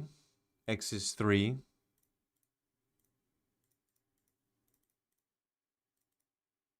Chat is cooking today, mate. So yeah, 0.9729.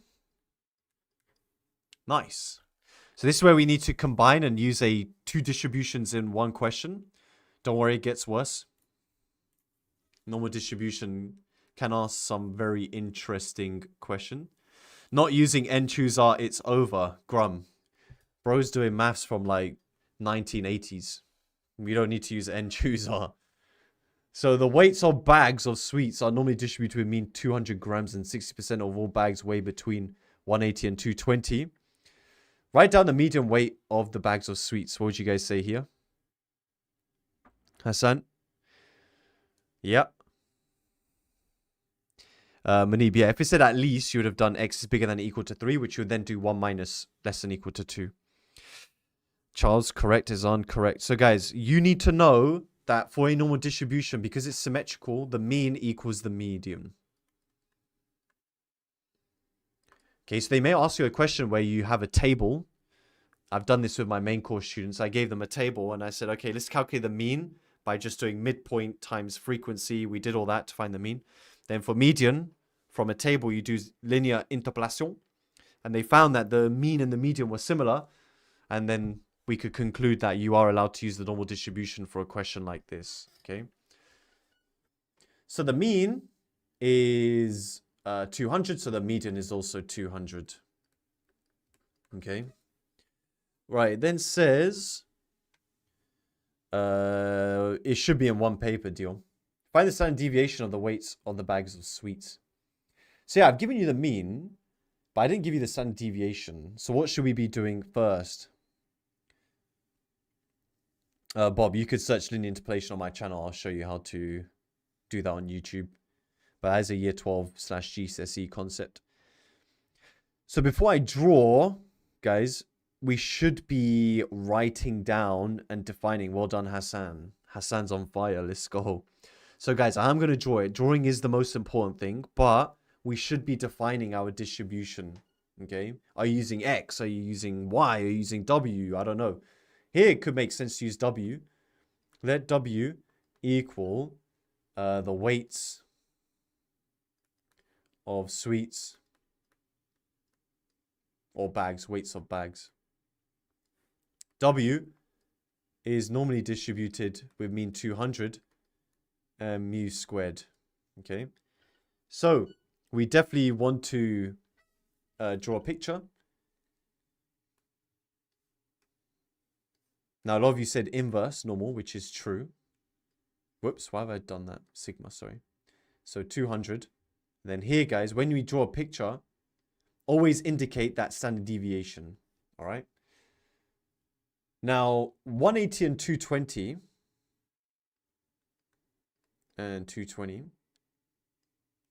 are symmetrical on each side, right? And I've told you that this area is 0.6.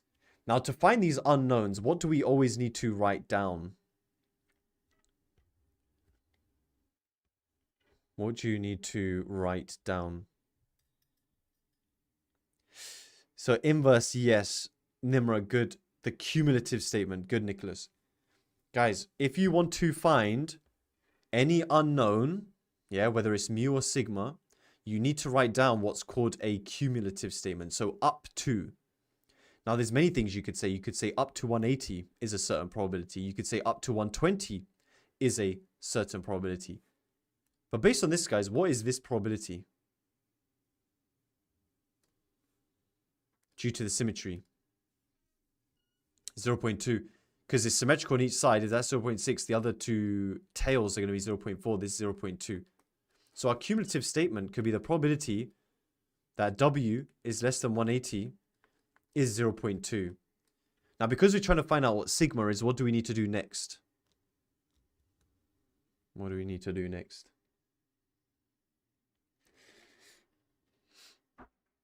Standardize. Good, we need to standardize. So to standardize, we subtract the mean and we divide by the standard deviation. Just as a reminder, guys, the probability that Z is less than a value is, what function do we say? Something A. You need to know this notation. AO sharks. That's the answer, but yeah, Sam Collagen. Good. Phi. You need to write a phi statement. Okay. So when you convert this, guys, and you do 180 minus 200 divided by the standard deviation, that becomes phi. Yeah, we don't say Z is less than, we say phi. And you need to know that notation because they can ask you to rewrite particular statements in terms of phi. Okay, which I've done again previously. I've shown you guys, it's on my YouTube channel.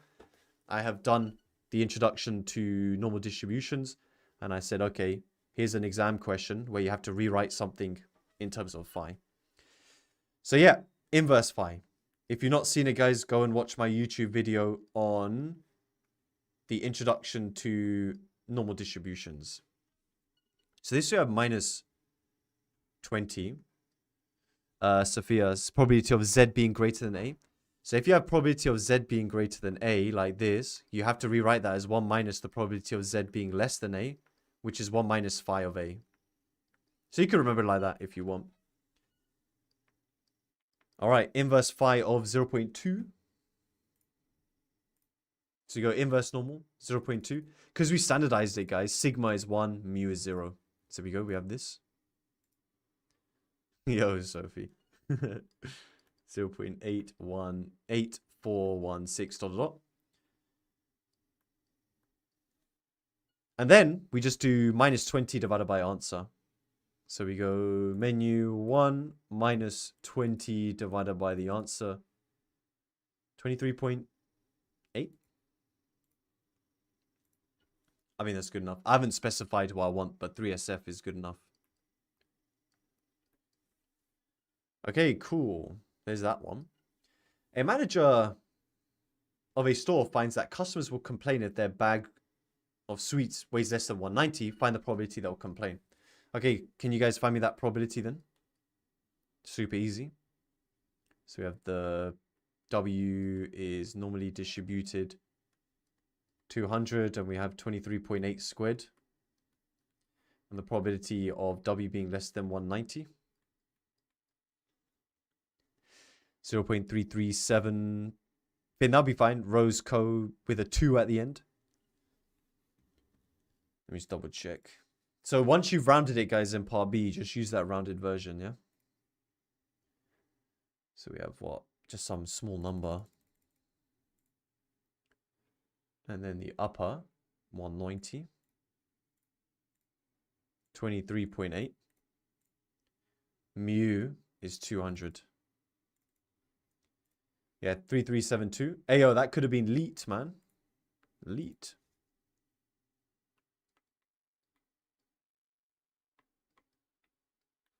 All right, nice. Next one. All right. One more question, then we're going to take a break. This is like making my head sore now. Let me give my ears a break. Neil's number is 03372. For real. Okay, so from experience, because it's not a probability, Gabriel.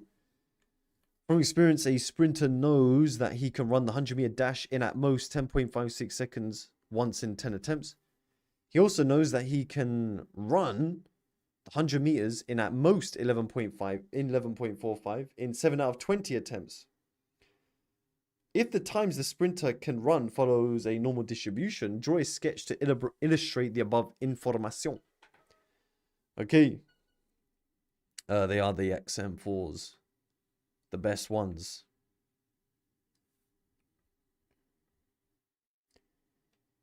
So, where would you put 10.56?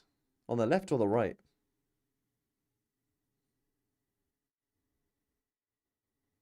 On the left or the right? On the left for sure. Okay, so 10.56 in 1 in 10 attempts. That's a probability of 0.1. So that's 0.1. And then we have the 11.45, which will be on the right. In at most 11.45 in 17 out of 20 attempts. So that's what? 0.85? Headset didn't reveal. It's not that bad. Look at this. You can't even see anything. That's the beauty of having thick hair, man. So yeah, 0.85. I think the best way to represent this is like what Terry's saying, is to put 0.15 to not mess it up too much. Okay. All right, so that's your sketch. Then find to 3DP the mean and standard deviation of the times the sprinter can run the 100 meters. So here we have mu and sigma. What do we need to write down? All right, I have eaten. Don't worry.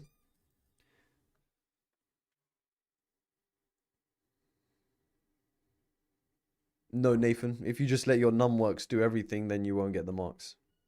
It's a simultaneous equations question. Drew, good.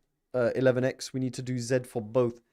Which means, what I'm looking for you guys to say, what Hassan's saying is we need a cumulative statement for both. Okay? So we need to write a cumulative statement for both of these. Okay? We should really define x.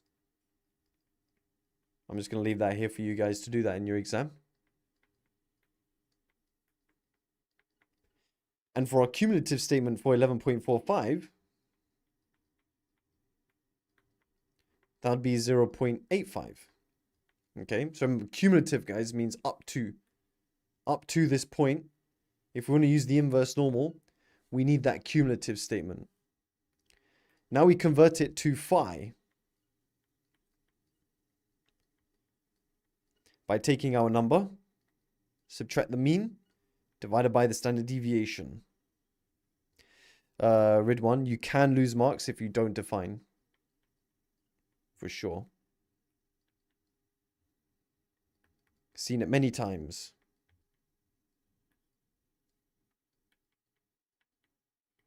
Okay. Now we do inverse phi.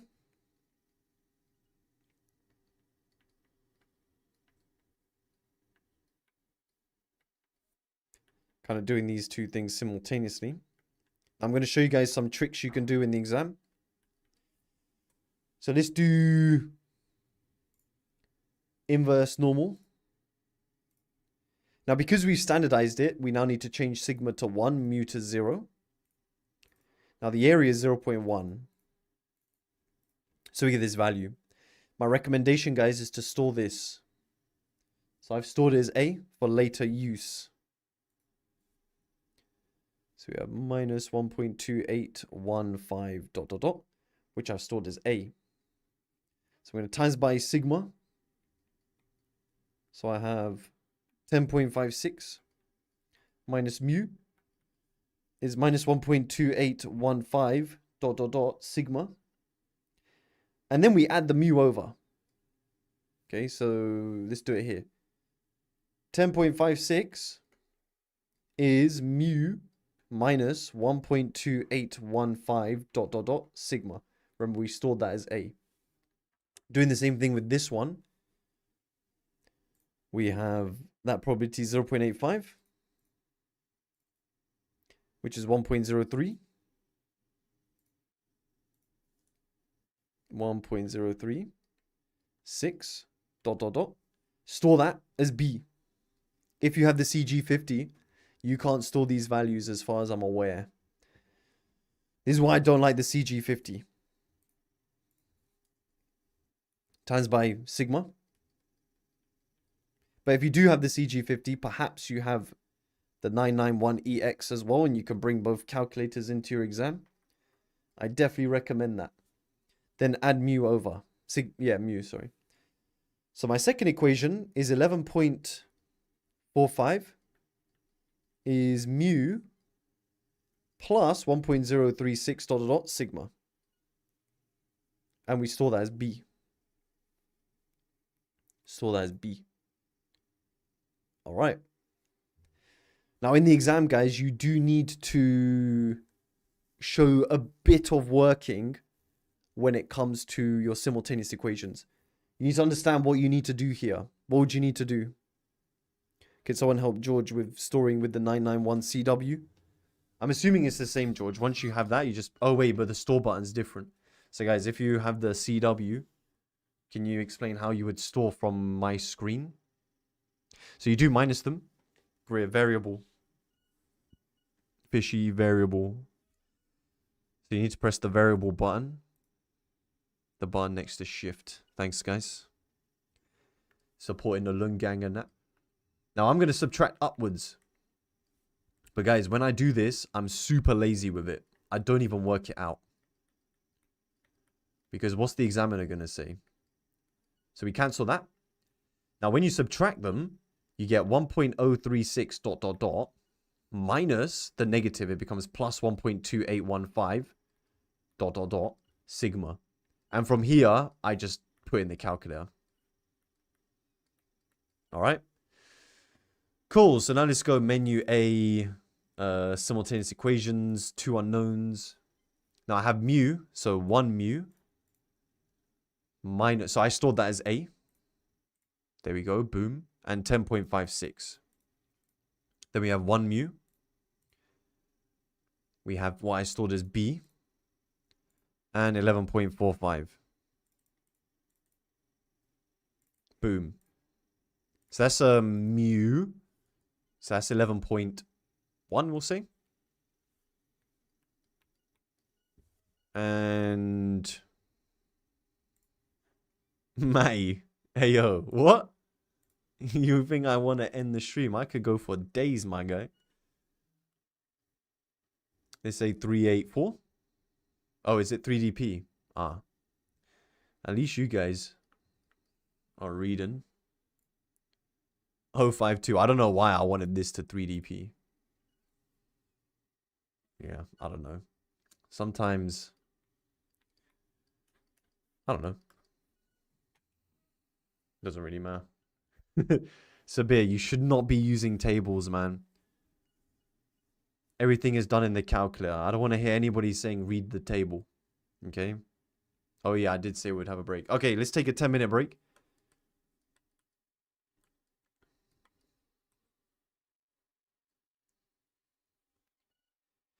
Emil, do you think the paper will be easier or harder than last year? Don't predict, man. Don't predict. If you predict, you're going to end up disappointed. What I tell you guys about predicted papers. People who try and sell you a predicted paper, they're just a scammer, man. And they just lead to disappointment. I've seen many people produce predicted papers and they get a lot of backlash when things don't work out. Predicted papers are for lazy people. Not saying, Emil, that you're a lazy person. You asked a genuine question. And you didn't even ask about predicted papers. But I'm just talking about predicted papers in general. Okay?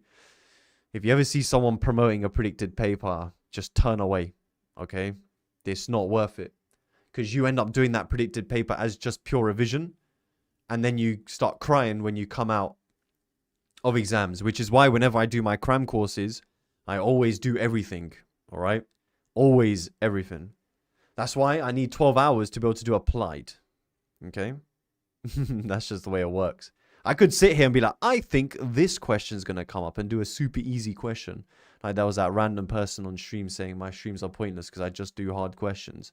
I could be the person that, I don't want to quote Gordon Ramsay, but, you know, that makes you feel good about yourself for tomorrow and just do super easy questions. But what's the point? By this time, you should have done all the easy questions. And now we're going through the hard stuff.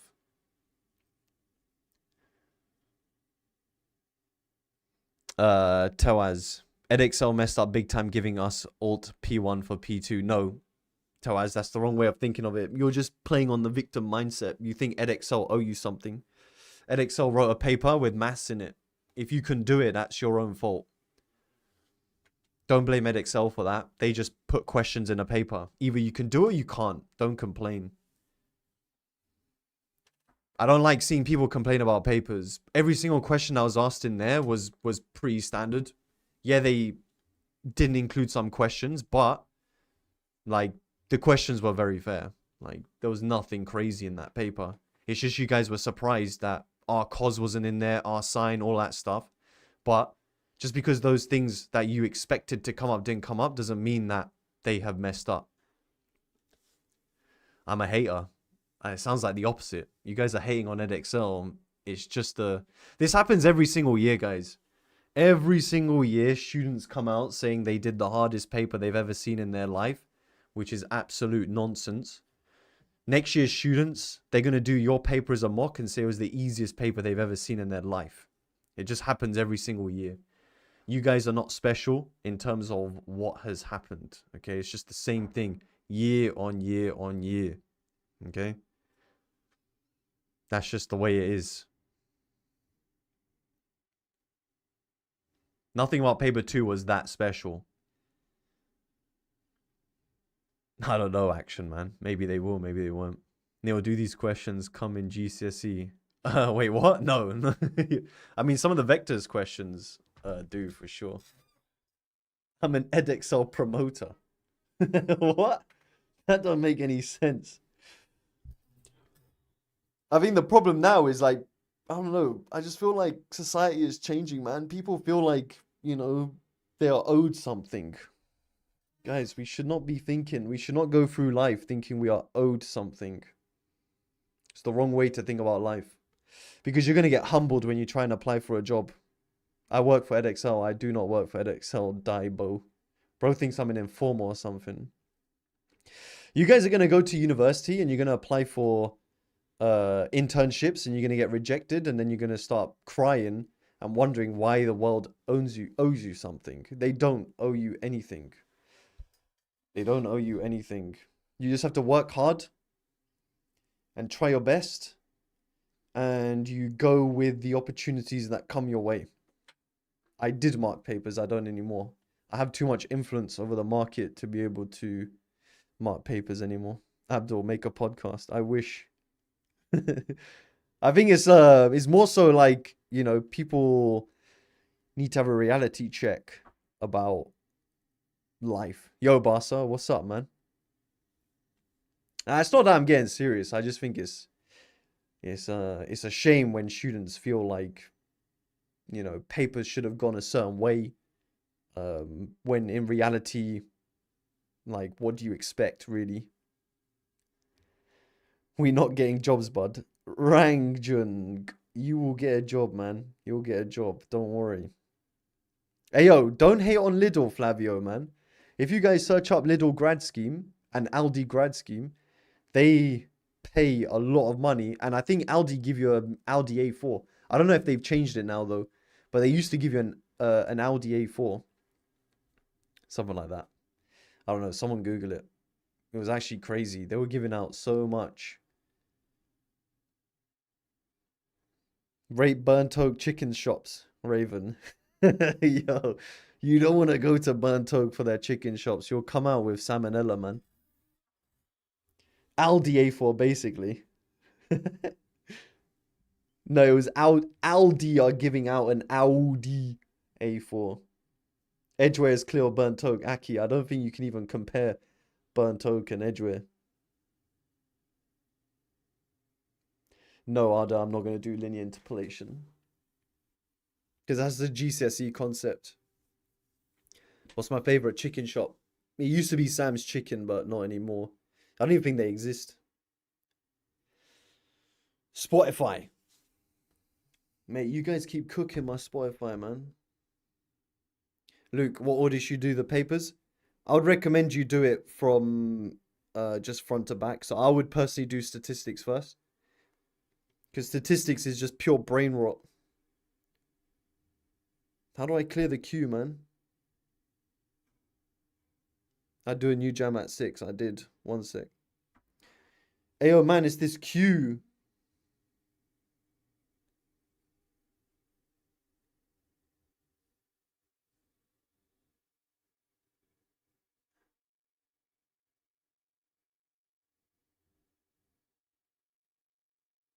Okay, let me see. Neil Son, do I get paid for doing these lives? I don't. Completely free, my guy. I do these things for free for you guys.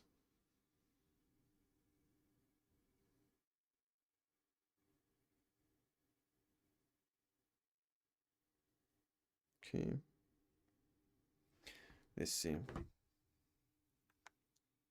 W, guys.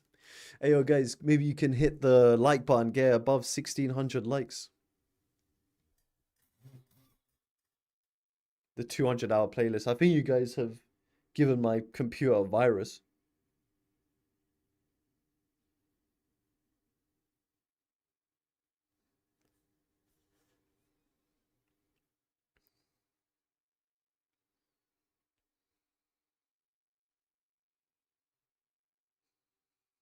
I will eat dinner soon.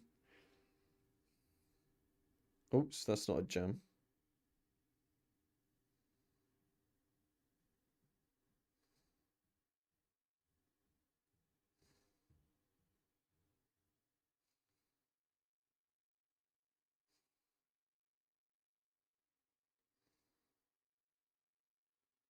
Oop, let me add you guys.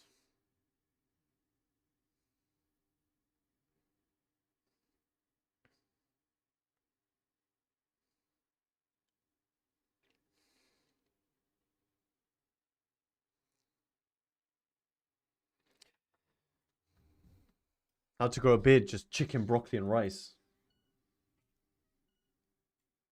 Oops, here we go.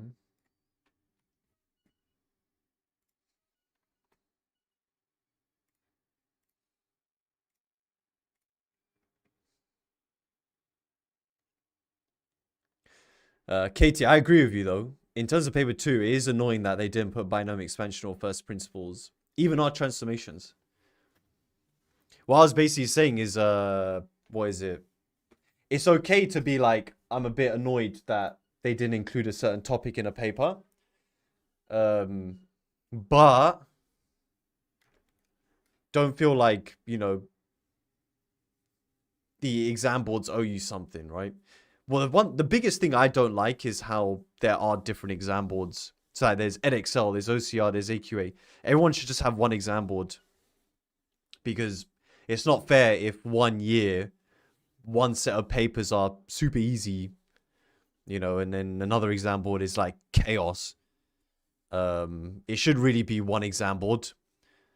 I think I was hearing that one, I think it was like a physics paper, something was incorrect. Do you guys know what I mean? I saw a video, someone was saying that in one of the physics A-level papers, something was wrong, which completely screwed everyone over. So, you know, I just think it's really bad that it was OCR. Yeah, it's just bad. It's just like, when it goes through exam boards, there are so many different levels before it gets produced. But how can something so fundamental go wrong? It's just not fair on the kids. So, yeah. If everyone was just doing OCR, it wouldn't be a problem, because it would have screwed over the whole country, and they just would have said, okay, we won't count this question. We would just, what is it? We'll just count the rest of it, right? But yeah, one exam board had to screw everything over, and AI was definitely used. AI is definitely being used a lot more. Unfortunately, AI is making a lot of people very lazy. I'm not saying the exam boards do that, but AI is definitely going to make people more and more lazy. They made errors on my physics paper with grade boundaries below. That I don't know. Quarries. Soon, guys, we'll have a Lungang political party, and we'll take over the country. Yeah, let's do it. Let's create a political party called Lungang. And then we will change everything. Education secretary. We'll make one big exam board called Lun board, and then everyone will just study on Lun board. We have AQA, we have OCR, we have Lun, and we have AQA. I mean EDEXCEL. All right, let's do it. Let's do it. And then we'll go to Lun Airport for real. Headquarters in Zambia and that. Okay, so what we got? The time in minutes for a Londoner to get to work is modeled by a normal distribution with mean 48, standard deviation 14. Find the proportion of Londoners that take longer than 1 hour to get to work. Okay, so if we're being technical here, what should we do first? There's a petition for OCR physics. Yeah, the thing is, you do a petition for these things. It's not a governmental issue. I don't think anything will happen. Like, you do a petition. And you should still do it, but I don't think anything will get done. So yeah, we define. And then, yes, this is about 60 minutes. So let's should we use capital T?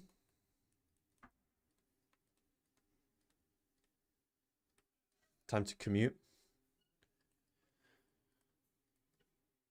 We have 48 and 14 squared.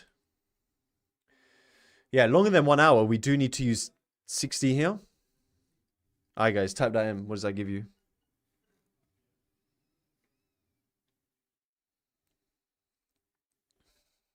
Yeah, shine motivation. We are back. Eye socket and Terry getting the same. Happy with that. I do 4DP for these probabilities. There's not 100k people doing OCR physics. Aaron, that's for governmental issue. Like, as soon as you have 100,000 signatures, yeah, it goes to the government. But yeah, there's not. In the whole of maths, there's only 80,000 people who do maths. About 80,000. So yeah, physics is not getting 100k. Man like Dive bought a moped so he can whiz around London traffic in hopes to reduce his travel time. He aims to get to work in a time that is within the shortest 30% of commuters. Estimate the longest time Dive should aim to get to work by. Okay, what would you guys do here? Man like Dive. Melonhead, not in England. If you do an exam board, they have international papers and English papers depending on your time zone. So draw the curve, good. And we are going to use the inverse normal. Would you put this unknown value on the left or the right? Left or the right here?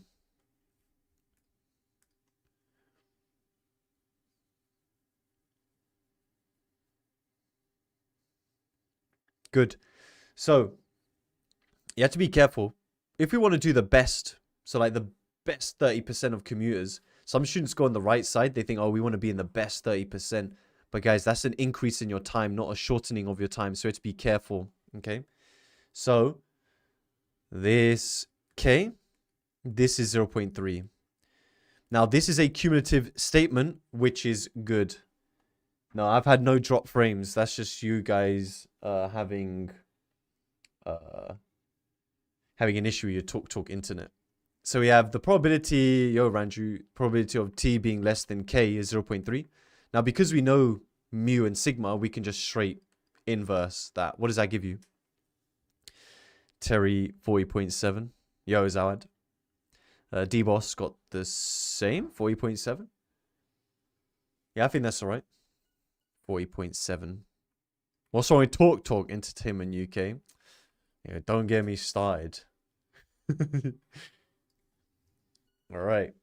What we got? The time B. So this is why I'm doing this question, guys. This conditional probability statement type. If you have been watching my YouTube shorts and stuff, I've done a question like this before. The time B minutes by commuters from Birmingham to commute to work is modeled by a normal distribution with mean mu minutes. Given that the probability of B is less than mu plus 15 is 0.75, find that conditional probability statement. Okay. I use the mobile hotspot. Ayo, my internet's banging. See you around you. Booing. Probability distribution and cumulative distribution. 0.5. Don't know about 0.5. Yeah, so we should rewrite it.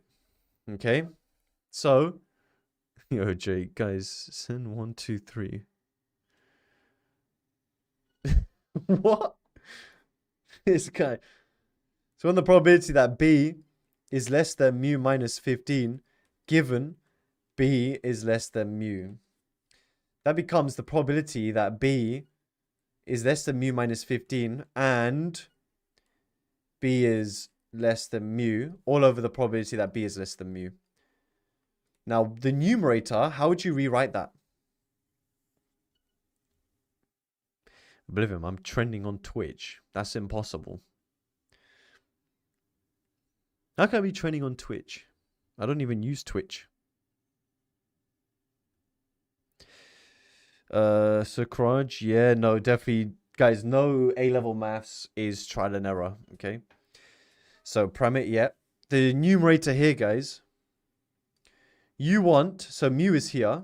Mu minus 15 is over here, right? So we want mu to be less than, or we want B to be less than this and this. The overlap is just B being less than mu minus 15 over the probability of mu minus, mate. Now you guys are right. That denominator is 0.5. You're less than the mean. But what is the numerator? Nice, Axo. Axolot. Okay, 0.25. So I gave you this statement here, guys. This mu plus 15, less than that. So if we do a quick sketch of what's going on. Wait, let me get rid of this. So we have mu minus 15, and mu plus 15. It's symmetrical, right? I have told you in the question that the area below mu plus 15 is 0.75. So guys, if this is 0.75, it means this is 0.25. Okay? Which means this is 0.25, and that's the probability we want. And yeah, that simplifies to 1/2. Okay. There we go. There we go. There we go. Next one. Approximating the binomial distribution. Remind me, guys. When it comes to approximating the binomial distribution, what do we always need to do? Always.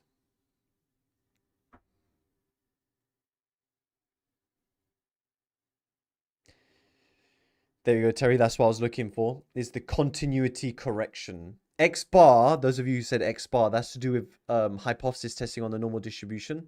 But the hardest possible question mathematically that they can ask, in my opinion, on stats is to do with approximating the binomial distribution. I'll show you an example of that, okay? Not this one, but I think the next one. So yeah, if n is large and p is close to 0.5, then the binomial distribution can be approximated using the normal distribution where this is true. Okay, you don't need to know the proof for it. We prove it in FS1 when we do probability generating functions. Okay, but you guys don't need to worry about that. But there is another condition, because there have been some questions where n is large but p is quite small. Another condition technically is if NP is larger or equal to 12, it is also okay. But this is not something you need to know for your exam. So as long as NP is bigger than or equal to 12, it's to do with, what's it called? The central limit theorem, which at A levels, you don't need to know about the central limit theorem. If you did FS1, you didn't prove it in FS1, Unc. Well, I definitely prove it to my students when I teach them FS1. So in a singing competition, only 55% will make it through to the next round. In the first round, there's 150 singers. Calculate the probability that exactly 80 singers make it through to the next round. So what are we doing in part A?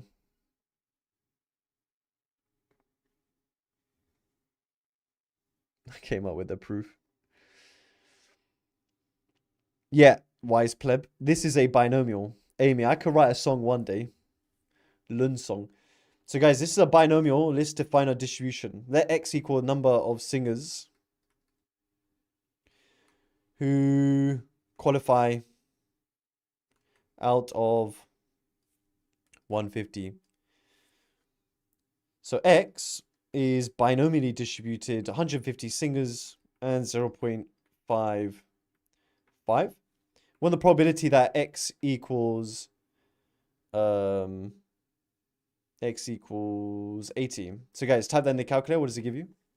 4dp for me, plus 7 hour and getting the same. Cindy, I know what you've got there.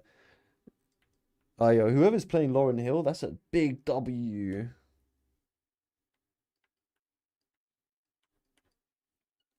Now, use a normal approximation to find an estimate that exactly 80 singers make it through to the next round. So we can do this binomially, find the actual value, or we can do this by approximating.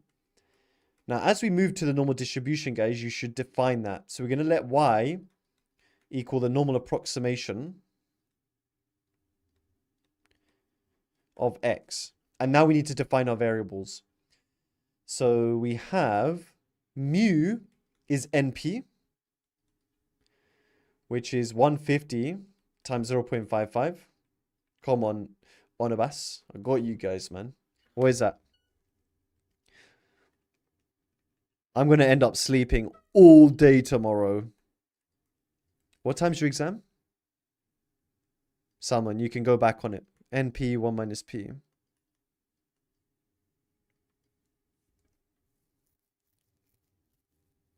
Hey, yo, Tom, you'll always be part of Lun Gang, man. Afternoon, okay. At least you guys can get a decent sleep. So 82.5 times 0.45.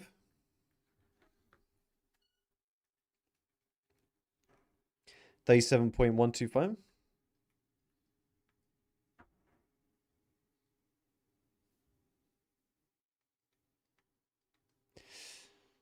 So y is normally distributed 82.5, 37.125. Okay, now we wanted to work out the probability that x equals 80. But once you do a continuity correction into the y plane, how does it change? Nice, Tom.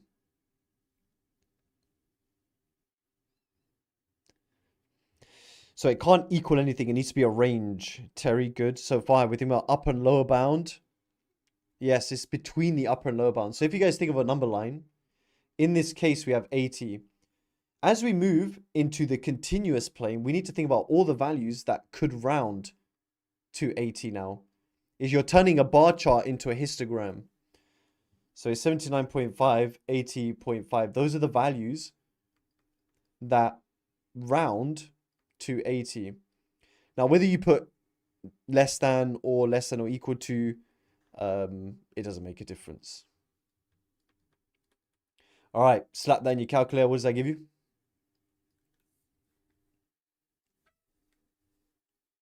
Well, someone's probably going to do it quicker than me typing in.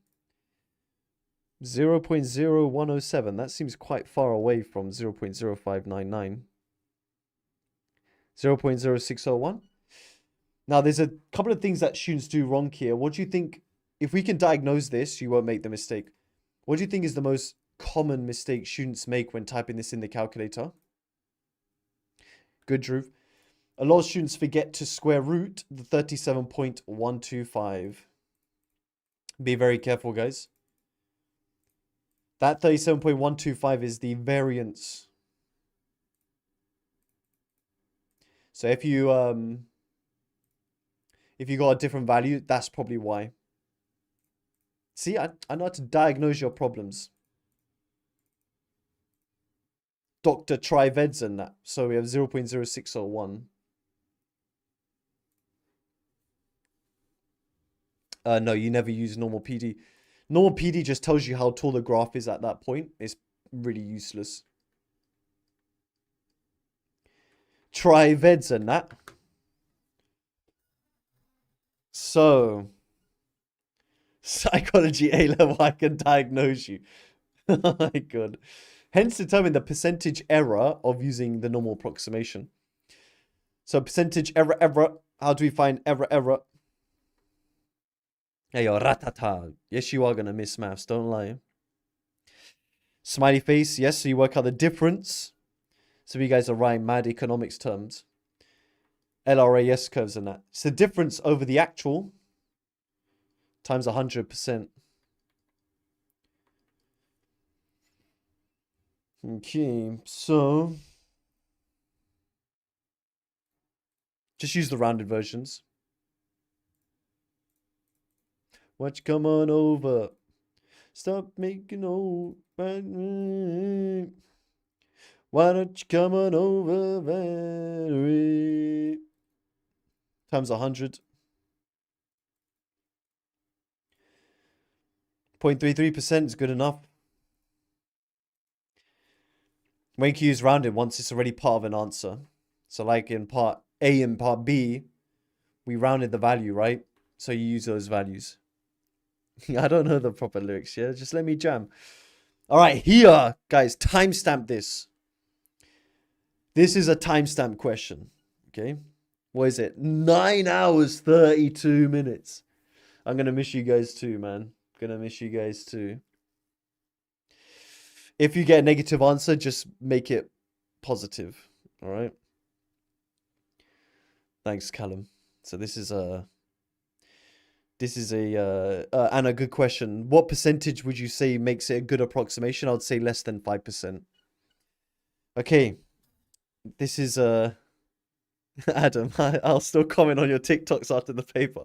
Just come in and troll a bit, man. This is a easy Waitrose question. Changed the whole generation of content creators. There's a lot of people that try and copy the style, man. But it's all good though. It's all love. Spreading the love of maths. In a large corporation, 30% of the workers have a gym membership. A random sample of N workers is chosen from the corporation using a normal approximation. The probability that more than 30 of these N workers has a gym membership is 0.0816 correct to 3 SF. Find an approximate value of N. Okay. What do we start off by doing?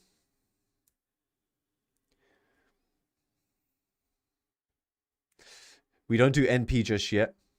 Not Kendrick.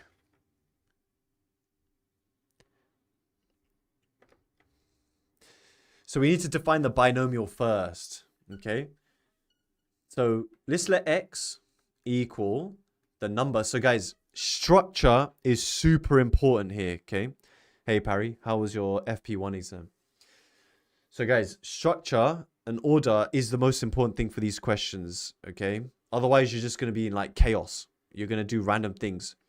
So first, we're saying, look, there's n workers, probability of success. It's a binomial distribution.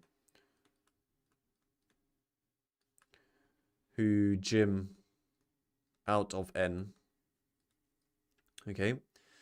So x is binomially distributed n, and the probability should be way more than that, but anyway, is this. Now, what have they told us? What have they told us?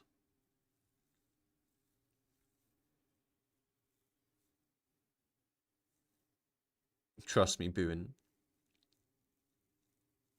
Yeah, Taran, they do give you marks a lot of the time for definition.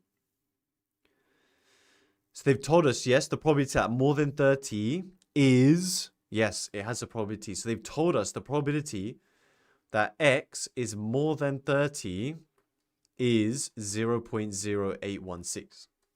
Okay. Now, the reason we're going into the normal distribution, you'll see why, but essentially, this value is so large, we can't calculate that probability. Okay, you'd have to write 1 minus less than equal to 30. Then you'd have to calculate 30 probabilities and somehow solve for n. We're not going to do that, okay? So before we standardize, Jag and Deep, we need to do something first.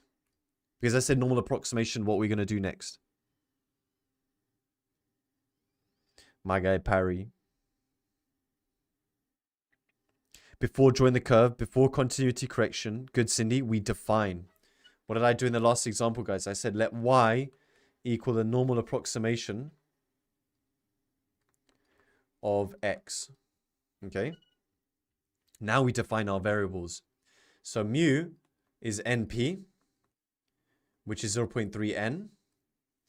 And then sigma squared is np, 1 minus p. Now np is 0.3n. Times 1 minus p will be 0.7, which is 0.21 n. So y is normally distributed 0.3n and 0.21 n. Now we can go back to this and discuss the probability that x is greater than 30. Now, before I do a continuity correction, we should be doing something first. What is that? Before I do a continuity correction, there's something we need to be careful of. Students make mistakes here all the time. We write it how? Not 1 minus. Good, Melonhead. We write it as equal to. Guys, before you do any continuity correction, make sure you change it to an equal to symbol. Okay? Right. Now we can go into a continuity correction. What would the continuity correction in y be? It's basically a technique to make sure you don't make silly mistakes. If you don't do it, ayo, I warned you. 30.5. Good.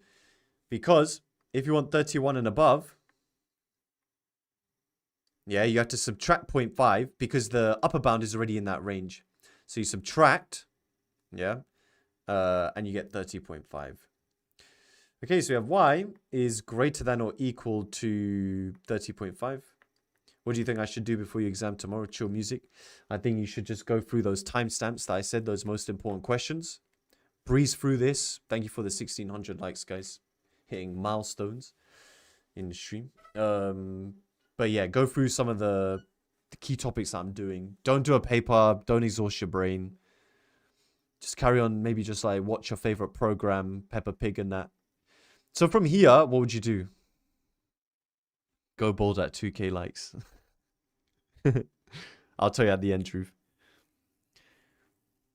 Z. So standardize, yes. However, we should draw a picture first, just in case.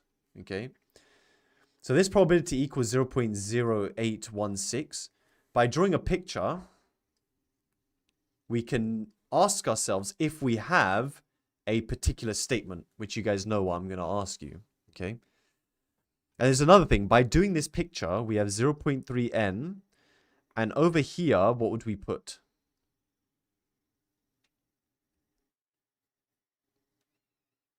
What would we put over there? Good, it's the root of this. So guys, remember this is sigma squared. So by doing this, you remind yourself that you need the root. Yeah, I'm telling you all these tricks, guys, to make sure you don't make silly mistakes in your exam. Okay, because most students, when they standardize, they'll divide by 0.21n. That looks like 0.2 lun, but yeah, all these things I'm telling you guys, not for no reason, is to make sure that you don't make silly mistakes. Now, this 30.5, would you put on the left or the right of this mean? Where would you put it? What is this question? What is this? Antonio Carlos. Yobim. On the right. Because greater than it is about 8%. Okay. So what would we need to do here? I'm not going bold if we get 2,000 likes. I already told you, if anybody gets 100%, they can give me a buzz cut. Yeah, we need to do 1 minus. We need a cumulative statement, guys. Cumulative. Okay. So I'm going to change it to less than or equal to 30.5 is 1 minus that, which is what? 0.9184, I think. Then we standardize. Okay. Standardizing means we then go to phi of 30.5 minus 0.3n over the root of 0.21n. Now what do we do? See how it all ties in together? Shouldn't x be replaced with y? Yeah, that's what I did. No? Maybe Jeff is behind. Inverse phi. Inverse.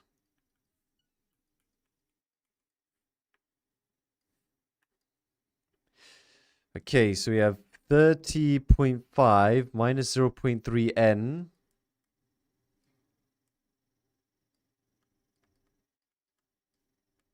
Okay. You can see my calculator. Menu 7, inverse normal. Area is 0.9184. Hey, what is this fake Egyptian song? Fuego. Oh, this is like the I don't know what language is. Fuego. Is it like Brazilian? Brazilian version. So you have 1 point. I'll reset the Spotify at 7. This is fire, Nimra. Is this your tune? Mexican. Oh, it's Spanish. Okay, cool. Spanish version of Egyptian. Okay, let's store this value, guys. Because when we times through by that denominator, how would you do that? Would you write 1.394 root 0.21n?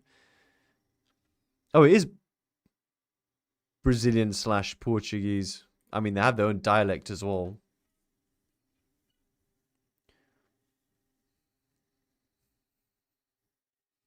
Yes, we write it as root of 21 root of n. Okay. Just like in Italy, they have many different dialects. People in Naples don't speak Italian. They speak a specific dialect of the language. So you have 30.5 minus 0.3n is buonasera. Is am I Italy? Yo, what? So we're gonna take root. So I store this value, right? So we go menu 1 a. So look, just to double check that that's the same value, times root of 0.21. So we get that. I would store that value again. Just store it as a. We could just overwrite it. So 0.6389 ... root n. Do you guys notice what this is forming?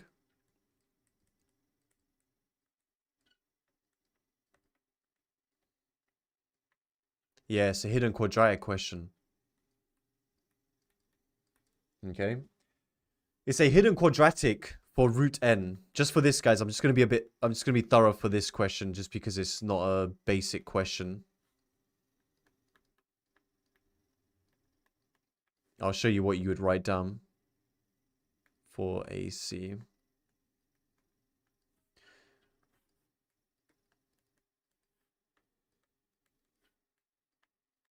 Okay. Now, let's go. So I've stored that. Let's go menu polynomial solver. 0.3. Then A. Minus 30.5.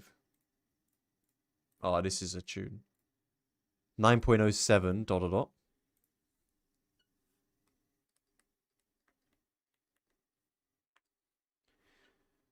And minus 11.02 ... Now, what would you guys say? I haven't stored for a particular reason, but I will store it in a second.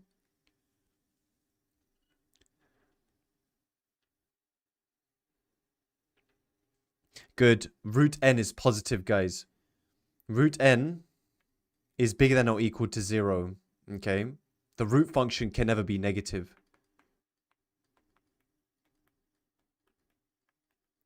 So now we square that and we round it. So this, like, I can't remember who said it earlier on. They said, what do you do if, you know, you get a... Oh, it was in that plain question, the BA question. They said, what do you do if you get a decimal value? You just round it to the nearest whole number. Okay, so this is an example of that. It doesn't always work out. So is that about 82? Ledger. This is a past paper question. I've changed the numbers a little bit. It was 8 marks. Ledger. In Italian, leggere means read. So maybe they're saying ledger, read. Is that what they're saying, guys? Leggere. It's not in the spectral. Hey, yo, Mega, get out of here, man. Hey, yo, Danny, why you got my phone? What paper, Unc? I'm not sure. You could probably Google it. Find the approximate value of n. Wait. Find the approximate value of n.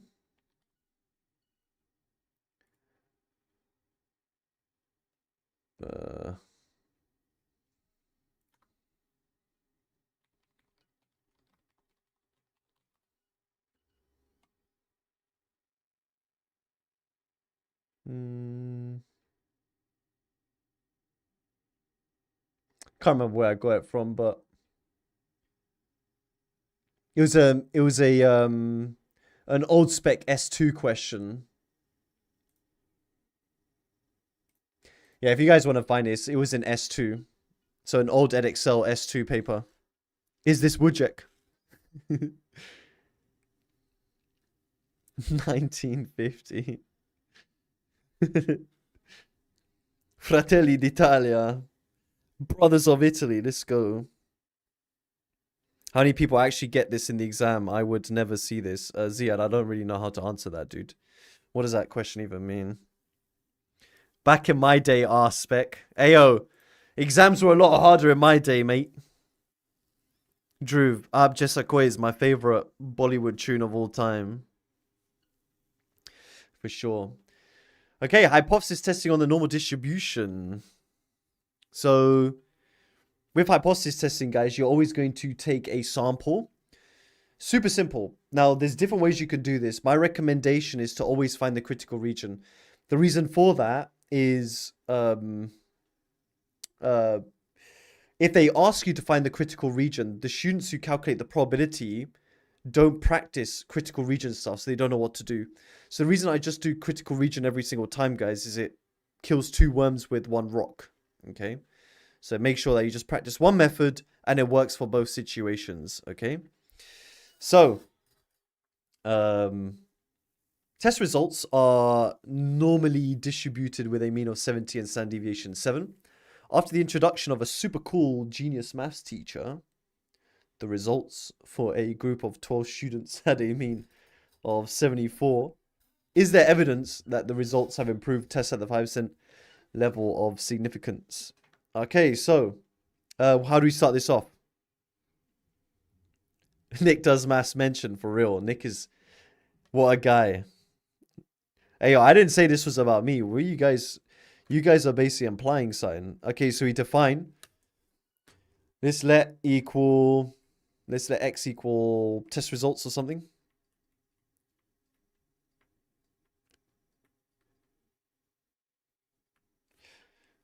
X is normally distributed. 77 squared. Okay. Now, what are we saying about H0 and H1? I wrote the question. Huh? I didn't. I just wrote let x equal test results. Mike's maybe. Yeah, mu is 70, so we're assuming that the mean has stayed the same. And what is H1 here?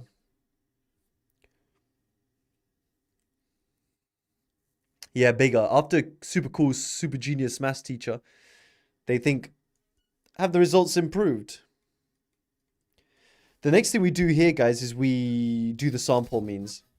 So the sample mean distribution is x bar. Okay. X bar is the sample means. Is normally distributed. Hey, Faraj.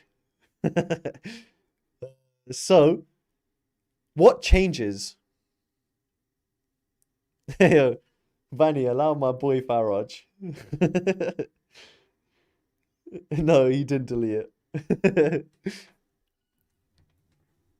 Okay, so yeah, the variance goes down by the sample size. Okay, so 70 and 7 squared over a group of 12. Okay, now I'm gonna show you guys how I think you should go about this. Like I said before, if you just go about calculating the critical region, you just do both situations in one. Okay, so to find the critical region, we just draw a picky.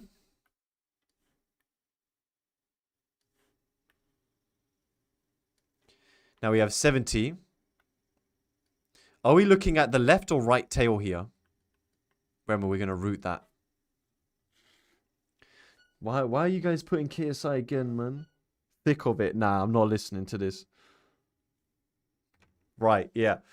I'm saying, guys, what mark would the class need to average for us to conclude that 70 is too small of a mean now? Okay? Anyway, guys, this is just as bad. What is this Pac-Man music? Sunshine by Asaki. Or is it Asaki? Something like that. Okay, now this needs to be 5%. 0. So the mean, not 74. That's what we're testing. Okay. No, it's A-S-A-K-E. Asaki. Man said Asaki is bad. I didn't say Asaki is bad. When did I say that? I'm listening to Asaki now. Now, in order to find K, guys, what do we need? Yo, Manny, you're trolling. Shuji, the other way is you just find the probability of 74 more and you compare that to 5%. A Shaki. Okay. It's a SH. Okay. Okay, we need to write a cumulative statement, Nicholas. Good. Okay, so there we go. So we need a cumulative statement. So the probability that x bar is less than k is 0.95. And then you just go and inverse normal that. Okay. So what is your value of k? What's your critical value here? Hey, Anissa, always on the grind. I could do this for days. David Goggins of maths and that. Days.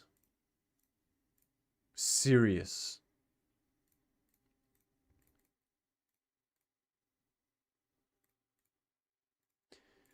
When your world ends, mine begins. Okay. That's this. So my critical region is bigger than this. All right. So we have X bar is greater than 73.3 dot dot dot. Now we got 74. That's in the critical region. So here, 74.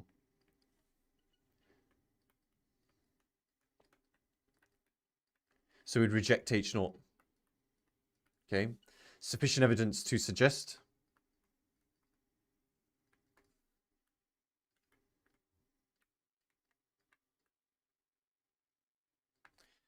The super cool genius maths teacher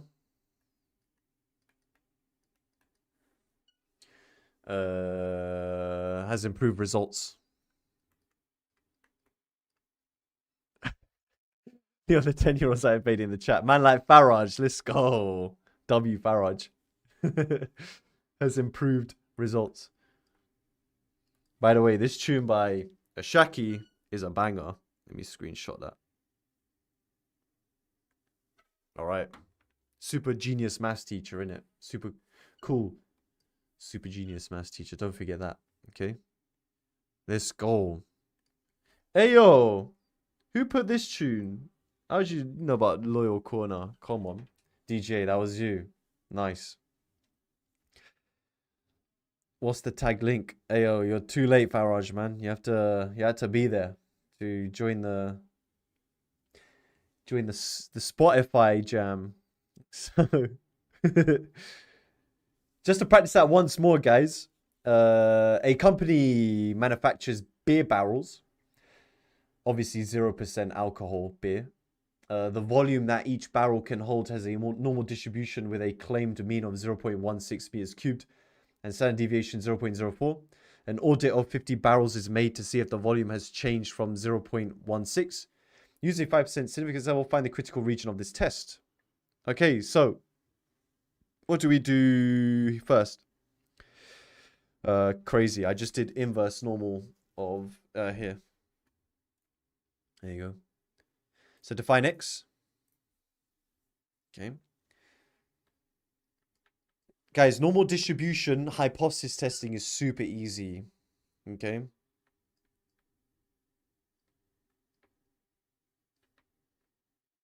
So I just wanted to make sure I did a two-tail test with you guys. So X is normally distributed 0.16. That's pretty small, right? What kind of beer barrel is that? Anyway, doesn't matter. So we have H naught is, whoops, not P, mu.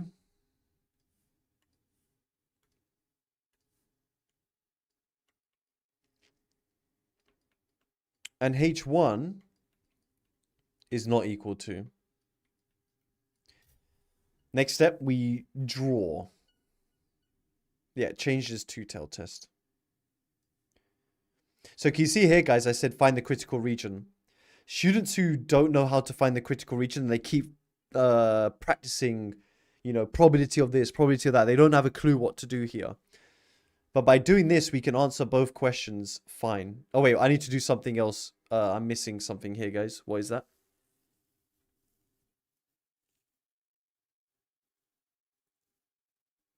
Finlay, good. We need to do the sample means.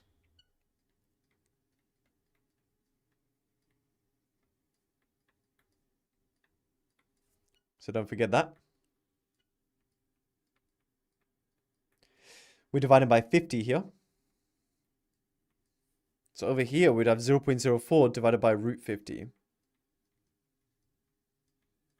Okay. Now we are looking at both tails, right? K1 and K2. And what else do we need to say here? Damn, we'll see. We'll see. So 0.25, yeah? So each of these need to be... Mate.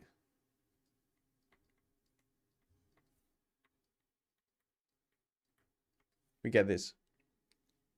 What we got? Ayo, nice, man. You guys are playing some bangers from Loyal Corner. What do we need to do here?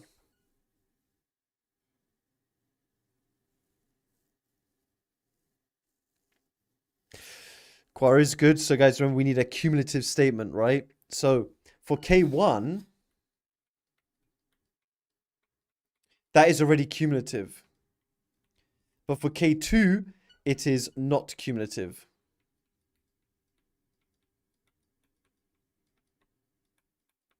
But now that we have that, we can now just inverse normal. All right, let's do it.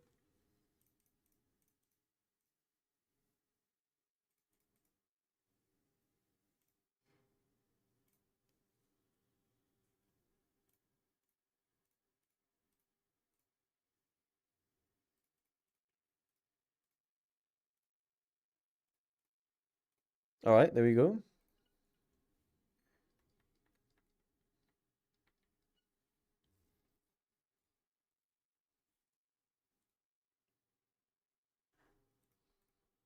Guys, I can't believe we've done 10 hours, man. That's a W. I respect you guys a lot, man. The Lungang community is built different. Let's get some likes in the chat or on the video. We're close to getting 1,700 likes, man. You're welcome. W. When's dinner? No time for dinner, Kieran. We're on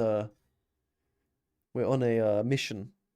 So the critical region is X bar being less than this value. In the exam, they'll tell you what they want you to round it to, but whoops.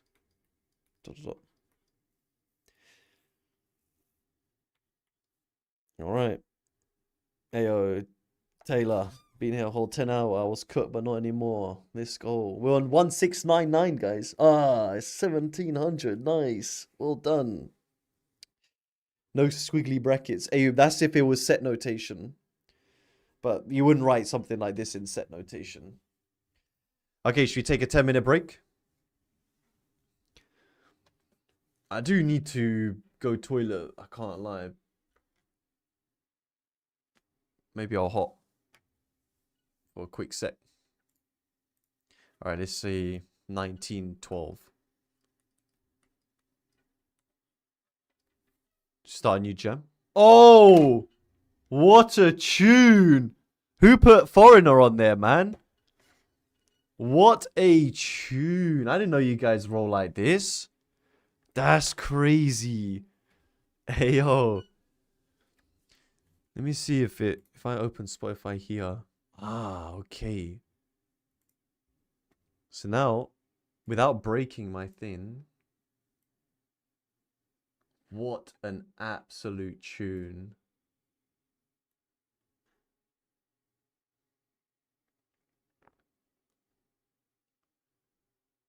Who put this on, man?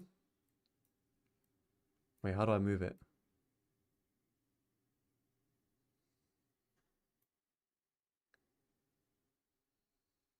Copyright our music. What do you mean? You guys can't hear it, man.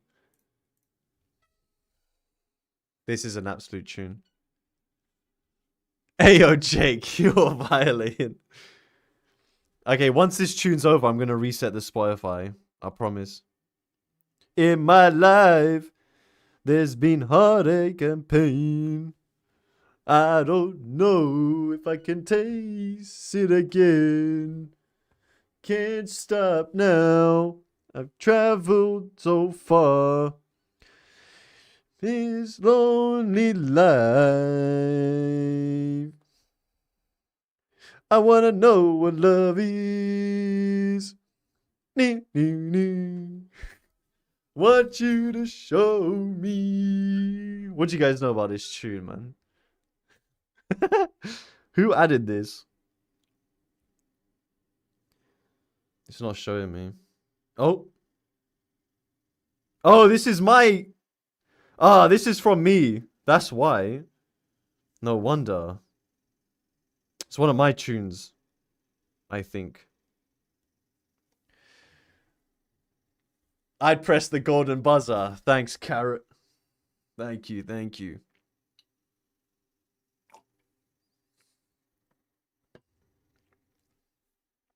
One sec, let me go to the toilet. One of the most famous songs for real. All right. One sec. B-R-B, B-R-B, B-R-B.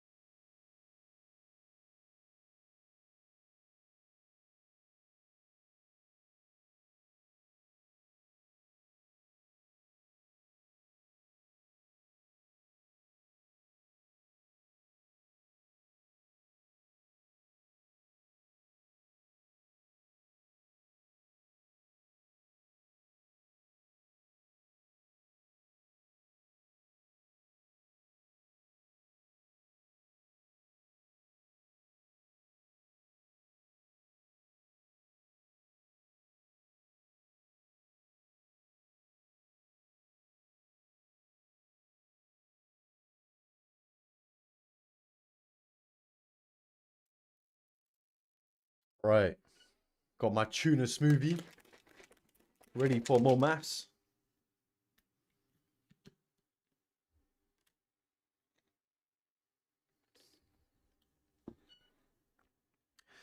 Olivia Dean.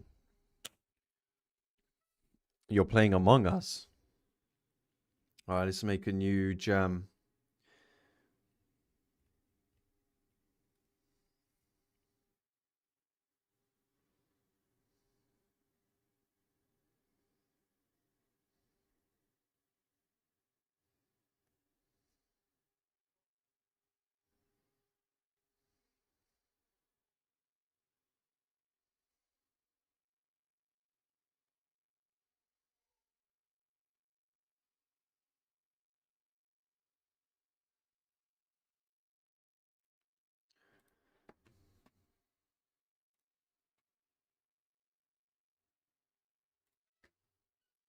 Na-na.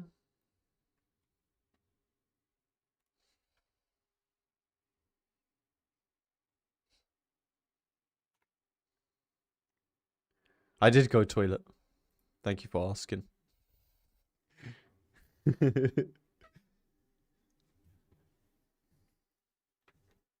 This is such a tune, by the way. I hope so, Cindy. What? Ta-da!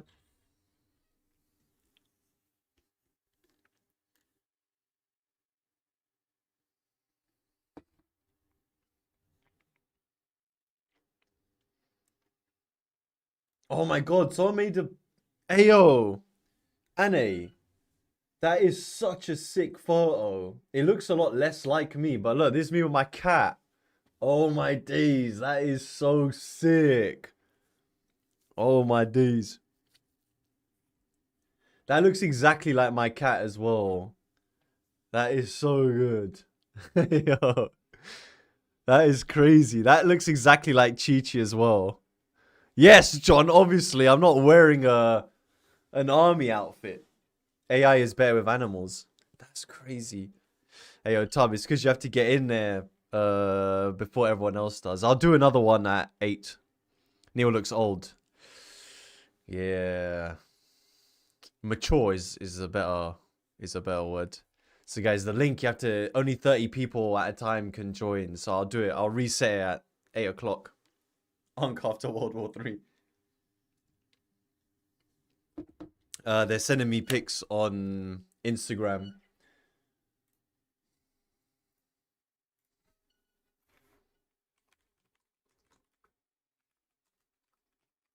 I can't lie, this looks like my boy Amin.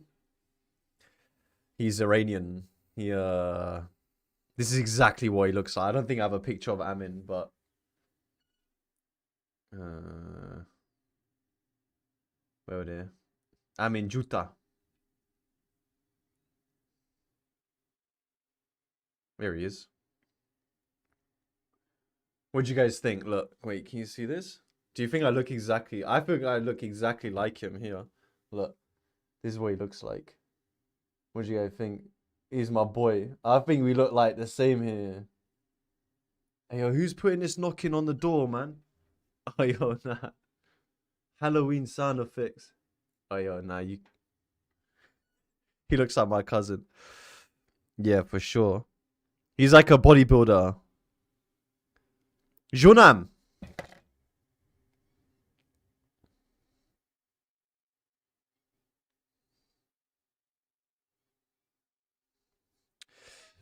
Not at all. Mo Salah. Alright. Hunk seeing things. Next one. Hey, did we just play Loyal Corner? Alright, next one. What's the next one? Man don't care. Alright, sure. Alright, binomial distribution stuff. What we got? Hey, these aren't my tunes, man. Alright, I'll clear it once. Maybe it was from the old one. Wait. Okay, there we go. I've cleared it. Ah, this is a tune. Of the staff in a school, 20% travel to work by train. Staff are selected at random for a survey on their journey to work. How many staff members should be chosen so the probability that there is at least one staff member traveling to school by train is greater than 0.95? Okay. What did you guys do first here?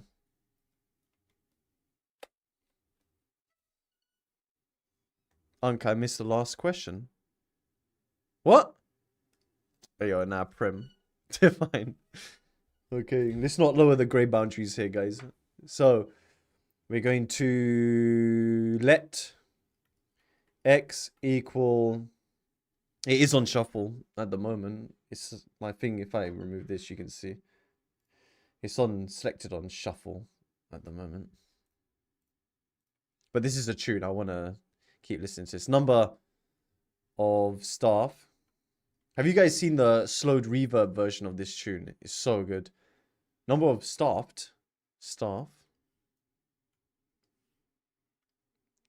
Number of staff.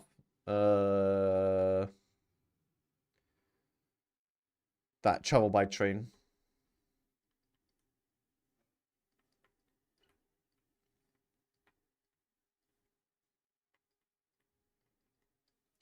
Out of n. So guys, we don't know what n is here.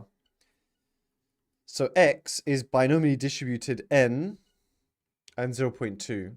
Then what would you guys write down next?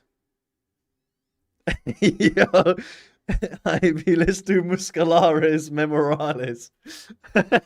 Yo, I'm dead. Oh god.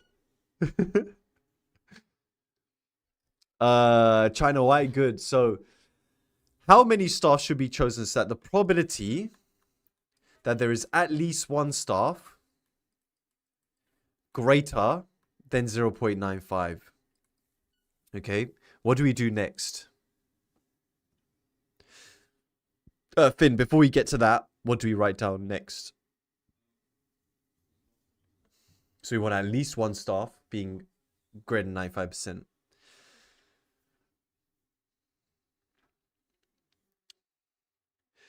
One minus P, good M. So we can write that as 1 minus probability of what? So we don't know N, guys. We don't want to have to calculate this question. Yes, Kaylee, it is. Good, X is 0. So guys, if you look at a number line, I'm saying I want this probability to be greater than 0.95. The way to do it is you just change it to, if I want that, I just do 1 minus 0. Okay. Now, in a binomial distribution, what does x equals 0 mean? By the way, we've had this song already. Someone really loves Akon. Ayo, now what is that? All failures, good. So, guys, this is success. Number of success. This is all fails. Yo, Kiki. All fails. What would that probability be? De nada. How would you represent all fails here?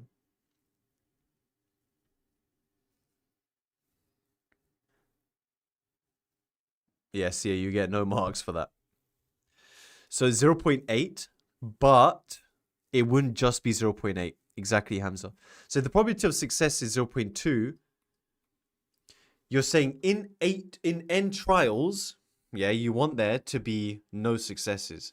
Meaning you want this to be 0.8, 0.8, 0.8, all of that. Not really like that, but yeah, it'll be power N. Okay. You want N trials, you want all of them to be failure. Fail, fail, fail, fail, fail, etc. So let me just rearrange this. We get 0.8 N, 0.05. What would you guys do next? What's the special formula? I'm not sure what the special formula is. I mean, you can do Lun. Guys, you can do Lun here. But I'm going to write down what the exam is going to probably ask you to show. Because they can ask you to show it is this fraction. Wherever I write log, you can use Lun as well. Okay? So, we have log of 0.05 is greater than log of 0.8 to the power of n. Bring it down. Okay. Bring that down. Now, when we divide by 0.8, what happens? Hey, yo, Callum, I got up to go toilet. Hey, I'm not betraying Lun, man. Good, Hassan, you flip the sign. You guys need to remember that Lun, or log, is negative between 0 and 1. Okay, so when you divide by log 8, 0.8, the sign is going to flip. And again, somebody did ask that earlier on. I can't remember who it was, but... Nice. What does that give us? Nice one, Dave. Nice one, geezer. Life of a geezer. 13.42? Yeah. So what's n?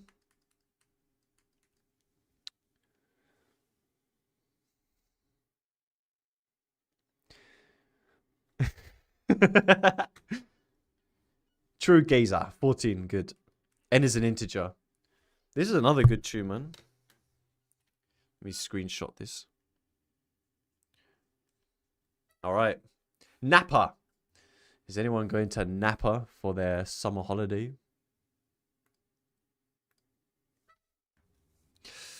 China, if the base of the log is less than 0.8, then isn't log 0.8 positive. So here the base is 10, right? But yeah, if you have log base 0.8 with 0.8, that's 1. So yeah, that would change. But I'm talking about just general log. Lundberg, yeah. I'm not going Napa. When did I say I was going to Napa? Ayo, you're crazy. I would never do such a thing. A botanist observed that a rare seed, once planted, germinates 80% of the time. That doesn't mean the seed is German. It means that the seed basically flowers in it. She plants 20 of these seeds in a tray and waits to see how many will become German. Find the probability that fewer seeds become German than expected. So, what do you mean, botanist? What are you guys on about? How do you say it? Botanist, mate. What do we do first? Yeah, I'm a florist.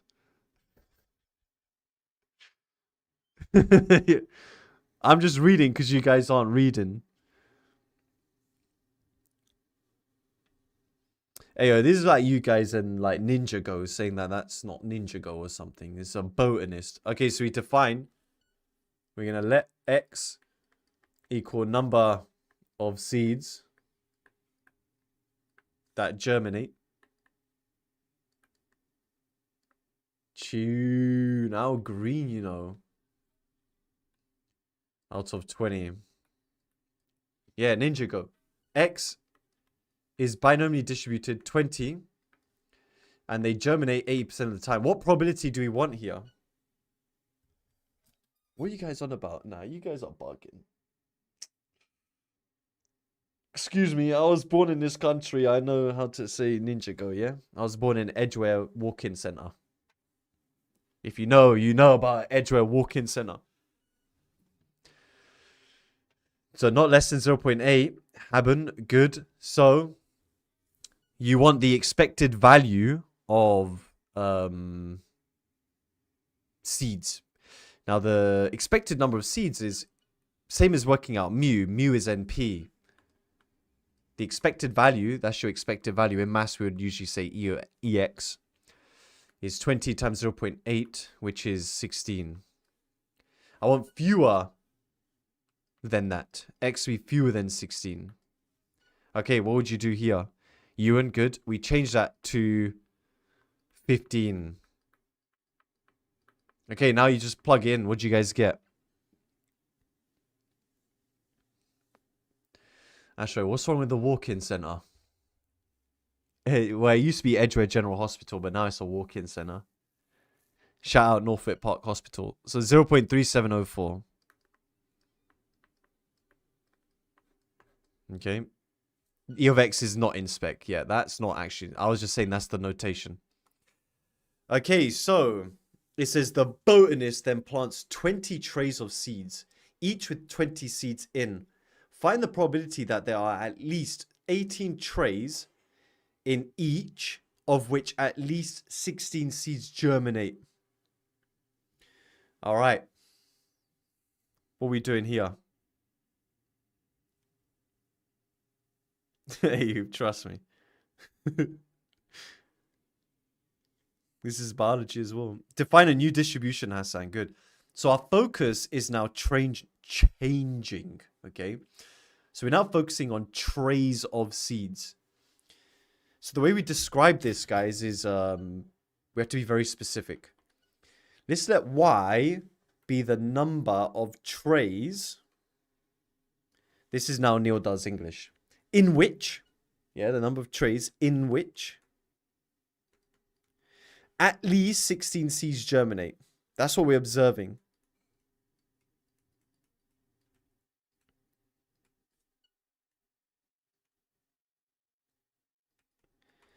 Out of 20. Yeah, it's out of 20 trays, isn't it?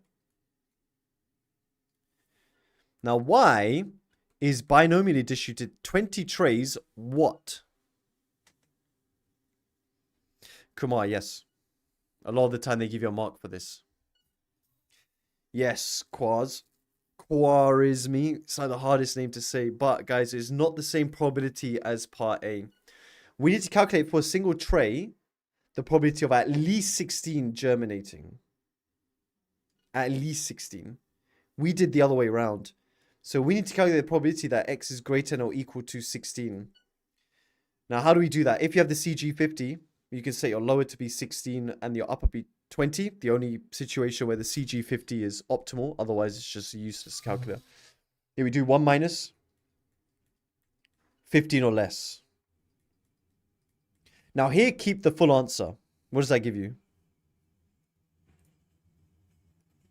What do we get, mate? Menu 7 binomial CD variable 15 n is, so from the previous part, 20 and 0.8. So we got this. Then we do 1 minus answer. There we go. Keep that in your calculator screen. This store is A.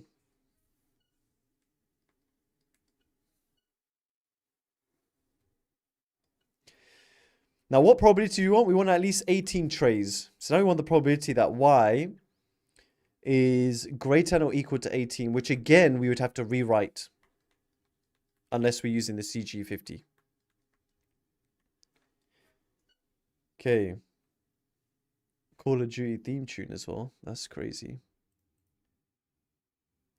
Menu. What are we doing? Menu 7.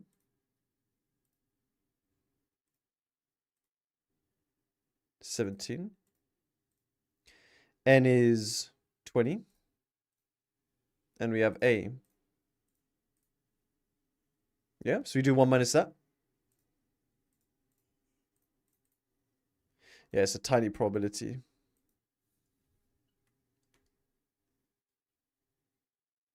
Something like this. Yeah, Nimra, if they want you to use normal approximation, they have to tell you. Okay, Lewis, you have the GCSE 50. All right, were the trays made by Porsche? Yeah, Porsche, the French company. All right, next one. Hypothesis testing on the binomial distribution. So guys, it doesn't matter whether you're doing the binomial normal distribution, hypothesis testing, what should you be doing? This is my recommendation, okay?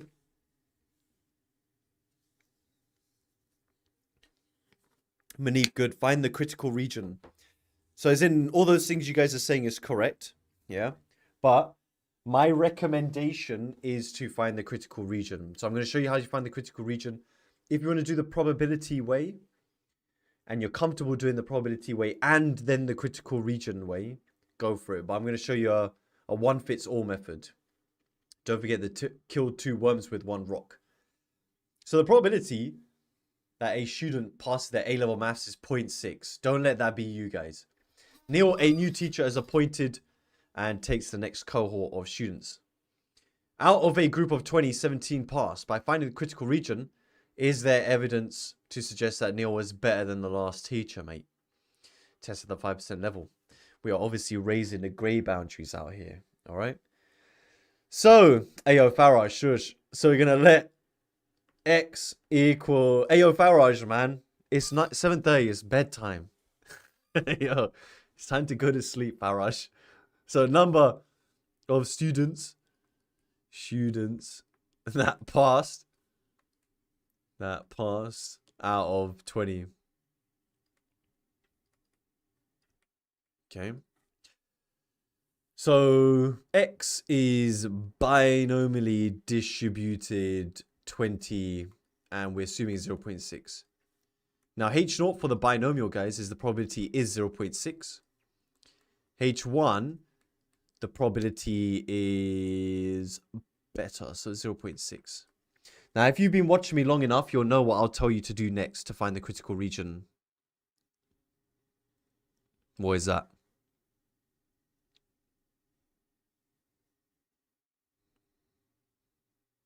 Hey, thoughts on Bob Marley? I love Bob Marley. Not trial and error, Nimra. You should know better. Hassan, draw. I know what you mean by that, though. Come on, Nimra. So, a binomial distribution is just a bunch of bar charts. Okay, it's just a bunch of bars. Now, the tallest bar will be at the mean. Where is the mean? What is the mean here? Trial and error is method, bro. Hey, yo. Cursed. Get out of here, mates. 12. So we multiply them. Okay. So, feet don't fail me now. Okay, so that's 12. So the tallest bar would be at about 12.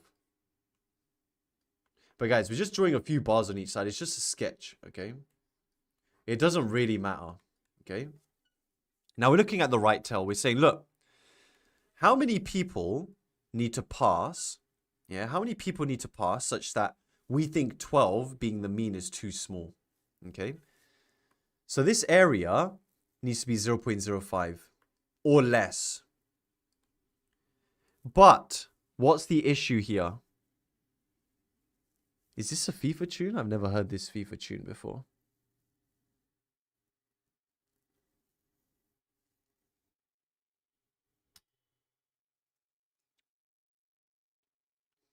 Pramit, good. So we don't have the cumulative statement. Good, Melonhead.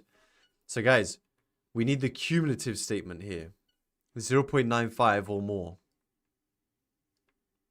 So if you want your critical region to be 0.05 or less, yeah, your rejection region, you want your acceptance region to be 0.95 or more. And to do that, guys, all you do is you just go on your calculator. And this is what Nimra meant by the trial and error. Now, you guys, if you want, you can use the list function here. The reason I don't use the list function is because when n is large, these are so large, you spend more time typing in the x values that you want than actually just finding the x value. For example, I'll just try 20. It's probably going to be too high, but, you know, it is what it is. Oh, wait, no, I'm not going to try 20. The maximum is 20. That would be a bad choice. Maybe like, what, 15? Okay, that's not 0.95 or more. Let's try 16. Okay, there you go. So 16, guys, is 0.95 or more. Do you put 16 on the left or the right of that line? Do you put on the left or the right? Yes, the left. Because, guys, 16 is 0.95 or more. And it ensures that 17 is in the critical region. Okay? Because, guys, if the probability of x is less than or equal to 16 is 0.9840 to 4 decimal places, then the probability of x being greater than or equal to 17 is 1 minus this, which you can see is less than 0.05. It'll be that. Okay. Okay. If you guys put 16 on the right side, that would make sense because the probability of greater than or equal to 16 would be... So if you did this, guys, if you put 16 there, that would not be correct because then you'd be doing 1 minus less than or equal to 15. But this is not 0.95 or more. So it's going to be more than 0.05. Okay. Farhad. So now we can conclude. By finding the critical region, is there evidence? Well, yes, 17 passed, which means, yes, we are in the critical region. Okay. So 17 is in critical region. We would reject H0. Sufficient evidence of improvement. Something like that. Tune. All right. You guys can do the conclusion yourself. The critical region is bigger than or equal to 17. I should have written that down, but yeah. Good. All right. I think... Is Miguel bold now? Bro's got that buzz cut. Okay, so another hypothesis testing on the binomial, just to keep practicing. It says the government initiated a campaign to get more adults in sports. Before the campaign, they estimated that only 1/4 of adults play sports. After the campaign, they conducted a survey to decide if it made any impact, positive or negative. A random sample of 24 students from a shopping center were selected, and it was found that 10% did some kind of sports. By finding the critical region, test out the 5% level of significance, whether or not there's evidence to suggest a change in the proportion of adults who participated in sports. Okay, so we're going to let X equal number of adults that participate in sports. Hey, we won't talk about that squeaky door situation. Number of adults who participate in sports.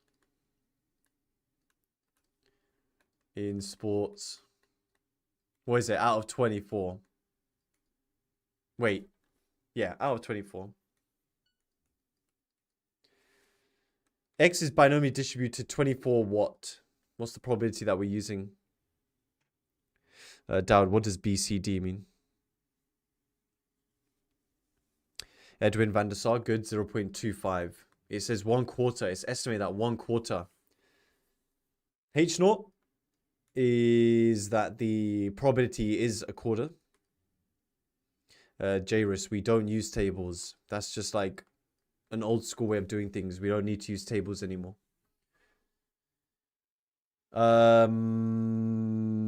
Change. Two-tailed, indeed.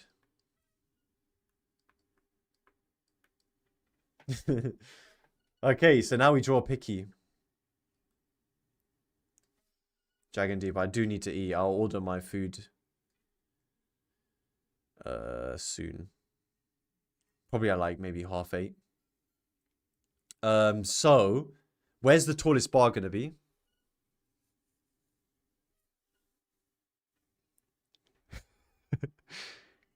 Need to drink water. Thank you. Nightbot's not reminding me, so I got a tash.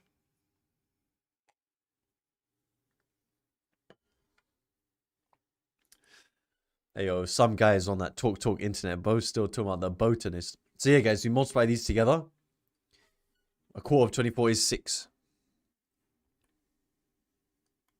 Then just draw some bars on each side. It doesn't really matter how many you do. I mean, there is going to be more values on the right side. So now that we're doing a two-tailed test, guys, we are splitting this. Yeah, on each side. And we're doing 5% on each, 5% total. It's going to be 2.5% on each side. Such a tune. What do we need to do with one of the sides?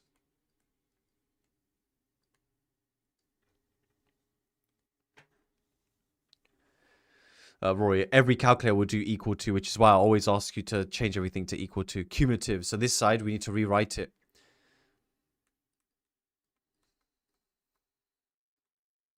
Okay. And now, guys, it's just a straight calculator thing. Okay, so let's go. We're going to change n to 24 and 0.25. Guys, find me the x value. The largest x value, which is 0.025 or less.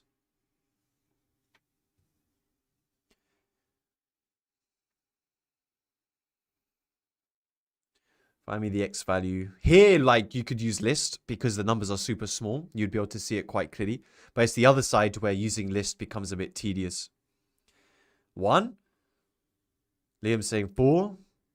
So if I see 4, the reason that's being said is because there is 24%, not 0.24. 0.024, so be careful. So let's try 2. Okay, that's still bigger than 0.02. So 1 is smaller. Okay. So 1 is 0.025 or less. That we don't need to do anything. All right. But let's write down that probability. What is that? 0.009. Now, can you guys find me the other side? 0.975 or more. China White saying 10. How to cheat. What? Be on this stream. This stream is cheat code. Okay, so I'm seeing 11 or 10. If I do 10, the lower value, that is 0.75 or more. So guys, if you say 11, yeah, 11 is bigger, but there's a smaller value. Yeah, that's 0.975 or more. Okay. So let's check 9, sorry. Now that's below, so it's definitely 10. Do we put 10 on the left or the right? Mary, they'll ask you in the question the closest possible to stuff. So do we put it on the left or the right? Okay, left. So 10 is 0.975 or more, which puts 11 in the critical region. Okay. So let's write down some working. Less than equal to 10 is 0.9787, which ensures that the probability that x is greater than or equal to 11 is 1 minus that. Okay, so you can see how both of these are less than 0.025. So my critical region is x is less than or equal to 1 or bigger than or equal to 11. Now, what do we find? We found that 10 did some sort of sports, which, guys, I always put things on the boundary just to make sure you're paying attention. 10 is not in the critical region, so we'd accept H0.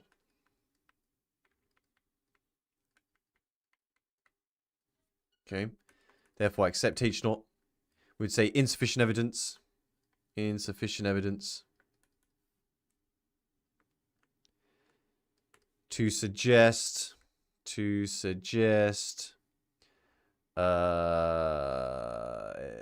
insufficient to suggest the campaign has done anything. Campaign has made a difference. Can you say do not reject H0? Sure. That's just like trying to fill out word count on your essay. One should not reject H0.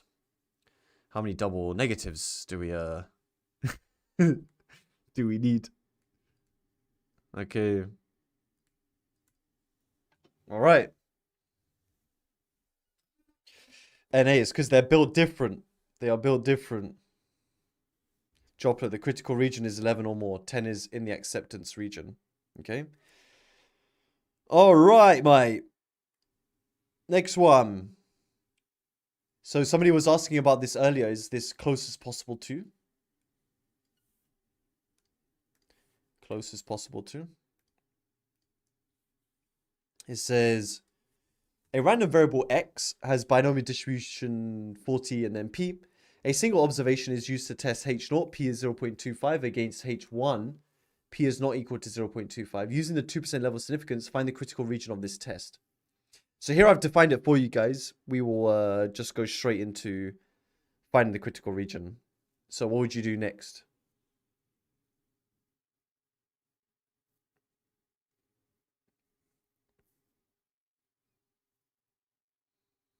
Two-tailed unk. Yep, it is.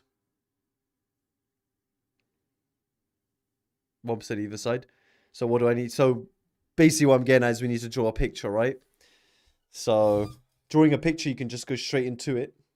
Where would the tallest bar be? Where would the tallest bar be here?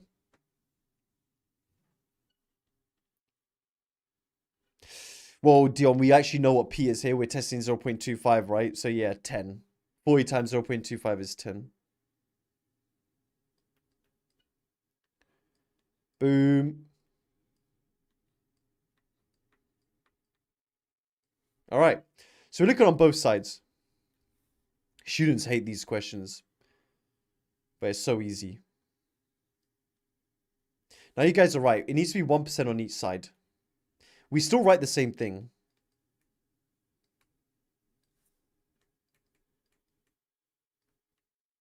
Okay. This one we do need to reverse. Reverse. Now, can you guys find me the value which is 0.01 or less? Tunage. Ola is saying 4. Edwin van der Sar is saying 3. Don't do the closest possible to business just yet, guys. I'll show you what to do in the exam when you have a situation like that. So you have 40 and 0.25. A lot of you are saying 3. Yeah? Let me try 4. Okay, that is bigger. Now, 3, guys, should go here. But don't put anything just yet. Just write this down.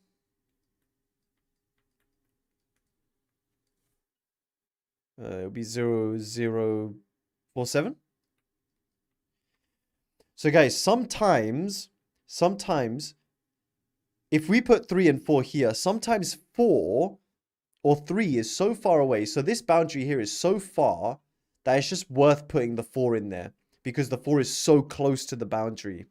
So guys, sometimes the value that is inside the region is so far away and the number that's actually outside is so close, we just put the closer one inside. So all we need to do, guys, is we need to write down what 4 is and see, is it closer to the boundary? Okay, let's see. All right, let's write that to 4dp. We get this, okay? How can we very quickly check which one is closer to the boundary of 0.01? How can we check very quickly which one's closer to 0.01? Good, Melonhead. This 0.01, guys, you think of it as 100. 0.0100. And from there, you look at 47 compared to 100 and 160 and 100. And you can clearly see who is closer. Okay. Which one's closer?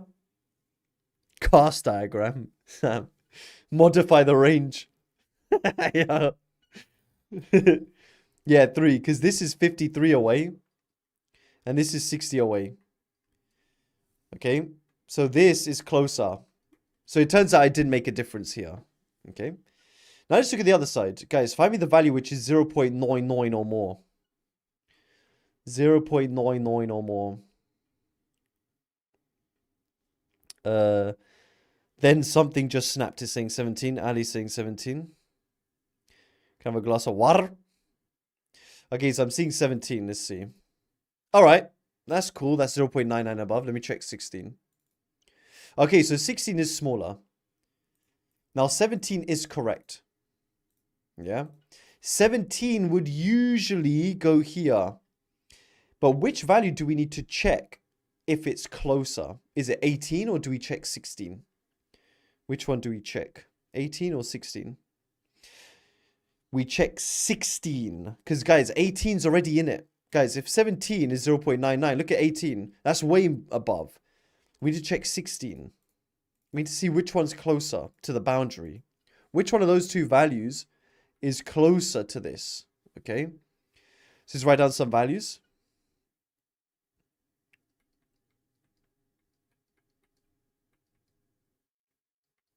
Wait, that was 16, right? Let me just write that because it's on the screen.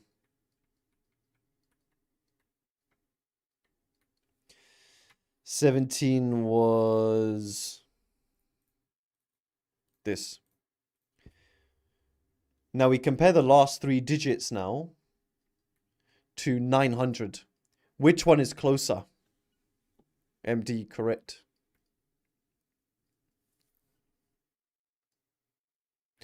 Good. 16 is closer. When you compare, guys, that's 16 when you look at 884 compared to 900, and this is 53 away. So, guys, even though 16 is not bigger than 0.99, it is the closer one. So we're not going to do that. Meaning, over here, we're going to put 16 over there, and 17 is now in the critical region. Okay? So, find the critical region. So yeah, we can work out the probability of being bigger than or equal to 17 though. So using this, the probability that x is bigger than or equal to 17 is 1 minus this. What is that? 0.0116. So yeah, our critical region is x is less than or equal to 3 or bigger than or equal to 17. Okay. Right. So even though we want the critical region to be 0.01 or less, when it says closest possible to, very often, guys, it's more than. Okay, it's more than. Okay. So you have to make sure you read the question. If it says closest possible, you need to do this extra process. Now, what is the actual significance level of the test? What does that mean? The actual significance level of the test. Ollie, yeah, I tick 16 because that is the one that we choose to be the 0.99 or more because it's closer. Yeah, so the significance level, guys, is the probability of the critical region. And this is why I make you guys do the working from before, because they're here. And this. So you don't need to work it out again. Just do it already. What does that add to give you? Tiglaka, I'm wrong. It should be 18. Hey, you go do your own thing, little bro. If you want to put 18 in your exam, just go for it, man. I've been streaming for 11 hours. I don't want to have to argue. So it's a 0.0163. Okay, there you go. There's your answer. All right. Next one.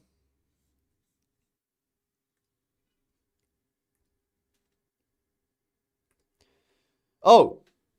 Hey, let's take a break. So basically, these are just like some extra questions that we could do. Now, there are some questions I want to do with you guys.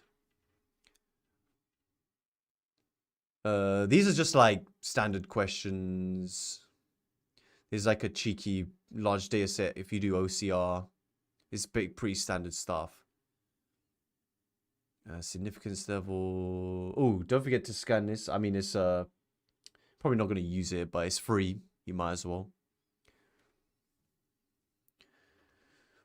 There's just some like couple of main questions I want you guys to do with me before we finish today. Going into the last hour. Do you know what? Like 12 hours has gone so quick. It's actually kind of wild.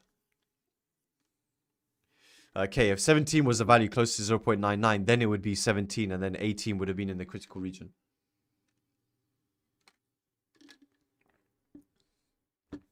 Chris, you can't scan it.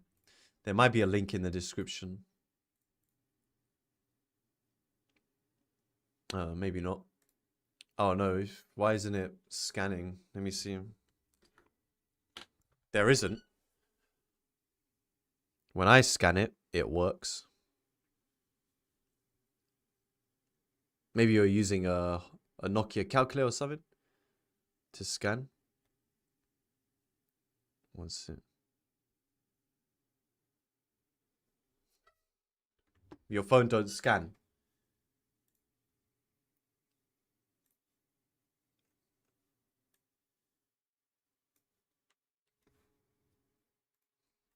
There you go.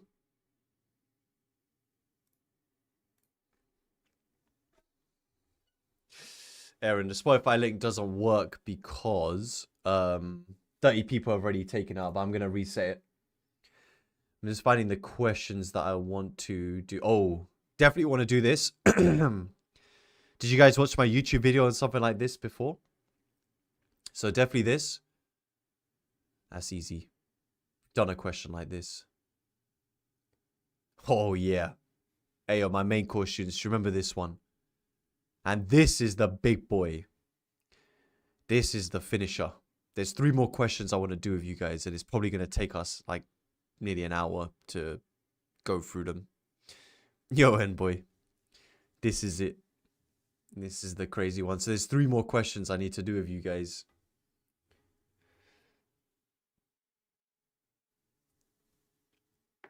Wagwan. Till 8. Take a quick break till 8. Yep, see ya. Precisely. Oh yeah, let me reset. Travel alert. The Jubilee line's in trouble.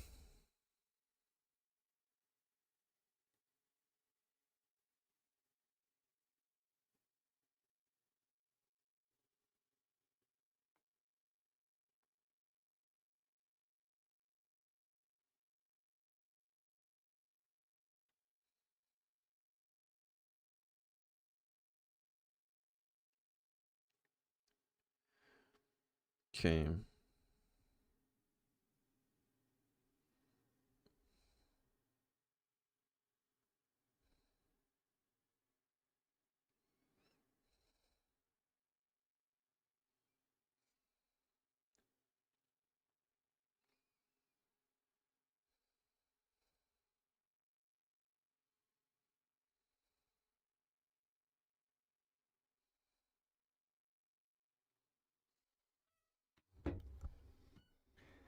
Right. Where is it? Probably the greatest FIFA World Cup tune ever.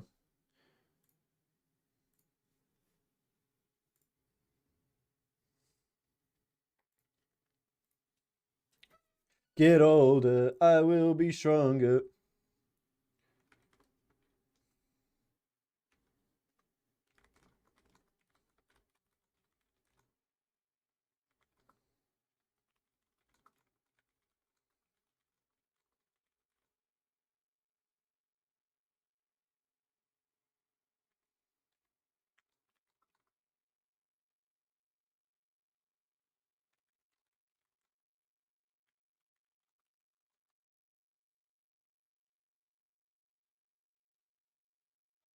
...2014 World Cup, greater than every other world. The 2014 World Cup was so good.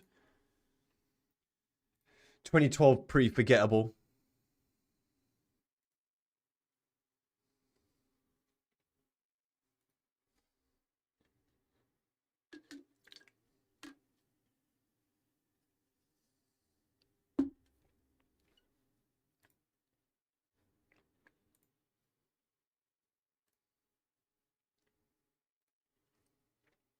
When get on... James Rodriguez volley was next level. Next level. Shame he became pretty trash after that. Whatever, video idea. When doing an A-level maths paper with someone, chopping onions in your eyes. Yeah, I do need to do that. After next week, I'm going to start doing like funnier, like cheekier videos.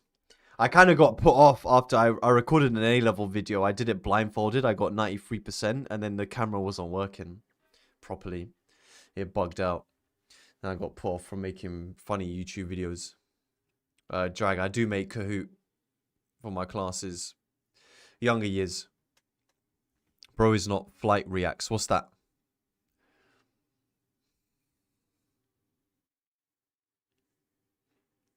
No, Liam, I will not be streaming in the morning. I'll be dying. Uma, how'd you get 93% blindfolded? Anyway, it's not that bad. As long as if you could picture the question in your head, it was a pure paper. You could picture it in your head, basically. It's not that bad. Sleep stream, allow it.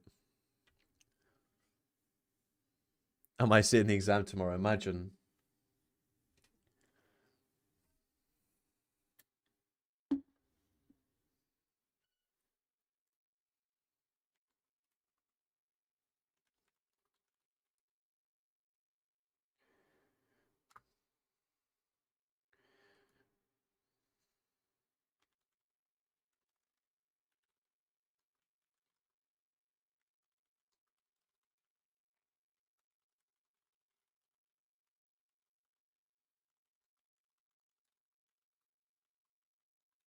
Start again in 3 minutes, guys. I'm just checking out this Nando's order.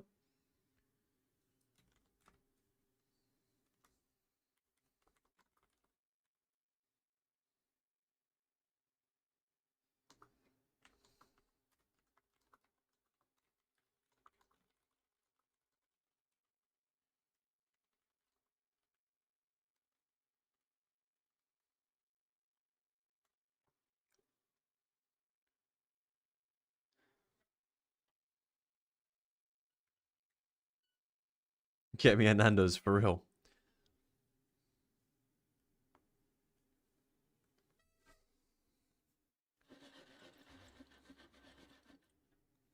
Nando's is not overrated, man. Nando's is banging. If you go to other restaurants, so overpriced. Nando's has gotten a bit expensive, but it's still not overrated. So good.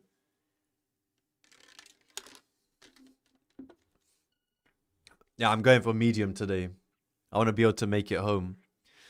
Hey, nah, Pepe rice is all dry, man.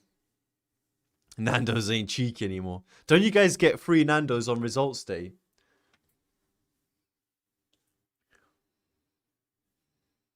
Get us all Nando's as a reward for views. What do you mean? I'm literally providing you the freest service ever.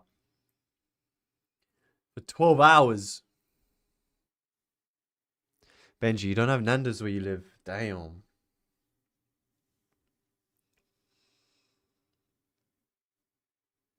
Yeah, that's not enough, Birdie. Yo. Lebanese grill. Lebanese grill. 3/4 chicken if we spend £7. What? You get a 3/4 chicken? You get like one wing for free, Suad. Is that it? Yes, Jaren, you could watch it back whenever you want. Thanks, AMT. I'm hungry as well.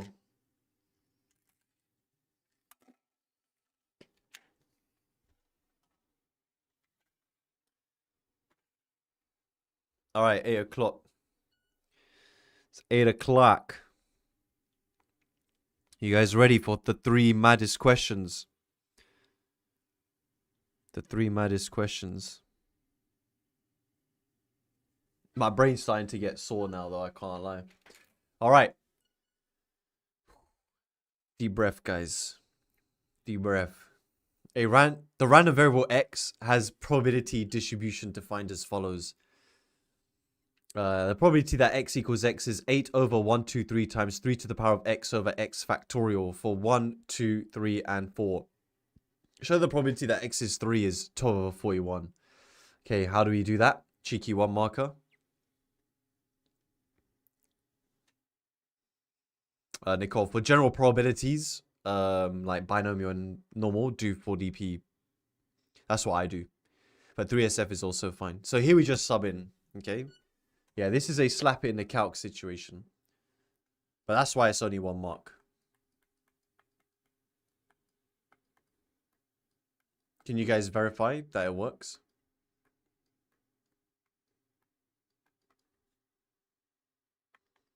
I'm assuming it does, though. Thank you. Hey, yo, what? Did you hear that? That wasn't the Spotify. Okay, that wasn't me. I heed it. Pramit does English. Bro, head it, he said. Okay, so, Junaid, I'm not tripping. The values of 3 independent observations of x are denoted by x1, x2, and x3. Given that the sum of those 3 observations is 6, find the probability that at least one of these 3 values is equal to 1. Okay, so that's 6 marks. What do we do here? Enrique, how's Romania going? Cefaci.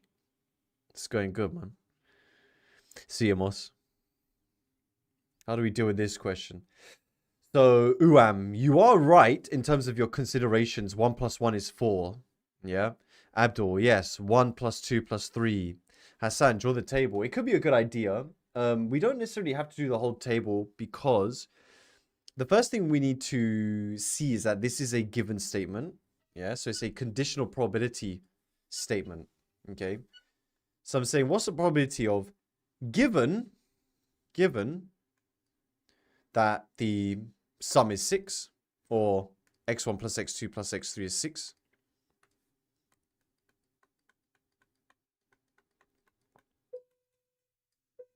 Ayo.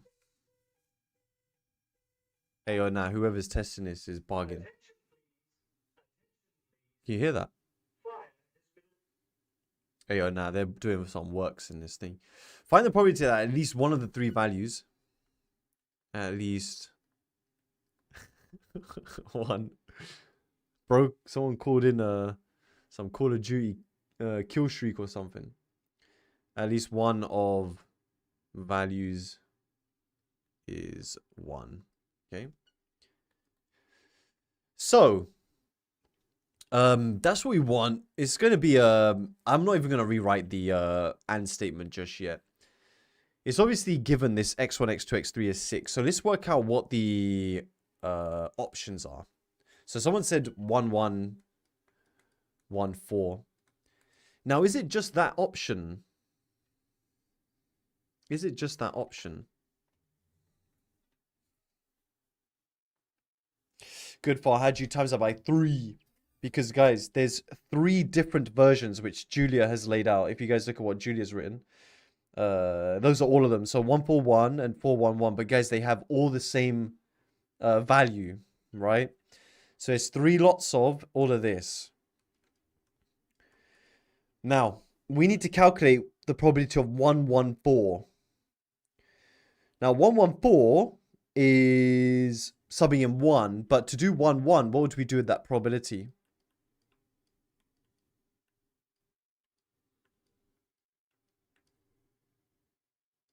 To do 1-1. Not times by 2, we square it, because we're timesing it by itself, right?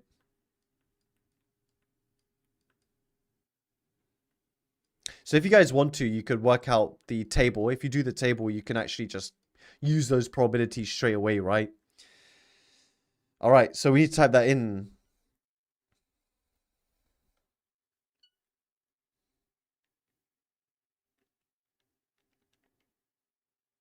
I mean, you've got 8 over 41.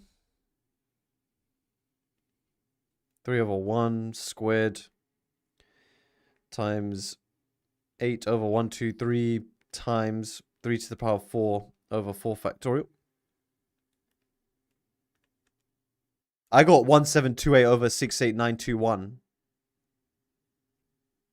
I get mad. Katie got the same. Yeah. This is a mad probability. This is Argos interview question. Okay. So that's one of the combinations. Give me another one. So someone said 114. Is there any others? Maybe. Yeah, 1, 2, 3. Now 1, 2, 3. How many different options are there for 1, 2, 3?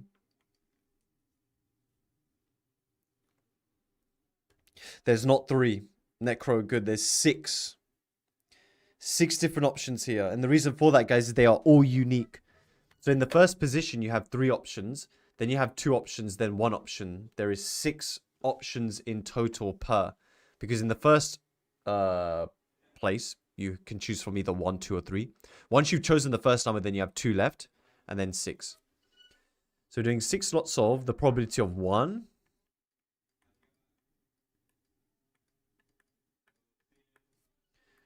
All right. Someone can start typing this in. And 3.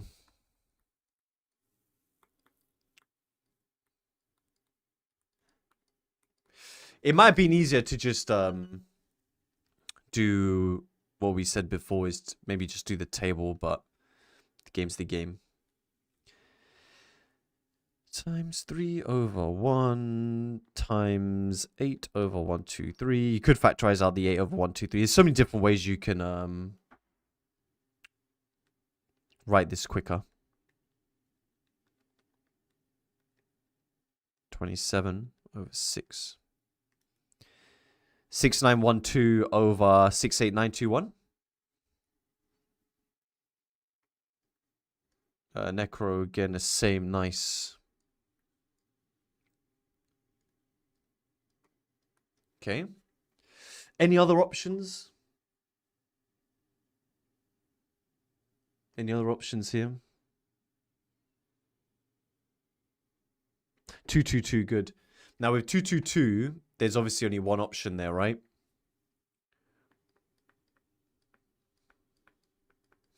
It's just 8 over 123 times 3 squared over 2 factorial cubed.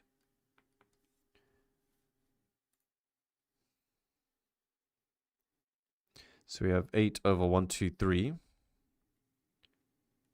8 over 123 times 9 over 2 cubed. Yo. Is it the same as the first one we did? 1728.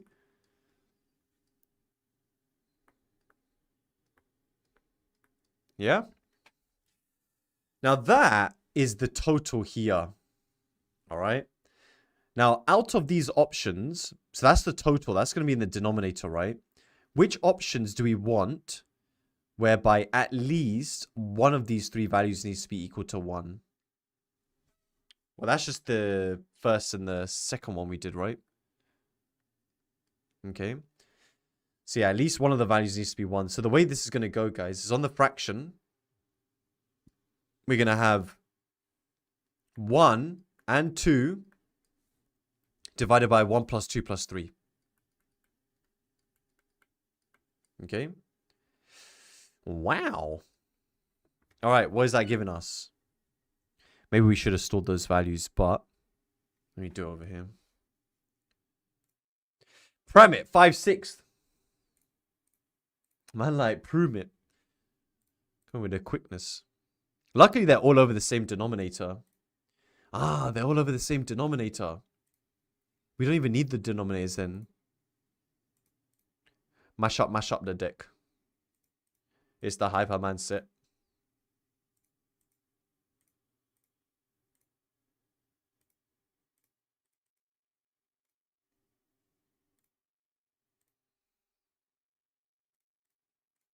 Beautiful, mate. Look at that answer.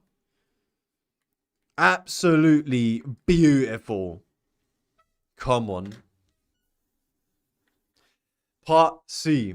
Marco chooses values of x at random until he has obtained x equals 3 times exactly. Then he stops. Find the probability that he chooses exactly 15 values of x until this happens.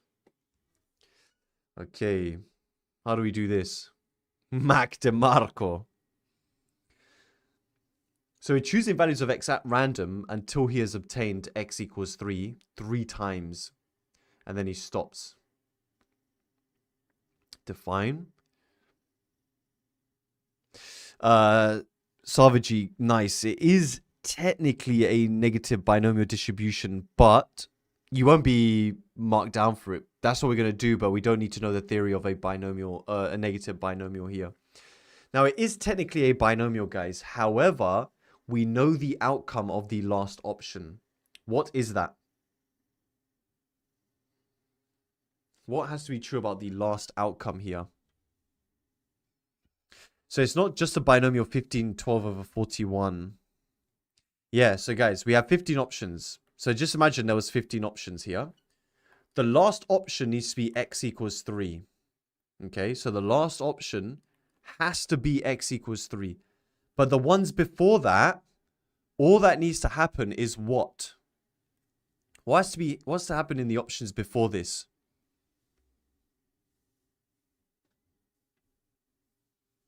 What has to be true in these situations? Good, Yaz. In no particular order, you need to get x equals 3 twice. Then everything else can be anything. Okay? So we need 2 lots of x equals 3 in 14 trials. Then we need x equals 3 in the last one. Which means that in this first one, that is a binomial distribution 14. X is binomial 14.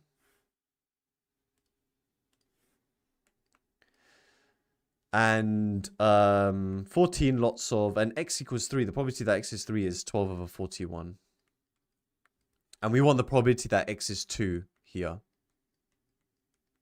I should really use not x because we've used that before, but what does that give you guys? Menu 7. Yo, friend me. Hey now, hey now. This is definitely one of my tunes. Over now. Hey now. This?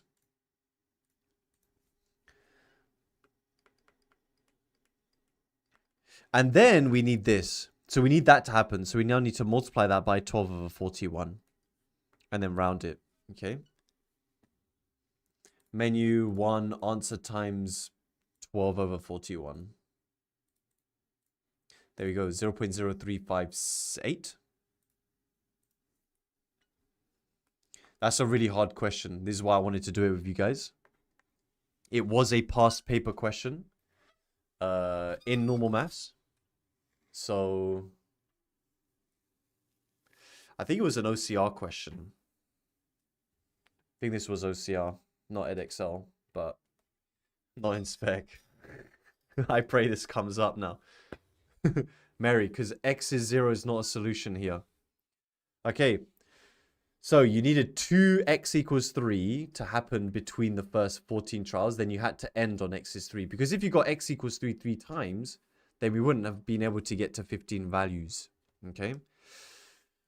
Yeah, OCR, on average, I would say OCR questions are harder than EDEXCEL. But EDEXCEL can ask some pretty mad questions as well. Wait, where am I going? Here. Oh, yeah. Let's go. One of my famous questions. Sora Part A. Okay. Dominion, you're violating. This is one of the best songs of all time. You just don't have any good music taste. So, a golf ball is driven from a point A. Someone mentioned golf earlier, isn't it?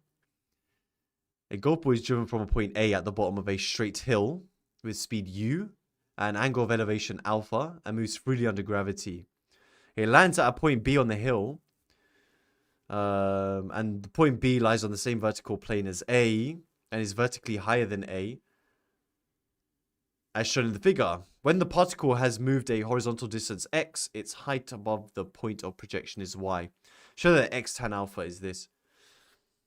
Now, I'm going to do this properly, even though we've done this previously. If you can remember how to do this, it's going to put you in a very good position. So we do vert and horiz. Suvat. If this feels comfortable to you now, you've had a successful day. What else would you be doing here? Good, it's a get rid of T situation. So what should we be doing? Resolve. Good, so we're going to resolve this horizontally and vertically. Vertically. So we have U cos alpha and U sine alpha. Okay. So I'm saying some random point here is a distance y. And this is x. So S is y. U sine alpha. Don't know what that is. We want it in terms of g, so minus g and t. The horizontal distance is x. The horizontal speed is u cos alpha, which stays constant. Okay, so yeah. T is x over u cos alpha. And here, guys, S equals ut plus half at squared. S is u. Oh, we're so close to being elite viewers. Ut plus half of a t squared.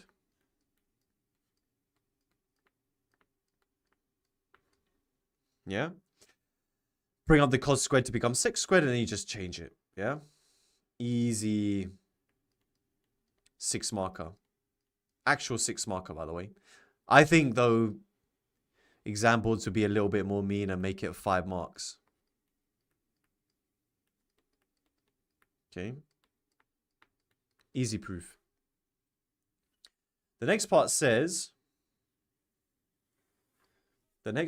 given that tan alpha is 2, u is 50, and that the gradient of the surface of the hill is 0.2, find the horizontal and vertical distance the point B is away from A. Use G as 10. So find this point. What is this vertical and horizontal distance from A? Okay, so what do we do here? We don't find dy dx. There's something very simple we should be doing first. Dominion, good. We should be subbing in our values. So tan alpha is 2. So y is x. Tan alpha is 2 minus g, which is 10. Typical engineering version of g. Over 2. U is 50. Squared. 1 plus 2 squared. Okay. That's 5. I don't know. What does that simplify to? What a tune. Necro. You know about the Eagles. One of the GOATs. So what does that simplify to? Jack. Cos squared. Sec squared. Sec squared is 1 plus tan squared. Is this OCR, Unk? Brev. Why would I be doing OCR?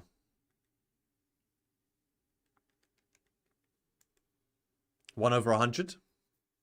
I'm just going to write 0.01. Okay. How do we use this? Oh, yeah, minus, sorry.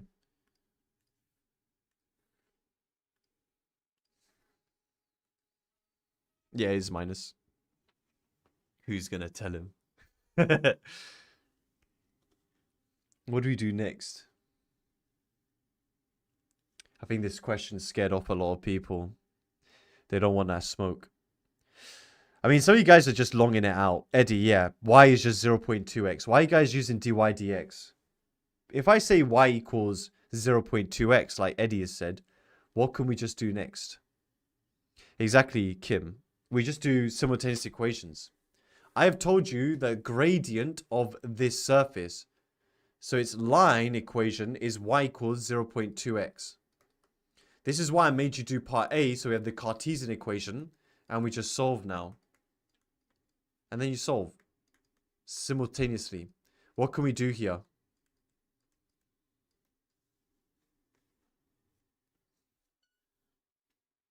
Yes, Pramit, you can. Why? We can divide by x. Because, guys, we're not interested in x equals 0. That's where the golf ball is hit from. Get rid of x. So you have 0.01 eggs. Is what is that? 1.8. What is that? 180 meters. Then y is 0.2, which is what? 36. And there you go. Beautiful question. Beautiful. Don't tell me that I don't write unique questions, okay? My age unk. Don't want to hear it. All right, so in a refinement to the model, the effect of air resistance is included. The motion of the ball from A to B is modeled as that of a particle whose initial speed is v. This refined model is used to calculate the value of v. State whether v is greater or less than 50. Give your reason for your answer. So guys, if we hit this golf ball and took into account air resistance, but it still hits B at the same place, would you need to hit it faster or slower? Tash, good. Cameron, good. So the answer is greater than, because, yeah, we need to overcome air resistance. Okay. So V would be greater. As the golf ball now needs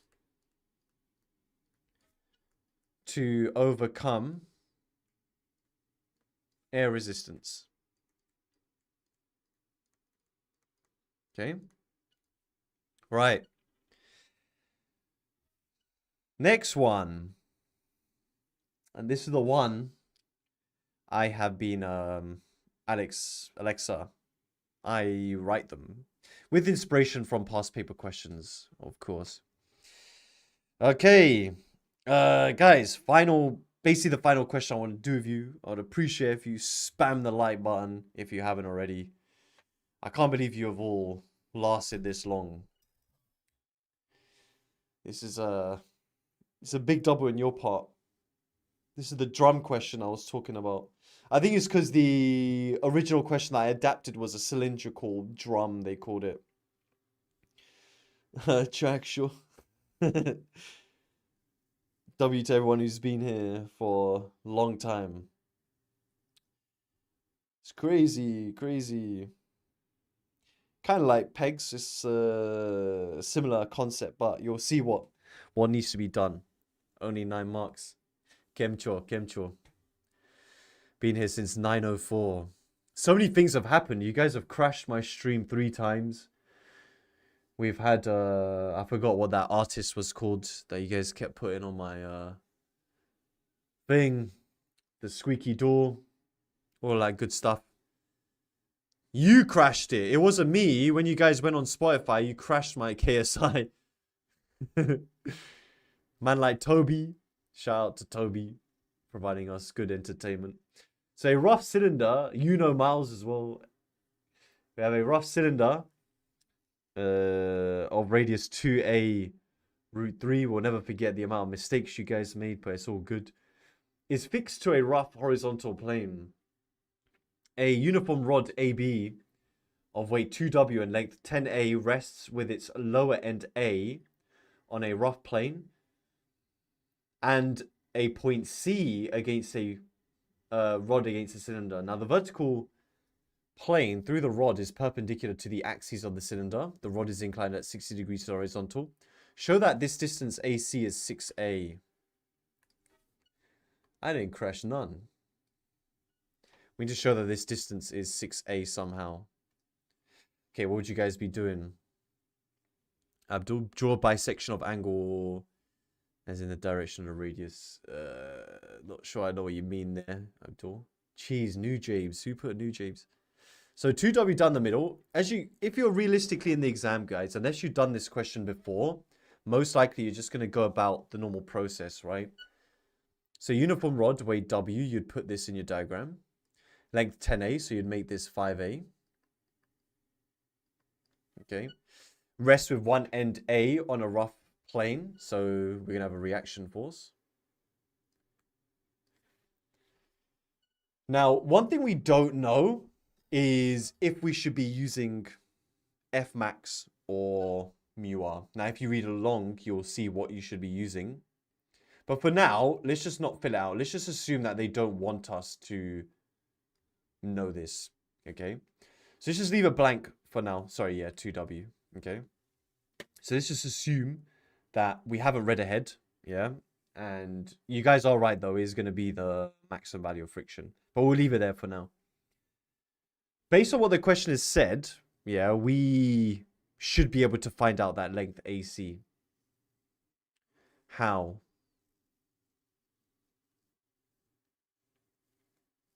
How are we going to somehow find AC? So the radius of the circle has been given. This 2a root 3. How would you draw the radius of the circle here based on the question? It's kind of like the circle theorem. It's not the arrowhead. Laura, which radius? How would you draw it though? Dominion, good. Perpendicular to C. So guys, tangent meets radius at 90 degrees. That is what is going to help us work out that. Because then we're going to form a triangle. Then Abdul, I think this is what you meant by the bisector. This would be 30 because you form two congruent triangles. So AC, yeah, let's call it X. Okay. What would you use?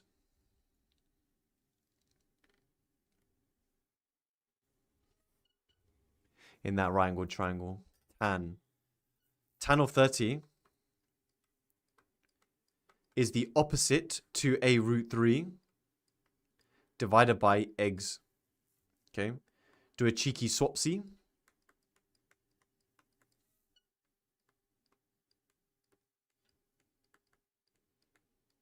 Now, tan 30 is 1 over root 3, so it comes up 3, 6a. There you go. That's how we prove that.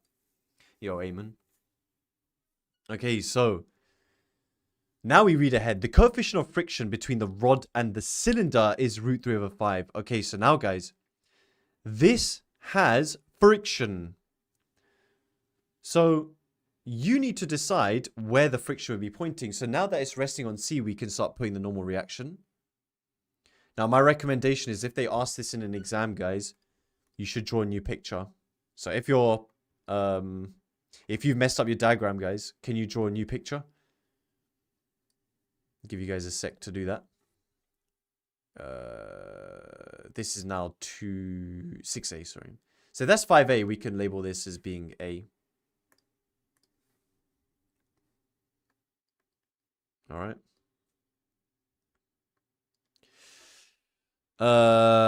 Right.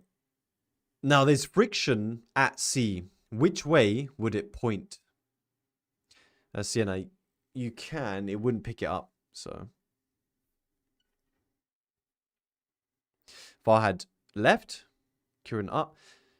Would you? So the way to describe it, guys, is it has to act perpendicular to the reaction force. You have to think, okay, this rod wants to slide this way, right? which means friction has to act this way. Okay?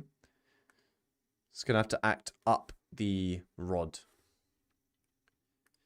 So, that we're going to put root 3 over 5n. So this is root 3 over 5n. And the coefficient of friction between the rod and the plane is mu. Given the whole system's in limiting equilibrium, I didn't even read that bit, but yeah. Now here we know we need to use mu r. With all of this, guys, we somehow need to work out mu. What would you do first? Let's see if you've learned from experience. So we take moments first. Guys, doing up, down, left, right, there's so many unknowns. You're going to have a bad time doing up, down, left, right. Okay, so we're going to take moments about A. Which forces disappear when you take moments about A? Everything's going to fall into place here. You're going to see why I've done previous questions. R goes, mu R goes. Now you're all missing one. The friction. Guys, remember when I did that? The Thanos? See, this is why I do these things, so you guys can see it better. You can remember. This was the Thanos question. If you extend that, it goes straight through A. So 3 forces disappear, and you're left with N and 2W. Okay? So, we have got N times what? N times what? I knew it. So we get rid of these. I'm just going to put a cross so you remember we're not dealing with that. N times 6A, which is why part A was helpful for us, is 2W times what?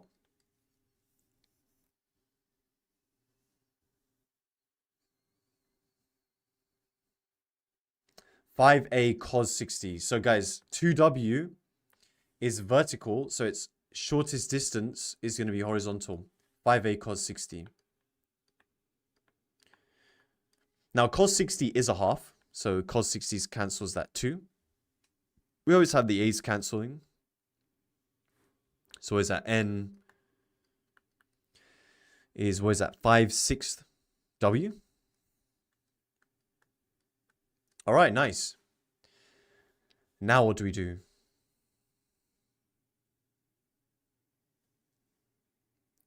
Because N doesn't act through A, Mohammed.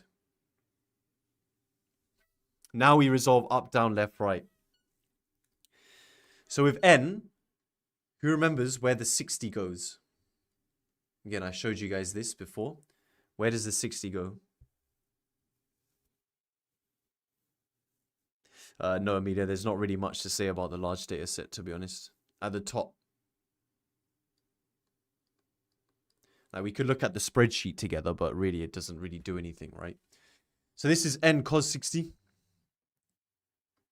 N cos 60. And then this would be N sine 60. All right. Is that it? Drink water. Dankeschön.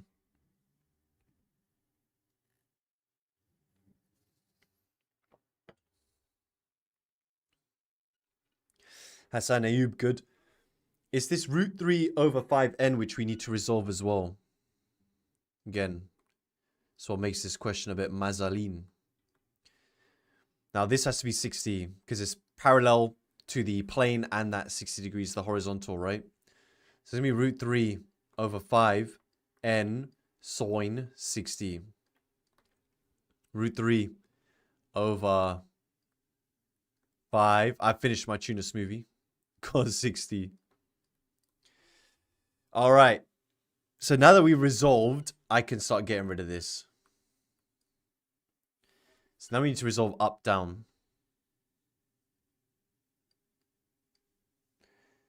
Yeah, it's enough space, I guess. So up is R. 2W is pointing down, so it doesn't need to be resolved. R and n cos 60. And root 3 over 5 n sine 60. Ollie, yeah, turn up to examine armbands for sure. It's going to give you some good luck, man. Equals 2w. Okay. So we have r plus n. All right. So we know what n is. Hey, you need to be very careful here. 5/6 w. Cos 60 is a half. Plus root 3 over 5 times n, which is 5 over 6. Kism, I already gave you guys an inspirational speech somewhere in the middle of the stream. You should check it out. Maybe it was more Neil does ranting. I think it was like low-key inspirational as well, man. Giving you guys life advice. So we have somewhere in the 12 hours. Someone will find it, man. So we have r plus... sorry, yeah, sine 60 is not to half. I don't know why I wrote that. Root 3 over 2, sorry. We have, what is this? 5 over 12. 5 over 12. W. You need to take this slow, man. What does that simplify? Root 3 times root 3 is 3. This is the worst time for this song to come on. The 5s cancel. 3 over... It's like a quarter, right?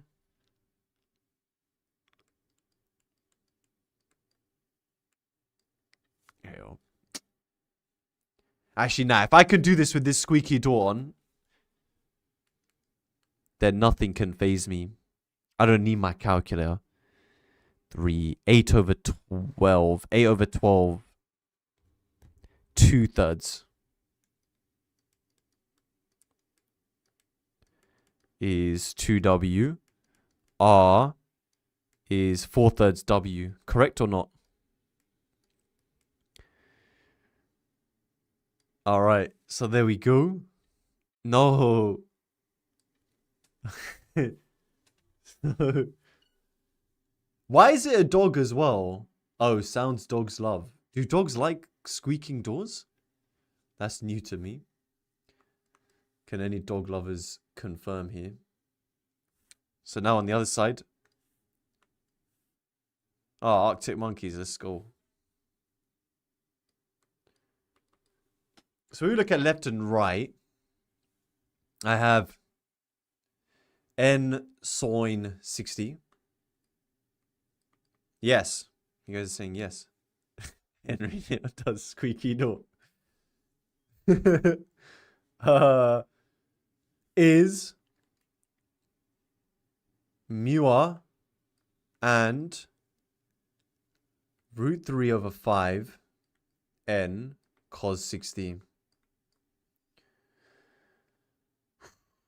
N is 5/6w.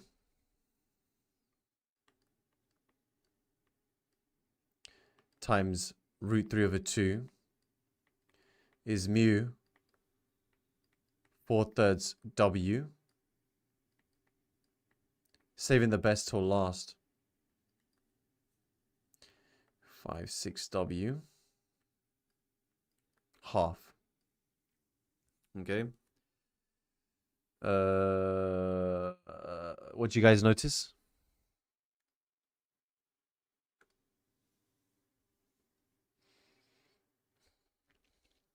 I didn't, Patrick. The W's cancel. So we have, what is that? 5 root 3 over 12 is 4/3 mu. It's looking good. The 5's cancel. Root 3 over 12. Subtract that over. 4 over 12. 4 over 12 is root 3 over 3.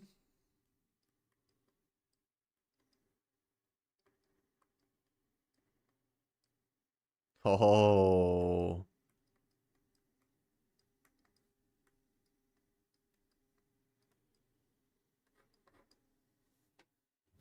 Absolutely crazy. That takes deep concentration. This was a past paper question. Let me see if I can find it. It was an old M2 paper.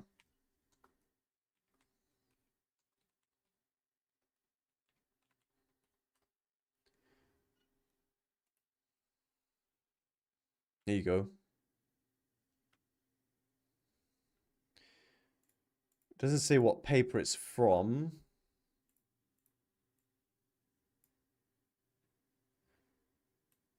But here you go. Whoops.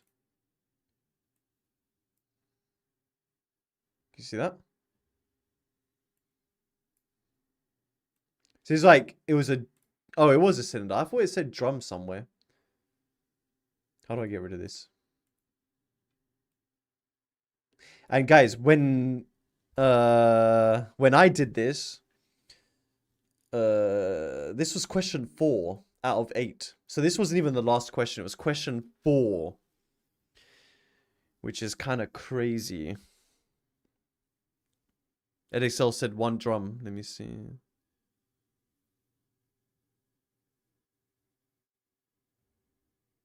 It doesn't even say drum. Am I bugging?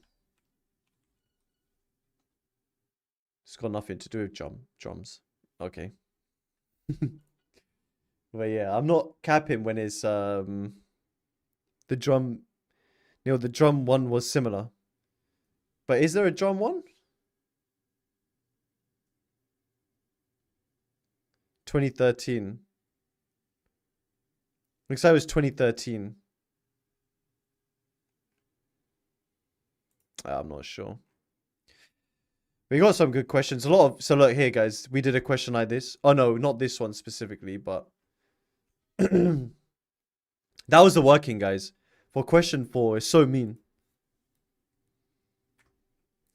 We can do a Kahoot if you guys want to. I think you've done enough maths. Oh, there it is. No. I can't remember. Do you guys want to do a Kahoot? We can do. I'm not going to now destroy your brains anymore. Yeah. I hope it doesn't break the stream though. Here guys, let's try and get it above 1900 likes and I'll get a Kahoot up. Usually we do the... Usually you guys get above 2000 to be fair. I don't think there will be a large data set Kahoot. Right. Unk like farming. What does that mean? I don't like farming. I don't think I would be a... Actually, I think I'd be a good farmer, to be fair. Mrs. Jones, Mrs. Jones, Mrs. Jones.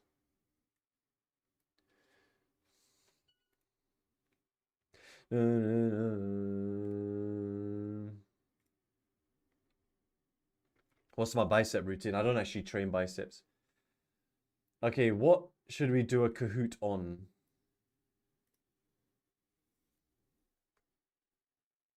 $1900. Thanks, guys.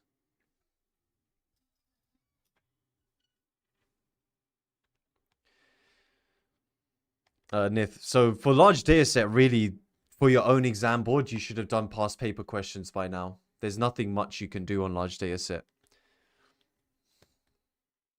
Flags. You guys love flags. I think Jose England, I think that's better. General knowledge is generally just much better. Let's do that. Let's see how much knowledge you guys have. So, Mrs. Jones, Mrs. Jones.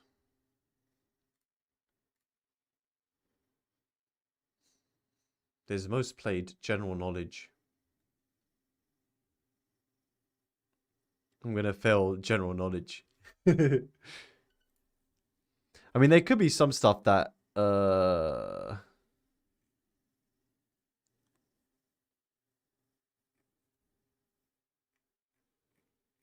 hey, you'll be all right. Let's see. Delft quiz. Hey, yo, you guys better not crash my Kahoot, man.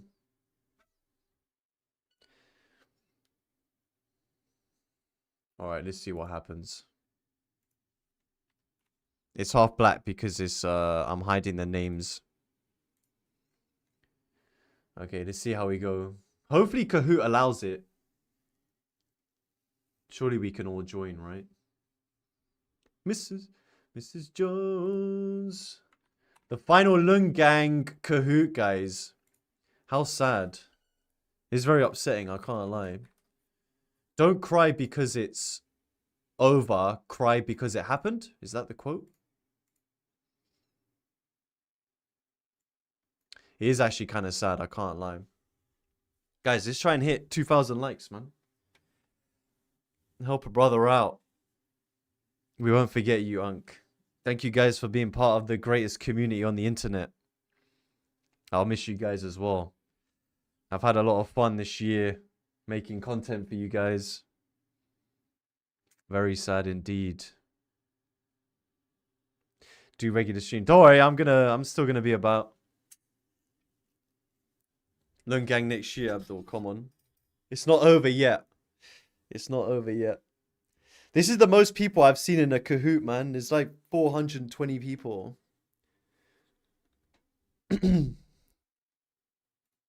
That's crazy. Guys, we're so close to 2,000 likes, man. You guys are the goats as well. My Nando's will be arriving soon, so I will be chilling for a little bit longer. I'll probably just eat my Nando's. But really, you guys, after this, should go to sleep. So I'm going to start in 30 seconds. Hey, yo, who put this? Mos Def. How'd you guys know about Mos Def? Search Mos Def Mathematics, one of the greatest tunes of all time. Alexa, you can give me... You have Nando's discount? I didn't know that. You should have told me. Luckily, I got company cards, so I got a Nando's coming soon. All right, 10, 9, 8, 7, 6, 5, 4, 3, 2, 1. Okay. Actually, you should be able to hear this as well. You guys hear that? 40%, Alexa. What? Right, let's see who the kings are of this. Sorry, my screen's covered. But look at your screen, guys, not my one. Because I have a bit of a stream delay, right?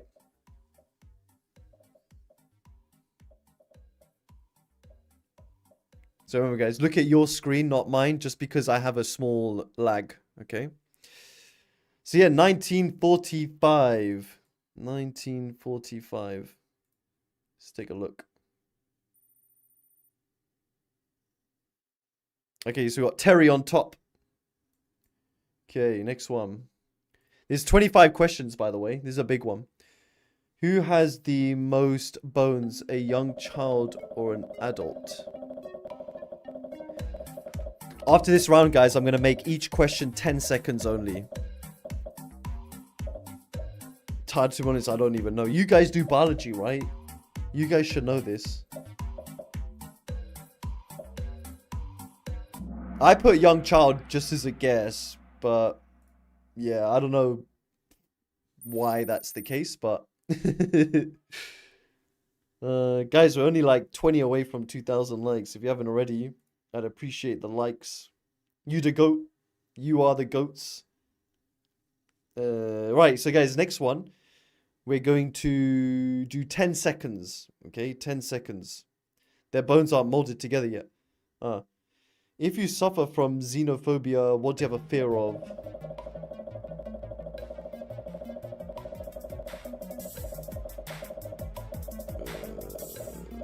Maybe?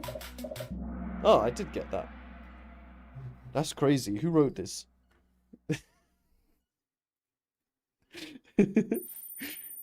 Alright. Now, what is that name? Neil's bicep vein. You can't even see. I'm covered, man. I don't have a bicep vein. Where are you getting this information from? Alright, next one.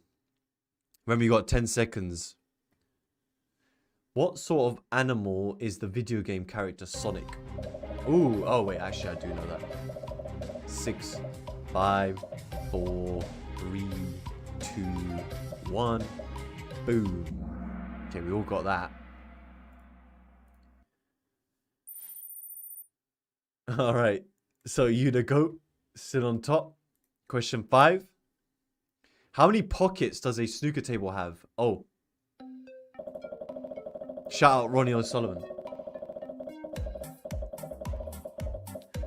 3, 2, 1. Boom. 6. Yeah, 2, 2, 2.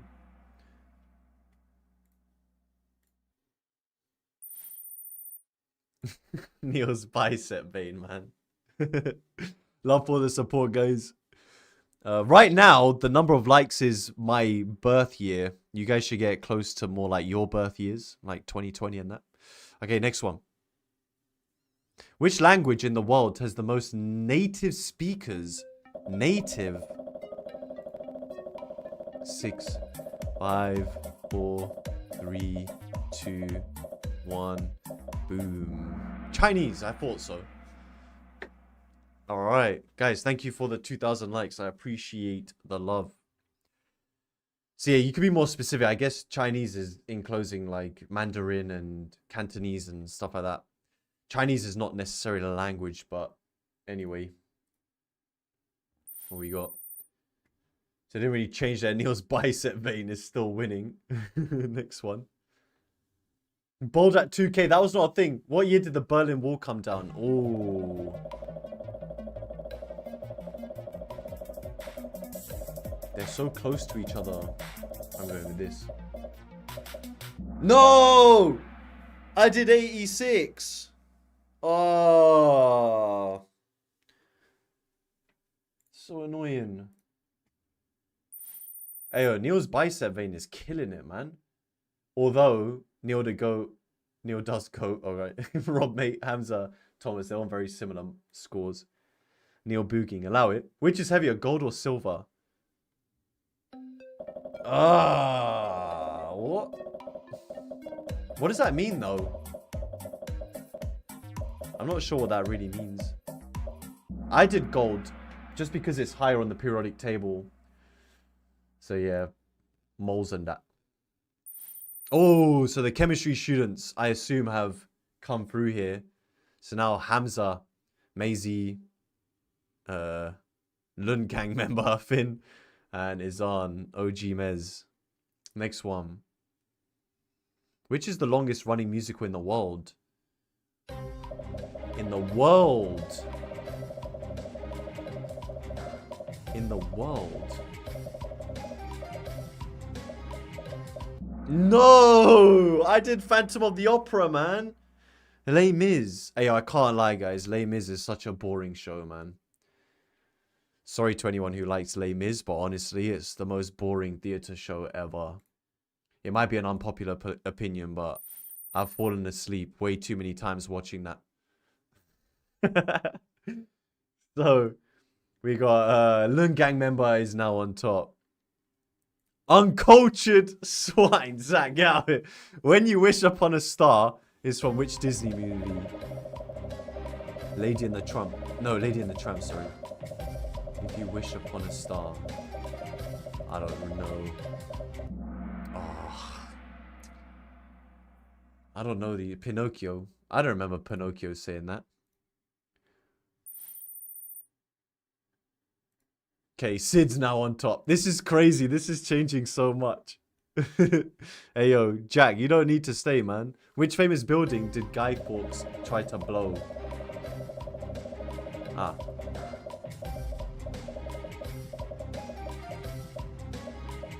That was House of Parliament. Hey, yo, have you guys seen V for Vendetta? If you haven't seen V for Vendetta, trust me, watch it. It's unbelievable. Unbelievable movie. So Sid is still on top. Neil's house, yeah. Question 12. Which team won the UEFA Champions League in the season 04-05? Oh, wait. If you can't get that, that's crazy. You guys weren't even born though, right? Liverpool. If you're a Liverpool fan and you don't know this, you're cooked. That's crazy. Gerrard!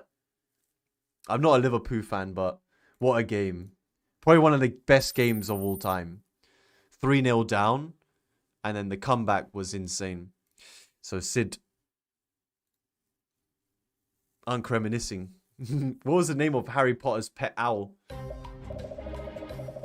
Owl!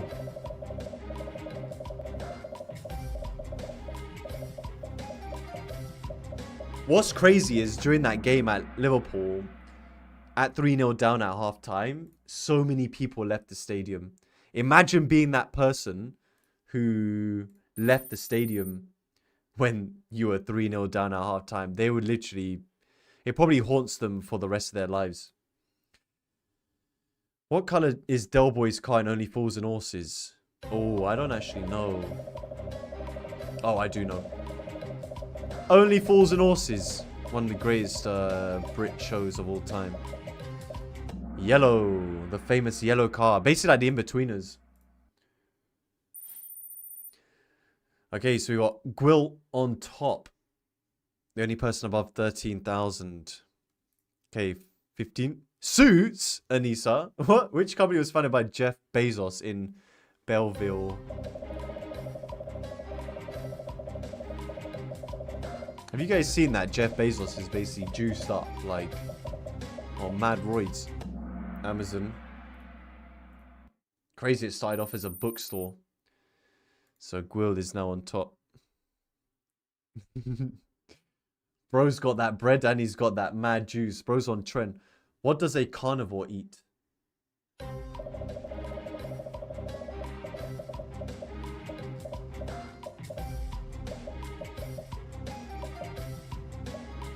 Meat. I mean, the kind of giveaway is there, right?